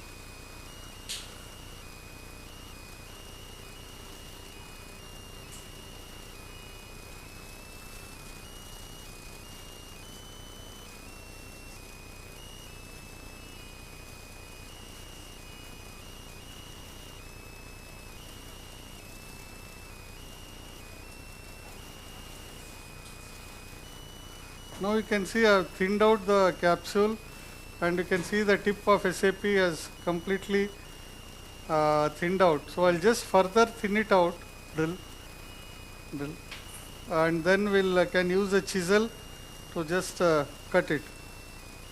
So I'm just using again the drill. So what are the tricks to prevent injury if you go medially? What are the tricks to prevent injury if you go more medially?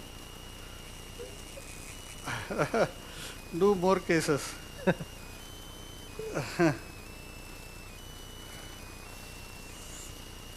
So you should be careful, and because you are always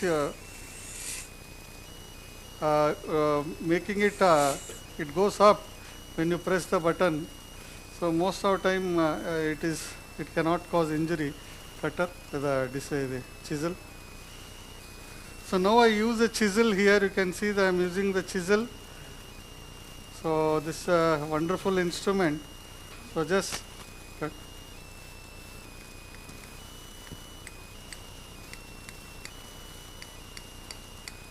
I am trying to break the tip of SAP here. Just you can see I just broke the tip of SAP.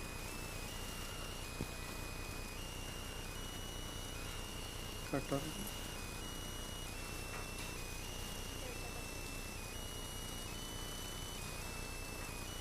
And I'll just hold the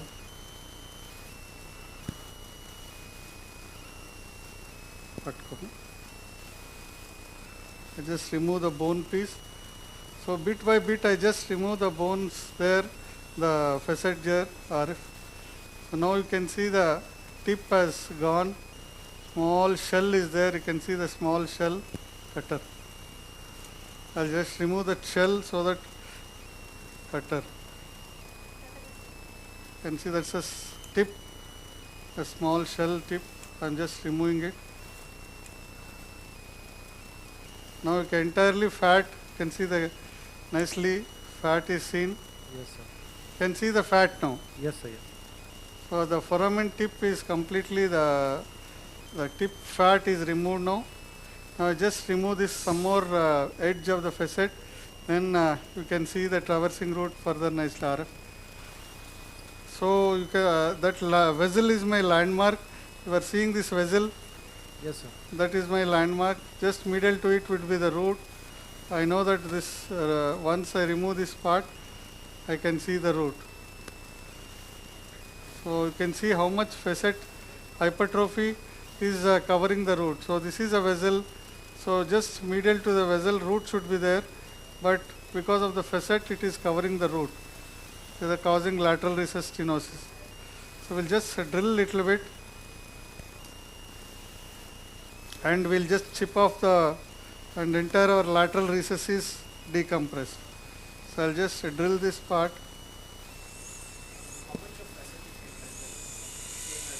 Till you see the root.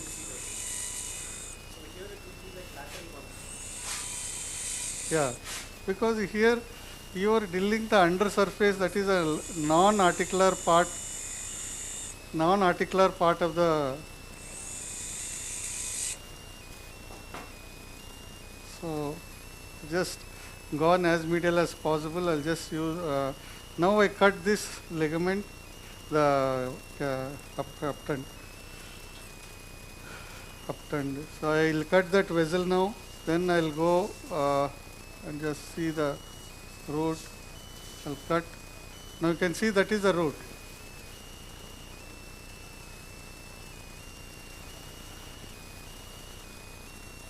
Patama. Punchistu.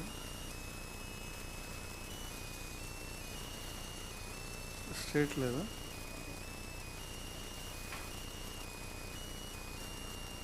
Can you see the root there?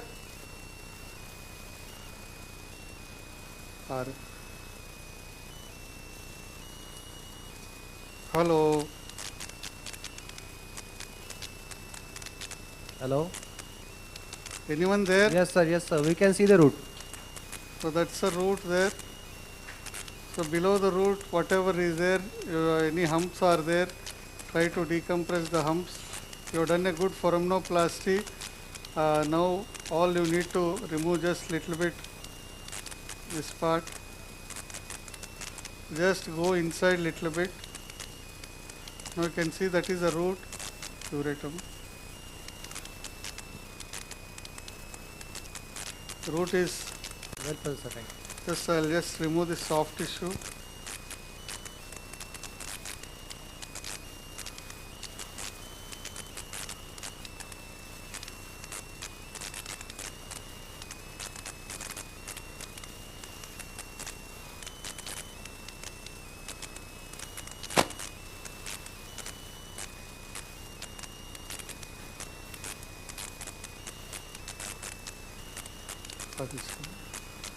Punch.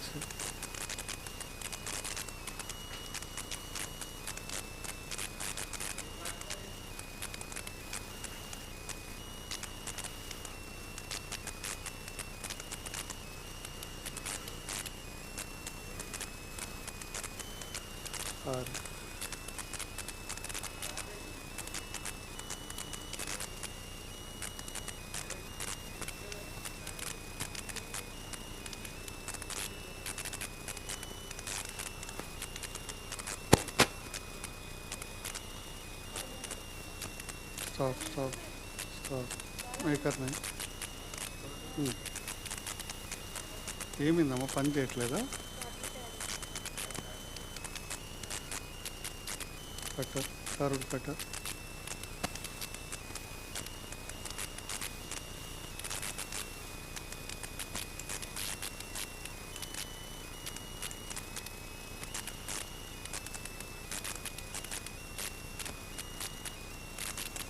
अच्छा का क्या हुआ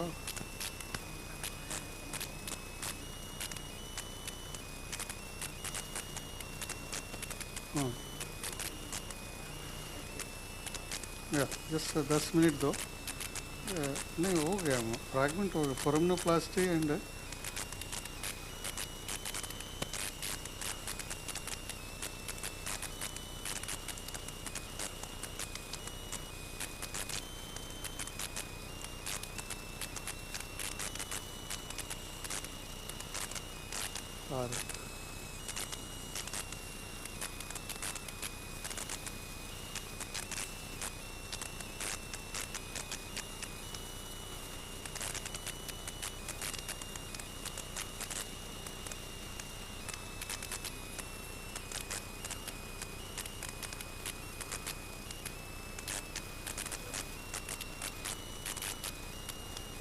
रुक जाओ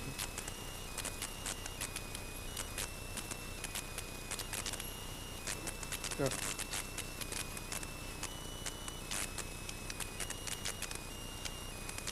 No, that is the root. Can see the root pulsating now. Yes, sir. Can you see the root pulsating? Yes, sir, we can. When you just come here, you can just see the fat, the foraminal fat bulging out, and this is the exiting root.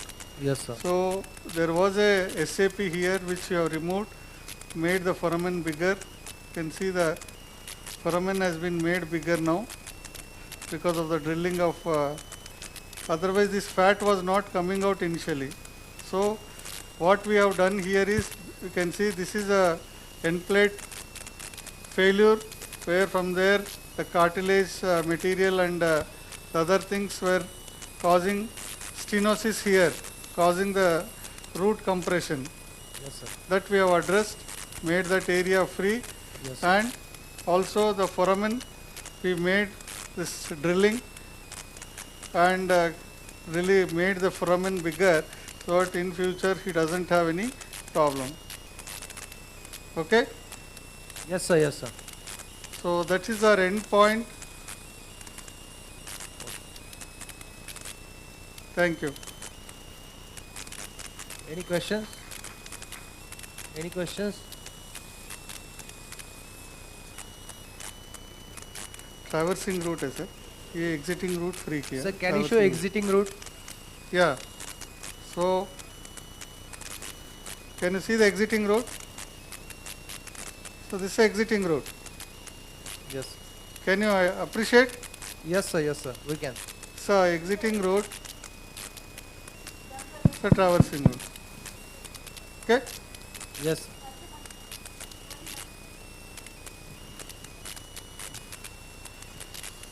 Thank you very much, Dr. Sukumar, for excellent demonstration. Thank you. Yes, sir. Thank you, Sukumar sir, for such a nice demonstration for transforaminal foraminoplasty and discectomy. Now we will shift to theatre 1, where we are doing another endofusion by Dr. Mahesha sir.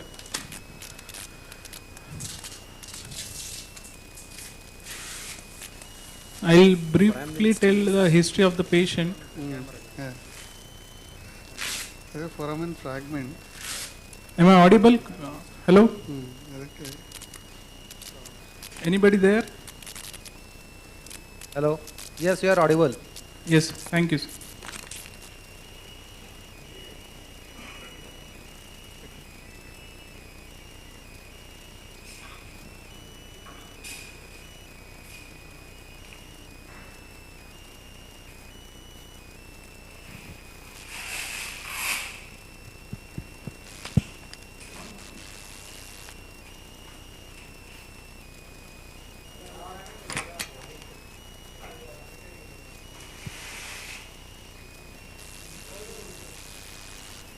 So the patient is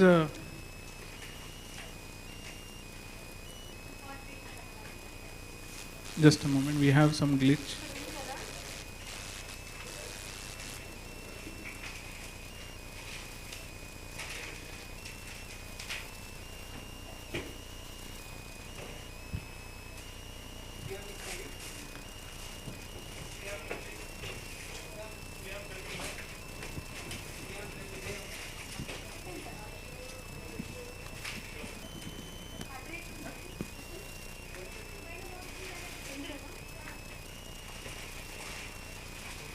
Yeah, so patient is a 45-year farmer. She came to us with severe low back pains since last 7 years. Pain increased in last 6 months due to regular activity with the farming. Pain is more on the left. Although she has right side also. Pain increases in sitting, bending forwards and walking. Pretty much all the time she has this pain. The right side SLR was 50 degree, left is 40 degrees. The VAS score for the back is around 8. VAS score for the lower limb is around 5. And she has left L5 radiculopathy, no deficit and no claudication symptoms. So Dr. Abhinandan will be there as assistant to Dr. Manisha sir, and I'll ask Dr. Abhinandan sir to tell few words about describe about MRI and X-ray.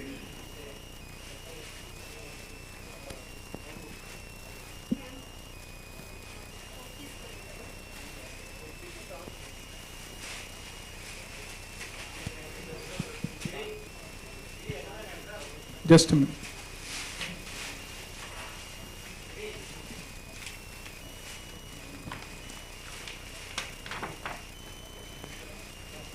Over to Dr. Abhinandan sir.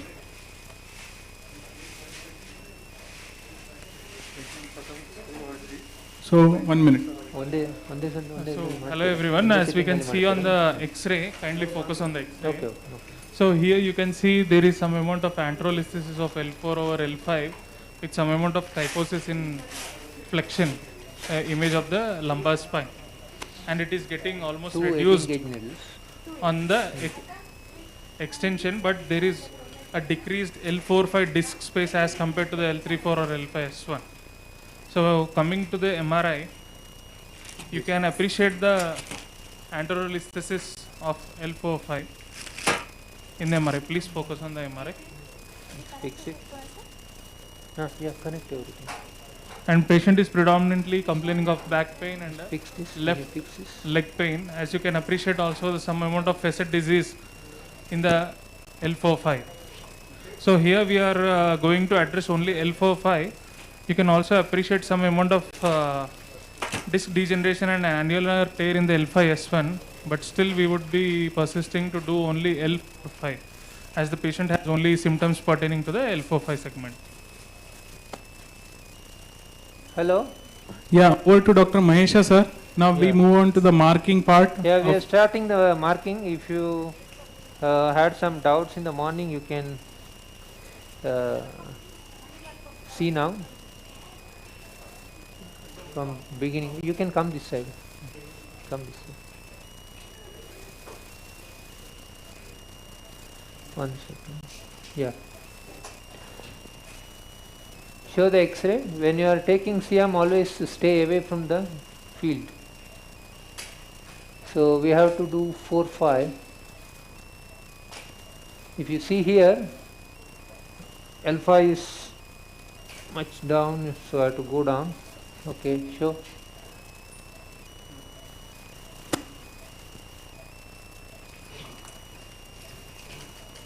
So we are taking the lateral pedicle line. Show.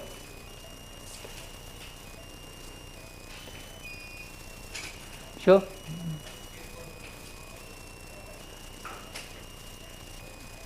So that is all right. I will take the medial border of this. So that is the lateral pedicle line. Sorry. Show. So this also is fine. So that is the lateral pedicle line here. Yes, sir. Now we take the pedicle transverse line through the midpoint of the pedicle. Okay. So that is the transverse line through the midpoint of pedicle. Now we take a lateral view. So now we have to get the pedicle inclination. Sorry. It's okay. So because of the lordosis, L5 will be through an angle. So let us see. It's okay. Sure. Table up 1 second. You come here this side. Yeah. So you can see that L4 we are okay. L5 the angulation is bit less. Sure. Sure. So this is good. So we will take this and we take the midpoint of these two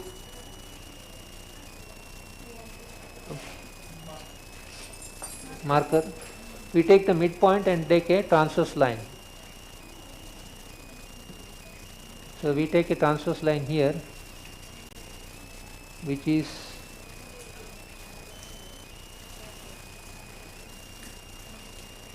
I'll just check for the disc also here. Usually these lines match. Sure.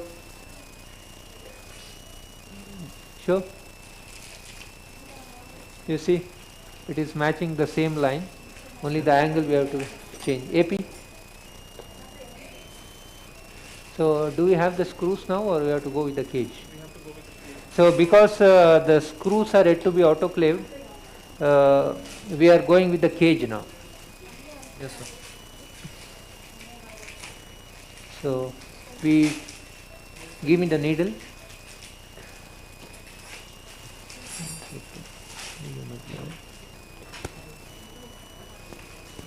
We will take about 10 centimeter from the midline. This is the 10 centimeter mark. Knife, please.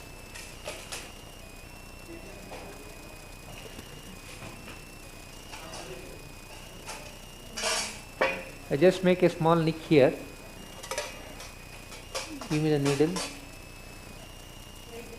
No, long needle. Yeah.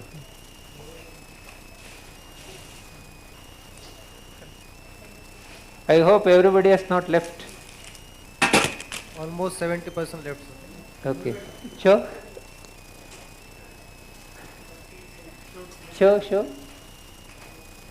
So I am going to hit the pedicle now. See, I am hitting the pedicle. Now I am going inside. Sure.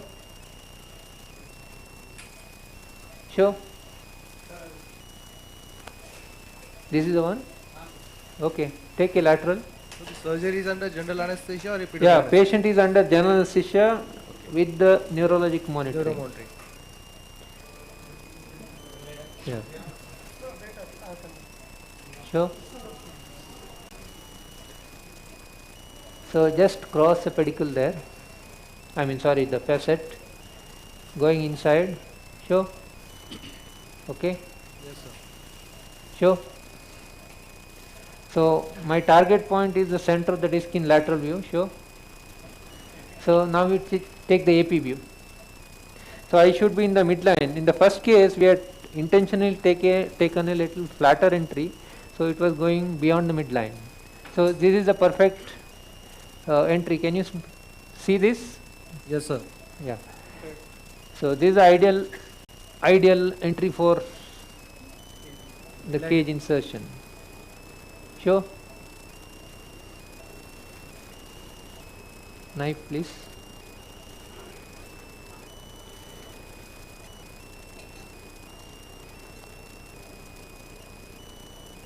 So I will make the cut 10 millimeters now. I made only a small nick. Now I will make it 10. how will things change if it is alpha S1? Dilator. So now we insert the dilator. Any change in the neurology? See, because if you follow the standard protocols, the nerve will not come in the way. Yours only is okay. Sure? Yeah. Sure. So I am going inside. Some skin oozing is there. Sure. I am just entering. Sure. Sure. Now we take a lateral. Yeah, take a lateral. Hammer.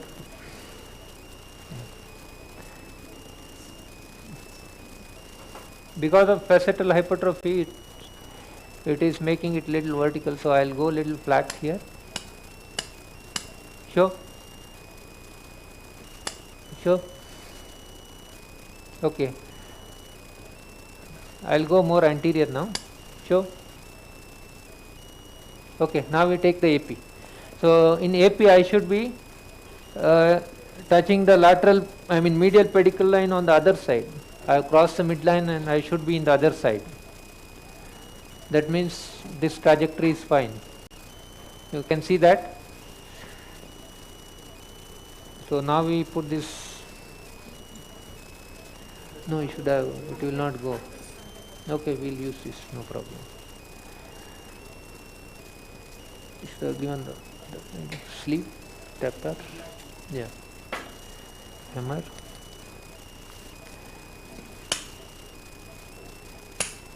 Sure. So I'm just entering. Sure. Sure. Little more we can go. Sure. Now we take it out. Sure. Okay, can we have a lateral again?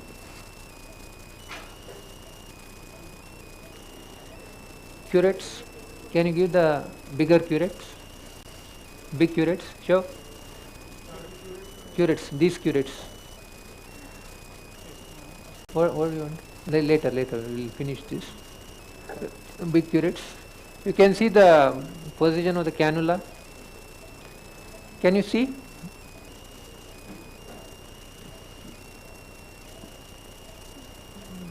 No continuous shooting. Hello. Yeah. Hello. Sir. Yeah. The transmission is being stopped now. Okay. Okay, you can continue. Okay. So I don't have to speak. Yes, sir. No, Okay, it's been sure. everything. Okay, so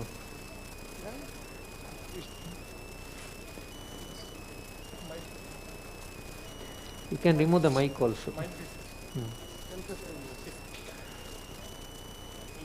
Sure. Okay. Mahesha sir. Yeah. There were about 10-12 people wanted to extend this another 15 minutes okay. to see the disc work. Yeah, okay. Okay, continue. Okay, fine. Okay, on their request. Okay. Yeah. But I think for YouTube you require, no? Yeah, It is going live, no? No, Curate. it will continue on YouTube, sir. The screen we are turning off. It is running on a generator. Go continue speaking, sir. Yeah. So I am using this bigger curettes to do some preparation. You can see the disc coming out. You can always check, sure.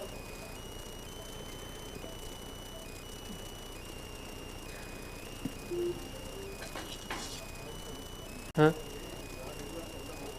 Yeah, I know.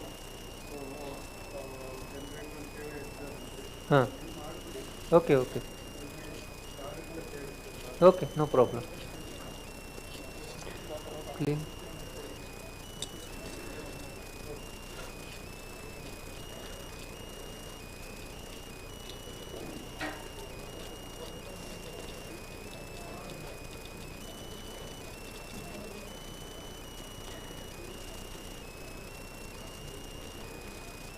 grasper.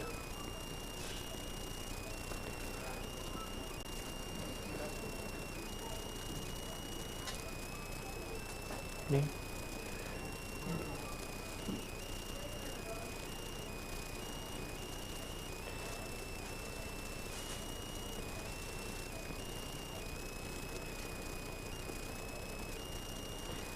Okay, AP, CM AP. So we will put the scope now, put this drape, yeah, and we'll get the scope, put it.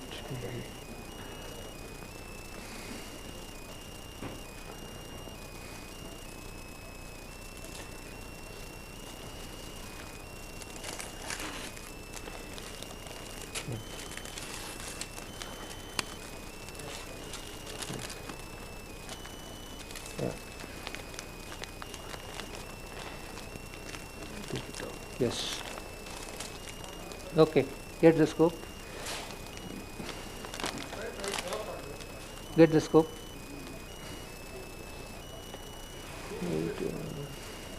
Yeah. Yeah. Saline. Yeah. Okay. Can you do white balance? Yeah. Okay. Yeah. Okay, okay. Scope రాలేదా? Scope off అయింది. Light source. Light, please switch it on. Yeah. Give me the graspers. Not this. The endoscopic graspers. CM height Yeah. is plus. Chal. Yeah.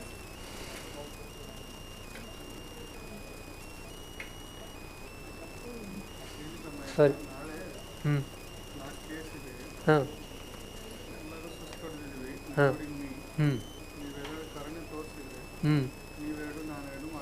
Okay, no problem. But I have to change my flight. Okay. It is a, I mean, rebooking is possible with that without additional charges. Ticket Naresh hatra ide. Yeah. Okay. Yeah, no problem. No problem. Anyway, I have not kept anything for tomorrow. Only thing is I have to manage my family. She may tell you remain in Hyderabad only. Don't come. Accurate. Hey, this is cut, ma. Okay. No, I think it is broken. Give me another one. Can you give some pressure?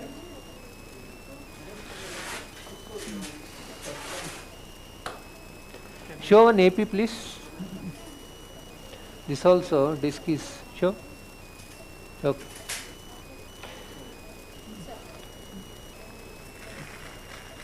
Grasper. Give me grasper. Show now. Okay. So I just gone in a little bit. No, it's okay. For transforaminal, table height is okay. It's not an issue. So only for interlaminar, we require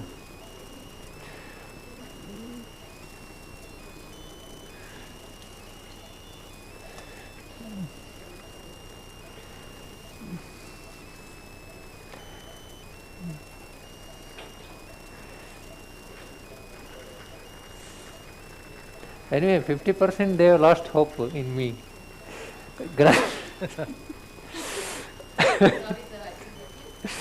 They have lost 50% of hope in me anyway. So they have left me. The delegates of the family. Grasper.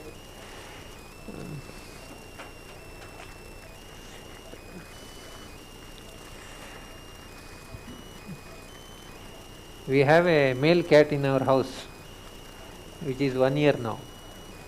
So we are wondering how is he going to get one partner. So that partner has come today to the house. So they are excited about that.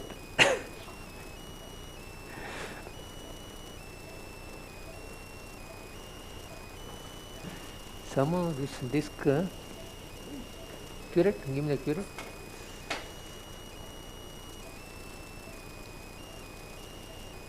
We'll start with upper one, okay.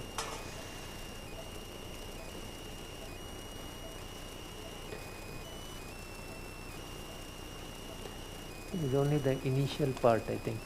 Grasper. We will have to change to the other cannula.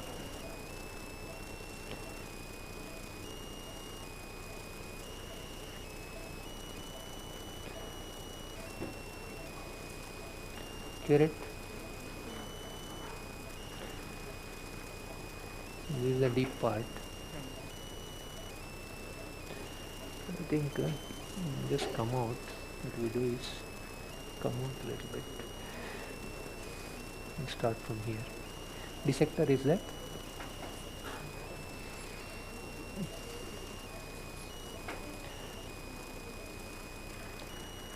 There is a osteotome. Can you give that? Osteotome is there? No, give the dissector only. What is this? Okay, give the dissector. No, osteotome is not there. It's okay, no problem.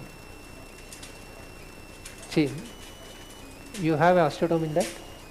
That is better. Hope it goes in. You see, what I am doing is, no, give me dissector. It is bigger. This is for 4.3. Are you removing end plate by osteotome? You see here. So I have come out. Okay. Yeah, just like open surgery, so that What is the end plate? This will save time for us. You see, you can separate it easily.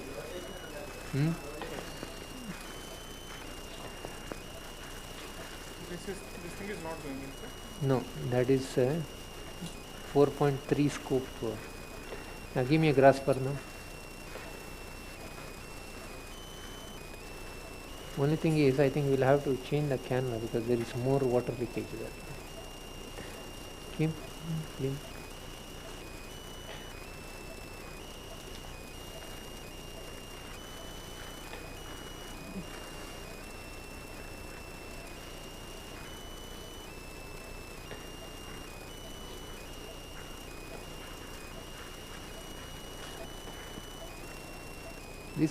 This disc is not that bad. Give me dissector again. So we come to this side. Okay. Anyway, it is prepared. Okay.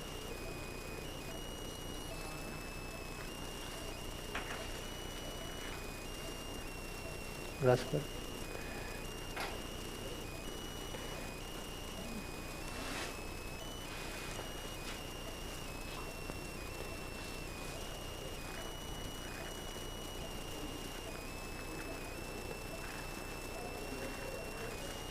Clean.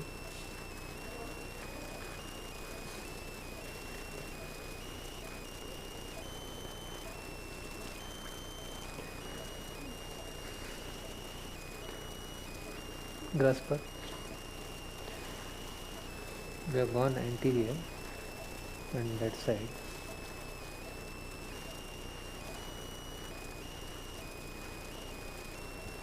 Can you have one CM? This is the one? Okay. Fine. Curate, no? Curate.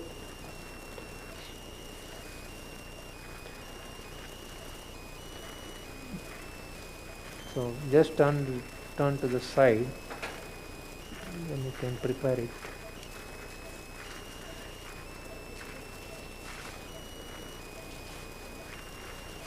Grasper.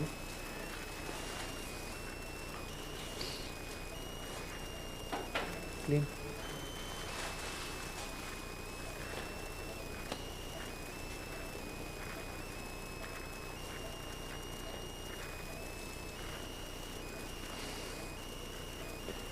Okay, there you have grasper.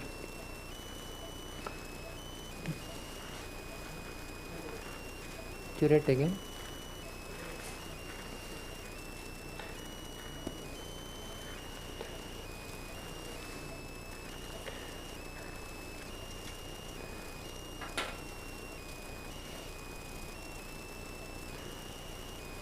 Transfer. If you do not do this and just make some curettage from outside and don't put the scope, then all this material will be inside and your fusion will not be good. So,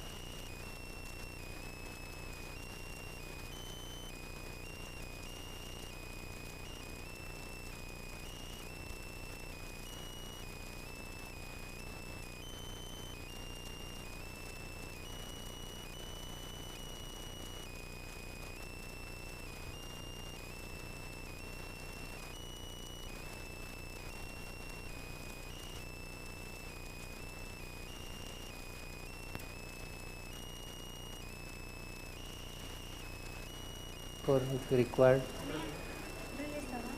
give me grasper. You have to do some foraminal placement. Right now, no, just wait. Just don't open it, just get it. Grasper. So we are preparing here where the mouth. Okay. Unless you prepare the mouth well. Yeah. Okay. So that is that piece which we have to remove. Clean. Okay. There is some water leakage there.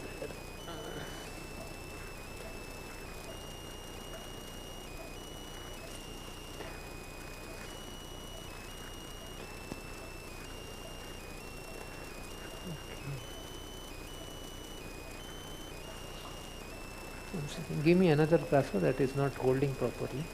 Another grasper.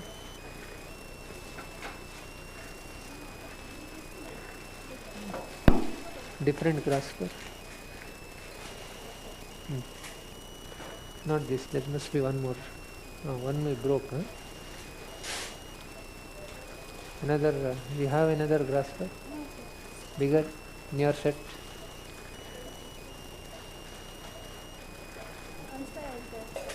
Transferal? Yes, sir. Okay.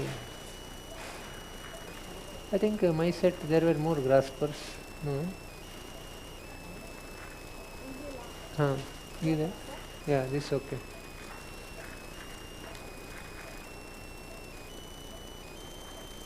Take.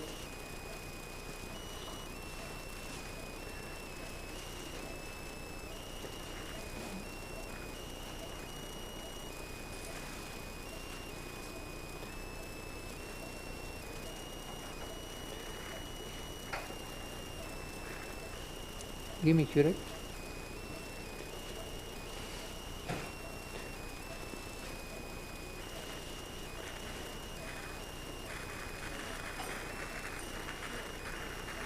Transfer.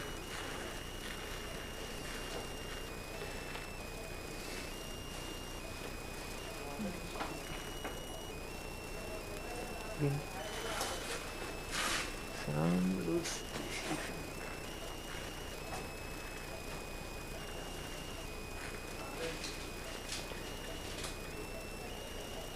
Transfer.